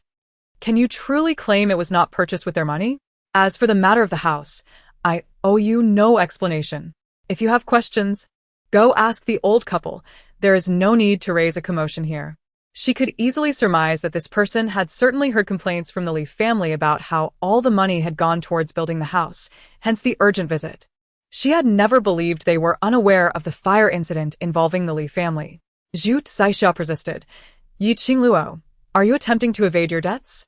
I warn you, if you do not produce the money today, I will set this place ablaze again. In any case, she had lost everything. If her son's studies were further delayed, she was unafraid to drag them all down with her. Yi Qingluo was undeterred by her threats and simply sat down on a chair beneath the tree, declaring, "Very well. Burn it. The last time the Li family set fire to my place, it transformed my straw house into a tiled one. If you burn it again, I could construct 2 more side rooms." Zhu Saixia, instead of scheming during this time, why not take your good son and sincerely apologize? Otherwise, you will inevitably lose everything. Zhu Saixia trembled with rage. Yi Qingluo, do you dare to curse me? Do you dare? Seeing that Yi Qingluo remained unfazed, she could no longer contain herself and dashed into the kitchen to grab a kitchen knife. Yi Qingluo immediately sensed the impending danger. Zhu Saixia, what do you intend to do? With fervor, Zhu Saixia exclaimed, if you refuse to let us live, then you shall not burn either. Today, I will fight you. She charged forward. Under normal circumstances, Yi Qingluo would not fear her. However, with a knife in Zhu Saixia's hand and her emotions running high, Yi Qingluo soon found herself at a disadvantage. The man inside could no longer remain seated and rushed to intervene, but Xiaobao stopped him. Although he did not understand why this man was in his home, he knew that he must not allow him to go out, lest his mother truly be driven away. In a critical moment, Xiaobao burst forth, wielding a whip, and struck Zhu Saixia's hand with precision. The sudden pain caused her to release Yi Qingluo, and upon lifting her gaze to see Xiaobao, her eyes burned with malice. Is this the son raised by that shameless woman? This is the son of a wretch. Xiaobao exclaimed with fury, if you dare to bully my mother again, I will make you pay dearly for it. Ha! Little Dongxi, do you think you can threaten me just because you wield a broken whip? Dream on. As he spoke, he prepared to charge forward, prompting Yi Qingluo to urgently shout, Xiaobao, hurry, get inside. However, Xiaobao stood his ground, and before Zhu Saixia could approach again, he swung the whip once more, crack, striking her arm. Yet, the pain did not deter her. Instead, it fueled her anger, driving her to advance even closer. Xiaobao, undete, continued to lash out until one blow landed squarely on Zhu Saixia's face, eliciting a sharp sting. In that moment, Zhu Saixia crumbled, crying out, "Ah! I will kill you." The commotion eventually attracted the attention of the villagers. Upon seeing the approaching crowd, Xiaobao quickly retracted the whip, while the others entered to witness Zhu Saixia chasing a child, shouting threats. A few women stepped forward to restrain her, asking, Saixia, what on earth are you doing? How has the child provoked you? Xiaobao, now sheltered in Yi Qingluo's embrace, voiced his grievances. She is forcing us to move. Wanting to sell our house to compensate Li Yunling. You're talking nonsense. Zhu Saixia retorted vehemently. Yet, the child stood his ground, declaring, that's precisely what you said. You arrived claiming the house is yours, but it is clearly built by my grandfather for us. You only wish to bully us because my grandfather is not at home. At this moment, the villagers also spoke up, with the eldest daughter-in-law asserting, you have gone too far, Saixia. This house was indeed built by Beichen. It has nothing to do with you. How could you, having failed in the education of your own son, dare to extort from Qingluo? Indeed, one should not bully others in such a manner. Why did you not claim him as yours while Beichen was present? It is evident that they gravitate towards Qingluo when faced with absolute interests. Moreover, this entire affair is merely the unreasonable commotion of Zhu Saixia. One cannot simply barge in and seize what does not belong to them just because her man is absent. Zhu Saixia, trembling with rage, shouted, do you know anything? The funds for building the house were all provided by the Li family. This house rightfully belongs to them. At that moment, a small worker, unable to bear the injustice, stepped forward and said, stop your nonsense. Our wages and the material costs were all covered by Beichen. I witnessed him doing so with my own eyes. The Li family? How could they possibly build a house for these three women? They were on the verge of starving them to death before. How could they now be so generous? Indeed, no one would believe that the Li family provided the funds. Indeed, if one fails to properly educate their child, who can they blame when trouble arises? I believe the magistrate's punishment was too lenient. Otherwise, she would not remain so obstinately ignorant. I think so too. Zhu Saixia, seeing no advantage coming her way, was about to leave when she suddenly caught a glimpse of what appeared to be a man's figure flitting past in the room. Immediately, she cried out, "Yi Qingluo, are you hiding a man in your home?" Yi Qingluo, exasperated, retorted, "Zhu Saixia, will you never cease? Unable to obtain money, do you wish to ruin my reputation instead? Do you believe that I will go to the county office tomorrow to lodge a complaint against you?" She was well aware that Zhu Saixia was not speaking out of turn, yet the words she uttered now were met with skepticism. The more agitated she became, the more others distanced themselves from her.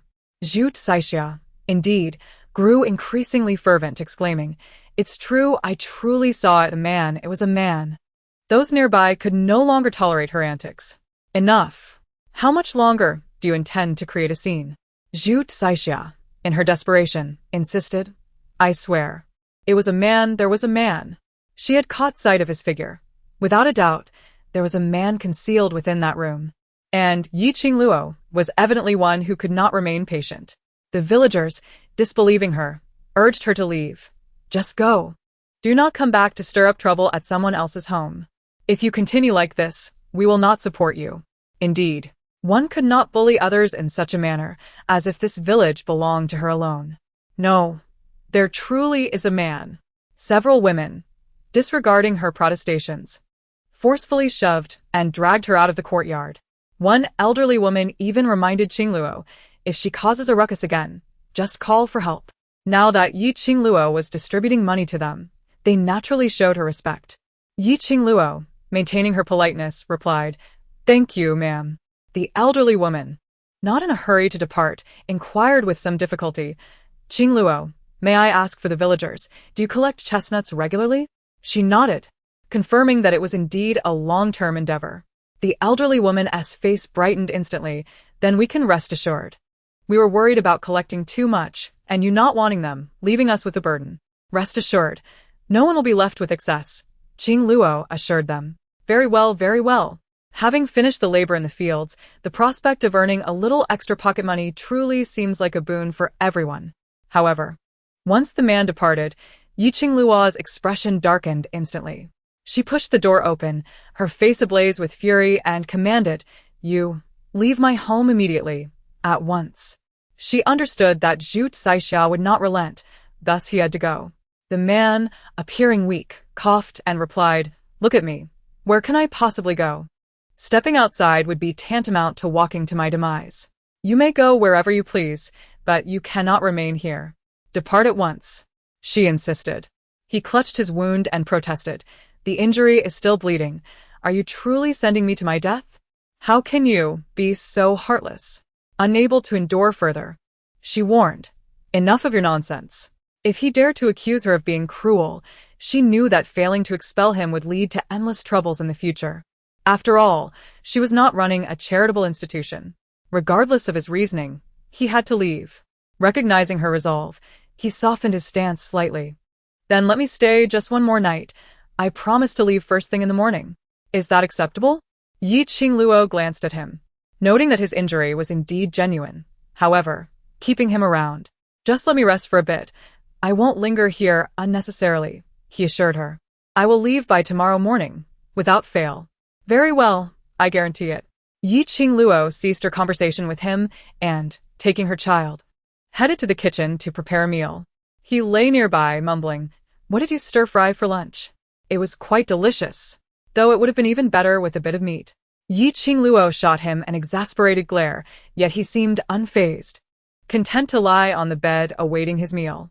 Yet, as the day wore on, she pondered, "Bachin, why has there been no news?"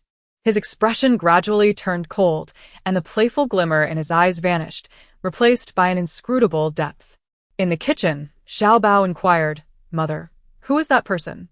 She shook her head, responding, He possesses your father's belongings. They must be acquainted. Perhaps, she murmured, a hint of concern coloring her features. During the meal, the frail man regained some strength, consuming 2 bowls of rice in one breath before patting his stomach and exclaiming, I have never tasted such exquisite dishes. Bei-chen is truly fortunate. Finish quickly and rest. I do not wish to see you again tomorrow. He nodded in agreement, offering no rebuttal. Then, to ensure you rest early as well. The following morning, Qingluo prepared to rise early to go to the market. When she left, the man was already up, tidying his belongings, and he ingratiatingly asked, may I have some breakfast? Outside, De Chun-young urged her to hurry, and she replied, finish quickly and be on your way.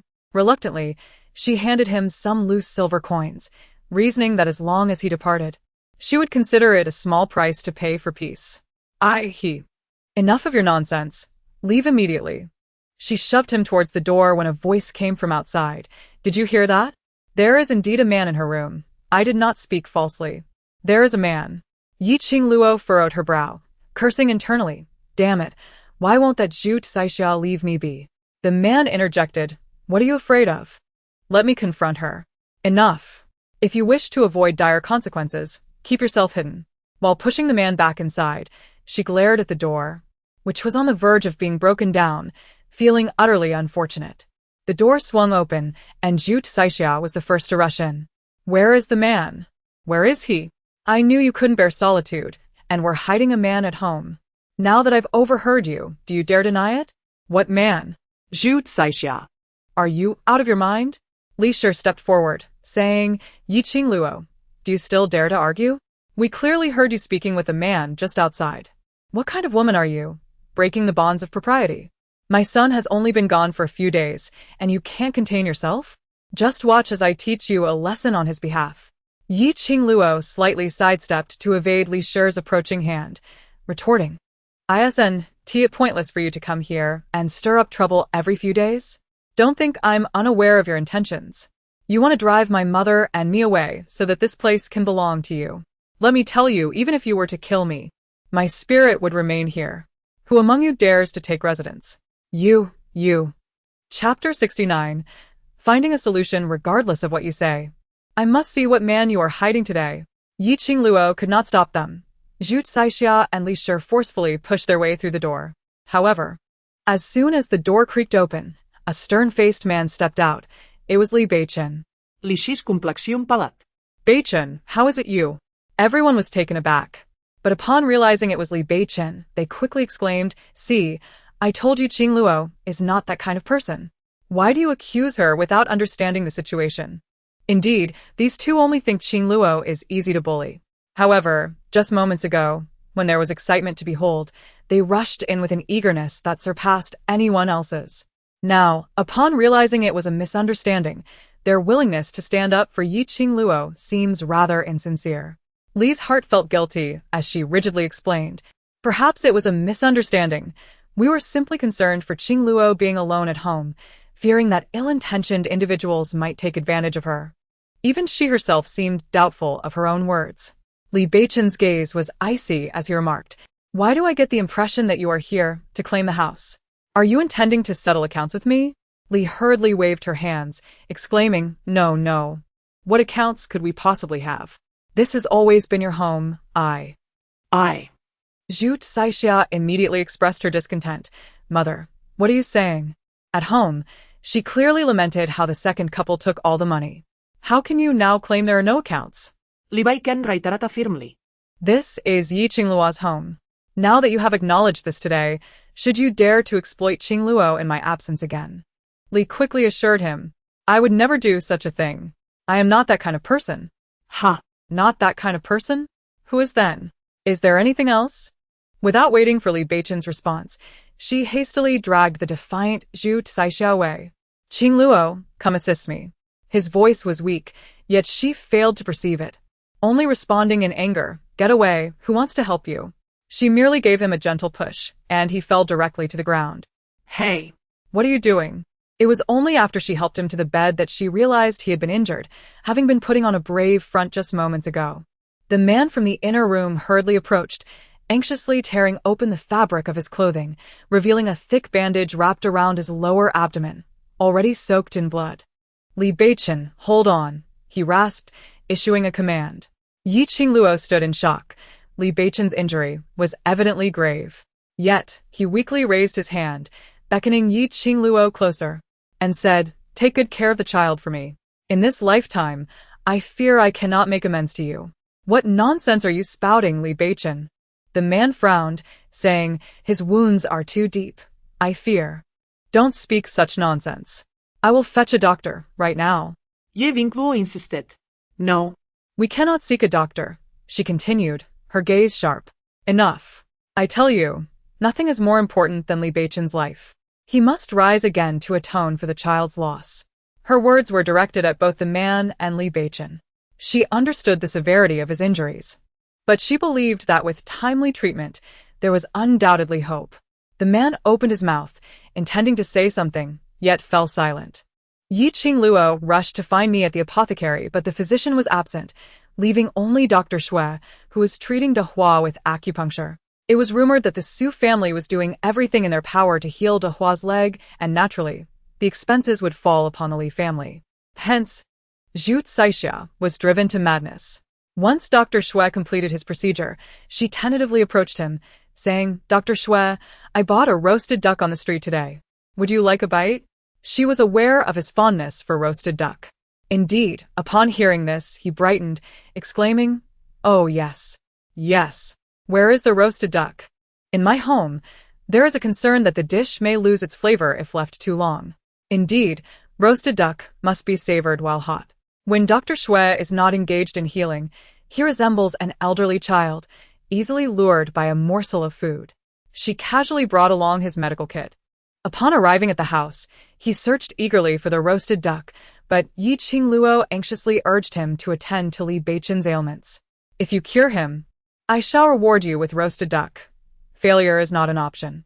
Dr. Xue wore a look of indignation, yet for the sake of a meal, he endured it. He first glanced at Li Beichen's wound, and his expression darkened immediately. It was as if the elderly child had transformed into a different person entirely. The wound was quite deep. Was there poison involved? The man grew somewhat agitated, asking if there was a remedy. "He has lost a considerable amount of blood. He needs a transfusion. This poison. I have detoxification pills that he has already taken." Dr. Xue nodded in agreement, acknowledging that without the antidote, the man would have already succumbed. Standing calmly nearby, Yi Qingluo inquired, "Dr. Xue, if you can restore him to health, I will prepare whatever dish you desire." He furrowed his brow, emphasizing that blood was the immediate priority. They needed blood. The man, eager, declared, "My blood will suffice. I can provide it." Yi Qingluo understood the necessity of blood type compatibility and responded, "I can help. You may test my blood." She was type O and could donate. After conducting a few tests, she remarked, "How fortunate indeed. There is a match in blood type. Use mine, use mine," the man urged fervently. The doctor turned to Yi Qingluo, expressing concern over the excessive blood loss she had suffered, implying that she could not endure alone. She smiled gently and replied, "Let us prioritize saving him first." The ensuing treatment demanded solitude, leaving the man outside in a state of anxious worry.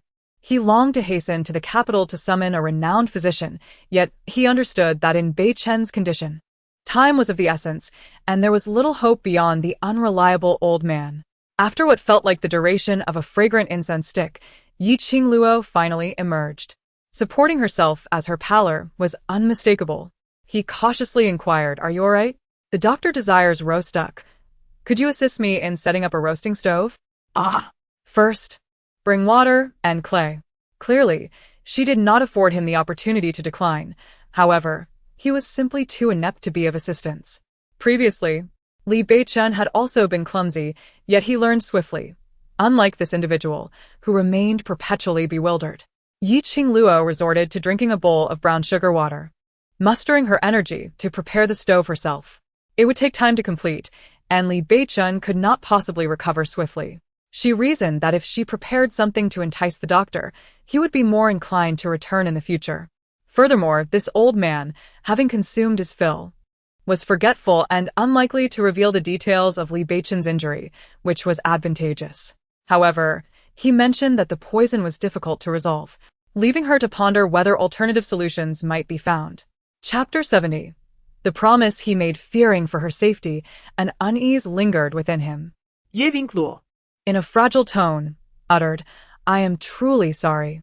Suddenly, De Chunyang's temper flared and subsided just as swiftly. She said, "It's good that you're fine, but next time, please inform me in advance if you plan to do anything that might cause me worry." De Chunyang sensed something amiss and inquired, "Qingluo, are you feeling unwell? Your complexion is quite poor." This is not like you. She shook her head. "No, it's nothing. Perhaps I stayed up too late last night, and I'm just a bit overwhelmed." Sighing, De Chunyang admonished, "Honestly, you really should take better care of yourself. What will happen if you exhaust yourself?"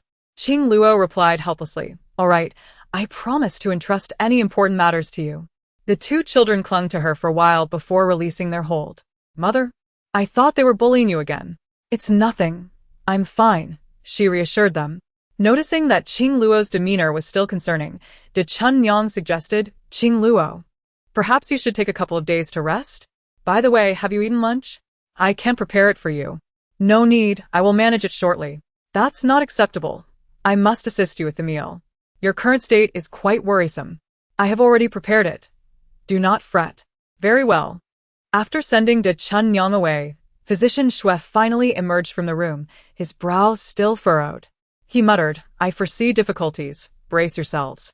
She understood well the gravity of his words and restrained herself, saying, "Physician Xue, I implore you.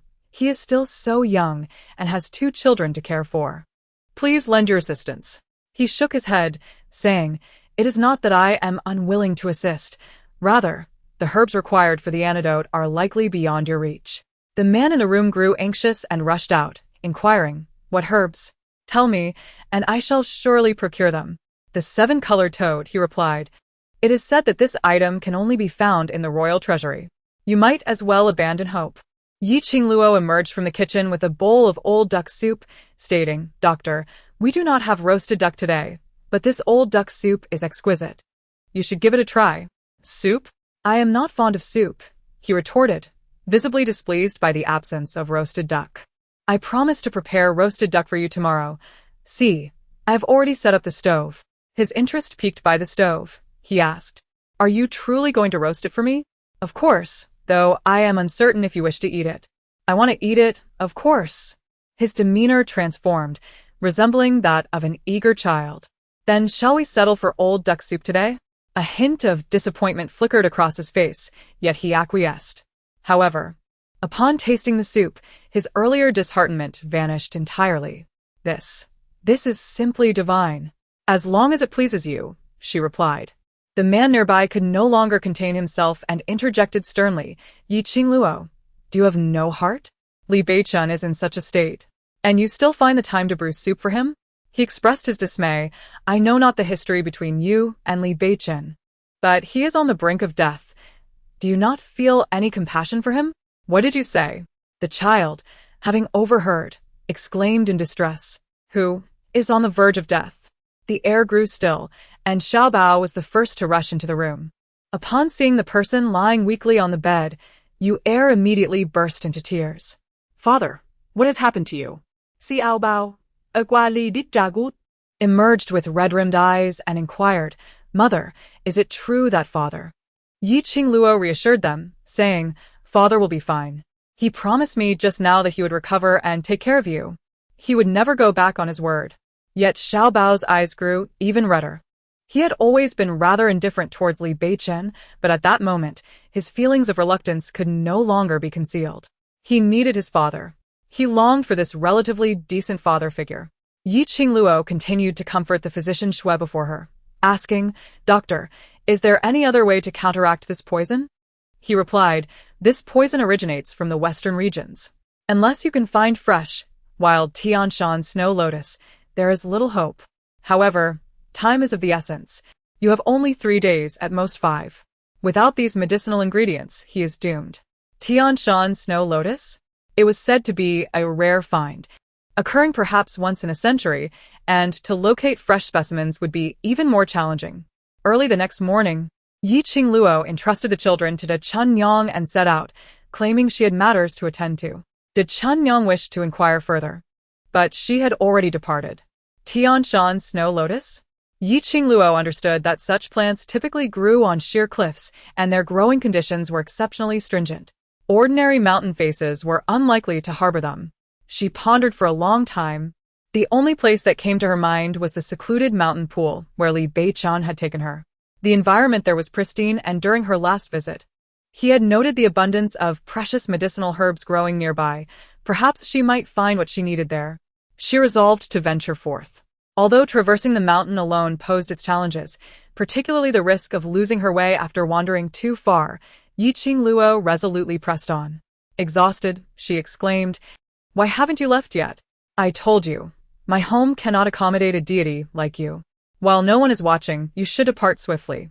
Hey, "If I leave, who will care for Li Beichen? Should I just allow him to lie here and perish?" Qingluo felt a surge of irritation. "And what about you? What can you do by staying? If I am not mistaken, the wounds he bears are a result of your actions, are they not? You cannot save him now, yet you insist on causing further chaos. What is your true intention?" "Almost there, just a little longer." She could only feign patience with the child. As for Li Beichen. Chapter 71. Endless Li Beichen remained unconscious. Her search for snow lotus in the depths of the mountains felt akin to seeking a needle in the ocean. Yet, as he was the child's father, she could not simply abandon him. Thus she resolved to brave the mountain once more. However, her efforts bore no fruit. Time and again, disappointment washed over her. Yet, she had gathered numerous rare medicinal herbs for physician Shui, who was immensely pleased and promised that whenever Qingluo required his assistance, he would come without charge, desiring only the rare herbs she had collected. It was evident that although physician Shui had become somewhat muddled in his old age, his interest in medicinal herbs remained undiminished. For Qingluo, there was nothing within that piqued her interest. Thus, remaining with her was merely a waste. Therefore, whatever he desired, she willingly relinquished, while she herself resolutely pressed onward into the mountains. This was her final opportunity.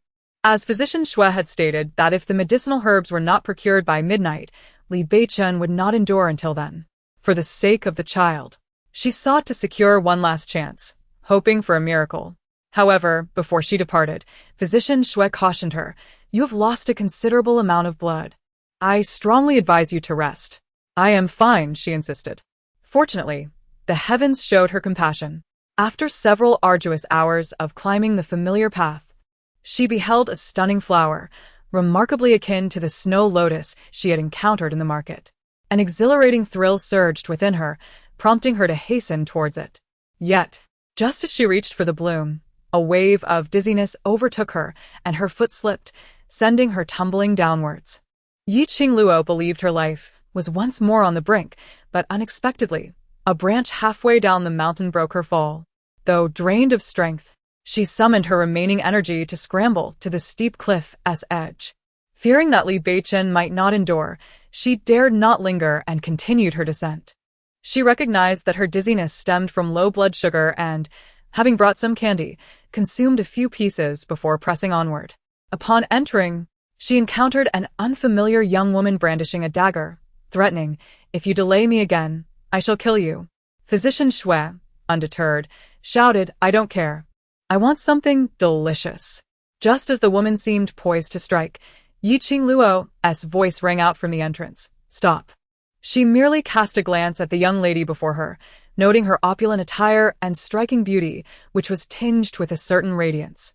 Yet, when the lady raised her gaze to meet hers, the hostility in her eyes was unmistakable. Displeased, the young lady thought to herself that she must wait for Brother Beichen to awaken. Filled with discontent, she approached Qingluo and shot her a fierce glare, declaring, "You are utterly unworthy of Brother Beichen." Was this truly necessary? It was evident that this must be the favored sister of Li Beichen, who had been entangled with someone else over the years. Suddenly, she felt that her recent excursions into the mountains had been rather superfluous. After all, how could Lord Li possibly require her assistance? The man urged, "Be swift." Yi Qingluo, still impatient, stepped forward and said, Dr. Shui, please attend to his ailments first. I shall prepare roasted duck for you. Really? He inquired. Well then, let me see what you have gathered today. However, the man, anxious, pulled her along, insisting, we must first save him. Once the doctor entered the room, silence enveloped them. The man paced anxiously at the door, while Yi Qingluo leisurely prepared 2 ducks for roasting. Remarkably, her makeshift oven was quite effective, and fortunately, she had learned the art of roasting duck from videos in the past. Thus, the task proved to be manageable.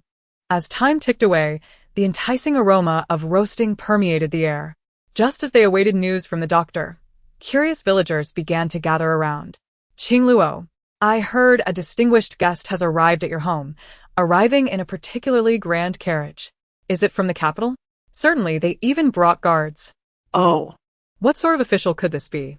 The murmurs grew increasingly loud, and some even began to stretch their necks to peer inside. Yi Qingluo could only feign indifference, stating, it's a colleague of Beichen, merely passing by to check on him. You know how these literati dislike being disturbed during their conversations. Given that Beichen has sequestered himself, I dare not intrude. The crowd accepted her explanation, nodding in agreement. Indeed. Indeed. Those in power must have pressing matters to discuss. We should not interfere. These individuals were easily swayed, largely motivated by their fear of authority. After all, in an age notorious for the people's reluctance to confront the government, trepidation loomed large. Finally managing to disperse the villagers before the door could close, Old Li arrived, unable to contain his restlessness upon hearing that officials from the capital sought his son. Unfortunately, by the time he arrived, the carriage had already departed, leaving him somewhat disheartened, yet he resolved to enter, stating, I have matters to discuss with Beichen. Yi Qingluo felt herself nearing madness, exasperated by the incessant interruptions. She stood at the threshold, blocking the entrance, and said, I'm sorry, but Beichen has stated he wishes to see no one for the next few days. Old Li, naturally incensed, retorted, what do you mean by that? Is it not permissible for me to see him? If you're not afraid of incurring Li Beichen's wrath, then by all means, enter. After all, he just mentioned wanting to resign due to the incessant disturbances. At last, the man departed, and Yi Qingluo gazed anxiously at the firmly closed door. Time passed, and at long last, the esteemed physician Shui emerged, a smile gracing his face. The enticing aroma of roasted duck heightened his delight. Wonderful! There's freshly baked roasted duck to enjoy, he exclaimed. The men, eager with anticipation, pressed him for news, yet he remained reticent. It was Yi Qingluo, holding the roasted duck, who inquired, so, is everyone inside unharmed? As he tore into the duck leg, he remarked, I won't die. With me around, how could I possibly perish? Rest assured, he shall awaken within a couple of days, although he must continue with his medication. And we must be vigilant regarding his external wounds to prevent infection. Thank you, Physician Shui. Upon hearing that Li Beichen was safe, Yi Qingluo finally exhaled in relief, feeling as though she had provided some assurance for the child. However, she pondered whether this individual would remain for long. Once his injuries healed, would he depart? The thought of the children's inevitable disappointment weighed heavily on her mind. Chapter 72. It seems all is well. The secrets of the man residing in their home could no longer be concealed from De Chunyang. When she brought the child over, she found the man greedily devouring a roast duck, his mouth smeared with grease, exclaiming, this roast duck is truly authentic. Though it is insufficiently cooked, there simply isn't enough to satisfy. That was meant for the child. As Yi Qingluo exited the kitchen, she discovered De Chunyang frozen in shock at the doorway. Qingluo. She realized that ignoring the situation was no longer feasible. Such a lively presence could not simply be overlooked. Yet, who was this person? The less they knew about him, the safer they felt. So this is the colleague of Beichen that people speak of? Is he a high-ranking official? He certainly did not appear to be one. After all, they had never encountered such a youthful official in their rural lives. Oh no, they're merely acquaintances. This is just a chance encounter to reminisce. She felt compelled to clarify. He is not a high-ranking official. She wished to avoid further speculation. Dachuan nodded slightly, refraining from further inquiries, and said, I have prepared some pickled radishes today. You've always expressed a desire to taste them. Here, I have brought you some. Is that so? That's splendid. I have been quite troubled by the lack of food. In recent days, all her funds had been invested in the shop, leaving her finances rather strained. The man glanced at the diced radish with a hint of disdain, remarking, Is this truly fit to be considered a meal? I can endure the absence of meat, but resorting to radishes as sustenance is simply unbearable. Dachuan felt a touch of embarrassment. In their village, having vegetables for every meal was already a luxury, yet he seemed unimpressed, likely a young master from a noble family. Qingluo, unwilling to indulge him, retorted sharply, You are free to abstain from eating. The man merely pursed his lips, falling silent while gnawing on a duck leg. Upon witnessing this, Qingluo swiftly seized the remainder and declared to Dachuan, Today we have roasted a duck. Let us share it equally and savor it together. The man appeared distressed, pondering how such a small duck could be divided. Before he could articulate his thoughts, he was silenced by Qingluo's piercing gaze. Dachuan, Feeling uncomfortable, suggested, Never mind, we can purchase another tomorrow to enjoy. No need. Let us taste it today. It is exceptionally delicious. As she spoke, she took it into the kitchen, slicing it in half and preparing a dipping sauce, saying, Dip it. It is truly fragrant. With the dish presented before her and the child's eager anticipation, she decided not to decline any further, saying, Very well, let us indulge in this treat. After dismissing De Chunyang and her son, Qingluo turned to the man and issued an ultimatum. When exactly do you intend to leave? Please provide me with a definitive answer. He continued to offer vague assurances. Tomorrow, I will definitely leave tomorrow. Qingluo nodded. Very well. If you do not depart by tomorrow, I shall summon the authorities. Given your current demeanor, I believe they would take a keen interest in you. His complexion paled, and he quickly capitulated. No, I merely wish to wait until Li Beichen awakens. Only then will I be at ease. Sensing Qingluo's slight concession, he pressed on. Considering I have brought the necessary medicine, could you allow me to stay an additional day? His tone was laden with trepidation and with uncertainties surrounding Li Beichen's condition. She reluctantly agreed. The moment he regains consciousness, you must leave immediately. Look at how you phrase it, as though I wished to linger here, Qingluo retorted. But upon her acquiescence, he relaxed, immediately engaging in a playful tussle for roast duck with the children. Leave some for me. Ye Qingluo sighet inekasperaten. Utterly perplexed as to how Li Beichen had acquired such a companion.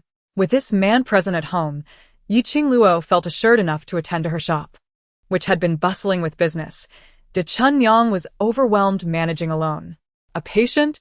You discarded a bowl of leftover food this morning, and now you neglect him at noon as well? Do you intend to starve him? Qingluo retorted sharply. Don't you have hands of your own? Certainly. I have grown accustomed to challenges. As Qingluo opened the kitchen door, she was taken aback. The kitchen resembled a scene of chaos, as if it had been ransacked, with firewood scattered haphazardly into the pot. When she turned her gaze towards him, her eyes were icy, barely containing her fury as she demanded, What on earth have you done to the kitchen? The man, feeling guilty, took a step back and stammered, I merely wished to start a fire. But the wood was too damp to ignite, so I may have acted a bit hastily. In his haste, it was inevitable he would commit some reckless act. Qingluo clenched her fists, striving to regain her composure, and through gritted teeth, she commanded, You must clean this up immediately. How am I supposed to tidy this mess? He lamented. If I cannot clean it, I suppose I shall forfeit my meal. The man wore a look of grievance, yet his hunger was undeniable. Reluctantly, he shuffled into the kitchen, muttering, Is this truly my fault? I do not know how to cook, and you did not even ask before leaving us here. What am I to do? Upon Qingluo's return to the room, she discovered Li Beichen had awakened at some point, perhaps drawn by her admonitions. As he bore a sly smile, indicating he was on the mend, she approached him and remarked, You still possess the strength to smile. It seems you have escaped death. Though awake, he appeared quite frail and replied, I made a promise to someone to return safely, and I intend to honor that commitment. You are fortunate to have found the medicine. Otherwise, you would have broken your word. He gazed at her, his eyes softening slightly. Qingluo, heavens have granted me a chance to escape death, allowing me to remain by your side. It seemed he was still not completely recovered, as he began to speak nonsensically again.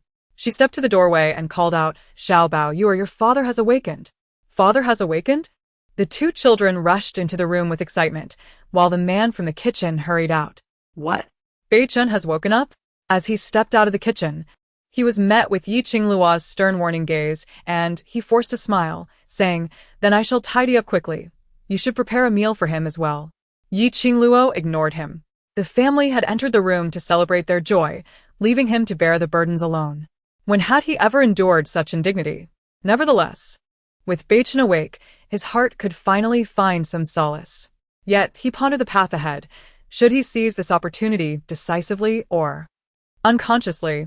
The firewood in his hands was crushed into two pieces, the darkness in the man's eyes instilling a sense of dread. Chapter 73. Do not overexert, the mistress. Li Beichen awoke, and Yuer was the happiest of all. As soon as she entered the room, she embraced Li Beichen's arm and called out sweetly, Father, Father, you have finally awakened. Listening to his child's voice melted Li Beichen's heart. He affectionately ruffled her hair and asked, Yuer, have you been obedient to your mother these past few days? Yuer is the most obedient. He lifted his gaze and noticed Xiaobao standing nearby, wearing a proud expression. He extended his hand and called out, Xiaobao, have you been taking good care of your sister? Xiaobao continues to express her disdain for him, but who cares? This son, now grown, can no longer be relied upon. Fortunately, my daughter is attentive and caring. It is no wonder that Qingluo possesses such remarkable maternal instincts. Once the man tidies up the kitchen, Yi Qingning will prepare a meal for him. Currently, he can only consume soft foods, so she must first boil some noodle soup to replenish his strength. As she finishes cooking and approaches, she overhears the man grumbling in the room. Your wife is truly too fierce. Such a woman possesses not a trace of the qualities of a virtuous wife and mother. I suspect your earlier praises of her were nothing but deceit. Despite his frailty, Li Beichen's lips curve into a smile at the mention of Yi Qingluo. And with a hint of pride, he retorts, My wife is the epitome of grace and generosity. If she is angry, it is undoubtedly due to your provocations. You have certainly brought this upon yourself. At that moment, Yi Qingluo interjects with perfect timing. If you cannot endure it, then leave. Now that he has awakened, you no longer have any reason to linger, do you? Do not allow yourself to be wronged any further. The man, who had been seated, immediately jumps up upon hearing Yi Qingluo's voice, forcing a strained smile as he stammers, Sister-in-law, your meal isn't ready yet, is it? I shall assist with the fire at once. He hastily retreats, and upon seeing Li Beichen suppressing a grin on the bed, she scolds playfully. What are your intentions with this man? I can see he has no intention of leaving. Is he attempting to take advantage of our hospitality? Li Beichen attempted to rise, only to find himself utterly devoid of strength. Any movement left him gasping for breath. Yi Qingluo coldly admonished, Your body has yet to recover. Shouldn't you remain lying down? Chastened, he obediently reclined once more, taking a moment to gather himself before speaking. Qingluo, might we allow him to stay for a while longer? Once I am feeling better, I shall make the necessary arrangements. She nodded, saying, I care not for your plans, but this individual must not become a source of trouble for me and the child. Rest assured, he will not, he replied. You must focus on your recovery. Realizing she had acquiesced, he couldn't help but smile and say, Thank you, Qingluo. Do not thank me just yet. Should this person cause any issues, I shall be the first to testify against him, she retorted, prompting a chuckle from Li Beichen. Yet her words served as a reminder that there were many troublemakers in the village. This matter must be handled with utmost care to ensure no difficulties befell Qingluo. Xiaobao interjected, Go see for yourself which family in the village lives better than ours. I assure you, there are many who cannot afford white flour buns. And yet you dare to be picky? You had timed in, indeed. How can you be dissatisfied with white flour buns? You ought to experience a proper hunger. She and her brother had once been so famished they would have gladly eaten the grass beneath their feet. Fortunately, after leaving the Li family, their mother had rallied, leading to the better life they enjoyed now. Hearing the children, the man refrained from further complaints, repeatedly affirming, I have said nothing, These white flour buns are delightful. Truly delicious. In a moment of desperation, he placed a piece of sour radish in his mouth, and once he tasted it, he found himself unable to stop. How delightful it was! Is this truly a radish? He had never encountered such a delectable one before. Xiao Bao, with a look of disdain, remarked, "Look at you. So unworldly." The man paid no heed to the child's teasing, indulging in the steamed bun and sour radish with abandon. Inside the room, Qingluo had prepared a bowl of millet porridge for Li Beichen, saying, "By tomorrow, we should be able to enjoy something better." "Thank you, Qingluo, for taking care of me," he replied, his gaze towards her somewhat peculiar, causing Qingluo to feel a shiver run down her spine. To avoid the discomfort, she handed the porridge to him, insisting, "You should eat it yourself." Had she known it would lead to this, she would have refrained from speaking. After all, nothing compares to the warmth of being fed by one's beloved. Yanling? Oh, You are not yet acquainted with his name? Jianling. Ye Qingluo just nodded, asking. Is he acceptable? Of course, he replied, but Xia Yanling immediately interjected, No, I cannot. I am incapable. No, e. Furthermore, she added, if you find yourself with free time in the afternoon, remember to tidy up the courtyard and do not create a mess in the kitchen while cooking. You have quite a few demands. Before he could voice his objections, Li Beichen readily agreed. Rest assured, I shall supervise him closely. Understood. Li Beichen's eager compliance only served to heighten Xia Yanling's frustration. Once Qingluo had distanced herself, he exclaimed, Li Beichen, are you still a man? Why do you act like a mouse that has encountered a cat in her presence? Such a woman requires proper guidance. How can one allow her to trample over men? Before the thought could fully form, Qingluo returned, her demeanor stiffening as she turned her head. Instantly, her expression shifted, and with a hint of deference, she inquired, Sister-in-law, do you have any advice? Leaning against the door, Qingluo coldly responded, I wish to hear your counsel. Do continue. Counsel? How could I possibly offer any? He replied with a bittersweet smile. By the way, I recall that Beichen's clothes are still unwashed. I shall take care of that. With that, he discreetly excused himself. Li Beichen gazed at Qingluo with tenderness. Qingluo, is there anything else you require? I forgot to take the wallet I sewed yesterday, she replied. It is rather unsafe to carry money wrapped in cloth every day. However, as she produced the meticulously crafted pouch, Xia Yanling peeked in and burst into laughter. Ha ha. You've made a money pouch? One might think a tattered bag had been discarded from someone else's home. Noticing the frosty expression on Qingluo's face, he quickly fell silent. I shall go wash the clothes. Li Beichen hastily reassured her. I find it quite appealing. Qingluo remained nonplussed. If it were food she had to endure such indignation? Chapter 74. Needed eventually, Li Beichen longed for their children. Thus he urged her to keep them at home to accompany him, now that he could manage to get out of bed. He was no longer concerned about the children going hungry, and so Qingluo acquiesced. Yet, without the two little ones around, she found herself somewhat unsettled, frequently worrying that Xia Yanling would not prepare proper meals for them. Presently, the business is quite bustling, and the two of them indeed feel somewhat overwhelmed.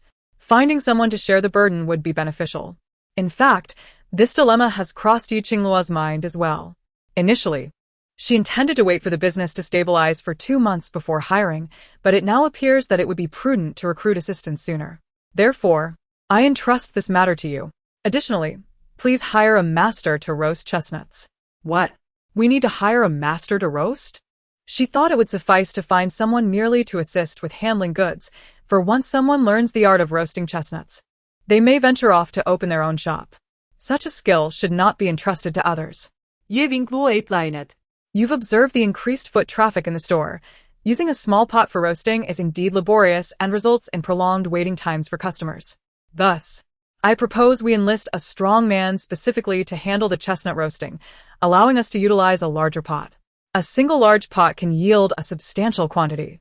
Dachuan Yang concurred, admitting that after continuously roasting several batches of chestnuts, her arms felt utterly exhausted. If they switched to a larger pot, the two women would undoubtedly struggle. Yet, she expressed some trepidation. However, Qingluo, with just the two of us managing the shop, we must be especially cautious if we hire a man.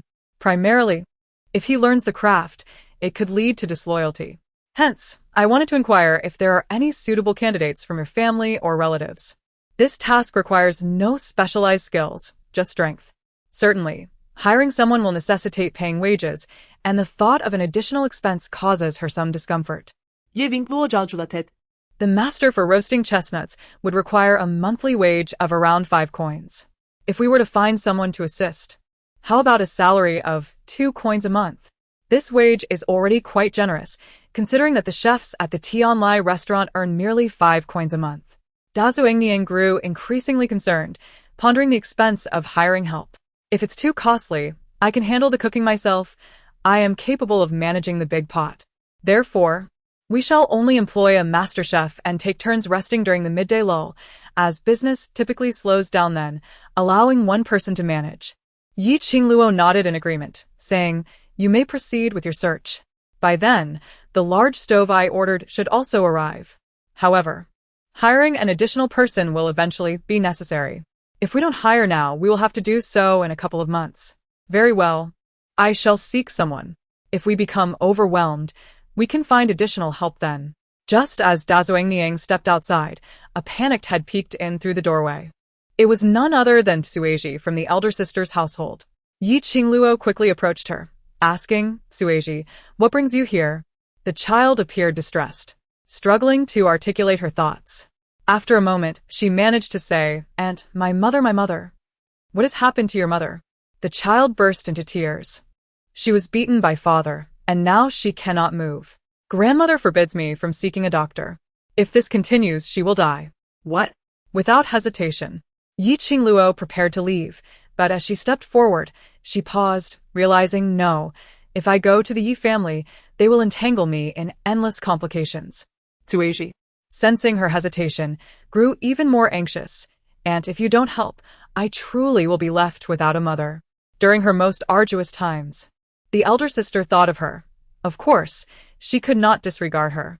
She said, "Chuiji, I can summon the doctor to accompany you to the Yi family, but you must choose a time when no one is home for the doctor to enter and treat you.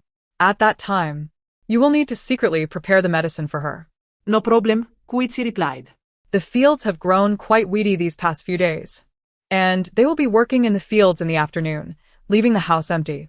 Indeed, I will certainly persuade my mother to leave. Father has truly gone too far. Yi Zhinshan had become increasingly violent over the years, primarily because his wife had not borne him a son. The family had treated her mother as if she were less than human. Originally, she had hoped to take care of her mother when she grew up, but now it seemed they could no longer wait. Xia Yanling, feeling quite aggrieved, exclaimed, "Hey, Li Beichen, can't your wife manage things? Can't you take care of your child either?" Li Beichen was carving a doll for his daughter when he heard Xia Yanling's complaint. Tilting his head, he replied, "I think what Xiao Bao says is quite right. You should learn these matters well." Ha! I've realized that you are less competent than that little yellow dog at the door. Li Beichen was unfazed and looked at you, with great tenderness. "You, do you truly wish to gift this to your mother?" She nodded. Mother saw it on the street and said it was beautiful.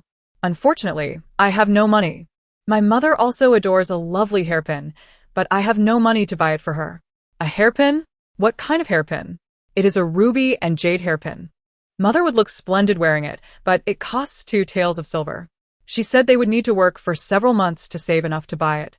She could see that her mother genuinely cherished that hairpin. He even suggested that Xia Yanling chop firewood to prepare dinner. "Have you had lunch yet?" "Yes. We had rice." But he burned it all. He truly is quite foolish, more so than his father. Xia Yanling wore a dissatisfied expression, saying, "I serve you both with the best food and drink, and yet you remain unsatisfied? If the cooking is inadequate, must it go unmentioned?" Chapter 75. Are you leaving again? While the child was out playing, he sat alone with Yi Qingluo in the courtyard and cautiously remarked, "Qingluo, I have been wanting to find a moment to speak with you. Actually." Li Baiken. She interrupted him, speaking earnestly. "To be honest, I am not curious about what you have been doing, or who that person is. You know I have always desired a simple life with the child. Therefore, if there are any warning signs concerning you or him, I hope that once you recover, You will distance yourself from us, rather than attempting to explain trivial matters now. Her words carried a certain resoluteness, but she did not want to take risks with her young child. Moreover, Xia Yanling's behavior was far from ordinary, and their injuries were perilously serious. If she could not discern any of this, she would truly be foolish. He gazed at her with gentle eyes, nodding in agreement. All right, I promise you. Thank you. He smiled bitterly. You always keep me at a distance. Qingluo thought to herself. Is it not possible to draw closer instead of remaining distant? Soon, the Li family could no longer contain their impatience. Due to the commotion caused by the Su family, old Li brought along his eldest and third sons, indicating that their arrival was of significant importance. Qingluo, upon noticing their presence, tactfully remarked that she had some matters to attend to and intended to step outside, wishing to make room for the guests. However, just as she took a step, she felt her arm being grasped by Li Beichen, who insisted, "You are the head of the household. How can you neglect to entertain guests?" He desired her to remain, wishing to make it clear that she was the mistress of the house. The Li family members wore expressions of displeasure, yet they had no grounds to be critical, as they were the ones seeking assistance today. They blatantly disregarded Qingluo, opting instead to find seats for themselves. Just as they settled in, old Li hastily spoke up. Beichen, while you were away, some matters arose at home. I trust Qingluo has informed you? He probed cautiously, ever watchful of Li Beichen's expression. Li Beichen appeared perplexed, responding, Something happened? Qingluo is well, and the children are fine. Nothing is amiss. Old Li then replied, The eldest is quite anxious. It concerns our Yunling. You know how mischievous he can be.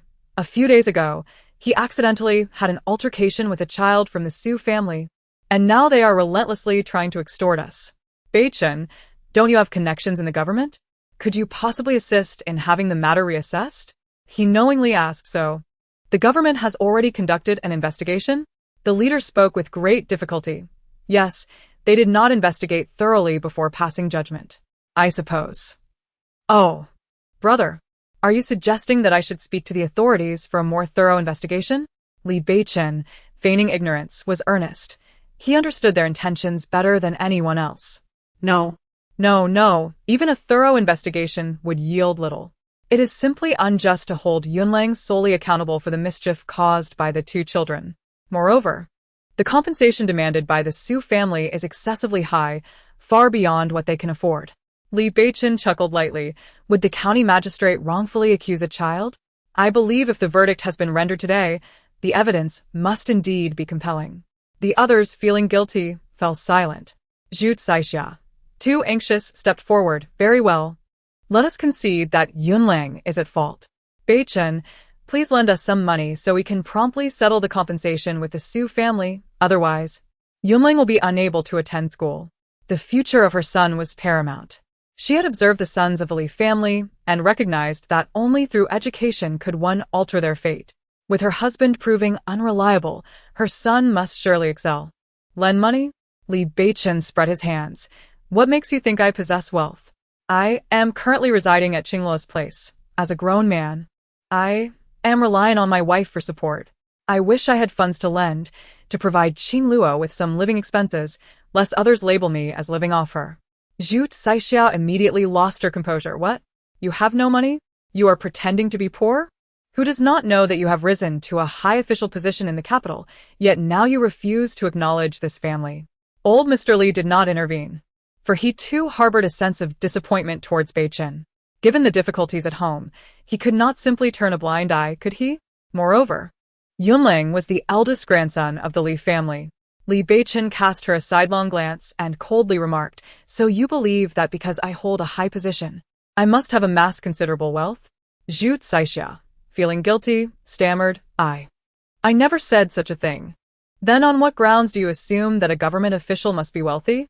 Am I not capable of being an official with clean hands? It seemed I ought to seek a thorough investigation by the authorities. Otherwise, who knows how many would mistakenly believe my family is rolling in riches. Old Mr. Li could no longer contain himself and said, Beichen, the compensation won't amount to much. Just take it out for now. At worst, I'll have my eldest son write you an IOU. Is that acceptable? Li Beichen, in a dilemma, replied. But one can only borrow if there is someone truly capable of lending, right? I genuinely have no money, believe it or not. Beichen. At this point, she began to grasp the situation.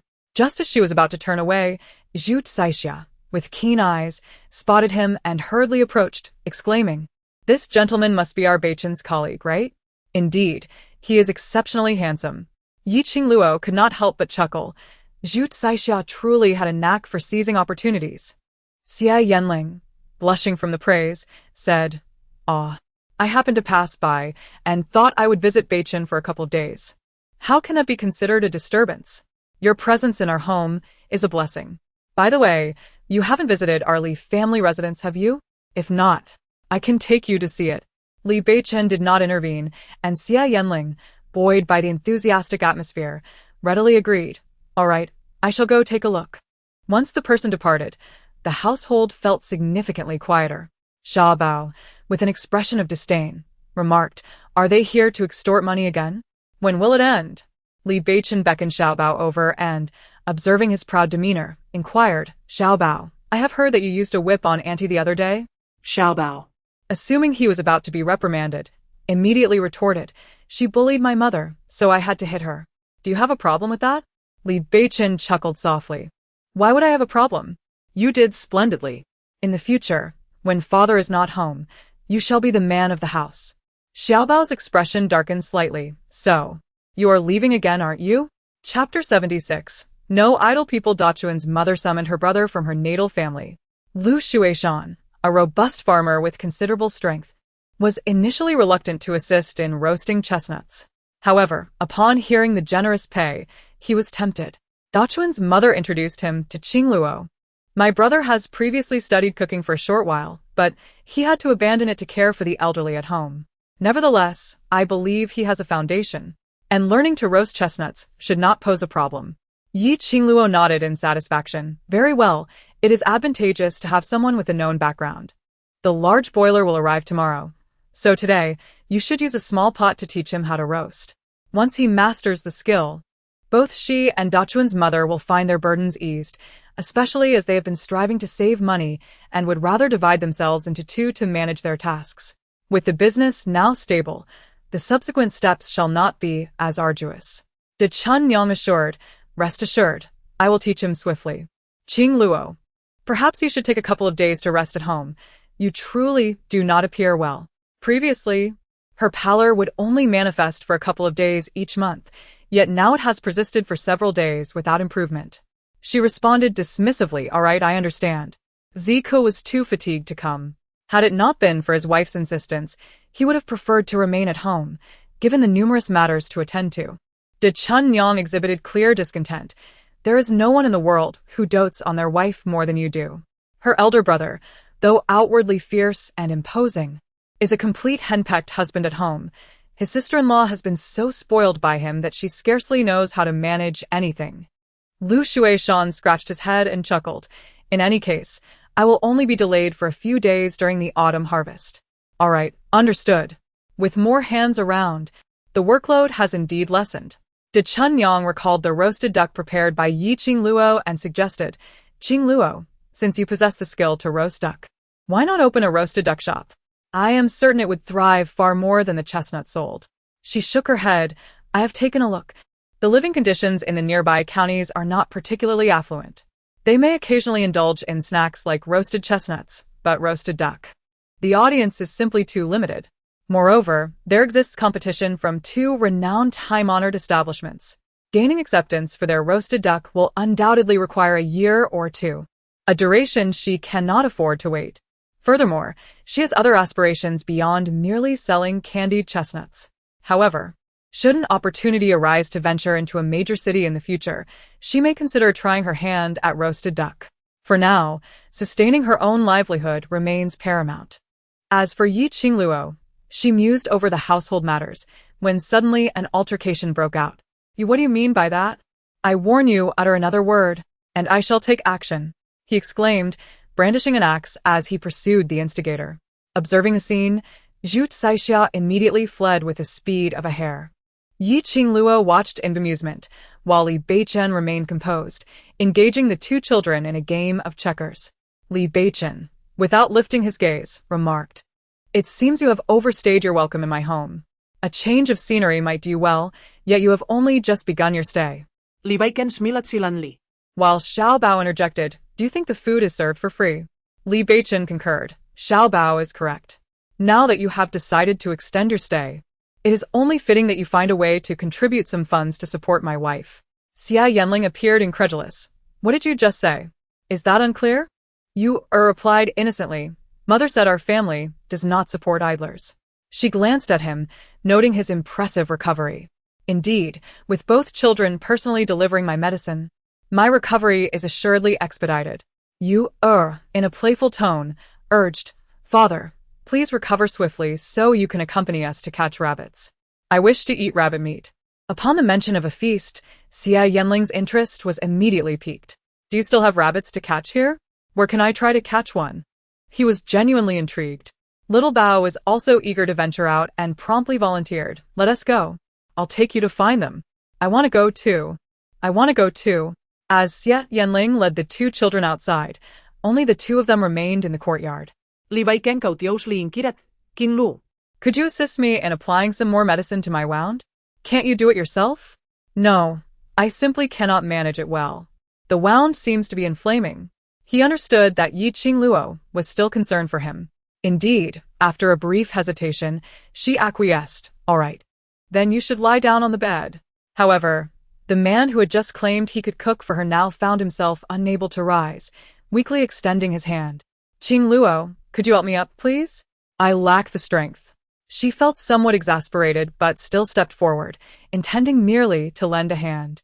To her surprise, he draped one arm around her neck, and as he stood, he leaned into her embrace, exclaiming, "Ah, it hurts. The wound still aches. Then you should rest in bed for a few more days. Why endure this discomfort?" He gently rested his head against her, saying, "I wish to recover quickly so that I can take care of you and the children." Lately, he had been smiling sweetly as he promised, "All right, it shall not happen again." Chapter 77. It was simply outrageous. The man's face drew closer, and just as it seemed he was about to kiss her, she suddenly realized and promptly pushed him away, exclaiming, "I see you are intentionally trying to tease me." She flushed and ran out, refusing to hear another word from him. Qingluo, he had once again incited her anger. He merely wished to draw closer to her, yet each attempt spiraled uncontrollably, as if her eyes possessed an enchanting power, rendering one utterly captivated. But now, what could be done? This medication needed to be applied by oneself. Had she known earlier, she would have restrained her impulses, at the very least allowing her to assist in administering the remedy. Dinner was once again prepared by Qingluo, who had intentionally procured some pork belly today, intending to salt it with radishes. Life had been rather bland of late, and it was time to introduce some meat to satisfy the children's cravings. Initially, she had planned to fry potatoes, but upon preparing the meal, she discovered there were neither potatoes nor other vegetables in the house. After some contemplation, she decided to chop the meat finely, mixing it with seasonings and scallion juice, forming it into meatballs. Truth be told, this was her first attempt at making meatballs, the last time she prepared chive dumpling soup. The children had been raving about it ever since, and she suspected they would be even more fond of these meatballs. In the inner room, Li Beichen was still calling for her, but she had no desire to respond. She realized this man was becoming increasingly cunning, a stark contrast to the figure etched in her memories of the original owner. She wondered if he had been bewitched. Was he truly discerning? Such a notion was hard for her to believe. "Have you all fallen into a ditch?" No. Xiao Bao et Galim et Sitenli. "We went to dig a rabbit's burrow. Look, we caught two." Seeing the small rabbits cradled in their hands, she couldn't help but smile ruefully. "Did you steal the little ones while their parents were away?" Little Bao pouted and remarked, "The big rabbit is far too cunning. I can only catch the smaller ones." Although it resulted in a mess, Qingluo did not reprimand him, but simply replied, "Very well. Tomorrow, I shall ask your father to construct a cage to keep it." Xia Yanling was displeased, exclaiming, "I finally caught it, and you want to keep it? No way. I want to eat rabbit meat." Qingluo retorted, "How small is this rabbit? Eat rabbit meat? Can you even manage that?" Amused and exasperated, she continued, "You can only catch tiny bunnies, yet you think you can catch a wild chicken? Do you have any idea how fast they run and how high they fly?" Not wishing to engage in further argument, she stated, "As for your clothes, make sure you wash them clean tomorrow." "Why should it always be me?" he protested. How did he end up as the maidservant of Li Beichen's wife? It felt utterly unfair to be ordered around daily. Meanwhile, Li Beichen, the unreliable companion, appeared utterly enraptured by his wife, his gaze glued to her, displaying a lack of ambition. However, when Qingluo lifted the pot lid in the kitchen and caught a whiff of the delicious aroma, her displeasure dissipated instantly. "Wow. "I can smell the meat," she exclaimed, noticing that he was nearly drooling into the pot. "Wash your hands. It's time to eat." "All right, I will wash my hands," he replied eagerly. These might well be the most exquisite meatballs he had ever seen. With the meat being shared among the few of them, the meal was particularly fragrant. Generally, Qingluo allowed the children to eat first, but Li Beichen did not indulge such habits. He ensured that Qingluo received the first helping before letting the children begin their meal. Xia Yanling seemed as if he hadn't savored meat in ages, devouring it voraciously, to the point where the children could hardly compete. Yet, despite this, Yor did not forget to place morsels of meat into her father's bowl. "Father, please eat." Li Beichen glanced at Qingluo, intending to pass her a meatball from his bowl, only to see Xiaobao had already snatched several and placed them into his mother's bowl. "Just eat to your heart's content. If you enjoy it, I shall procure more tomorrow. Business has been flourishing these past few days, and our finances are not as strained. While I cannot provide lavish feasts for the children, I can certainly fulfill the desire for meat at least once a day. Mother, I wish to have fish soup again." "Very well, I shall buy a fish tomorrow, and we will prepare fish soup." "Mother, we can catch some ourselves. There are plenty of small fish hiding in the creek." "No, the weather has turned cool. Going into the water to catch fish will surely lead to illness. Moreover, the villagers frequently fish, and there are not many left to catch."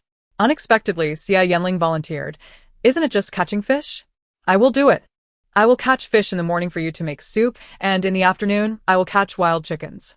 Can you prepare braised chicken pieces for me?" Without a moment's hesitation, Qingluo replied, "Certainly. As long as you can catch them, I will cook for you. There is nothing edible that I cannot prepare." Xia Yanling was overjoyed to hear this. At long last, the meals would improve. Li Beichen then inquired, "Qingluo, do you not need to go to the shop tomorrow?" "Yes. Some of the chili seedlings in the field have perished, and I must replenish them.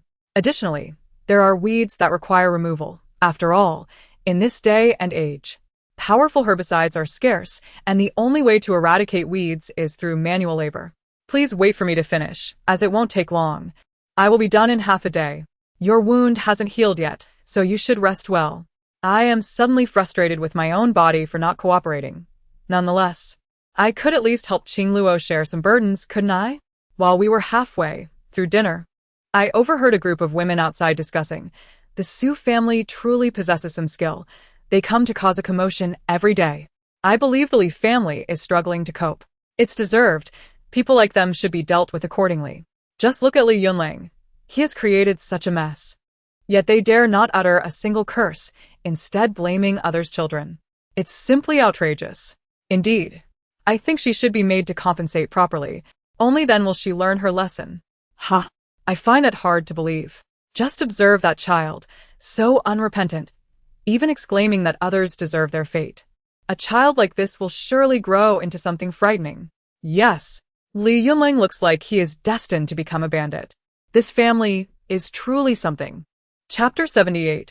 Resolution. When the Li family finds themselves in dire straits, they will inevitably seek out Li Beichen.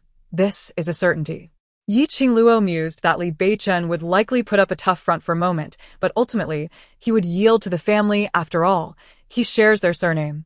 The Li family often leverages this against him. However, who would have expected that this time he would be so resolute and decisive? He said to the old man Li, "If I resolve this matter, I will sever all ties with the Li family henceforth." What do you think? In their presence, he could discern no semblance of a family. Old Li was evidently taken aback, his voice trembling as he uttered, "What did you say?" Li Beichen asserta firmly. "I said to sever all ties. From this moment forth, I shall neither enter the Li family's door in life, nor rest in their ancestral grave in death. Let it be known that they shall never again dare to cast their thoughts upon the three of us." Old Li's voice quivered. Why you could utter such nonsense? Yet, Li Beichen remained unfazed. I have even more resolute words yet to express. Would you care to hear them? Why you, he responded, his tone growing more severe. When I departed, I warned you not to provoke Qingluo and the child. Yet how did you act? What did you do to them? We did not provoke her. Forcing her to sell her shop does not constitute bullying? Or is it merely a light-hearted interest in seizing her property? Father, in your eyes, what do you truly consider your son to be? Old Li was clearly flustered, and no, we treated her as one of our own enough. To bully her is to bully me, since you hold my elder brother, third brother, and their children in higher regard. Why should I strive to integrate into your so-called happy family? I now solely wish to lead a tranquil life with my wife and child. Why you think carefully? When you have made up your mind, feel free to seek me out. Old Li's face turned pale with rage, and he increasingly regretted his impulsive decision to confront Yi Qingluo. Everything seemed to conspire against him. In the presence of Yi Qingluo and the children, he certainly felt empowered to act domineeringly. However, before Li Beichen, he lacked any authority to assert himself. The Li family produced only this one exceptional descendant, and he could not afford to offend him, no matter how rebellious he might be. Thus, he conceded, "Very well, let us pretend that father did not come today." The old man departed in disappointment, while Li Beichen remained unfazed. Curiosity piqued, Yi Qingluo approached and inquired, "Do you believe they will find a way to resolve this issue?" He chuckled lightly. Given the cleverness of the third branch, they will surely seize this opportunity to distance themselves. The elderly couple, not wishing for a desolate old age, will naturally relinquish any involvement in this matter. I surmise that ultimately, it will be the eldest couple who bear the brunt of everything. This notion aligned closely with Yi Qingluo's thoughts. The eldest branch, if they do not learn from this experience, will fail to remember the pain it brought. In her view, allowing them to face the consequences themselves would yield the best outcome. Li Beichen, still somewhat apprehensive, remarked, with Li Yunlang's temperament, it would be wise to instruct the children to keep their distance from him, lest they be harmed. Indeed, I will advise them to be cautious, she replied. Li Beichen raised his gaze to her and said, Qingluo, grant me some time. I shall endeavor to purchase a house in the county soon, allowing us to completely sever ties with them. She smiled. If I am to buy a house, it must be in a major city. This small county cannot accommodate me. Without a moment's hesitation, he responded, Very well, let us purchase in the big city. It sounded as though he were the one seeking the house, while she, Yi Qingluo, was fully capable of acquiring her own abode, and it would not take long at all. At noon, Xia Yanling truly brought forth the matter. Thus, Xia Yanling remarked, You didn't mention that I was to handle this when you caught it. How am I to deal with such small fish? Enough chatter. If you desire to eat, you must work. Quickly, scrape the scales clean and remove the entrails. They too require attention. How can you be even more foolish than him? Xia Yanling cast a glance at Li Beichen and then at Xiaobao, saying, Why don't you call him father? Xiaobao's expression changed instantly, as if to say, Mind your own business. Ah. This child certainly has a fiery temper, Li Beichen chuckled, understanding the child's thoughts. He was confident that one day, Xiaobao would unreservedly accept him. There would always be a place for him in this family. Indeed, processing the small fish proved to be a challenge, yet the flavor was beyond compare. Xia Yanling praised Yi Qingluo at every meal, exclaiming, The fish you prepare is simply exquisite, and the broth is so delightful, truly delectable. What about the wild chicken this afternoon? Rest assured, I keep my promises. The wild chicken shall grace our dinner table tonight. In the afternoon, Yi Qingluo intended to go weeding in the fields, but Li Beichen insisted on accompanying her, claiming that he felt restless sitting at home and wished to breathe in some fresh air. Unable to dissuade him, Yi Qingluo conceded to his company. She casually remarked, I have heard that the situation has escalated quite severely this time. Your mother nearly disrupted the marriage of Cheng Ziying's younger brother. Therefore, this daughter, despite her reluctance, is bound to be entangled in her mother's schemes for separation. What does she seek? After all, with no hope from her son, She is untroubled about extracting money from her son-in-law, the outsider. Li Beichen concurred, stating, Xiaozhu is quite thoughtless. Her actions may lead to her own demise. She is incapable of understanding her situation, and no amount of advice from others will make a difference. Regardless, if she chooses to remain her mother's puppet, any well-intentioned counsel will go unheard. The Qing family is unfortunate to have such a relative. It is challenging for them to lead a tranquil life. I suppose I should find an opportunity to speak with Xiaozhu. Although she possesses a sharp tongue, she is not a bad person.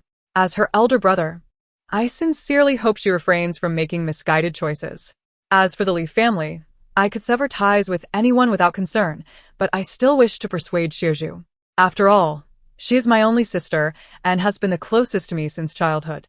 Chapter 79. Business opportunity this time.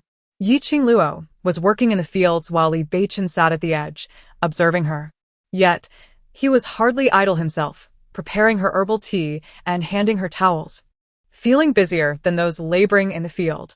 After watching her toil for a while, he felt a pang of sympathy and called out, Qingluo, you need not exert yourself. Leave these tasks to me. She appeared somewhat unwell and truly needed to rest. As Qingluo paused her work and raised her eyes to speak, she noticed Da Chunny rushing towards her in haste. Assuming there was trouble at the shop, she felt a twinge of anxiety and set down her hoe to inquire. What's wrong? Is there a problem? Da Chunny beamed widely, exclaiming, Qingluo, it's wonderful news. Truly wonderful. What good news has you so joyful? A prominent merchant from Qiantang County has approached us, expressing a desire to discuss a potential partnership. It seems they have taken a keen interest in our candied chestnuts and wish to open a franchise. Initially, she intended to wait until our business flourished and our brand gained recognition before seeking franchisees to expand our operations. However, it appears that the interest in franchising has come rather swiftly, considering that our chestnut business has yet to attract such attention. While Qingluo harbored her reservations, Da Chunny was elated, urging her to hasten to the shop. It was evident that she had been thoroughly persuaded and was likely contemplating the acquisition of funds for expansion. With a hint of concern, Qingluo inquired, You haven't promised him anything, have you? No, I would never agree without your consent, Da Chunny reassured her. As long as you haven't committed to anything, I shall proceed there at once. Excellent, he is currently waiting. At this moment, Li Beichen was completely overlooked, calling out, Hey, why not consider me? I could accompany you to the shop. I've been quite bored at home. Are you truly comfortable leaving the child in that person's care? Qingluo replied with a slight command, Stay at home and be cautious, as the Li family may come seeking property again. Li Beichen wished to protest further, but, upon seeing the displeasure on Qingluo's face, he promptly sealed his lips, conceding, Fine, I shall wait at home.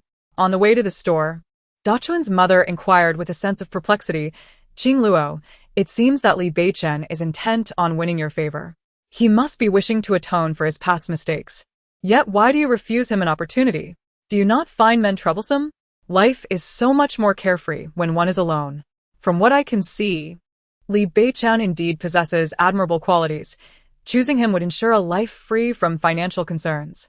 However, the pleasures of the latter half of life may very well be reduced to merely pleasing him. Who knows? One day he might rise in status and take several beautiful concubines, leaving you with no choice but to suppress your resentment while feigning grace to encourage him to father more children. You may even find yourself competing in silence with several women behind the high walls of a grand estate. Just thinking about it is terrifying. Dachuan's mother assumed that Qingluo had alternative thoughts, so she probed further. I have heard that Suyu has already been appointed as the magistrate of Chaoxian. A young man with such prospects surely has a bright future ahead. If we were to compare these two men, she still believes that Li Beichen is the better choice. After all, it is indeed true that Li Beichen has abandoned her and her child for many years, while Suyu enjoys the advantage of being a childhood acquaintance. If Qingluo were to choose Suyu, I could understand. However, considering that child and the future mother-in-law, the days ahead would not be easy. Did you say that Suyu has already been appointed to Chaoxian? Qingluo nodded in affirmation. Yes. He came to see you twice a few days ago, but you were busy and did not go to the store. He could not wait for you and had to leave. I have been meaning to tell you this, but I forgot amidst all the busyness. Suddenly, Qingluo felt a surge of relief. Perhaps it was for the best that they had not met. If they had, she would have been at a loss for words. Indeed, speaking of this matter, Manager Chen appears to be somewhat peculiar. He has been frequenting our establishment these days, sometimes offering assistance and at other times engaging in casual conversation. Do you think he might be dissatisfied with our opening? After all, Qingluo had promised the young master not to run a restaurant. Although their snack shop may not be classified as a restaurant, it still might not sit well with the young master. Qingluo chuckled, remarking that the Xiao family is not so petty. A mere snack store likely does not capture his interest. As for Manager Chen, did you not sense anything amiss? Anything amiss? Qingluo merely similet in silence. Since Manager Chen had no intention of breaking that unspoken understanding, why should she speak further? De Chuanyang had not considered it in that light. She simply felt that Qingluo's reticence must stem from some other reason. As for Manager Chen, he is a good man, and she harbors no aversion to his frequent visits. However, she fears he might suddenly declare that they are not permitted to operate their shop, which would indeed be troublesome. Inside the shop, a gentleman in his 50s patiently awaited, dressed in a manner that was quite grounded, yet exuding an air of refinement, as if he had just emerged from a grand estate. What could such a person possibly find intriguing about her modest establishment? Nonetheless, Qingluo approached him with courtesy. "Are you Manager Hu?" she inquired. The man gently set down his teacup, rose, and bowed, saying, "Manager Yi, it is a pleasure to finally meet you." He had heard that the shop was run by a woman, but had not anticipated the proprietress to be so strikingly beautiful, which perhaps explains the concern of some family members. "Master Yi, I shall speak candidly. I have an immense fondness for your candied chestnuts. Might I inquire if you have any interest in expanding your business?" Qingluo smiled gently and replied, "I am curious, what grand enterprise does Master Hu have in mind?" He chuckled, perceiving that a woman is indeed a woman, and surmised that with a few persuasive words, she would readily sign the contract. Thus, he resorted to the same tactics he had employed with De Chunny. "Perhaps Master Yi is unaware, but I have some collaborations with the Xiao family. Over the years, I have traversed the country, establishing storefronts, and I am well aware of where to market these products for maximum advantage." Was that not obvious? Did she not comprehend this? What was Master Hu implying? "I wish to sign a contract with you, Master Yi. I can take your candied chestnuts across the nation, and all you need to do is sit back and collect the profits without any effort." Qingluo smiled lightly. "Are you suggesting that I provide the recipe while you handle the logistics, splitting the profits 50-50? "Precisely," he affirmed, adding, "In fact, Master Yi could take the larger share.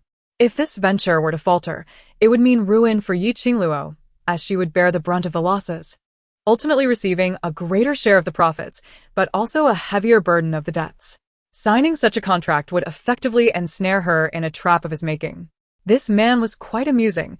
Did he believe he could leverage the Xiao family's reputation? Chapter 80. A Windfall from the Heavens. Noticing her silence and smile, the man cautiously probed, "Master Yi, if you have any reservations, please feel free to voice them." Initially, he thought her easy to deceive, but now he found himself uncertain. She was unaware of many things, but one fact was abundantly clear to her. Such fortuitous opportunities simply do not present themselves in this world. The proprietor, concerned that she might not fully grasp his intentions, reiterated, "I will handle all arrangements. All you need to do is provide me with the method of production." It was an irresistible proposition. Who could possibly decline the prospect of effortless wealth? Qingluo replied, "Indeed, I recognize your thoughtfulness, Mr. Hu. However, we truly do not require your assistance. I sincerely appreciate your acknowledgement, but my heart is simply not in it. Perhaps you should explore other renowned establishments at the market. Those hold far greater potential for discovery." Qingluo's words left De Chunny momentarily speechless. She had intended to voice her thoughts, but, upon observing Qingluo's expression, swallowed her words instead. She aligned with Qingluo's sentiments, stating, "Qingluo is correct. Mr. Hu should consider other options to avoid future regret." Mr. Hu's countenance darkened, clearly taken aback by Qingluo's unwavering refusal to entertain any leeway. He realized that further discussion would be futile and, rising in indignation, declared, "Yi shopkeeper, You shall come to regret this decision." With that, he swept away in a huff. Once he had departed, De Chunny, perplexed, inquired, "Qingluo, why did you turn him down? Did he not say we could negotiate?" She perceived this as a once-in-a-lifetime opportunity, lamenting its potential loss. Qingluo countered had enthusiasm, asking, "Do you truly consider this a fortuitous event?" To which she replied, "Of course. It is an extraordinary boon to have someone assist us in generating income. It's akin to a pie falling from the heavens." Yet, Qingluo pondered aloud, "Have you considered how such an extraordinary opportunity could possibly come our way? We already have our candied chestnuts. The chestnuts are not difficult to fry. If he truly believes in this business, he could easily start anew. Even if the flavor were slightly off, it would still be preferable to splitting the profits with others. Yet he claims he can offer us a substantial share. You only hear about how much we could earn, but have you considered what if we were to incur losses? What if all the stores he opens nationwide end up in the red? In that case, how would we settle the debts? As a businessman, one must take a comprehensive view of the situation." De Chuanyang remains perplexed, unable to fathom how it could be unprofitable when so many people enjoy our candied chestnuts. Besides, He must invest money. How could he possibly allow his stores to fail? If losses occur, it would be a case of harming himself as well as others. Qingluo smiled gently and said, "There is no such thing as a free lunch in this world. And what about them? Ultimately, they will not be able to traverse the country to explain the situation." Although De Chuanyang still harbors many doubts, she has always recognized that Qingluo has her own reasoning for her actions. Acknowledging her own limitations compared to Qingluo, she feels compelled to heed her advice. "Aunt," Cui Ji said, her eyes red with emotion, "My mother refuses to listen to me. When Grandma saw her taking medicine, she even threw the medicine jar." "Is your mother all right?" Cui Ji shook her head. "I've treated her external injuries, and she has been taking the herbal medicine prescribed by the doctor for 2 days. Now she is able to sit up. I want to take her out now, but she refuses." She could not comprehend why, despite the brutal treatment from her father, she remained unwilling to seek a divorce. What infuriated her the most was his incessant claims that it was all for her benefit. Yet she had no desire for such a life. She detested that household. Qingluo consoled her, saying, "Adults have their own choices. Fortunately, you are nearing adulthood, and soon you shall be free."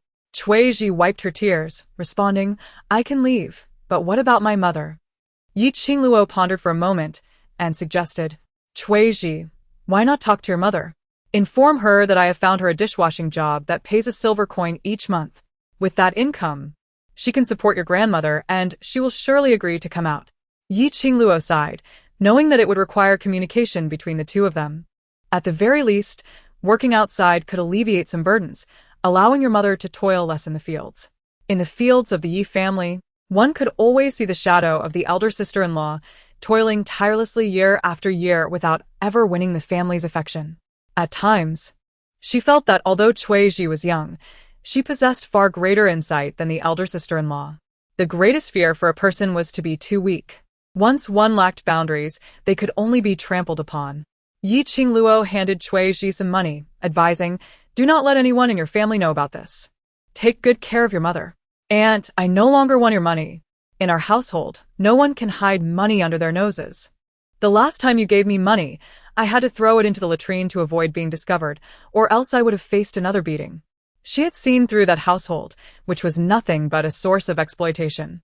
If she could not escape in this lifetime, she would be drained of her vitality and left to perish. Upon catching a glimpse of Cui Ji's retreating figure, Qingluo felt a sense of helplessness. She yearned to assist the mother and daughter, yet her sister-in-law's disposition was rather. Still, cultivating Cui Ji for future endeavors could prove beneficial. What was there to say? After all, it was something she had painstakingly acquired, eagerly anticipating its use. Moreover, with its wings injured, nurturing it back to health seemed a futile endeavor. Xie Yanling glanced around, wondering where Qingluo had gone. Did she not mention preparing chicken for him? He was nearly famished. Chapter 81. A test of resolve to speak candidly. Qingluo possessed a rather irritable temperament, yet her culinary skills were undeniably exquisite. Over the years, he had been surrounded by numerous women, but none were as uniquely captivating as she. This only deepened his understanding of why Li Beichen was so infatuated with her. Yi Qingluo acquiesced. Then you hasten to boil water and prepare the ingredients. I shall handle the cooking. Xia Yanling immediately expressed his discontent. What? I still have to do the preparation? Otherwise? Shall I allow you to wait for your meal? Then don't expect me to eat. I shall release it. Wait. I will take care of it. Xia Yanling's face reflected his reluctance. Yet for the sake of satisfying his hunger, he had no choice but to relent. All the while reminding her, you must ensure it is delectable. Why all this unnecessary chatter? Noticing her mood was less than favorable, Li Beichen inquired, what troubles you? Was your earlier conversation unfruitful? She shook her head. I can't shake the feeling. It seems as though someone is watching me. Today's encounter felt exceedingly suspicious. And the more I pondered, the more uneasy I became. Li Beichen's expression shifted to one of concern. What is it? What has transpired? He feared that she would have to bear everything alone. Yi Qingluo nonchalantly replied, No, nothing is wrong. I just feel that this collaboration is rather unreliable. She brushed it off, as it wasn't a significant matter that warranted an elaborate explanation. Li Beichen, filled with doubt, chose to trust her for the time being. In the kitchen, the wild chicken was quite substantial. Yi Qingluo instinctively took the spatula, casting her worries aside. Soon, a delightful aroma wafted through the kitchen, and Xia Yanling was beside himself with excitement, exclaiming, It smells incredible. All my toil today has been worth it. Indeed, catching wild chicken was an exceptionally wise choice. At the dining table, Xia Yanling and the children eagerly vied for their share. Save me a chicken leg. No way, this is for mother and us. Are you really going to compete with women and children? But I caught it. My mother made it. All right, you have a point. Can I at least have a chicken wing? Li Beichen looked at their playful bickering and couldn't help but smile wryly. Just as they were finishing their meal, Li Xiaozhu arrived at the door, her demeanor somber as she called out, Brother. Li Beichen greeted her warmly. Your nose is quite sharp. Come and have some freshly made braised chicken. Li Xiaozhu, with reddened eyes, showed no interest in eating. Li Beichen immediately sensed that something was amiss and asked, What's wrong? Is there an issue? She glanced at those at the dining table, clearly hesitant. Li Beichen sighed and said, Help me out for a walk. I've eaten too much and need to digest. All right. It has been many years since the siblings have walked together in such tranquil silence. In their childhood, Li Beichen was the quiet one, while Li Xiaozhu was the lively one, always striving to elicit more words from him, yet he remained as reticent as ever. Over time, although his speech did not increase, she became increasingly chatty, to the point of being somewhat irksome. Nevertheless, he always recognized the innocence and purity of his sister's heart. What is it? Li Beichen inquired patiently, for in that family, only Li Xiaozhu had ever shown him genuine affection. She used to delight in trailing behind him, sweetly calling him second brother. Although he harbored disdain for the Li family, he understood that Li Xiaozhu was different from them. When he probed further, she could no longer contain her tears. Brother, I may truly have to divorce Seeing. He has resolutely decided he no longer wants me. Why is that? Li Beichen replied coolly. I have long warned you not to wear down a man's patience, yet you chose to disregard my advice. What will you do now? Brother, I do not wish for a divorce. I do not want to abandon our child. Mother insists that I must demand money to leave. But what use is that money if I have no home? He offered a wry smile. Do you genuinely believe that the money mother seeks can provide you with anything? Xiaozhu, you must see clearly. What is her true motive in jeopardizing your marriage? Li Xiaozhu tentatively asked, Brother, are you referring to Yunling? Father has already declared that he will not intervene. He said that since this issue arose from the eldest brother's family, they should resolve it themselves without our concern. Li Beichen merely smiled in silence, and Li Xiaozhu understood that her second brother was unlikely to believe it. Indeed, who does not know who her mother is? Even if she claims indifference, deep down she yearns to exhaust her family's resources to mend their financial woes. For Xiaozhu, living her own life is paramount. You must discern the right from the wrong. The path ahead can only be forged by your own choices. Yet, second brother, I have already humbled myself. I have pleaded with Seeing, but he is resolute in his rejection, indifferent to all my appeals. I am at a loss as to how to proceed. If you have truly contemplated this matter, I can step in and converse with Ziying. He does not strike me as an unsympathetic individual, and if you genuinely seek redemption, he is unlikely to turn you away. Li Xiaozhu shook her head in dismay, declaring it impossible.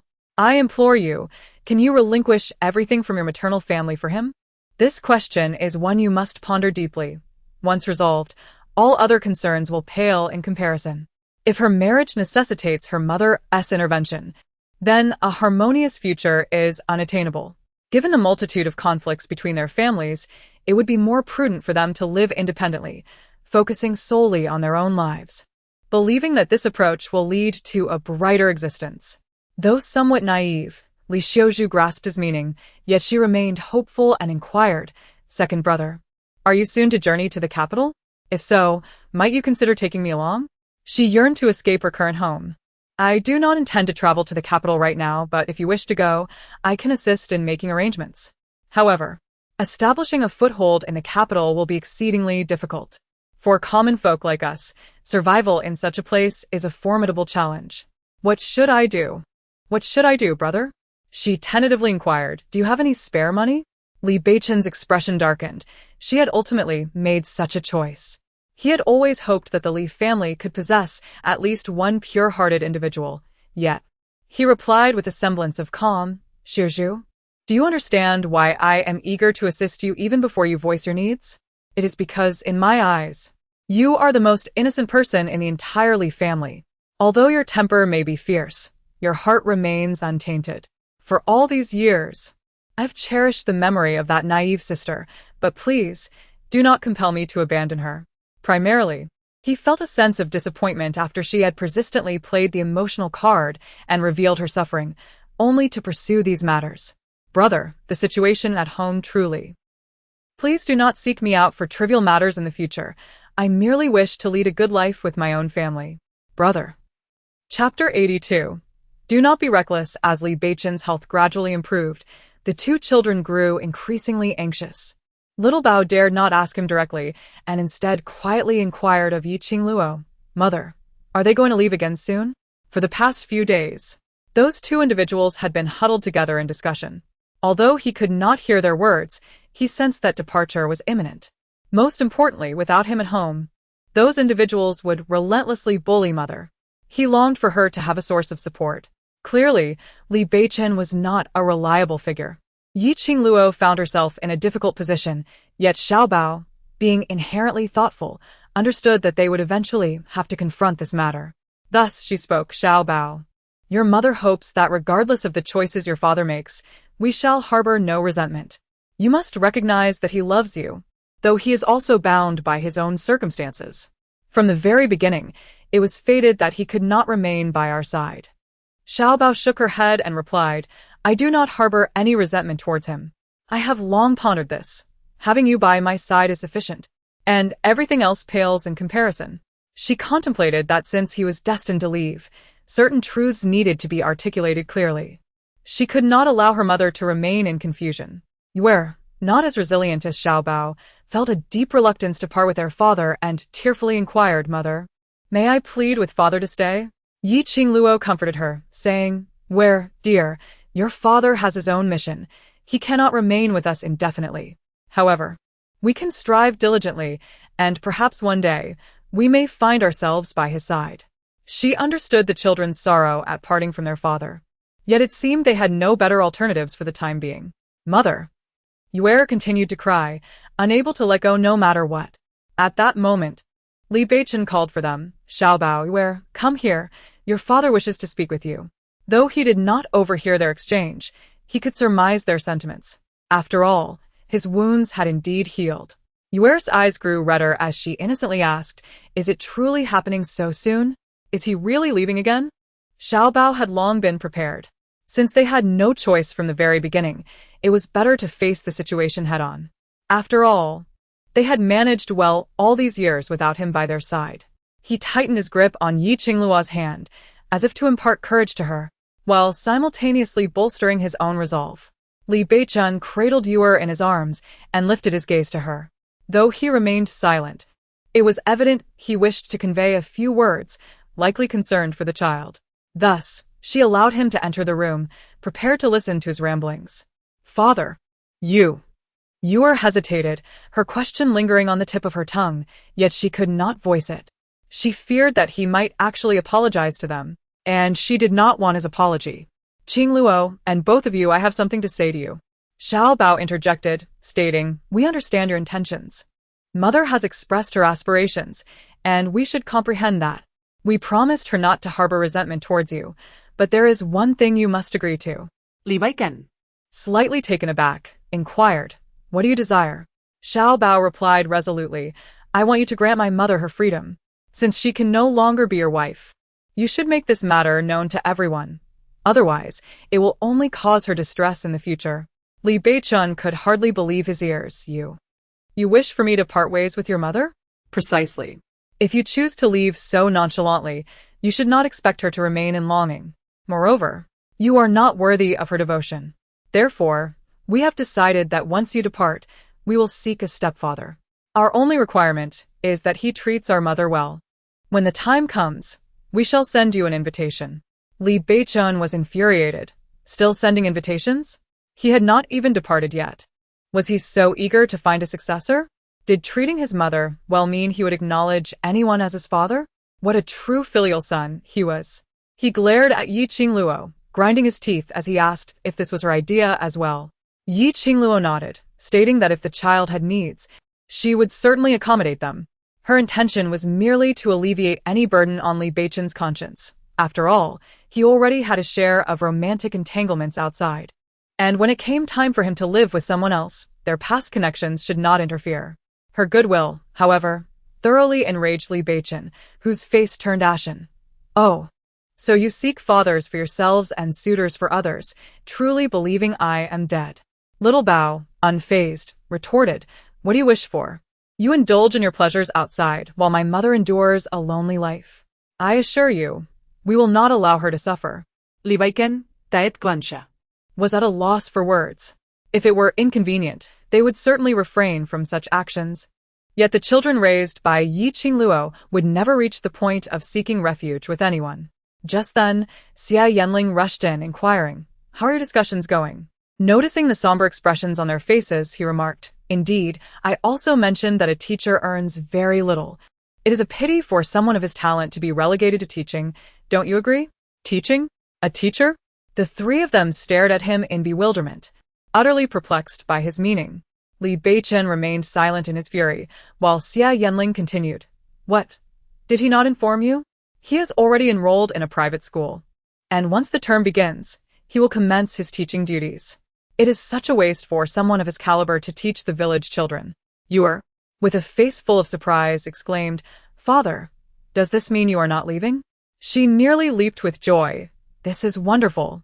Father isn't leaving. Brother, did you hear that? Father isn't leaving. Mother.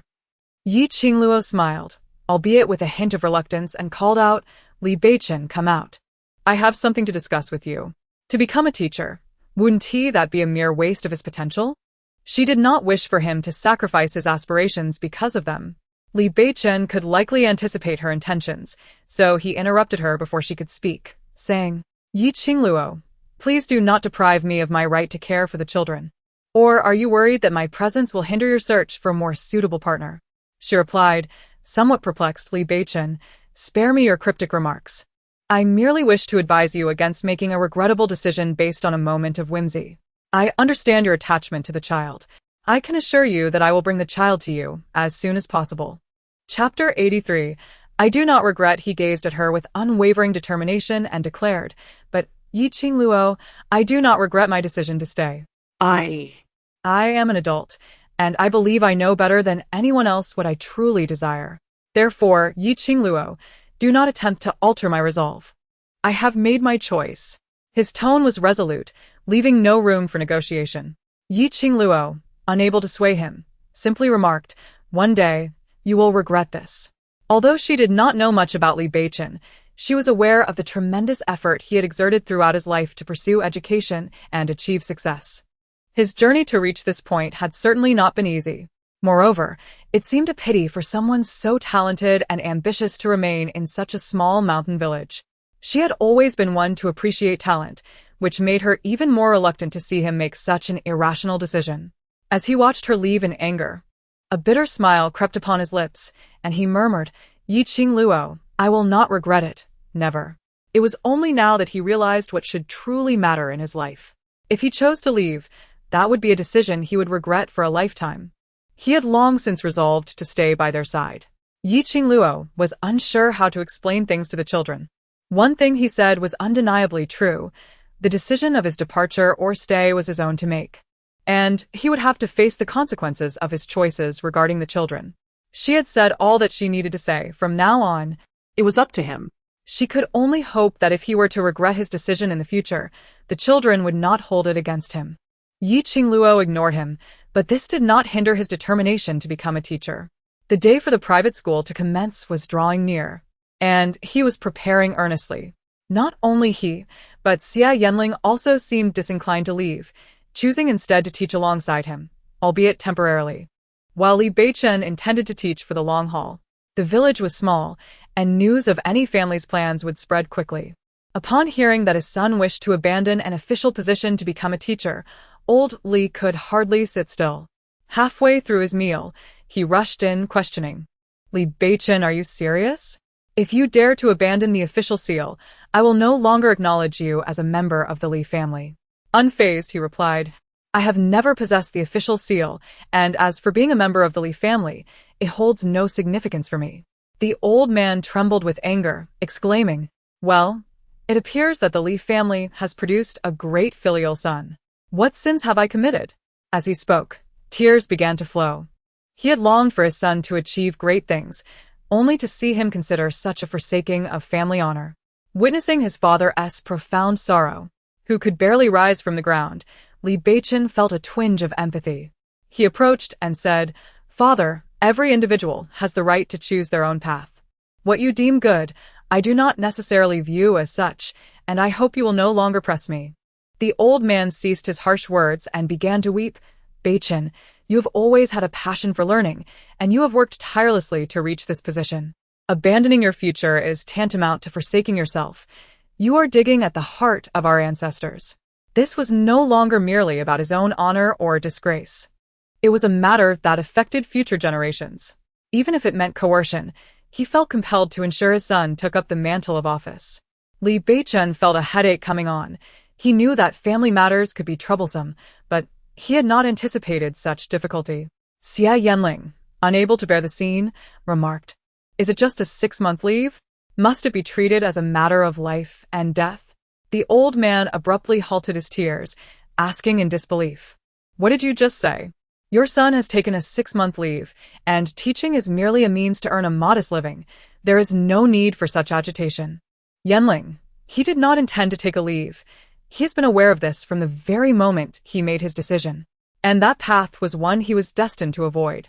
Xia Yanling's words served as a gentle buffer for Li Beichen, as he felt a sense of regret for not being able to dissuade him.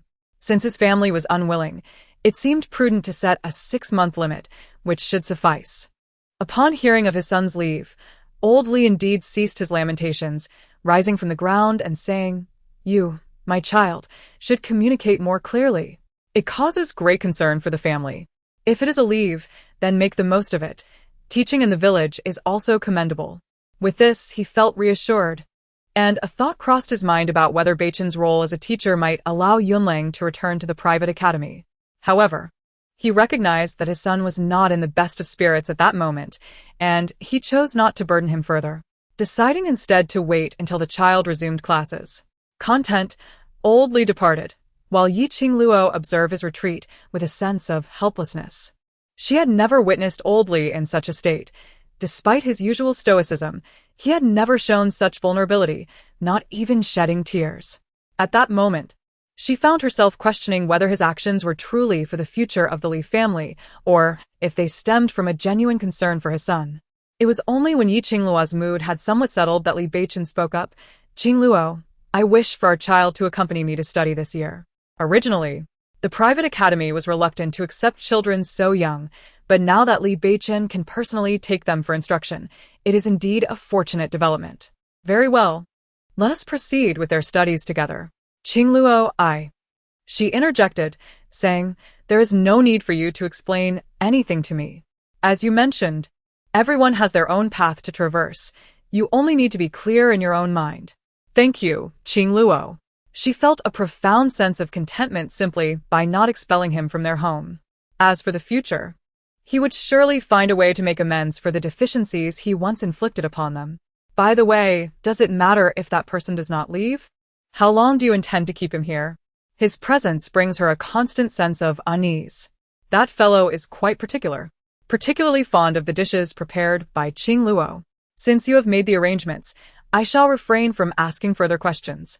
However, Li Beichen, if you remain here in the house, will the flowers and plants outside not long for your attention? Flowers and plants? He appeared somewhat perplexed. I do not have a habit of growing them, but I have heard from Yuer that you wish to plant climbing roses in the corner. I see this as a fine opportunity to assist you. Yi Qingluo scoffed. What are you pretending to be oblivious about? Li Beichen was utterly bewildered. What do you mean? Qingluo, are you harboring some misunderstanding? She retorted sharply, "There is no misunderstanding between us. If you wish to reside here, dear Sir Li, the rent and meals cannot be lacking. No problem. Do you have any other requests?"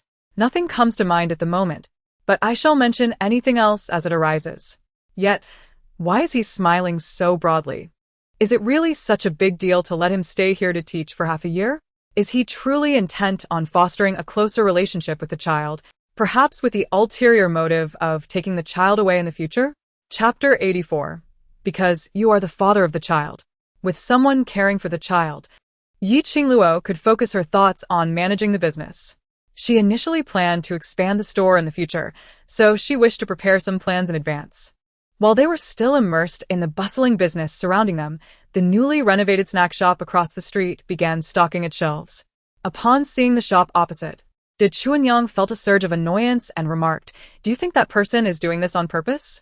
Why must they open a snack shop directly across from ours?" It was disheartening to have to gaze upon their establishment, particularly since their rival's store was extravagantly decorated, rendering theirs less conspicuous in comparison. Yi Qingluo dismissed her concerns, saying, "Let us focus on our own business and not concern ourselves with them. A snack shop that is excessively upscale is indeed a taboo." She suspected that the individual across either lacked experience or was deliberately attempting to engage in malicious competition, though she was unconcerned by either possibility. De Chuanyang, however, remained indignant, stating, "The owner of that shop refuses to show their face. If I ever see them, I shall surely give them a piece of my mind. It is evident that opening a shop directly across from us is a blatant act of provocation." She continued, "Let's not dwell on them. We shall take things one step at a time. Qingluo, do you think someone is intentionally targeting us because they see two women running a business without any support?" The more she pondered, the more she felt something was amiss. The establishment that previously occupied that spot was a tailor shop, which had also been quite successful. How could they abandon a profitable venture overnight? The person across from them had clearly planned this moment meticulously. They were not afraid of business competition. Yet she harbored concerns about individuals who might maliciously bully them. Yi Qingluo understood her worries, for this era was indeed harsh on women, with some individuals intent on targeting them specifically. However, their modest venture hardly warranted such deliberate malice, or so she hoped. To be prudent, she suggested, "You should discreetly inquire about who has arrived.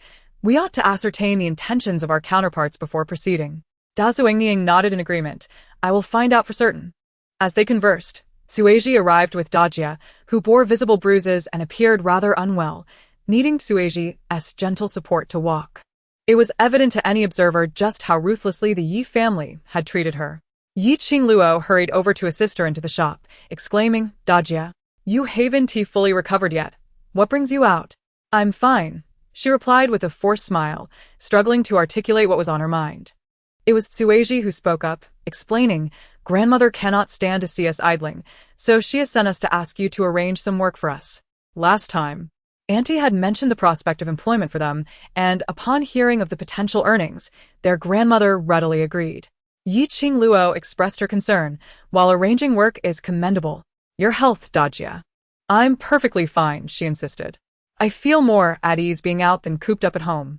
For days, the Yi family had incessantly berated her, insinuating that she was living off idle means, and having toiled like a beast of burden for years.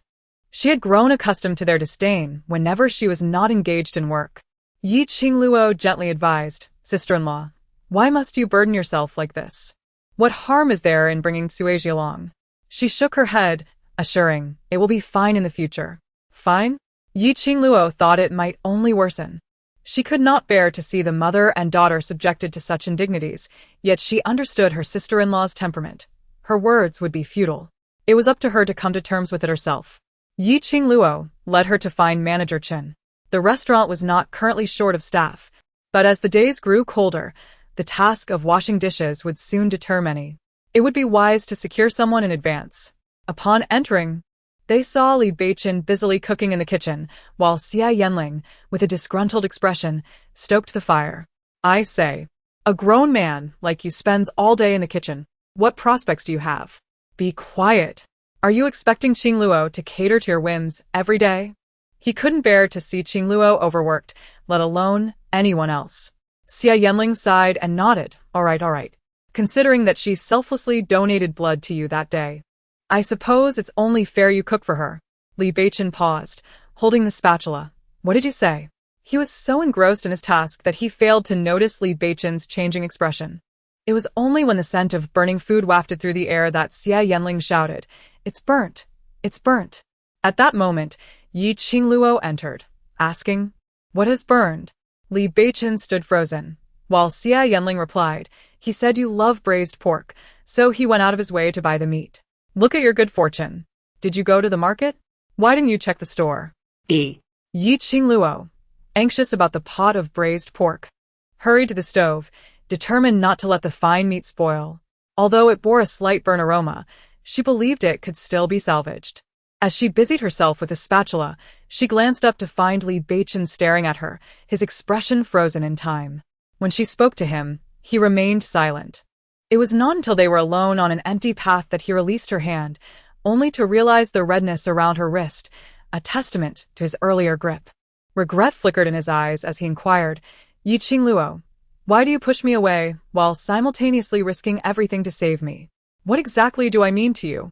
Qingluo felt a sense of bewilderment. "What are you saying? Is it not your blood coursing through my veins? How am I to reckon this debt?" It dawned on her that his distress stemmed from this very incident, a matter she had dismissed. She replied casually, "That day was urgent. I did not think much of it. But you did want to save me, did you not? In such circumstances, anyone would intervene. Besides, you are the child's father. Are you not? What is there to be conflicted about?" She trusted that had she been in a similar predicament, he would have rushed to her aid without hesitation. "Qingluo, why are you unwilling to admit that I hold some significance in your heart?" he pressed. Realizing he might misinterpret her words, Qingluo quickly clarified, "Li Beichen, you truly misunderstand me. I saved you solely because you are the child's father, and I have never been one to stand idly by in the face of danger." Qingluo. Furthermore, to speak of the one who truly saved you, I believe it should be that kind sister who traveled 1,000 miles to deliver medicine for you. I merely bought you a fleeting moment, hardly deserving of such grand gratitude. Kind sister? What on earth is this woman babbling about? Chapter 85. Malicious targeting. Since discovering that Qingluo had donated blood to him, Li Beichen transformed entirely. Each glance he cast upon her sent shivers down her spine. Fortunately, the children were soon to attend private school, and Li Beichen would not be lingering around her daily, which she considered a stroke of good fortune. On the morning of the school's opening day, Qingluo rose early to prepare their meals. For breakfast, she favored simmering a pot of millet porridge, kneading the dough she had prepared the night before, and gathering wild vegetables for a filling with eggs. She deftly crafted several small buns for the children, as they had taken a particular liking to them during her last attempt at making them, so she decided to prepare a larger batch today. When Li Beichen finally stirred from his slumber, the meal was nearly ready, and the dawn had only just begun to break. Yawning, he inquired, "Why are you up so early?" Qingluo met his gaze and replied, "Don't you think it might be a bit early to send them off to school now? This private academy is not like kindergarten. They are genuinely expected to study and learn to read. I worry that such young children may struggle to keep pace with the older ones." "Rest assured, I know what I'm doing," he assured her. He washed his face, rolled up his sleeves, and added, "You should try to get some more sleep. I can handle things here." Qingluo politely declined, "No need, I'm almost done." Suddenly, she turned around and found the man standing right behind her. The proximity allowed her to clearly see the man's slightly languid face, and her heart inexplicably quickened its pace. "If you intend to do it, then go ahead," she thought as she awkwardly fled the kitchen. Although her mind was already crystal clear, each time she drew nearer to him, her heart betrayed her, racing uncontrollably. She wondered if the original owner of this heart had some ailment. Perhaps it would be wise to consult Dr. Shui tomorrow. He was skeptical of Qingluo's claims of indifference and likely understood her apprehensions. One day, he would persuade her to relinquish those so-called concerns. In the morning, De Chunyang would typically arrive at the shop earlier than Qingluo, as there was little business to attend to, and her presence was merely to open the doors. With the children sent off to private school, she found herself even more at leisure. However, today, before she could even open her door, she noticed a conspicuous sign hanging across the street. She paused, realizing that the person opposite was indeed targeting them. Just as Qingluo was tidying up the children and bidding them a reluctant farewell, she saw De Chunyang hastily approach. Upon noticing Li Beichen, she intentionally shifted away slightly, saying, "I came to see if Qingluo would like to go over together." Qingluo agreed. "All right, I'll lock up and we can go together." Li Beichen, somewhat uneasy, inquired, "Is everything all right at your shop?" He noticed that De Chunyang's expression seemed off. Da Chunyang dismissively replied, "No, no." "There's nothing wrong. A thriving business is hardly problematic." He nodded, albeit with some skepticism. "Very well, I shall head to the private school first." As they took a few steps, De Chun's mother hurriedly instructed, "Bei Chen, remember to teach De Chun more. The child is somewhat slow-witted." De Chun is quite intelligent. "I will ensure she learns well." His assurance brought her some comfort. However, once she saw Li Beichen walk away, her anxiety resurfaced. Noticing Qingluo still leisurely tidying up the dishes, she urged, "Qingluo, let's leave those for now. We must first check on the shop." "What is the cause for such urgency?" De Chun's mother wore a troubled expression. "The shop across the street is indeed targeting us. Today they have put up a sign for candied chestnuts, and it appears they are about to open. They are also selling candied chestnuts?" "Indeed. We have Yu Bao candied chestnuts, while they are branding theirs as Zhen Bao candied chestnuts. This is clearly intentional." Qingluo had suspected something of the sort before, but today's revelation truly troubled her. "Let us go and see the situation first." Candied chestnuts are inherently an easy business to undertake, and competition is inevitable. However, for now, her chestnuts would not be outdone in flavor. She was not afraid of competition, but rather of malicious rivalry. When they arrived, they found the opposing shop celebrating its grand opening with firecrackers. Zhen Bao candied chestnuts, how amusing. They're offering a buy one get one free deal along with an opening red envelope. Truly extravagant. Of course, such tactics are effective, as the entrance was indeed crowded with people. "What should we do, Qingluo?" "Let us send someone to buy a portion and taste the flavor." "Very well, I shall go at once. This is the business of my own sister." Naturally, he feels a sense of compassion. Although he cannot assist in other matters, at the very least, he can alleviate her burdens a little. "No, no," she replied. "It is my own affairs that have delayed me. How could I possibly accept your money?" Fortunately, it wasn't long before De Chun brought back chestnuts from the neighboring shop. However, she noted that the queue outside was still quite long. "Qingluo, you must taste these. They are vastly inferior to our chestnuts, lacking any fragrance." The chestnuts from their family wafted an enticing aroma that filled the entire street, while those from his family were neither sticky nor aromatic and lacked sweetness. Such candied chestnuts were hardly worth the effort compared to gathering them oneself and boiling them at home. Perhaps the novelty of their opening would attract some customers. But after tasting those chestnuts, who would return for more? De Chun also felt that the flavor was not something they needed to worry about too much. Though her mindset was positive, the absence of customers for half a day was still disheartening. The shop across the street was indeed excessive.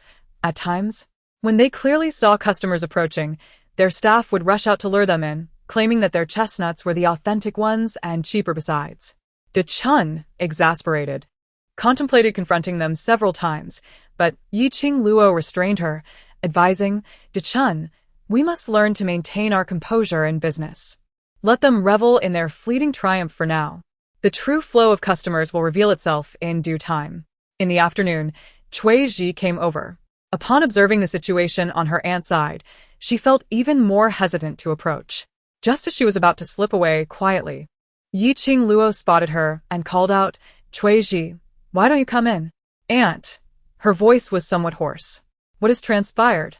Is your mother facing difficulties?" She shook her head. "Not at all. It is those people. They truly wish to seize everything, relentlessly bullying the two of us." Chapter 86.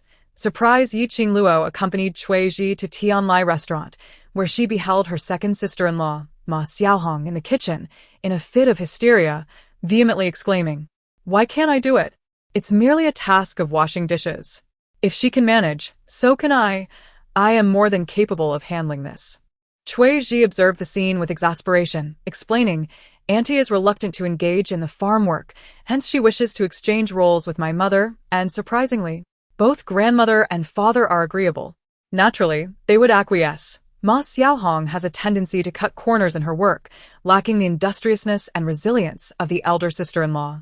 At this moment, Qingluo refrained from confronting her directly, as it would complicate future assistance to the elder sister-in-law. Thus, she pulled Cui Ji aside and suggested, "Let your mother swap with her for 2 days. I assure you, after that period, she will be unable to endure it any longer." In the kitchen, there was a Mrs. Chung, known for her irritable temperament, who, having worked there for many years, took delight in directing newcomers. Given Ma Xiaohong's foul disposition, she would likely struggle to tolerate Mrs. Chung's demeanor. However, since Mrs. Chung frequently indulged in her candied chestnuts, perhaps her attitude could be somewhat softened. If Ma Xiaohong wished to give it a try, it would only be fair to allow her. Cui Ji expressed her concerns. "But what if the restaurant no longer wishes to employ my mother? This morning, I was relieved that she could finally enjoy some ease, yet by afternoon it." Rest assured about this matter. Qingluo suddenly recalled that this child had a passion for reading and thus inquired, "Cui Ji, do you still wish to pursue your studies?" She had always remembered how this child longed for an education, yet regrettably, due to her gender, no one had ever invested in her schooling. Study? Can I? Cui Ji's eyes brightened instantly. She yearned to learn and read, as she did not desire to lead a life akin to her mother's. Qingluo elaborated, "Your uncle is currently teaching at a private school. I can arrange for you to help with the cleaning, allowing you to sit in the corner during your free time and learn alongside the others." Given her age and circumstances, this was the only solution she could conceive. Cui Ji's eyes welled with tears as she choked out, "Aunt, thank you. I thought I would never have the chance to attend a private school in my lifetime." This was her lifelong dream. She wished to read countless books and acquire extensive knowledge, yet opportunities had eluded her.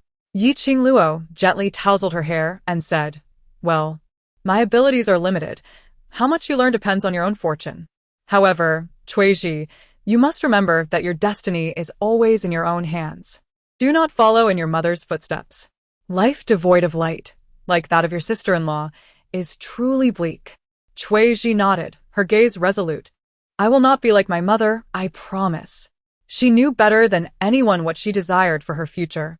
Due to a downturn in business, Chun's mother decided to close the doors early, comforting Qingluo by saying, "We have been busy for so many days. Let us take a moment to rest." Indeed. Let us take a moment to rest. As the door clicked shut behind her, she was about to depart when she turned to find the proprietor, Mr. Hu, standing behind them with a broad smile. "What is it? Are business affairs not treating you well?" It dawned on Chun and I that the establishment across the street belonged to him. No wonder they had never encountered the owner before. It was he, with a smile. He did not deny it, saying, "I had hoped to collaborate with Manager Yi, but alas." Qingluo scoffed, "There is nothing to lament. I never engage in partnerships with despicable individuals. It appears I did not misjudge your character the other day." The man's expression darkened. He had not anticipated her retort to be so incisive. However, recognizing the futility of further contention, he merely advised, "Manager Yi, I suggest you ponder this well. Should you ever wish to collaborate with me in the future, feel free to find me across the street." With a smirk, he departed, leaving De Chun and I seething with indignation. How could he be so shameless? They were merely running a modest business without obstructing him in any way. Why, then, was he scheming against them so persistently? Qingluo patet her shoulder is suringly. There is no need to dwell on him. Let us head to the market to purchase some ingredients. Today is a fortunate day. I shall prepare mooncakes for us to enjoy together during the Mid-Autumn Festival. Though she had little desire for such delicacies, the children adored them. This year had been financially rewarding, and with time on her hands, she resolved to dedicate some effort to crafting these treats. Qingluo, are you planning to make roasted duck as well? Since we have lit the stove, we might as well prepare a few dishes. The children relish them. I shall also procure a small one. Would you be so kind as to roast it for me as well? No problem. I shall certainly ensure it gains an additional 2 pounds of flesh. A sea of flowers enveloped the scene, with red candles unlit upon the table, adorned with an array of blooming roses. She was taken aback, inquiring, "Where did you gather such an abundance of flowers?" Xiao Bao and Yu Er, however, appeared unfazed. With flowers cradled in their little hands, they approached her, exclaiming, "Mother, today is your birthday. We wish you a joyous celebration." She paused in surprise. Birthday? Oh. This must be the original owner's birthday. I had completely forgotten. Yu Er then produced a wooden carving of a fairy, saying, "Mother, this little fairy is crafted in your likeness. Will you always be our little fairy?" "Very well, dear Yu Er." Xiao Bao then revealed a peach pit bracelet, stating, "Mother, I personally hollowed this little frame from a peach pit. You cannot imagine how many pits I wasted, but thankfully I succeeded. Do you like it?" "I love it, dear Xiao Bao." Stammering, she added, I.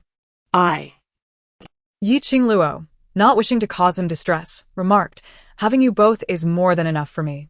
Chapter 87. I am sorry. It is I who lost you. Yu Er interjected, "Today is Mother's birthday. We are celebrating for her. Uncle Xie, did you also prepare a gift for my mother?" With that, she dashed off like a hare. Yi Qingluo glanced at the envelope, unable to discern any peculiarities. Curiously, she opened it, discovering not only a letter but also a jade bracelet within.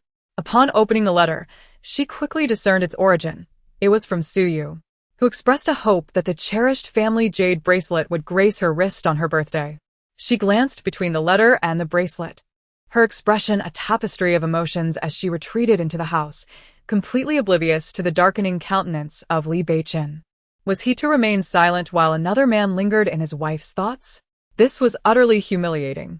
As he sliced the meat with a knife, his mind simmered with thoughts of teaching Yi Qingluo a stern lesson, questioning her audacity to flirt with another man. With a decisive chop, he caught sight of Xiao Bao, who regarded him with a look of disdain. "What is it? Mother merely received a letter, and you are already in such a foul mood? Someone has come to your doorstep, and yet Mother bears no grudge?" What? Who has come? He was utterly unaware of the circumstances during his previous stupor. Xiao Bao's food? "I am not entirely sure, but I heard a woman brought you medicine." Noting his deep contemplation, he added, "Confess, have you not found a new partner over the years?" "What partner?" Li Beichen exclaimed, feigning innocence. Enough with the pretense. It seems your heart has already been given away. If you have offered your heart to another, Mother is willing to grant you freedom. Why do you hesitate to leave now? I advise you not to claim it as for us. Neither you nor I will shoulder that burden. Although they harbored no aversion towards him as their father, their true allegiance lay solely with their mother. Frustration tinged Li Beichen's voice as he retorted, "Who told you I had found another? Who uttered that my heart belonged to another, leaving me here solely for the sake of granting them an opportunity? Since he was the one who forsook his mother, she is entitled to make her own choices. She has always said that one must look forward in life." At dinner, Li Beichen prepared an exquisite spread, personally cooking longevity noodles, saying, "I wonder if this suits your palate, do give it a try." Yi Qingluo, upon seeing the lavish array of dishes, couldn't help but frown. Li Beichen. Have you truly become wealthy? This banquet, filled with fish and meat, along with so many side dishes, would be seen as wasteful in an ordinary household. It didn't cost much. Let us consider it a celebration for your birthday and the child's education. Relenting, she recognized the effort he had put into the preparations. Unable to voice any further objections, Xie Yanling arrived, drawn by the tantalizing aromas, and before sitting down, handed Qingluo a beautifully crafted purse, saying, "The one you made is quite unsightly. Henceforth, use this instead." She glanced at the purse, made of fine silk and embroidered with golden threads depicting a qilin. It was far too extravagant. "This is too precious. I cannot accept it."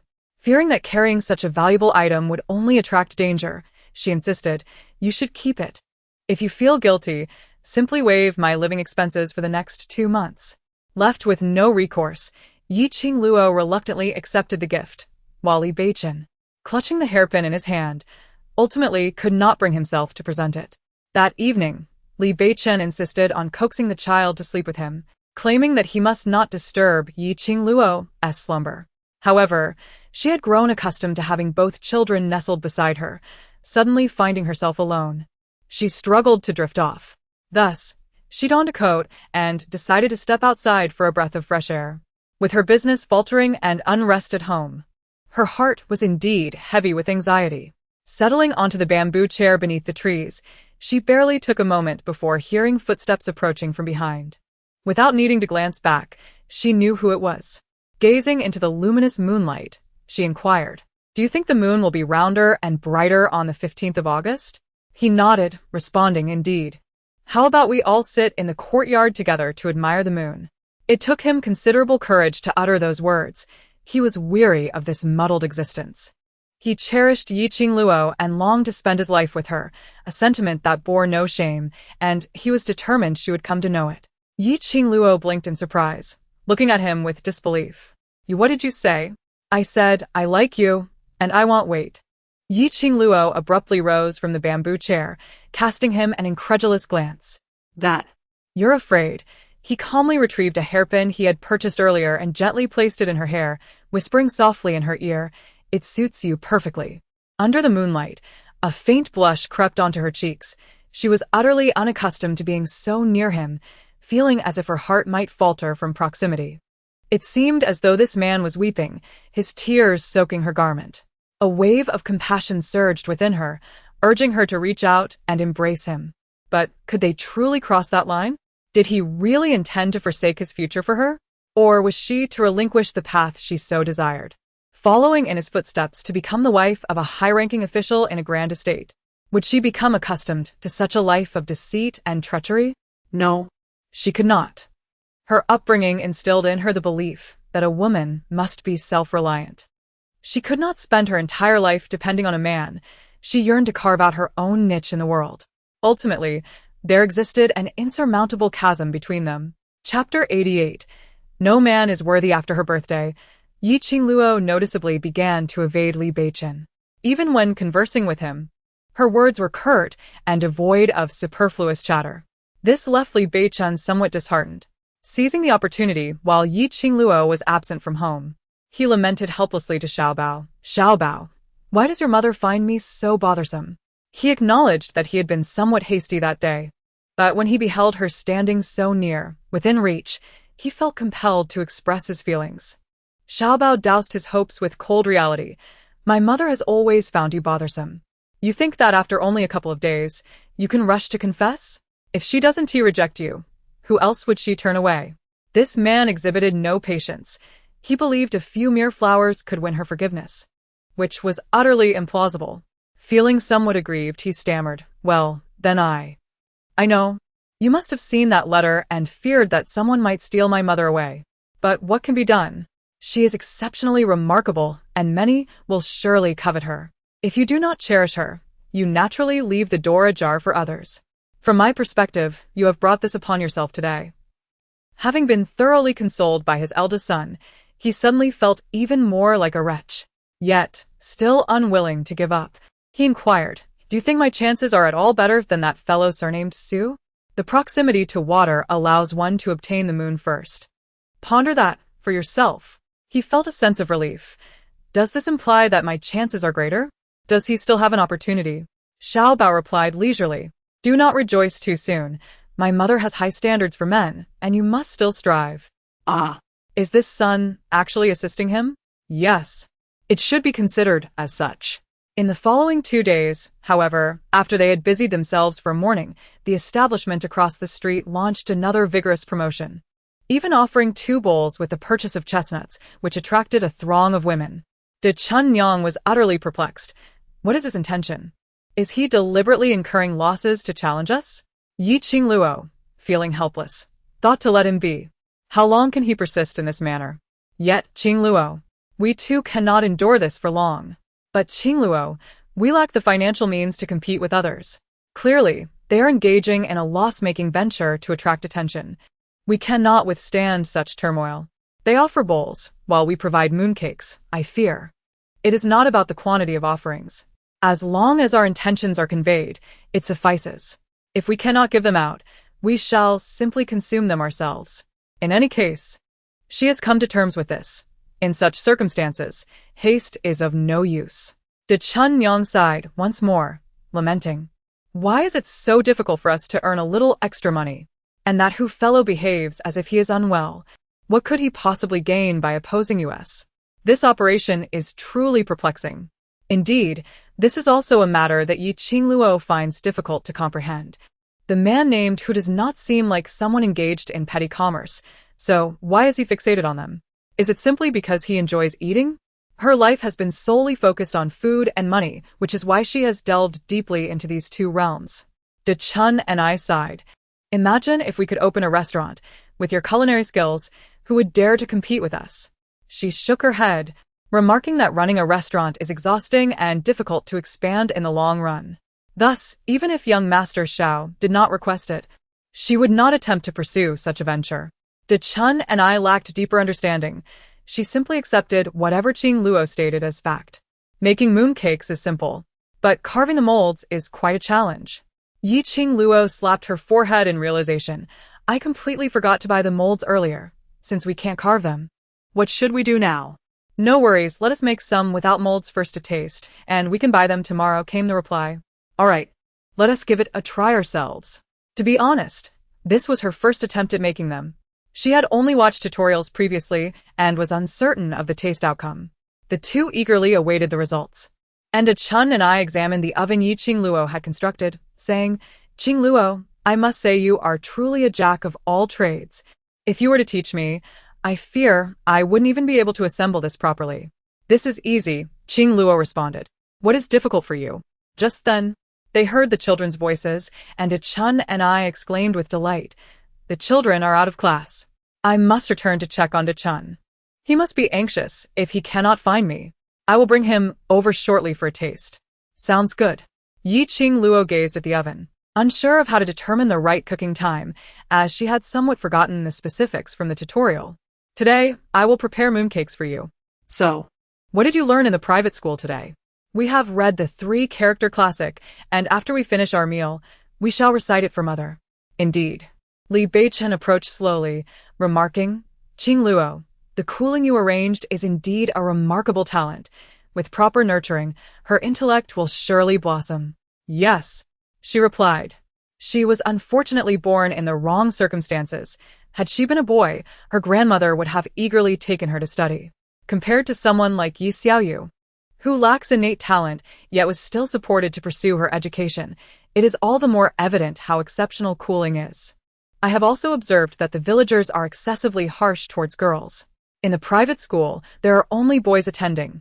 When a girl wishes to study, they claim that a woman's lack of talent is her virtue. This is decidedly unjust. Yi Qingluo sighed with a wry smile. It has always been unjust. Yet we can do little to change it, can we? Li Beichen pondered thoughtfully, then inquired, by the way, has anyone from the Li family come to seek you out? Them? What would they want with me? She had not seen any members of the Li family for several days. Oh, it's nothing. I merely heard that my father has been lingering around the private school lately, seemingly looking for me regarding some matter, yet I have not seen him approach. I wondered if he had sought you out. Yi Qingluo shook her head. I suspect it concerns his eldest grandson's education. Given your current situation, she likely does not know how to broach the subject with you. Regardless, she is seen through the Li family and is no longer interested in their affairs, as they ultimately do not pertain to her. The stove emitted a burnt odor, prompting her to hurriedly extinguish the fire and lift the pot. Alas, it had indeed scorched. This was her first attempt at making mooncakes, and it was a failure. Chapter 89. How is it again his fault? Although the mooncakes emerged slightly charred, their flavor was surprisingly delightful. Those who had tasted them unanimously expressed their approval, including the notoriously fastidious Xia Yanling, who remarked, "I must admit, these mooncakes may not appear appealing, yet they are bursting with fragrance." He had savored many exquisite mooncakes, but none surpassed this one in taste. Encouraged by such praise, Qingluo felt invigorated and declared to De Chunyang, "Let us make these mooncakes as gifts." Initially lacking confidence, the compliments had instilled her with unwavering assurance. De Chunyang grumbled, "Such delicious treats as these should not be mere gifts." Nodding in agreement, De Chunyang asserted, "We must triumph over our rivals." The group shared a toast of fruit wine, during which De Chunyang, emboldened by the drink, vehemently berated the Hu family, who clearly intended to undermine them. In the face of such malicious competition, a scolding was warranted. Thanks to the success of the mooncakes, she found herself with several helpers the following day. In just one afternoon, she managed to produce several batches of mooncakes, and her skills had indeed become increasingly refined. Every aspect, color, flavor, and presentation was impeccable. As Qingluo beheld her finished creations, she couldn't help but praise herself. Though the planning was quite meticulous, she felt a twinge of apprehension at the prospect of distributing the mooncakes. Fortunately, De Chunyang was spirited and took advantage of the bustling market crowd, vocally hawking her wares at the shop's entrance. The neighbors were caught off guard by the early delivery of mooncakes, and without preparation, they could not deter eager customers keen to sample the first batch. The morning proved to be exceptionally profitable, with some patrons who indulged in the mooncakes offering enthusiastic praise, exclaiming, "I have never tasted such delectable mooncakes." "Boss, where did you purchase these?" De Chunyang hastily clarified, "These are all homemade. With the Mid-Autumn Festival approaching, we wanted everyone to savor something special. The craftsmanship is truly impressive. You should produce more for sale," one customer remarked. "Indeed, if they are this delightful, I would be inclined to purchase some." De Chunyang casually agreed, "All right, if you enjoy them, we shall make more." "Really? Then I will order 10. I want 5. Please give me 20. De Chunyang was taken aback. She had merely spoken in jest, yet the customer's enthusiasm left her little choice but to comply. She promptly noted their orders, and they even provided deposits. Thus, while her initial business venture with chestnuts did not take off, the mooncakes flourished. Once she collected all the deposits, she smiled, thinking, "We shall produce as many as ordered." After all, earning money is a positive outcome. Delighted, De Chunyang exclaimed, "Very well, I shall make the arrangements." Unbeknownst to her, many had already approached Qingluo to order mooncakes. The following day, he too began distributing mooncakes, but the quality left much to be desired. In an instant, people were both taking the items for free and criticizing the unsatisfactory offerings he provided. Rumors began to circulate that the mooncakes he gifted were merely leftovers from the previous year and quite inedible. Now, he found himself unable to give away his offerings. As Qingluo's business flourished, he seethed with frustration, cursing under his breath, "You worthless lot. Even the items I give away for free are refused by the customers. Look at the competition across the street. They can sell their chestnuts and even resell mooncakes. That woman truly possesses remarkable skills. This time, it might prove quite challenging." One of his subordinates, with head bowed, timidly remarked, "Well, her mooncakes are genuinely delicious." Yesterday, a family member had gone to purchase chestnuts, initially assuming that the mooncakes would be filled with peculiar flavors, thus no one dared to try them. However, he, feeling peckish, sampled one and found it utterly delightful. The praise of the competitor infuriated Boss Hu. "Delicious, you say? Pray tell, just how delectable can they be? I shall see if they can entice you to your demise." The subordinate replied, "If not, then I," Boss Hu, equally vexed, retorted, "Very well, let us go. I shall determine for myself just how good they truly are." He could not fathom why customers would refuse free items yet willingly spend money on something else. It was utterly infuriating. As orders for mooncakes surged, Qingluo's time in the shop dwindled, dedicating most of her day to their production. Li Beichen, enjoying a brief respite, took the opportunity to assist her with the children. I say, Qingluo, the Mid-Autumn Festival lasts but a day. Once you sell out of mooncakes, what do you intend to sell next? She replied, I have my plans. In business, one must navigate step by step. Besides, there are numerous small ventures to pursue. If the shop across the street favors chestnuts, why not let them have it? Most importantly, she did not believe that the establishment across the way could truly encroach upon her chestnut business. After all, their giveaways would eventually cease, and people's enthusiasm would inevitably wane. She remained convinced that their low ebb would soon pass. Observing her confidence, he refrained from further comment, merely asking, Qingluo, do you have any idea who might be targeting you? In response to this, Qingluo expressed her frustration.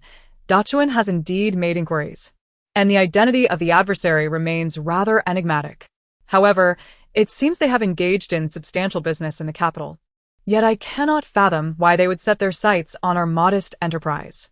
Being targeted indicates potential, he remarked. Yet, Qingluo shook her head, insisting, even with potential, it seems implausible that someone would take notice so swiftly. I can't shake the feeling that there is someone intentionally conspiring against me. Yet I cannot discern who it might be. Looking at the original owner, a feeble and ineffectual housewife, it is hard to imagine she could attract the attention of any affluent individuals. The only conceivable threat could be the Xiao family. But it seems unreasonable for them to direct their efforts against a mere small vendor. After all, they are the wealthiest. Why would they expend their energy targeting someone like me? Thus, this situation remains perplexing. Li Beichen's expression grew more complex, and Qingluo suddenly realized something, regarding him with a scrutinizing gaze. Li Beichen, could it be that your escapades have incited some vengeful spirit to seek retribution against me? After contemplating, this seemed the only plausible explanation. Li Beichen's countenance darkened immediately, and he retorted with agitation, what nonsense are you spouting? Do you think I am as eager as you to find another source? As Li Beichen contemplated a retort, he was interrupted by Xia Yanling's entrance, who inquired, have you two had a quarrel? What a spectacle this is.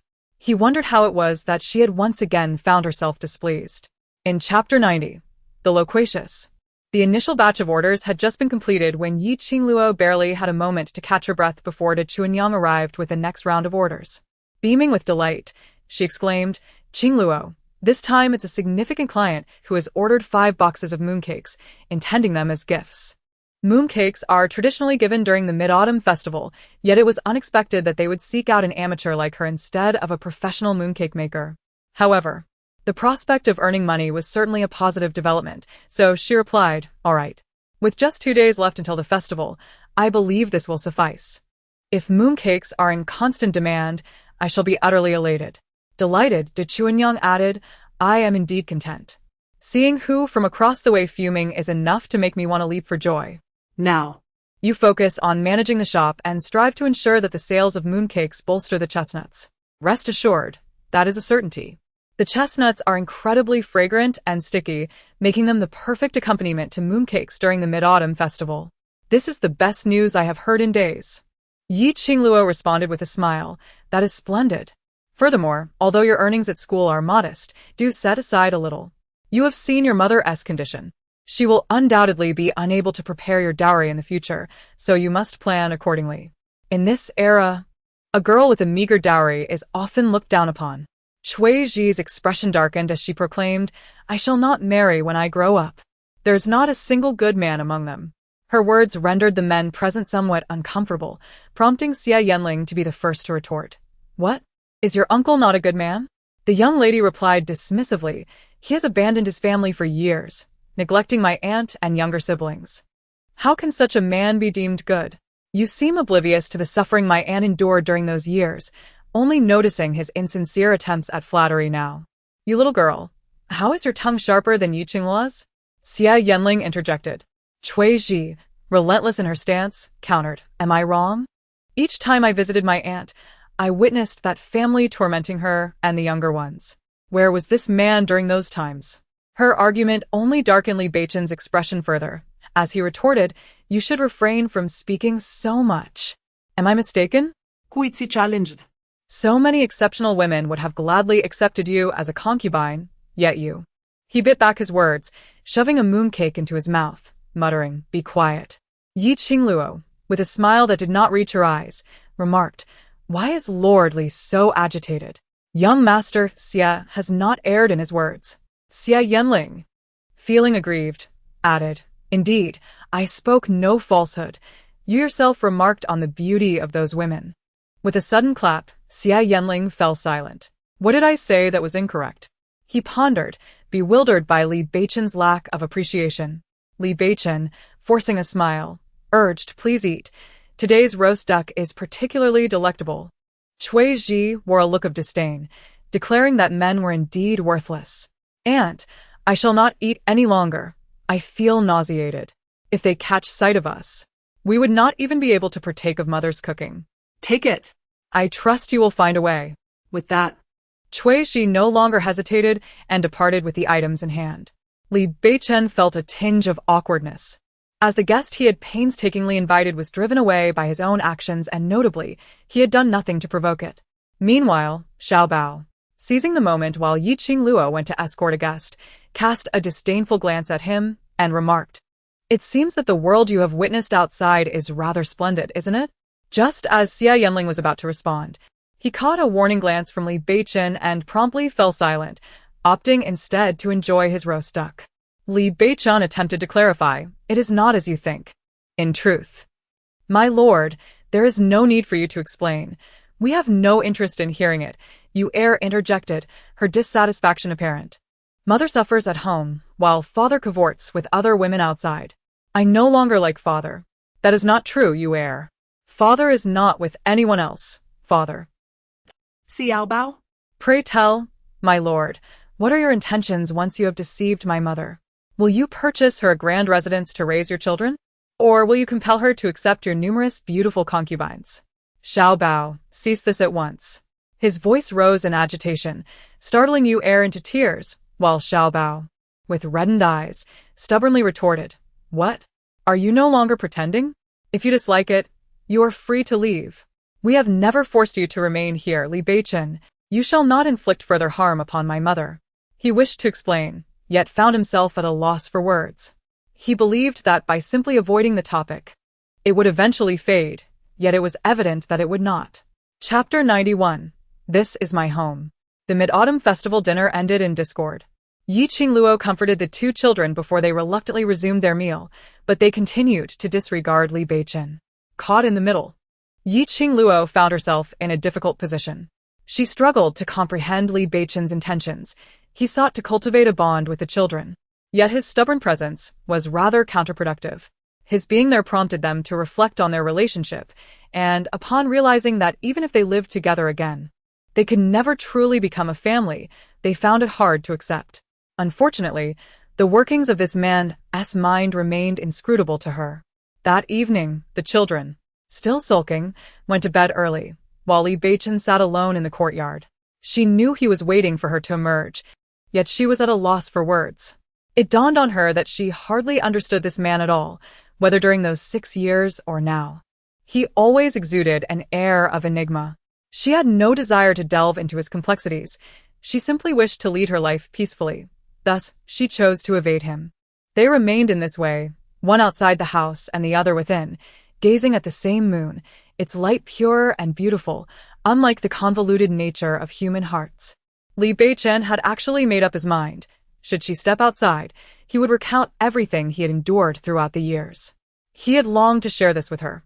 Yet he always felt the timing was inappropriate, prioritizing his safety over the fear of being misunderstood by her.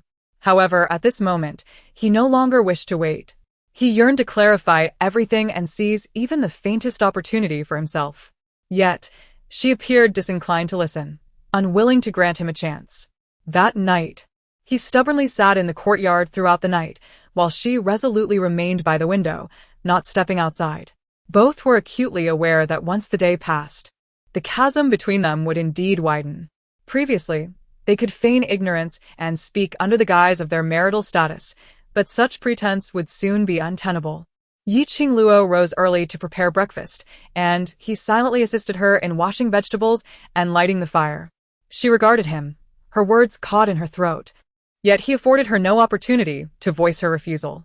Even if it meant indulging in self-deception, even if it meant clinging to their tenuous connection. He did not wish to shatter the fragile state of their relationship. At least for now, she remained his wife. When the children awoke, he tirelessly helped them find their clothes and wash their faces. Yuer, having slept, had forgotten her anger, but Xiaobao remained sulky and refused to acknowledge him.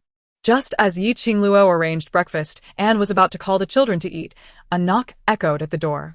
She assumed it was Xia Yanling come for a meal, but upon opening the door, she was met by Li Shi standing outside with Li Yunlang. Her eyes filled with disdain. "Where is my son?" Before the two had even glimpsed Li Beichen, they were drawn in by the sight of the food on the table. "Ah, "Breakfast is ready. Just in time. We haven't eaten yet. Yunlang, hurry and sit down to eat." Qingluo interposet, sorry. "But you didn't inform us of your visit, so I didn't prepare extra dishes." Li Shi's anger flared immediately. "What do you mean by that? Is it too much to ask to share a meal with you? I, Li Yunlang, am not one to obediently follow orders." Upon spotting a delectable dish, who could possibly restrain me? I boldly pushed aside Yi Qingluo and declared, "We have leftovers. We shall leave some for you." "Hasn't it always been this way?" With that, I made my way to the table. However, as I bent down, the chair behind me unexpectedly lifted into the air, causing me to tumble unceremoniously to the ground. Before I could regain my footing, I noticed Xiaobao approaching with a chair in hand, stating, "Li Yunlang, this is my home." Did he truly believe he was still in the Li household? Anger surged within me as I retorted, "Li Yunbao, I now bear the surname Yi, and my name is Yi Xiaobao. Remember not to misname me again." Li Shi's fury ignited at this declaration. "What do you mean you changed your surname? Whether or not I change it is my prerogative, and it is none of your concern. You little wretch, how dare you speak to me in such a manner?" As Li Shi raised her hand to strike, a cold voice interrupted, "That is a lesson I personally imparted to him." Her laughter was stiff. Indeed, quite the education. Splendid even. Xiaobao and Yuer paid no attention to her, sitting down to enjoy their meal, while Xiaobao called out to Yi Qingluo, "Mother, hurry and eat, or it will get cold." As I gazed at their torn meat buns, my mouth watered with hunger. "Mother, I am also famished. I too desire a meat bun." Li Shi glanced at Li Beichen, her expression troubled. "Look at the child." He replied, "I am also merely a guest here." Li Shi then cast a sidelong glance at Yi Qingluo, who did not even lift her head. If it were any other child, she would have allowed them to eat. But since it was Li Yunlang, she felt that permitting him to partake would be a waste. Little Bao, observing Li's reluctance to relent, remarked, "Then let us wait until we have finished our meal before allowing him to eat." "What are you saying, child?" she retorted. "Is this not how things are in your esteemed Li family? After enduring such a life for so many years, why is it suddenly unacceptable for him? You child." Li Beichen coldly interrupted her. "What brings you here so early?" Only then did Li recall the matter at hand, hastily stating, "Right, Beichen? I came today to ask you to take Yunlang to school. You must agree that it is not suitable for such a young child to remain uneducated, correct?" He feigned ignorance, querying, "Why not enroll him in a private school?" "Well, isn't it convenient for you here?" Little Bao scoffed. "That is precisely because he has been blacklisted by the private school. He has a penchant for bullying others and has been reported by parents time and again. However, the Li family was willing to spend money, allowing him to continue his studies without issue. But now things are different. He has caused a death, and the teacher is fearful of taking on responsibility." Li's face drained of color and anger, yet with her son present, she refrained from unleashing her fury, instead saying, "The child has already recognized his mistakes. Those people are being relentless. Beichen, please speak to the teacher on our behalf." Li Beichen resolutely refused, stating, "I cannot assist you with this matter. Instead of wasting time, you should consider how to seek forgiveness from the victim's family." The mention of this incensed Li. Seek their forgiveness? On what grounds do we owe them that? The quarrel between the two children was, after all, not a one-sided affair. How could he claim it was solely Yunlang's fault? I observed them. Li Yunlang could not help but gaze longingly at their dining table, where those two little rascals were enjoying their meal with great relish. Li Shi, watching them, felt an overwhelming urge to upend the table in her frustration. It was utterly infuriating. Chapter 92. The pitiful must have their despicable aspects. Seeing her son ignore her, Li Shi had no choice but to pull Li Yunling away. However, he was entirely unwilling to leave, fixating on the little treasure and inquiring, "Have you finished eating? Would it be possible for me to have what remains?" His cravings were insatiable, as the household's meals had been growing increasingly meager, and he hadn't even tasted an egg in many days. "Grandmother, I wish to eat buns." "Enough. Let us leave at once." She tugged the child laboriously toward the exit, yet throughout this ordeal, the family at the table did not even lift their eyelids. Li Shi had initially thought that since the children were so hungry, they might at least offer a bun for her child. Yet, they did not even extend a gesture of goodwill. It was simply abominable. She had long foreseen that the old man's idea would surely fail. Old Li sighed. He had exhausted every possible method, and there was nothing more he could do. The child would have to rely on his own fate. As for Yunlong's mother, it was no use to dwell on it. Her failure in raising a good child was now irrelevant. In any case, he had reached the end of his tether. Having sought help from the private school multiple times and even pleaded with the Su family, yet to no avail. He truly felt powerless. Life, it seemed, would remain tumultuous and restless. The shop of Qingluo has once again resumed its bustling atmosphere, with patrons queuing up from the break of dawn. Despite the efforts of the attendants across the street, they have been unable to entice a single customer away, a testament to the undeniable fact that their offerings are indeed unpalatable. While a flourishing business typically brings joy, the sale of merely a few pots of chestnuts was enough for the local government to personally deliver a plaque, graciously bestowed by the county magistrate himself. In this small county, the magistrate represents the highest authority, and it is rare for him to grant such honors to merchants. Qingluo was perplexed and inquired about the sudden recognition from the magistrate. She had not anticipated that her few pots of mooncakes would reach the county office. But this development was fortuitous. With the magistrate's plaque, the rival shop would think twice before launching any overt competition.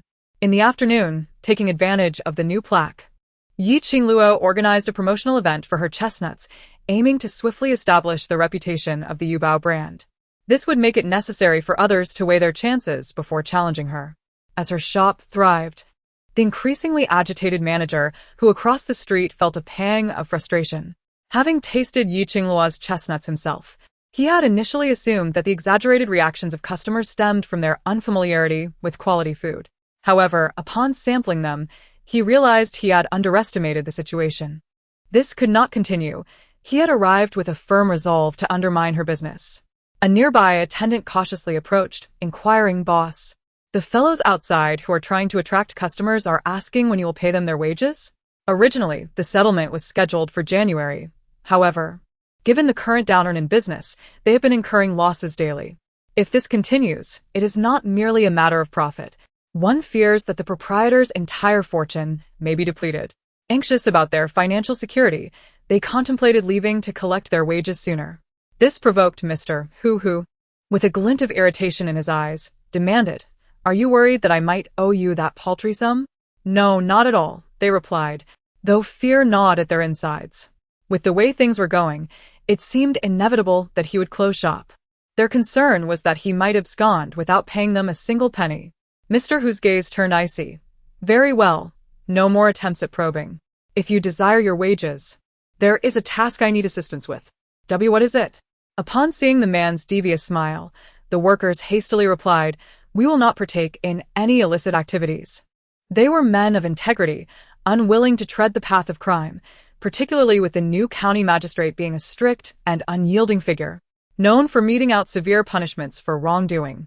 Who would not be apprehensive? Mr. Hu, exasperated, kicked one of them, retorting, "Who suggested murder or arson? Just because you fear the law, does that mean I must?" He had promised to handle matters discreetly, hence he would not recklessly provoke the authorities. "Then what do you require us to do?" He grinned slyly.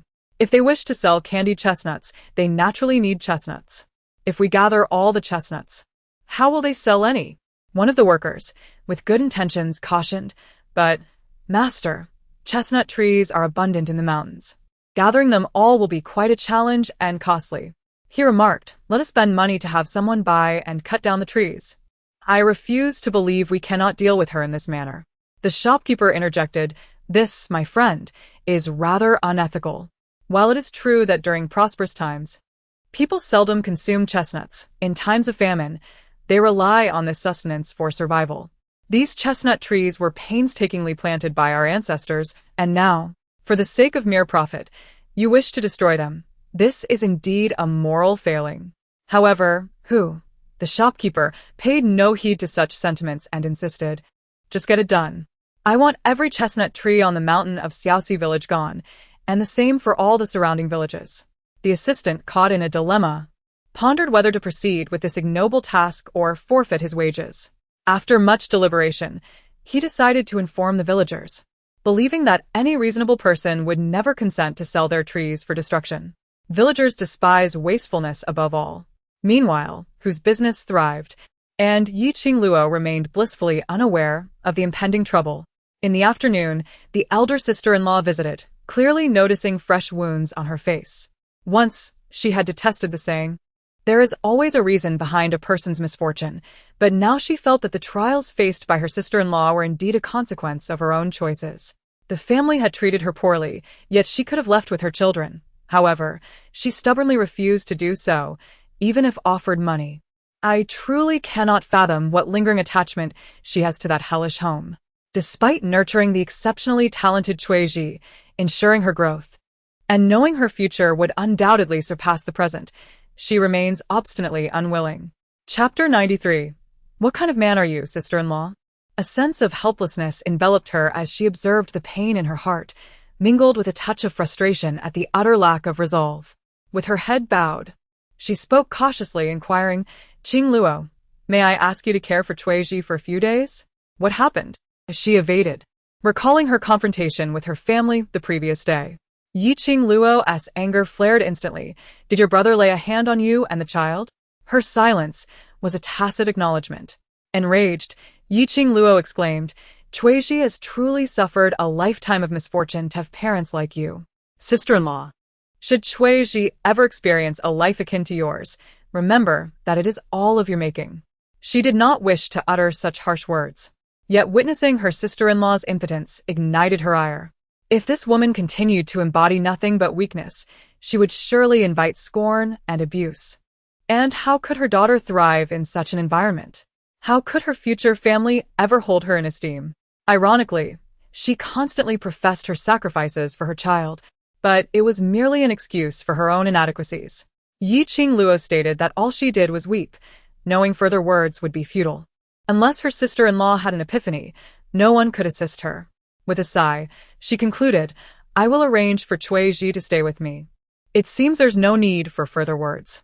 Upon her agreement, the elder sister-in-law felt a sense of relief, yet she hesitated to voice her thoughts, ultimately choosing silence. She was shocked to realize just how far that man had descended into madness. Guizi. With a heavy heart, she tended to her wounds. Chuiji's eyes brimmed with resentment. "Aunt, I must escape that household. Even if my mother refuses to leave, I shall go." For years, she had awaited her mother's awakening to reality, but it now seemed a futile hope. Qingluo, while applying the medicine, reassured her, "If you wish to leave, I can assist you." Chuiji tightened her grip on her aunt's hand, instantly invigorated. "Aunt, I will succeed." Thus began the events that led to Ye's eldest brother taking action. Li Beichen, witnessing the situation, promised Qingluo, "Rest assured, as long as Chuiji remains in the private school, she will be safe." He sought to alleviate her worries. Qingluo, with a resigned sigh, cautioned, "I must forewarn you that the Yi family is no less formidable than your Li family. Tread carefully." "Fear not. I am well aware of my limits." It was a rare opportunity for him to assist Qingluo, which uplifted his spirits. Qingluo contemplated the necessity of resolving this matter. Chuiji's continued existence in that household would surely lead to her ruin. However, this tranquil existence did not last more than 2 days. One day, De Chun's mother approached Qingluo, her face clouded with worry. "Qingluo, I do not understand what has transpired recently. The workers who used to gather chestnuts have ceased coming to sell them. We have not received any goods for 2 days. In recent days, the villagers have been harvesting as much as they can, their cooperation remarkably seamless. However, it is rather peculiar that suddenly no one is selling their chestnuts anymore. Have you inquired about the reason? De Chunyang sighed, expressing her frustration. I did ask, but they were evasive and unwilling to reveal anything. Qingluo, I suspect it is the rival faction at play, resorting to underhanded tactics because they cannot compete fairly. Are you implying that they have set their sights on the chestnuts? Yi Qingluo immediately felt a surge of anxiety. It wasn't that she feared they would gather all the chestnuts, but rather, she was concerned for the thriving chestnut trees. De Chunyang, how much liquid capital do we currently possess? She shook her head, indicating that there was hardly any. Our shop has barely begun. And now we are faced with such a competitor. It seems unlikely that we can match them financially. Who said I intended to compete financially? I merely wish to purchase some goods. Purchase what? She smiled, teasingly responding, you will know in due time. Initially, she did not wish to rush. But with external pressures mounting, she felt compelled to push herself. De Chunyang unconditionally believed in her. Whenever she needed funds, she would immediately provide them.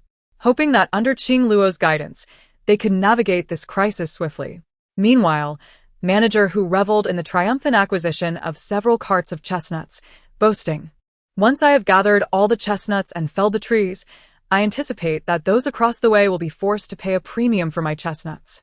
A cautious assistant interjected, are you not afraid that they might simply close their doors? In that case, wouldn't he be left with unsellable chestnuts? How could it be? After all her efforts to establish her brand and gain such recognition, how could she possibly give it up so easily? Yet. But what is this yet? Shouldn't you hurry and purchase the trees instead of indulging in idle chatter? The young man appeared quite aggrieved, yet dared not utter another word. In the store, De Chunyang anxiously awaited news, feeling increasingly flustered with no one beside her to offer advice. In her heart, she was in turmoil. In the face of Master Qin, De Chunyang had never allowed herself to entertain negative thoughts, consistently responding, how could that be? You see, you are always thinking of the children when it comes to your food. Oh. As a solitary person, I can't consume much anyway. If you don't mind, I shall share it all with you. Look at you. Everything you bring is of high quality. How could I possibly be dissatisfied? That's wonderful. He lingered, seemingly in no rush to depart, instead observing the shop across the street for quite some time. De Chunyang thought that having watched the shop for several decades, he might possess some insights, and thus she inquired, Master Qin, do you know anything about that Mr. Hu? What is his background? He sighed, I have inquired as well. It seems he is not a businessman. One can tell from his business approach that he lacks experience. How could such a venture endure? These matters have been discussed among the others, which only deepens my confusion. So, does this imply he is deliberately targeting us? Yet, neither Qingluo nor I have offended anyone. I perceive this person to be quite wealthy and not the type to compete for sustenance with two women. It truly is quite perplexing. Unable to glean any information, Dachuan's daughter ultimately decided to relinquish her inquiries, resigning herself to the situation. She found it hard to believe that he could continue to incur losses while opposing them. Manager Chen offered her words of consolation, suggesting, it is of no consequence. I perceive that Qingluo is not one to be easily vanquished. Perhaps, through his meddling, your candied chestnut stall will flourish even more. This thought provided her with some solace. Her sole desire was for the shop to endure, hoping it would prevent them from facing starvation. She would find contentment in that. The two exchanged idle chatter, yet Manager Chen's gaze remained fixated upon Dachuan's daughter, prompting suspicions in the nearby Lu Shuishan. Could it be that Manager Chen harbored feelings for his sister? Chapter 94. I will take care of this. After bidding farewell to Manager Chen, Dachuan's daughter continued to fret over the seemingly formidable competition across the way. She wondered if Qingluo could devise an effective strategy to counter their rivals. Lu Shuishan cautiously approached, inquiring, Yulan, have you known Manager Chen for a long time? Without much thought, Dachuan's daughter nodded, recalling that their stall had previously been situated beside his restaurant. She remembered thinking that the manager was truly kind-hearted. Even when they set up their stall in front of his establishment, he never chastised them and even lent them tables and chairs. Such benevolence was rare in these times. Lu Shuishan pressed on. What did he mean when he said he was a solitary man? She recounted that his wife had passed away over a decade ago. And although he had an adopted son residing in the capital, he was indeed alone in his household. Lu Shuishan sighed. So, it appears that he possesses commendable qualities. Indeed. He was not only well off but also a good person. De Chunyang remained oblivious to the implications of her elder brother's words, persistently extolling the virtues of Master Chen. It was only when she overheard her brother muttering, "He is indeed a fine individual, albeit somewhat advanced in years. Such a pity. After all these decades, he remains unencumbered by companionship. A man of his caliber could easily find a wife if he so desired, yet he has chosen not to remarry all these years." Which speaks volumes about his profound affection for his late spouse, that she began to comprehend her brother's intent. Lu Shuishan shook his head and remarked, "I cannot tell if you are genuinely naive or merely pretending. It is evident that Master Chen has taken a liking to you. One cannot conceal the gaze of affection. You know?" At last, De Chunyang grasped her brother's meaning and retorted, "Brother, what nonsense are you speaking? Master Chen is merely showing compassion for my plight as a single mother. There is no way he could possibly be interested in me. That notion is utterly preposterous." Lu Shuishan sighed. "Ah, my dear sister, it is partly my fault. For years, I have been at a loss on how to advocate for you, which has inadvertently caused you to linger in their household. Do you recall what our father said before he departed?" At the mention of this, she could not help but feel a pang of sorrow. The year before last, as her father was nearing his end, he implored her to seek a source of support. Yet, at that time, she resolutely abandoned such dreams for the sake of her child. Over the years, her maternal family had urged her to reconsider. But she could not let go of De Chun. She yearned to share a lifetime of companionship with him. Lu Shuishan urged her, "You stubborn girl. For years, you have dismissed all counsel. But now that you are capable of providing for De Chun on your own with our family around, they would not dare to impose upon you. It is time for you to contemplate your own affairs. If you squander your life for the sake of the children, it would indeed be intolerable for them." Da Chunyang fell silent. This matter had crossed her mind before, yet at present, she found herself devoid of the luxury to ponder such things. Her sole desire was to navigate her current circumstances with care. "Brother, I have taken your words to heart. Rest assured, I am quite mindful of my own matters." Lu Shuishan, noticing his sister's newfound openness, felt a measure of relief and remarked, "It is good that you have considered this. However, if Master Chen were a few years younger, I would genuinely advocate for your union with him." In recent days, Master Chen had frequently come to assist, and Lu Shuishan had observed him closely. Perhaps due to his long tenure in the shop, he exhibited a remarkable attentiveness and consideration in his interactions, coupled with an amiable disposition, particularly towards Yulan. Given that his sister was already a widow caring for a child, encountering such a thoughtful and meticulous man was indeed fortuitous. Lu Shuishan was quite pleased with Master Chen, aside from the slight concern regarding his age. Da Chunyang, fearing her brother might continue, quickly interjected, "Brother, please refrain from such talk. Master Chen is merely being kind in his assistance. If he were to learn of your thoughts, he might mock me mercilessly." "Oh, you stubborn girl, when will you gain some insight?" "Brother." "All right, I understand. Let us speak no more of it." Though Da Chunyang did not take her brother's words to heart, she still maintained a distance from Master Chen, wary of the gossip that might arise should their relationship grow too close. She has always believed that Manager Chen harbored no such intentions. His kindness towards her must have led to misunderstandings. She could not allow these misconceptions to persist. Meanwhile, their stock of chestnuts was dwindling, and De Chunyang began to feel anxious. "Qingluo, what shall we do? If we cannot procure more chestnuts, we will have no choice but to close our doors." A chestnut vendor without chestnuts would be nothing short of a joke. Yi Qingluo smiled reassuringly. "Do not worry, we have enough to sustain us for now." De Chunyang furrowed her brow, "But I have heard that the village head has already agreed to sell the chestnut trees on the mountain. If that happens, we will no longer be able to gather chestnuts from there. If we must go to another village to collect them, the prices will surely not be the same as now. The trees in the mountains belong to the villagers. The village head's word holds no weight. Chestnuts bring profit. How could the villagers allow him to sell them so easily?" She continued, "Qingluo, you still do not understand our village head. He is a man who only considers his own interests.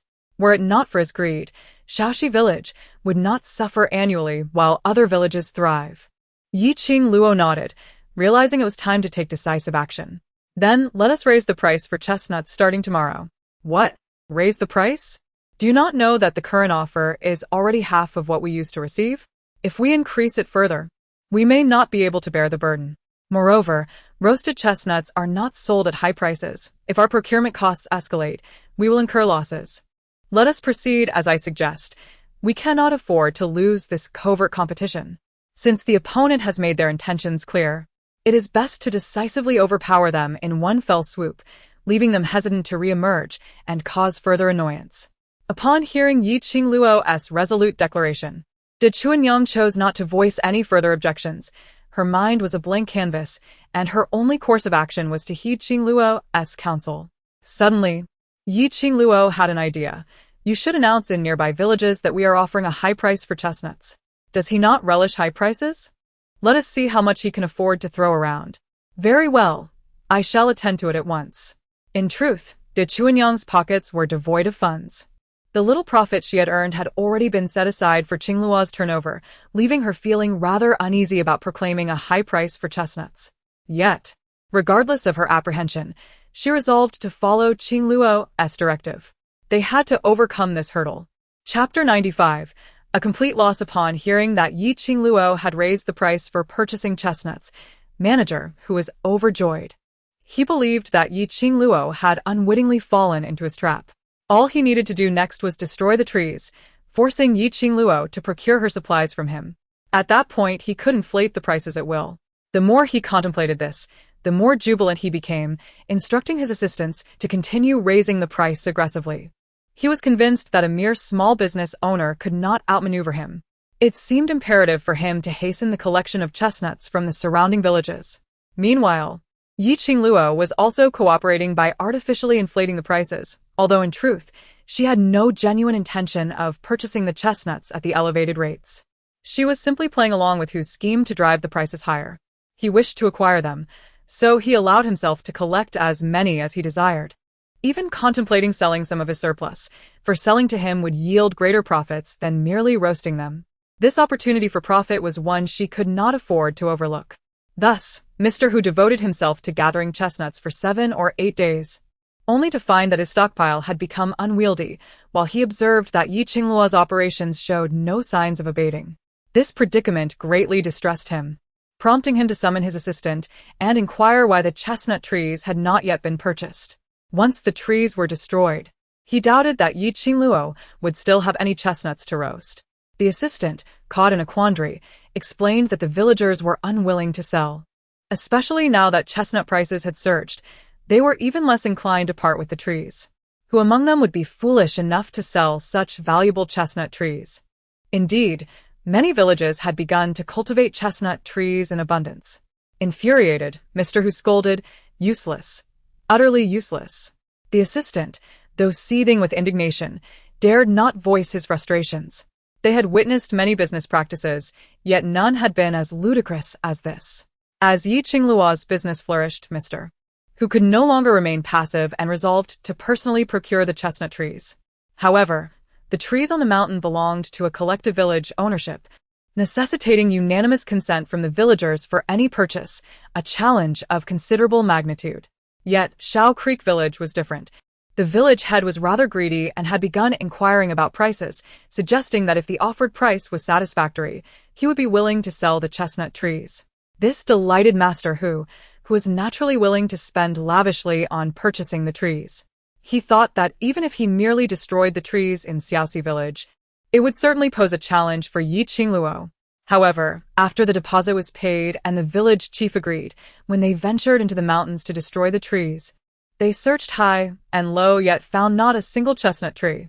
Master Hu grew somewhat irritated. "Did you not say there were at least a dozen trees on the mountain? Where are they?" The village chief was equally perplexed. Indeed, where are the trees? Upon glancing up at a small hill, they spotted a row of a dozen chestnut trees growing in alignment. "There they are," he remarked, though he was left wondering how the chestnut trees had been planted so neatly. He recalled that these trees had once grown haphazardly. Just as the two were about to approach in excitement, Yi Qingluo appeared from the other side, greeting them with a smile. Village chief. What brings you to the mountain today? The village chief candidly replied, Oh, I came to sell a few trees to earn some extra income for the villagers. Sell trees? I seem to recall that selling trees from the mountain requires the villagers' consent, she retorted. Oh, I am the village chief. I can naturally make decisions, he asserted. all right. No need to linger. We are about to dig up those chestnut trees.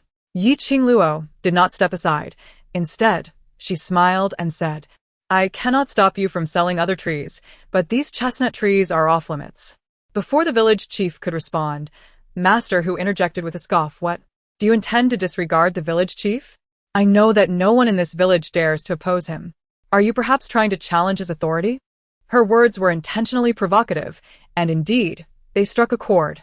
The village head, infuriated, declared, Yi Qingluo, I had decided to sell this tree today. Step aside. As the group, armed with tools, prepared to charge forward, she calmly produced a contract from her pocket and said, Take a good look at this. This mountain has been leased by me, Yi Qingluo. What did you say? He stammered, astonished that she had contracted the mountain without his knowledge. Snatching the document from her, he examined it closely. It was indeed an official agreement issued by the county office, far more compelling than any from his village. This mountain belongs to the village. You cannot simply contract it, he argued. The village merely has custodial duties over this land. The true ownership lies with the state, which is why the county can grant me the lease. If I can generate profit for the government from this mountain, especially with the roasted chestnut sign prominently displayed, how could the magistrate possibly refuse? Thus, armed with the contract, she hastily arranged for all the chestnut trees to be relocated to her designated mountain, rendering them rightfully hers and inaccessible to the villagers. The village head trembled with rage, exclaiming, This chestnut belongs to our entire village. On what grounds do you claim it as yours? It still belongs to the village, provided it remains unharmed. The villagers can harvest them whenever they wish, whether for sale or personal consumption. Strictly speaking, she would prefer the villagers to continue helping her with the harvest. You. His face turned pale with fury. Yi Qingluo, unfazed, stated, If there are no further matters, please leave. Village head. These chestnut trees have just been planted and must not be disturbed. Hu Zhangui was utterly taken aback, pondering why Yi Qingluo appeared so unfazed. It turned out she had acquired the entire mountain, leaving him to wonder how he would manage his chestnut collection. Clearly, Yi Qingluo's trees were sufficient for her own needs, even if she fell short. She could procure from other villages. But what about him? To whom could he sell his chestnuts? As they descended, the village head grumbled incessantly, while Hu Zhangui, lost in despair, nearly stumbled multiple times. He realized he had incurred a significant loss, spending a fortune on worthless goods. How would he explain this to his benefactor?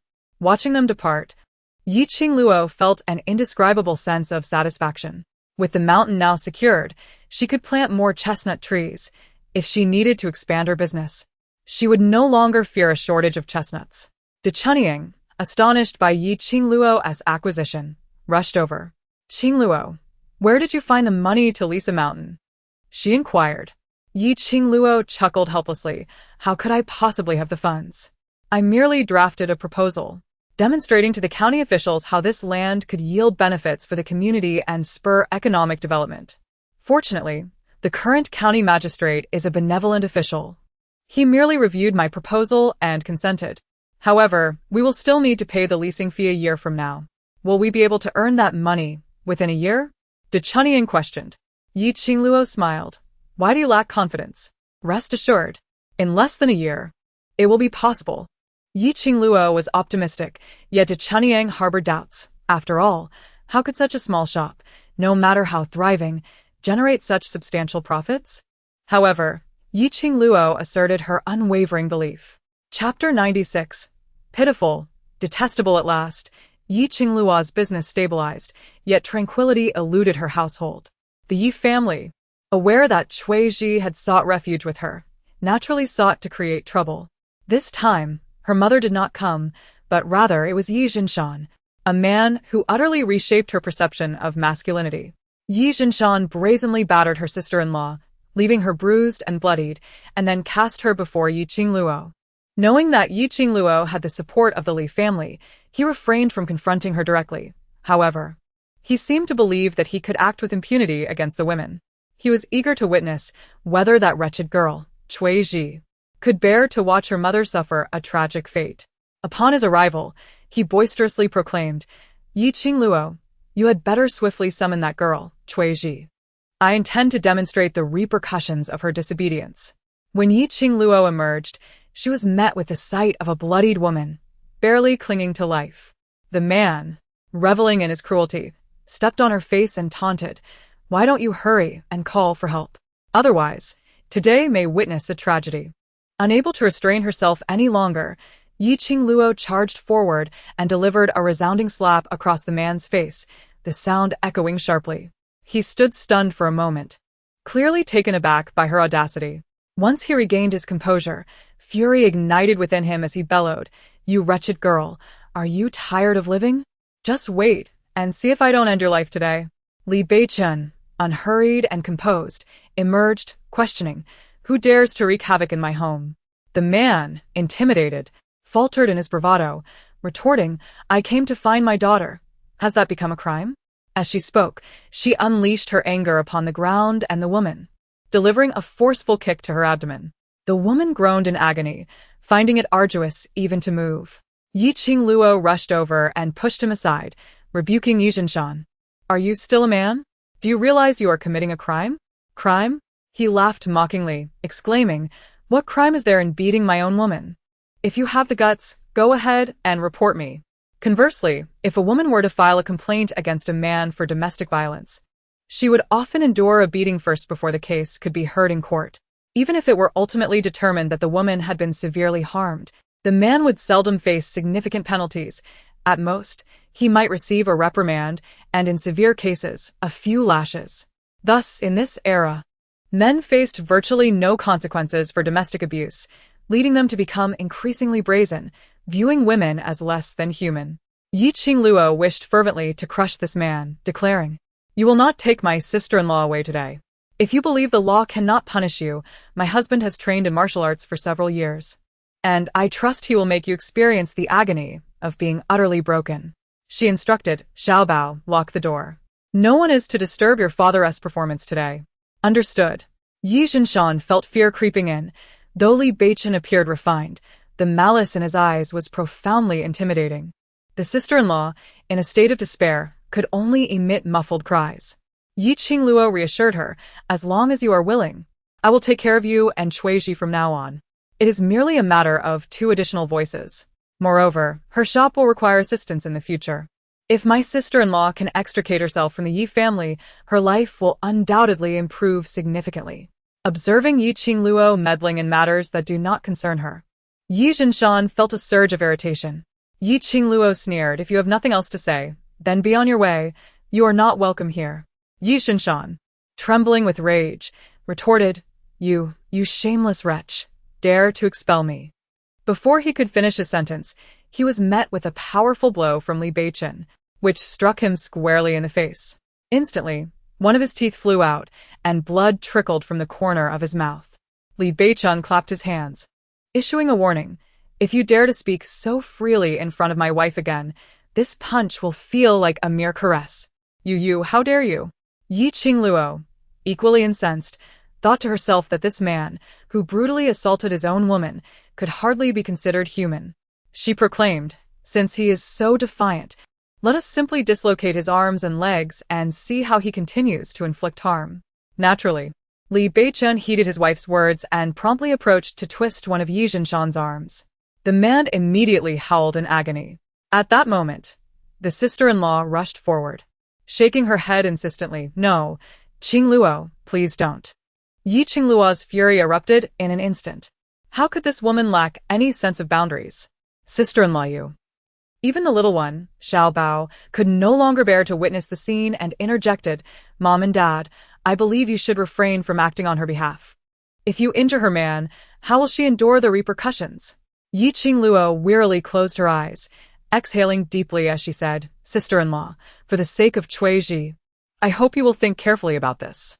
Do not drag Cui Ji into the fire pit with you. With her head bowed in tears, the elder sister appeared to be lost in despair. Yi Qingluo hoped that, for the sake of Cui Ji, she would eventually come to her senses. Yet, Her clenched fists betrayed her frustration. This time, she did not wish to confront the man, but rather felt an overwhelming urge to slap the woman, wishing to rouse her from her stupor. Alas, no matter how loudly one calls to a sleeping person, it remains a futile endeavor. She watched helplessly as the woman, burdened by her injuries, supported the man as they made their way outside. The man, filled with impatience, hurled insults at her and vented his anger by gripping her harshly. Yet she endured the pain and resolutely followed him. Yi Qingluo, unwilling to give up, called out once more, "Elder sister, please reconsider. Think it over." Her sympathy did not extend to the elder sister, but rather to the determined Cui Ji, who desperately sought to escape that den of torment. Yi Qingluo truly believed that if one persevered, a brighter future awaited. Unfortunately, she could not sway the obstinate woman, who, even in the face of death, refused to abandon the man. The most dreadful part was that she remained oblivious to the harm she inflicted upon her own child. Chapter 97. It is all ours. Just as her life began to glimpse a sliver of hope, it was abruptly dashed. Observing her despondency, Li Beichen attempted to console her, saying, "Do not worry, fate is just. Perhaps a better arrangement awaits." Yi Qingluo shook her head in disappointment, for she believed that fate was never equitable, and that one's destiny could only be grasped by one's own hands. "Qingluo, do not be too disheartened. She has done much already. Each person has their own choices, and one cannot impose their will upon another. No, she firmly believes that Cui Ji will not sit idly by. She is a clever child." Recently, the villagers have come to know that Yi Qingluo has taken it upon herself to claim a mountain to cultivate chestnuts.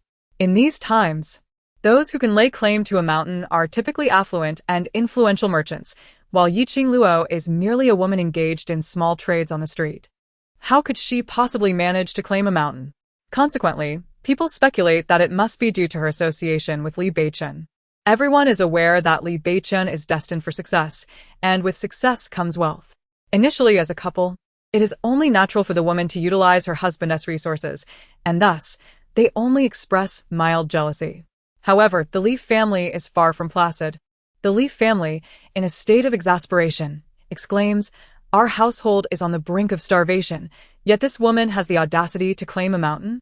It is utterly outrageous." The more they stir trouble, the more distracted Li Beichen becomes. At this juncture, causing a ruckus is anything but wise. They should be focusing on winning over their son, for only then could Beichen set aside past grievances and rekindle his commitment to the family. Despite this, Mrs. Li remains indignant, insisting that they cannot simply allow that vile woman to benefit. They have invested so much effort in raising their son, yet they have enjoyed not a single day of happiness, only to see it squandered by that woman. Old man Li is equally furious. He has lowered his head. Yet his son refuses to utter a single word of concession, clearly intent on severing ties with them. The more he thinks about it, the more he believes they should not passively accept this fate. They must ensure that Li Beichen recognizes that beyond his small household, the larger family is far more deserving of his concern.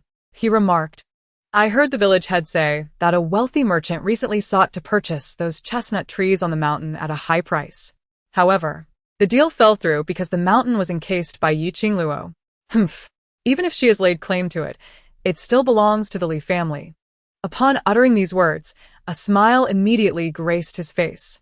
Ah, "That peak is indeed ours. Whether to sell or not is entirely within our purview." Old Li promptly cautioned, "You would be wise to refrain from acting recklessly. Yi Qingluo is no longer the easy target she once was. This matter requires careful consideration." Their family's foremost priority was to mend relations with Beichen, and provoking Yi Qingluo at this juncture would only sever his son's ties completely. The old man had learned from past misfortunes, yet Li's perspective diverged sharply. She regarded Yi Qingluo as a mere nuisance, believing that dealing with her required no subtlety. After all, the last time we burned down her house, she emerged unscathed. The money lost was originally Beichen's, and regardless, she is still Li Beichen's mother. What can she possibly do to me? The old man's admonitions fell on deaf ears. The very next day, She clandestinely sought out manager who, by that time, who was overwhelmed. His business outside was non-existent, and his staff continually pressed him for wages. The sight of a pile of chestnuts indoors only exacerbated his agitation. It was her persistence that finally prompted him to emerge after her second visit, whereupon he reluctantly inquired, "What is it with you, woman, that makes you so insistent? I have already stated that we no longer accept chestnuts. Why do you persist in asking? We are no longer purchasing? Was it not said that we would buy the trees at a high price? Are you implying that you possess a chestnut tree? Indeed. The very hillside you observed last time is the one my family has claimed." "Your family?" At this moment, Master, who finally regarded the woman before him with a discerning eye and, sensing something amiss, invited her into the house to inquire further. It was then he discovered that this elderly woman was, in fact, the mother-in-law of Qingluo from across the street. And it appeared that the two were not on amicable terms. Truly, fortune had not forsaken him. After all, in their previous encounters, he had sensed that there was more to that woman than met the eye, and despite their apparent discord, they were still family. Who in this world would genuinely take up a stone to smash their own bowl of rice? Yet Li was undeterred, adamantly assuring him that she would indeed sell him the trees. While he feigned contemplation, his heart was already brimming with joy. Thus, as soon as Li stepped out, he summoned someone to thoroughly investigate this family. This time, he could not afford any missteps, otherwise his head would be at stake. In recent days, Qingluo had been exceedingly kind to him, which left Li Beichen feeling somewhat disconcerted. One evening, upon seeing her preparing his favorite braised chicken wings, he uneasily approached her, asking, "Qingluo, have I erred again these past few days?" "No, not at all." "Then are you planning to have me move out?" "What? You wouldn't have poisoned the chicken wings, would you?" This remark prompted Qingluo to throw down her spatula in anger, exclaiming, "Li Beichen, what are you talking about?" He immediately felt a pang of guilt. "No, it was not so. Just a few days ago, you spoke to me with cold words, eager to cast me out by night. And now?" She softened her tone slightly, saying, "Wasn't it because you often upset the children? You profess to wish to cultivate a bond with them, yet you provoke their anger daily. How could I not be exasperated? And now?" As she mentioned the present, a gentle warmth graced Qingluo's face. While preparing the meal, she continued, "I am aware that you went to the county office on my behalf. Otherwise, how could that little hill have been entrusted to me merely for a few words I penned? Perhaps in my initial excitement, I became a bit lightheaded, but upon reflection, I recognized the peculiarities. Li Beichen, though he uttered not a word, had quietly assisted her in many ways. That hill was of great help to her. I did not cast you out, so you should take that as a reason to rejoice in secret." His smile waned slightly, and after a prolonged pause, he softly spoke, "Qingluo, might we coexist in this temporary harmony? Should there come a day when your annoyance with me becomes insufferable, I shall depart from here." She turned away, avoiding his gaze, and said, "As long as the children are here, there will always be a place for you. You need not worry that I would expel you. It is merely that the distance between us should not be too close." She truly feared being too near to him. Chapter 98. She deserves it. Li Beichen appeared somewhat lost in thought, murmuring to himself, could it truly be that there was not a single chance left? In recent days, he has been endeavoring to bridge the distance between them. However, she consistently keeps him at arm's length. He wishes for her to set aside her reservations, yet she remains steadfast in her refusal. Qingluo, not having heard clearly, inquired, "What did you say?" "Oh, it's nothing. I'm merely concerned that my prolonged stay here may impede your pursuit of happiness. Just as Xiaobao has mentioned, I might become a source of your troubles." Though he uttered these words, he was secretly probing, hoping Qingluo would confide in him that she had no desire to seek anyone else. Yet she merely smiled and responded, "Rest assured, I currently have no such concerns. However, what of Lord Li, who continues to live with his ex-wife? Does he not fear the speculations of those outside?" He hesitated before replying, "They are all aware that I have a wife." His intention was deliberate.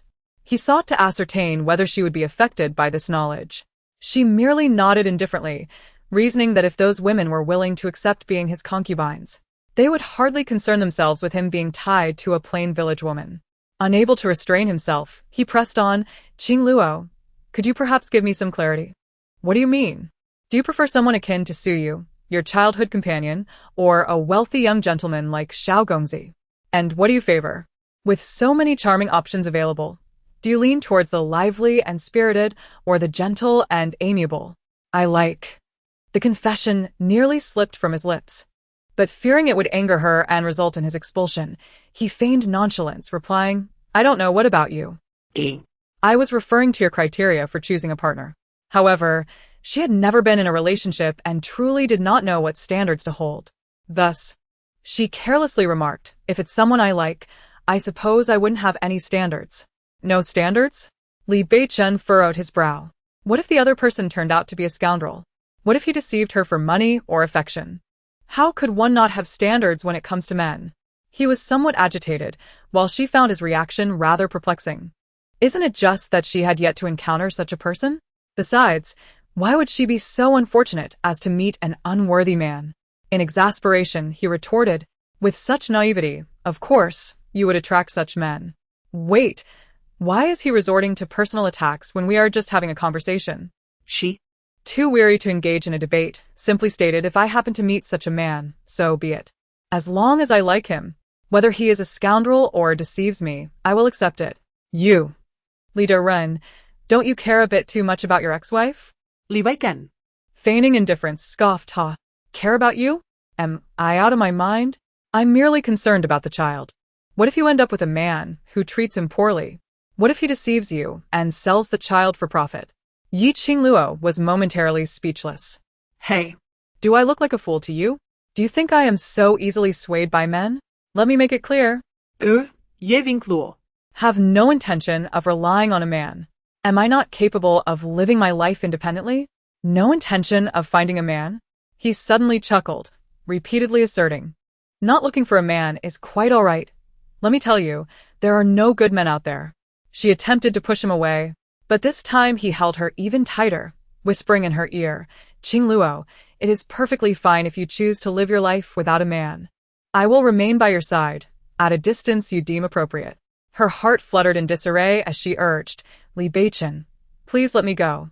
In her haste, she pushed Li Beichen forcefully, only to slip and nearly fall. Quick as a flash, he caught her, and they both tumbled to the ground, her lips inadvertently brushing against his cheek, igniting a blush across Yi Qingluo's face. As the children approached, they beheld their parents entwined. You are oblivious to the situation, asked father. Mother, are you playing a game? Xiao Bao furrowed his brow, noticing Yi Qingluo attempting to rise. He rushed to assist her, inquiring, Mother, did he bully you again? Li Beichen replied hastily, No, it's nothing. Mother merely had a little stumble. Does it hurt, Mother? Not at all. Let me rub it for you. Be good.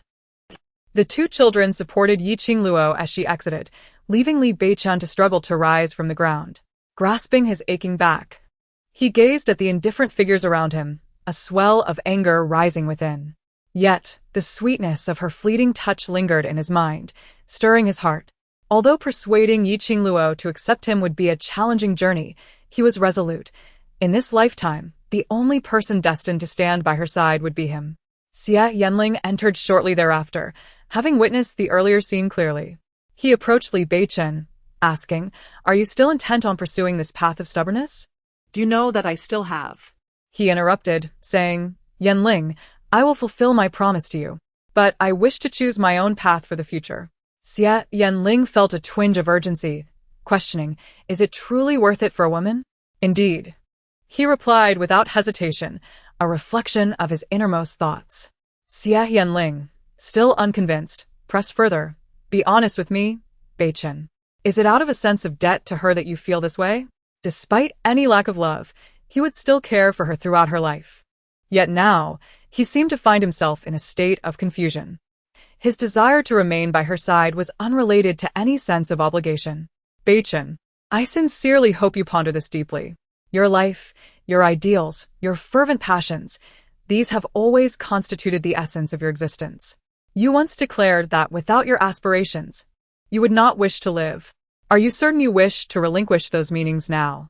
He replied, Yes, those were my entire purpose in life once. But that is no longer the case. He understood that explaining this to him now would be futile, so he merely smiled and said one day, "When you encounter a woman who makes you disregard everything else, you will understand." Xia Yanling could only feel a sense of despair. For a woman, he was willing to forsake everything. Had he completely forgotten the arduous years they had endured? Did his steadfastness pale in comparison to a mere woman? Disappointment washed over Xia Yanling, who had once believed that after surviving such harrowing experiences, they would surely complement each other and carve out the paths they desired. Yet, Before their journey had even begun, Li Beichen was already eager to retreat. Chapter 99. A great calamity approaches while the child was engaged in writing. She quietly summoned Li Beichen and conveyed to him her plans. In the next few days, I shall accompany De Chunyang to the neighboring county, with the intention of exploring the possibility of acquiring another shop. We may be away for 2 or 3 days. As for the child, he immediately acquiesced, assuring her, "Rest assured, I shall take excellent care of the child.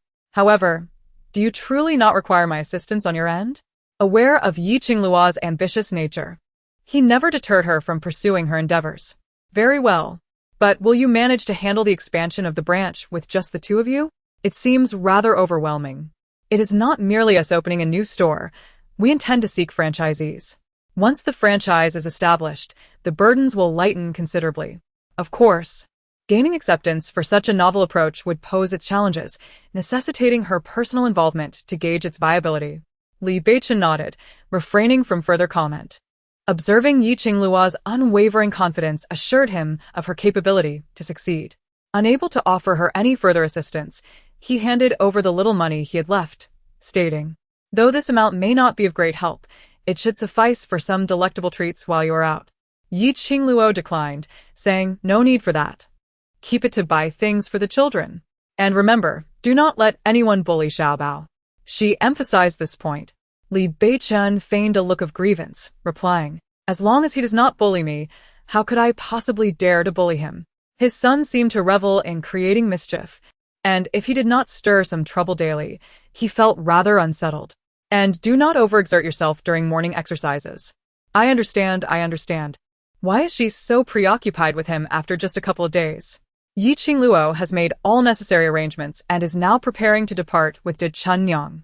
Initially, De Chun suggested that they leave Li Beichen in her care, but De Chunyang's brother and sister-in-law offered to take on the responsibility instead. With the children well cared for, the 2 women felt reassured enough to set off. Yet De Chunyang still felt a twinge of anxiety as she inquired, "Qingluo, are we perhaps being a tad hasty? Our shop has yet to turn a profit."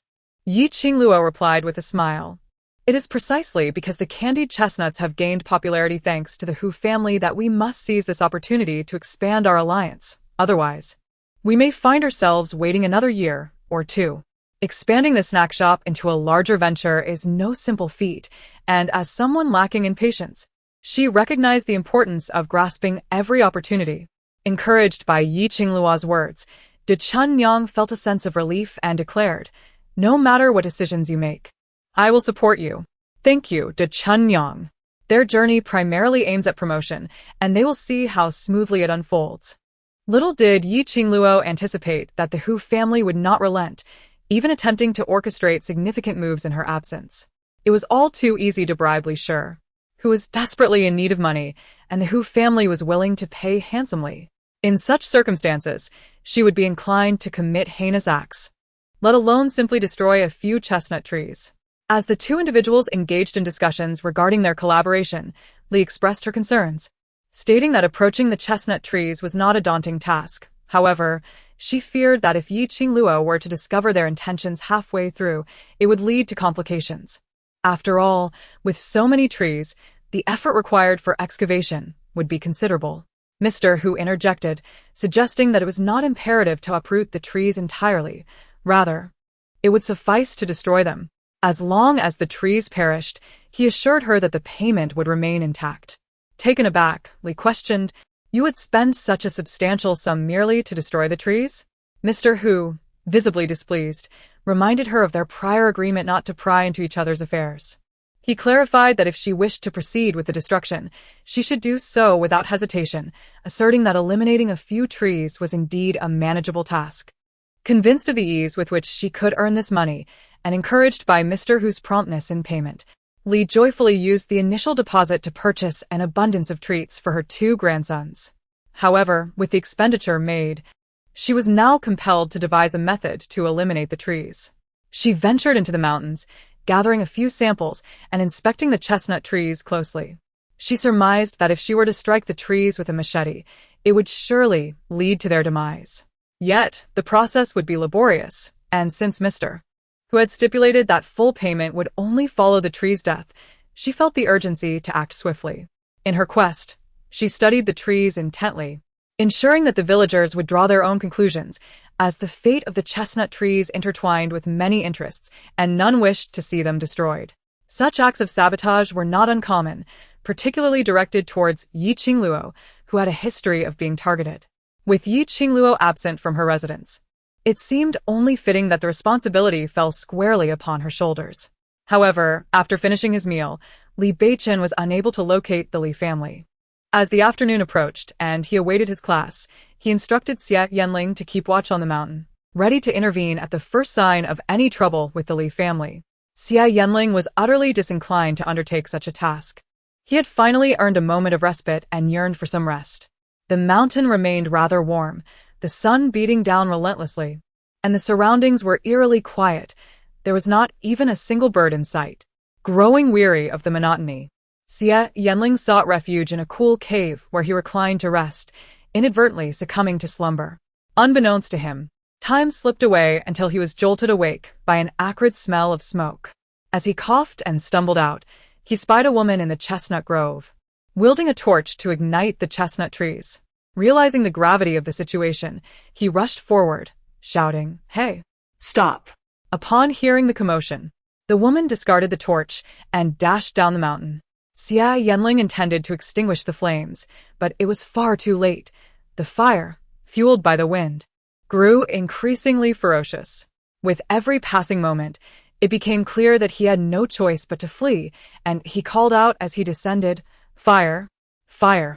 By the time the villagers noticed the billowing smoke and rushed up the mountain to extinguish the flames, it was already too late.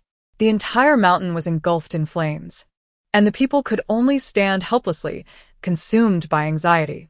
Ultimately, the government dispatched a substantial force to assist, and gradually the fire was quelled. Nevertheless, the inferno raged for a full day and night, leaving the mountaintop utterly transformed and unrecognizable. Chapter 100. Not so capable after all. De Chuanyang immediately burst into tears, exclaiming, "Qingluo, what shall we do? How will we earn a living from now on?" She would never forget that the initial funds she and Qingluo earned were due to this mountain. Now that the mountain has been devastated, their chestnut trees have also perished.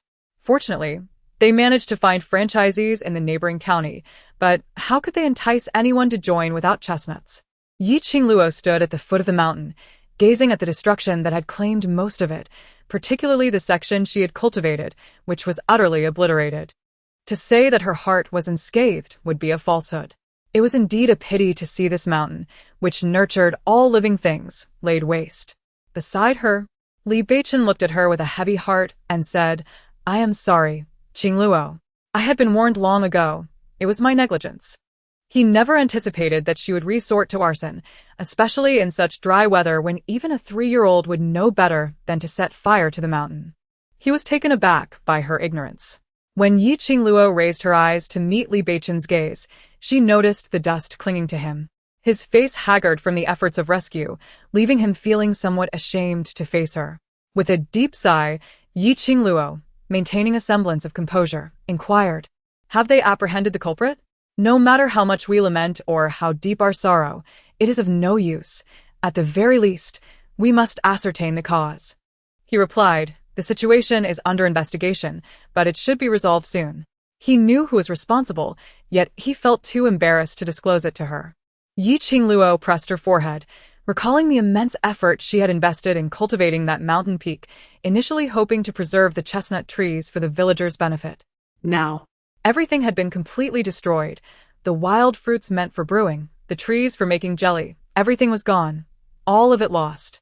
Li Beichen could only repeatedly apologize, "I'm sorry. Qingluo, I'm so sorry." It is not your fault, she replied. It is his fault. The authorities act swiftly. By afternoon, Madame Li was summoned. However, she refused to cooperate, insisting that her son was a high-ranking official and that no one could apprehend her. When the constables forcibly attempted to take her, she threw herself onto the ground, kicking and screaming, declaring that she would not go anywhere without seeing her son. Upon hearing that the old lady was a suspect, Qingluo volunteered to visit the Li household, primarily driven by curiosity about her motives. Upon seeing her, Madame Li was immediately disappointed. What are you doing here? Quickly called Beichen over. The constables, feeling helpless, explained, an eyewitness saw you enter the woods on the day of the fire. So the magistrate has instructed us to summon you for questioning. With her commotion, everyone became aware of who was truly responsible for the incident. Qingluo, with calm composure, remarked, it is only natural for the authorities to investigate a fire that ignited inexplicably in the mountains. If you have committed no wrongdoing, why fear the inquiry? Madame Li retorted, I went to the mountains merely to gather a few chestnuts for cooking. I did nothing else. On what grounds do they investigate me? Since no one had witnessed her committing arson, she adamantly refused to acknowledge it. If she had done nothing wrong, she ought to clarify her situation. Approaching her, Qingluo lowered her voice intentionally, saying, arson is a grave offense.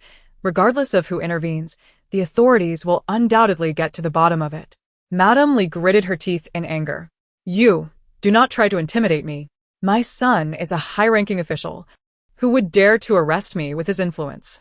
She added, besides, the mountain burned, but no one was harmed. Was there? Sensing her thoughts, Qingluo added, arson is on par with murder in severity. It might even carry a heavier penalty. Take care of yourself, old lady. Li was indeed somewhat frightened. You are speaking nonsense. The constable, losing patience, insisted, Li, please cooperate. With no hope left, Li turned to the old man for assistance, pleading, head of the family, you must stand by me. You must help me plead for our son. The old man glanced at the person being taken away, his displeasure evident as he furrowed his brow. He had not anticipated that this old woman could be so foolish as to set fire to the mountains. No matter how capable he was, he could not extricate her from this predicament. In that moment, he realized that Li's hopes were indeed dim. However, the eldest and the third son stepped forward to plead, Father, let us quickly seek out the second brother. Regardless of the circumstances, she is still our mother. And Beichen cannot remain indifferent. It was apparent that they understood the truth. The fire was indeed set by Li herself. Her temperament was well known within the family. Had she truly been wronged, she would have long since gone to confront the county magistrate. Yet, Qingluo interjected, the authorities have not yet conducted a thorough investigation. Why the rush to judgment? Could it be that you are accomplices? Stop your nonsense. Don't think that just because Beichen is listening to you now, you can do as you please. I assure you, no matter how chaotic this household becomes, it will not alter the fact that he bears the surname Li. Surname Li? As far as I know, your mother has never regarded him as a son. He seemed to have been raised on the goodwill of others. Now that he has achieved success, you all suddenly claim him as a member of the Li family. How shameless. You, the old man, now somewhat irate, retorted. Qingluo, this is a matter for our Li family, and it is not your place to intervene. Do you suppose I wish to involve myself in such sordid affairs? Were it not for the fact that she has ignited flames upon my territory, I would not inquire further. You, Old Li exclaimed in exasperation. Do not take pride in this. Beichen will inevitably choose this family. In the end, you are merely an outsider. Just wait and see. Qingluo chose to disregard their words, turning away, for conversing with such individuals was ultimately futile. The losses will be borne by me. You need not worry excessively. Qingluo wished to spare him from hardship, yet certain inquiries must be made. What of your mother? How do you intend to address this matter? She understood well that as long as Li Beichen was willing to intervene, the Li family would face no repercussions. This is the very confidence that the Li family possesses. He paused, acknowledging the severity of her transgressions. I suspect I shall be exiled to the frontier. He spoke with uncertainty, still managing to add, I know how furious you are, and I also comprehend your desire for me to remain uninvolved. Yet Qingluo, she is my mother. She anticipated this outcome, her frustration boiling over. Is it solely because she is your mother that she is permitted to set fires repeatedly? The more she spoke, the more incensed she became, ultimately deriding, with a son like Lord Li, her minor transgressions are of little consequence. Qingluo. He sighed, I will handle this matter appropriately. And I do not possess the capability to ensure her safety. All I can strive for is to secure her a sentence of imprisonment. Being confined in a cell is far preferable to exile, and this is the utmost I can do as her son. Imprisonment? The outcome surprised Yi Qingluo. She had anticipated that Li Beichen would certainly use her age as a pretext to secure her release.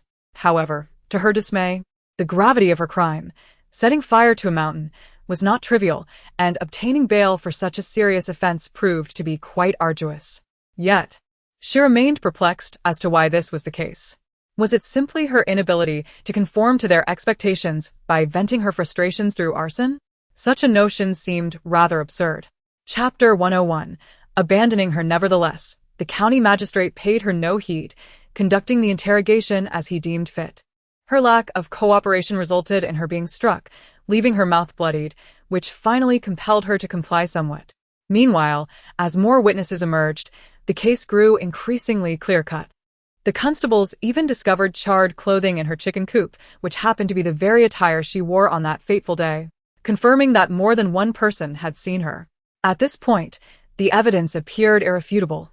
However, she still clung to hope in the Li family and her son. Unwilling to confess, the magistrate maintained a degree of patience, stating, if you are willing to clarify the situation promptly, or if there are any hidden instigators behind this matter, your honesty could potentially lead to a lighter sentence. This sparked a flicker of interest in her. A lighter sentence? Certainly, as long as she was forthright. Yet, she hesitated, stubbornly insisting on seeing her family before she would divulge anything. The magistrate, witnessing her obstinacy, had no choice but to confine her for the time being, postponing the hearing for another day. Meanwhile, the Li family convened in a meeting, with several of the children proposing to rescue her. Particularly Li Xiuzhu, in a state of urgency, exclaimed, Father, we could simply spend a bit of money to negotiate. At the very least, it would alleviate some of our mother's suffering. She had heard that if someone ended up in prison without financial support from home, their suffering would be immense, and her elderly mother could not endure that. When the subject of money arose, the eldest daughter-in-law expressed her discontent, exclaiming, Where is there any money left at home? I believe it would be more beneficial to plead with the second son. After all, she is his mother. Surely he cannot remain indifferent to her plight. Regardless, they would never part with a single coin. Old Li sighed, remarking, I suspect that even if the second son had the inclination, he would be powerless to help. The crime of arson is too severe. Even if we deplete our entire fortune, it would merely extend her imprisonment a few years at most. She will likely never see freedom again. The old man understood the gravity of the situation better than anyone, having long since made up his mind. The third son, somewhat unable to accept this fate, insisted, But we can't just stand by, Father. Let us go and plead with the second son. Even if she receives a 10-year sentence, at least there would be some hope. They all understood that for such a grave offense, a decade would barely suffice, if not deemed lenient. However, old Li hesitated. The second son had only recently established himself in the capital, and if he were to intervene in such matters and be reported by his peers, his career would undoubtedly be jeopardized. His primary concern remained the second son's future. The third son, growing anxious, exclaimed, What significance does a career hold? Is not our mother of greater importance? Old Li, feeling flustered, conceded, Fine, I shall speak to him. We shall see what can be done. He contemplated that, regardless of the circumstances, she was still his mother, and he could not remain passive. Thus, the family set out in a determined manner, with the old man feigning his usual pretense, calling out, Beichen, I acknowledge that I should not disturb your peace, yet given the grave circumstances surrounding your mother, I find it necessary to speak. He truly finds himself at a loss.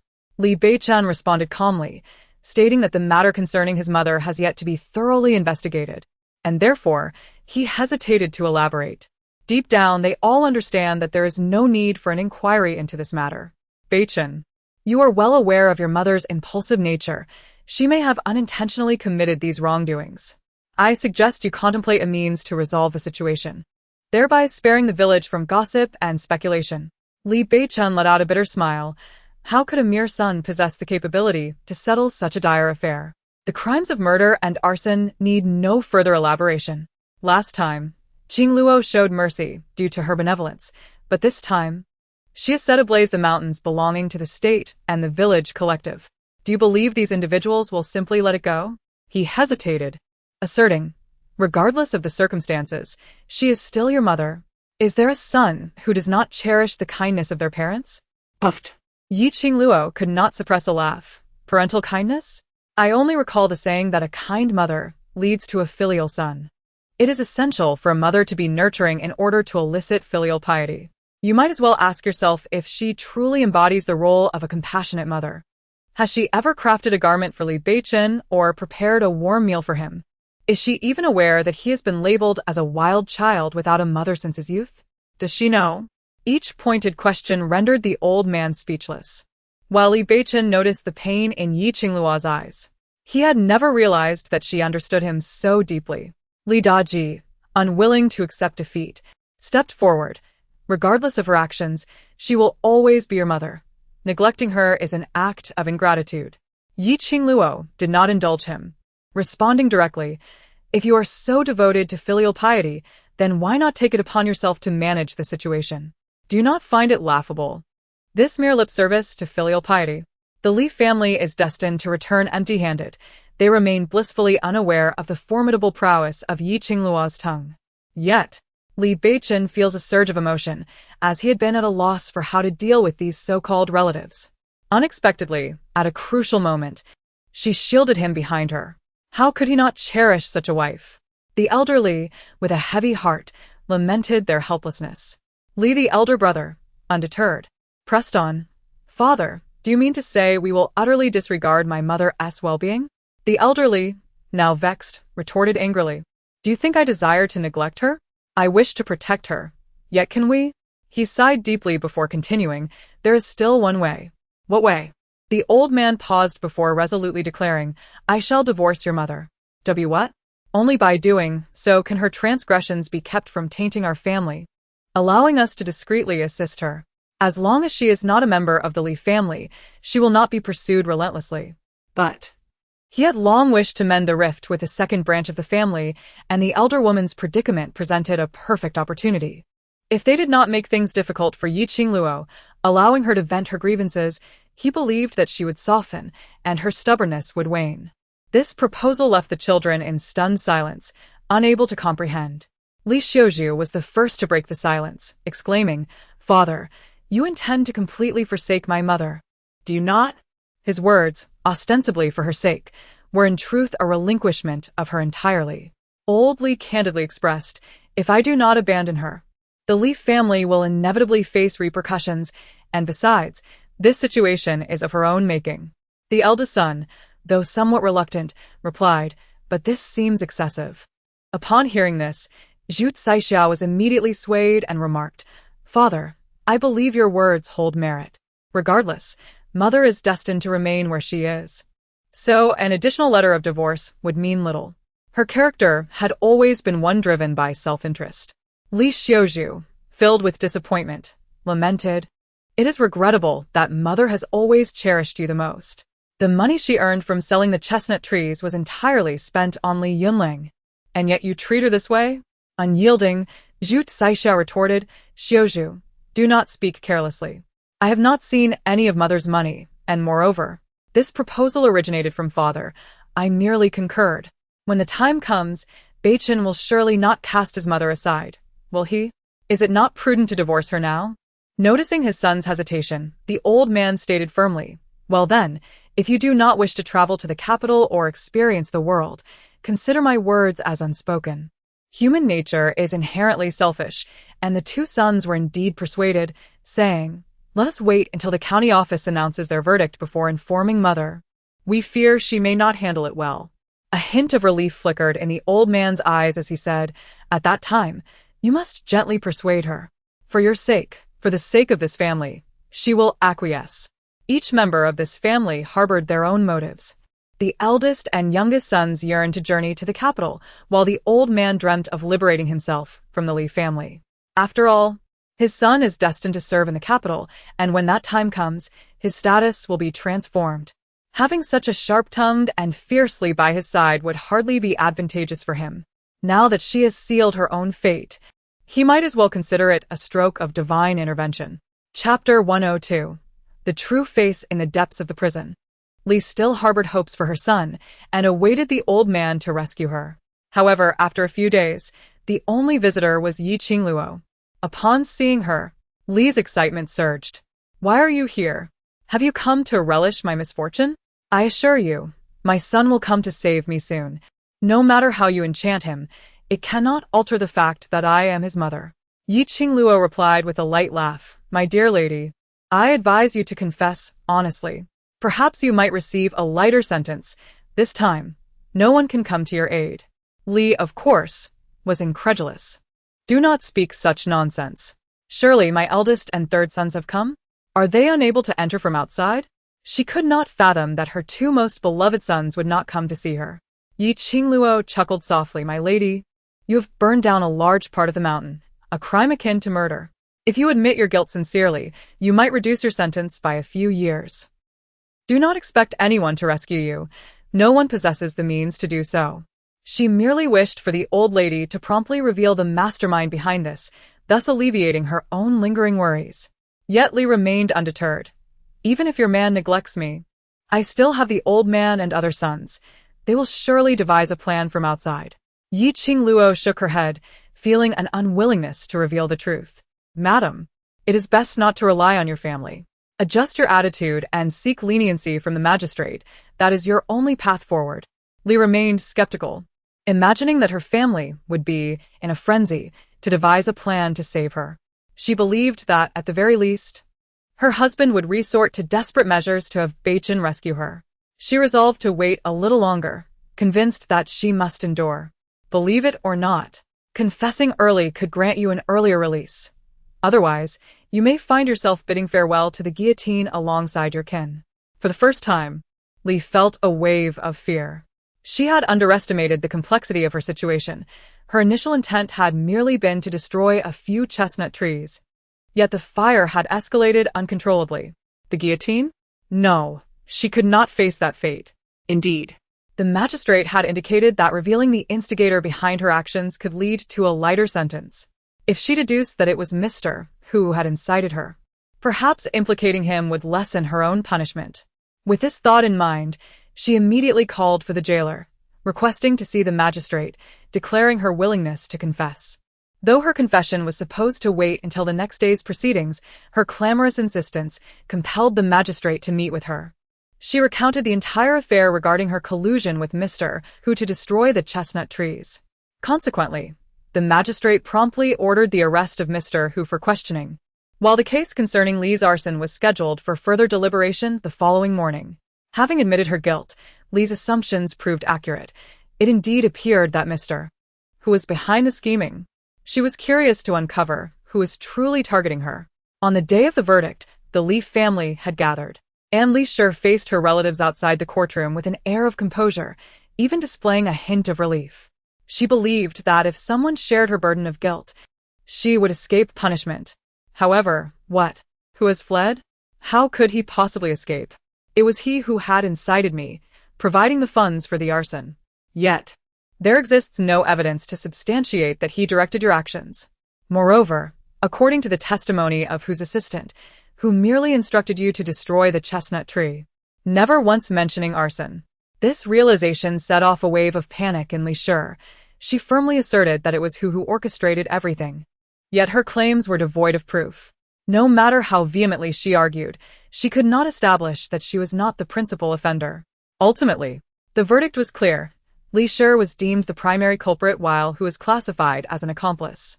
The county office had already prepared a warrant for Hu's arrest. And due to Li Shi's voluntary admission of guilt and the absence of casualties, she was sentenced to 15 years of imprisonment and 30 strokes of the rod. This lenient sentence spared her from exile to the frontier, allowing her to retain her life, a verdict that the Li family deemed satisfactory. Alas, with whose escape? Her leads had vanished. Just when it seemed the matter had reached a conclusion, Li Xiuzhu arrived that evening, imploring her brother, "Brother, speak to father. Do not let him be so heartless. Although mother has erred, she must not be cast aside." Li Beichen furrowed his brow, asking, "What are you saying? Father intends to cast mother away?" With tears streaming down her face, Li Xiuzhu nodded emphatically. Mother has learned her lesson. If father were to abandon her now, it would drive her to despair. He was already feeling quite troubled, and his home life offered no solace. He inquired, "Do you know what the reason is?" Li Xiuzhu hesitated but eventually replied, "Father said that mother's transgressions should not burden you, brother. She did not act with malice. Please, show her some compassion." This matter was initially unrelated to Qingluo, who was ready to depart, yet Li Xiuzhu called out to her, "Sister-in-law, could you persuade my brother? I know mother has wronged you. Please forgive her just this once." Xiuzhu.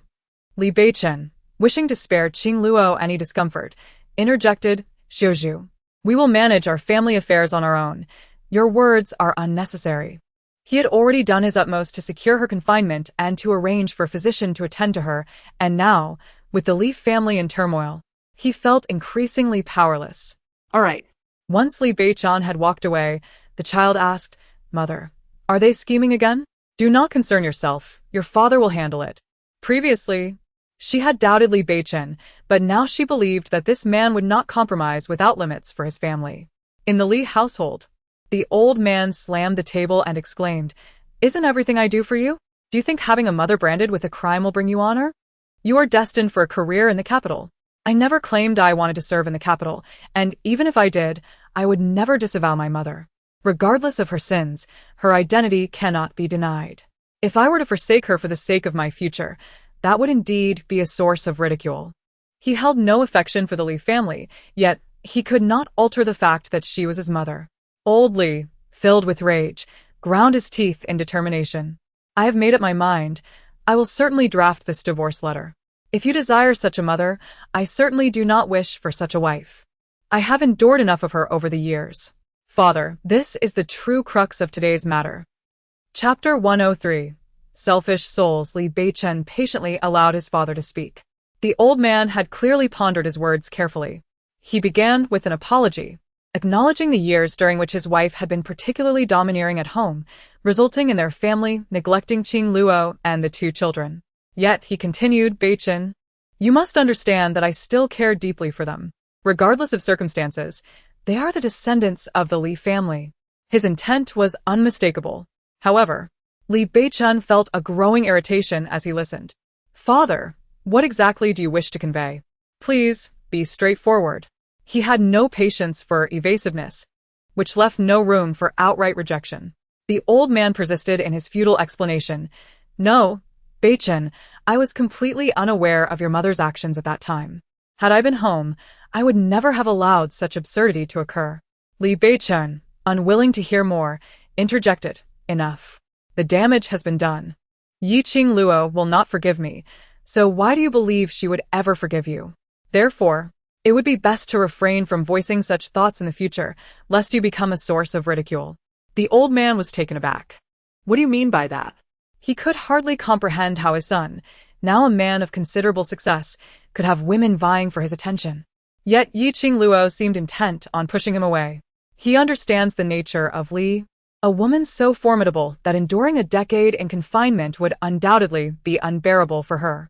In such circumstances, if her family does not extend comfort, it is feared she might resort to extreme measures. However, the old man Li is utterly indifferent to these concerns. He has already dispatched the divorce papers to the prison overnight, and he has no intention of regarding the future of that old woman.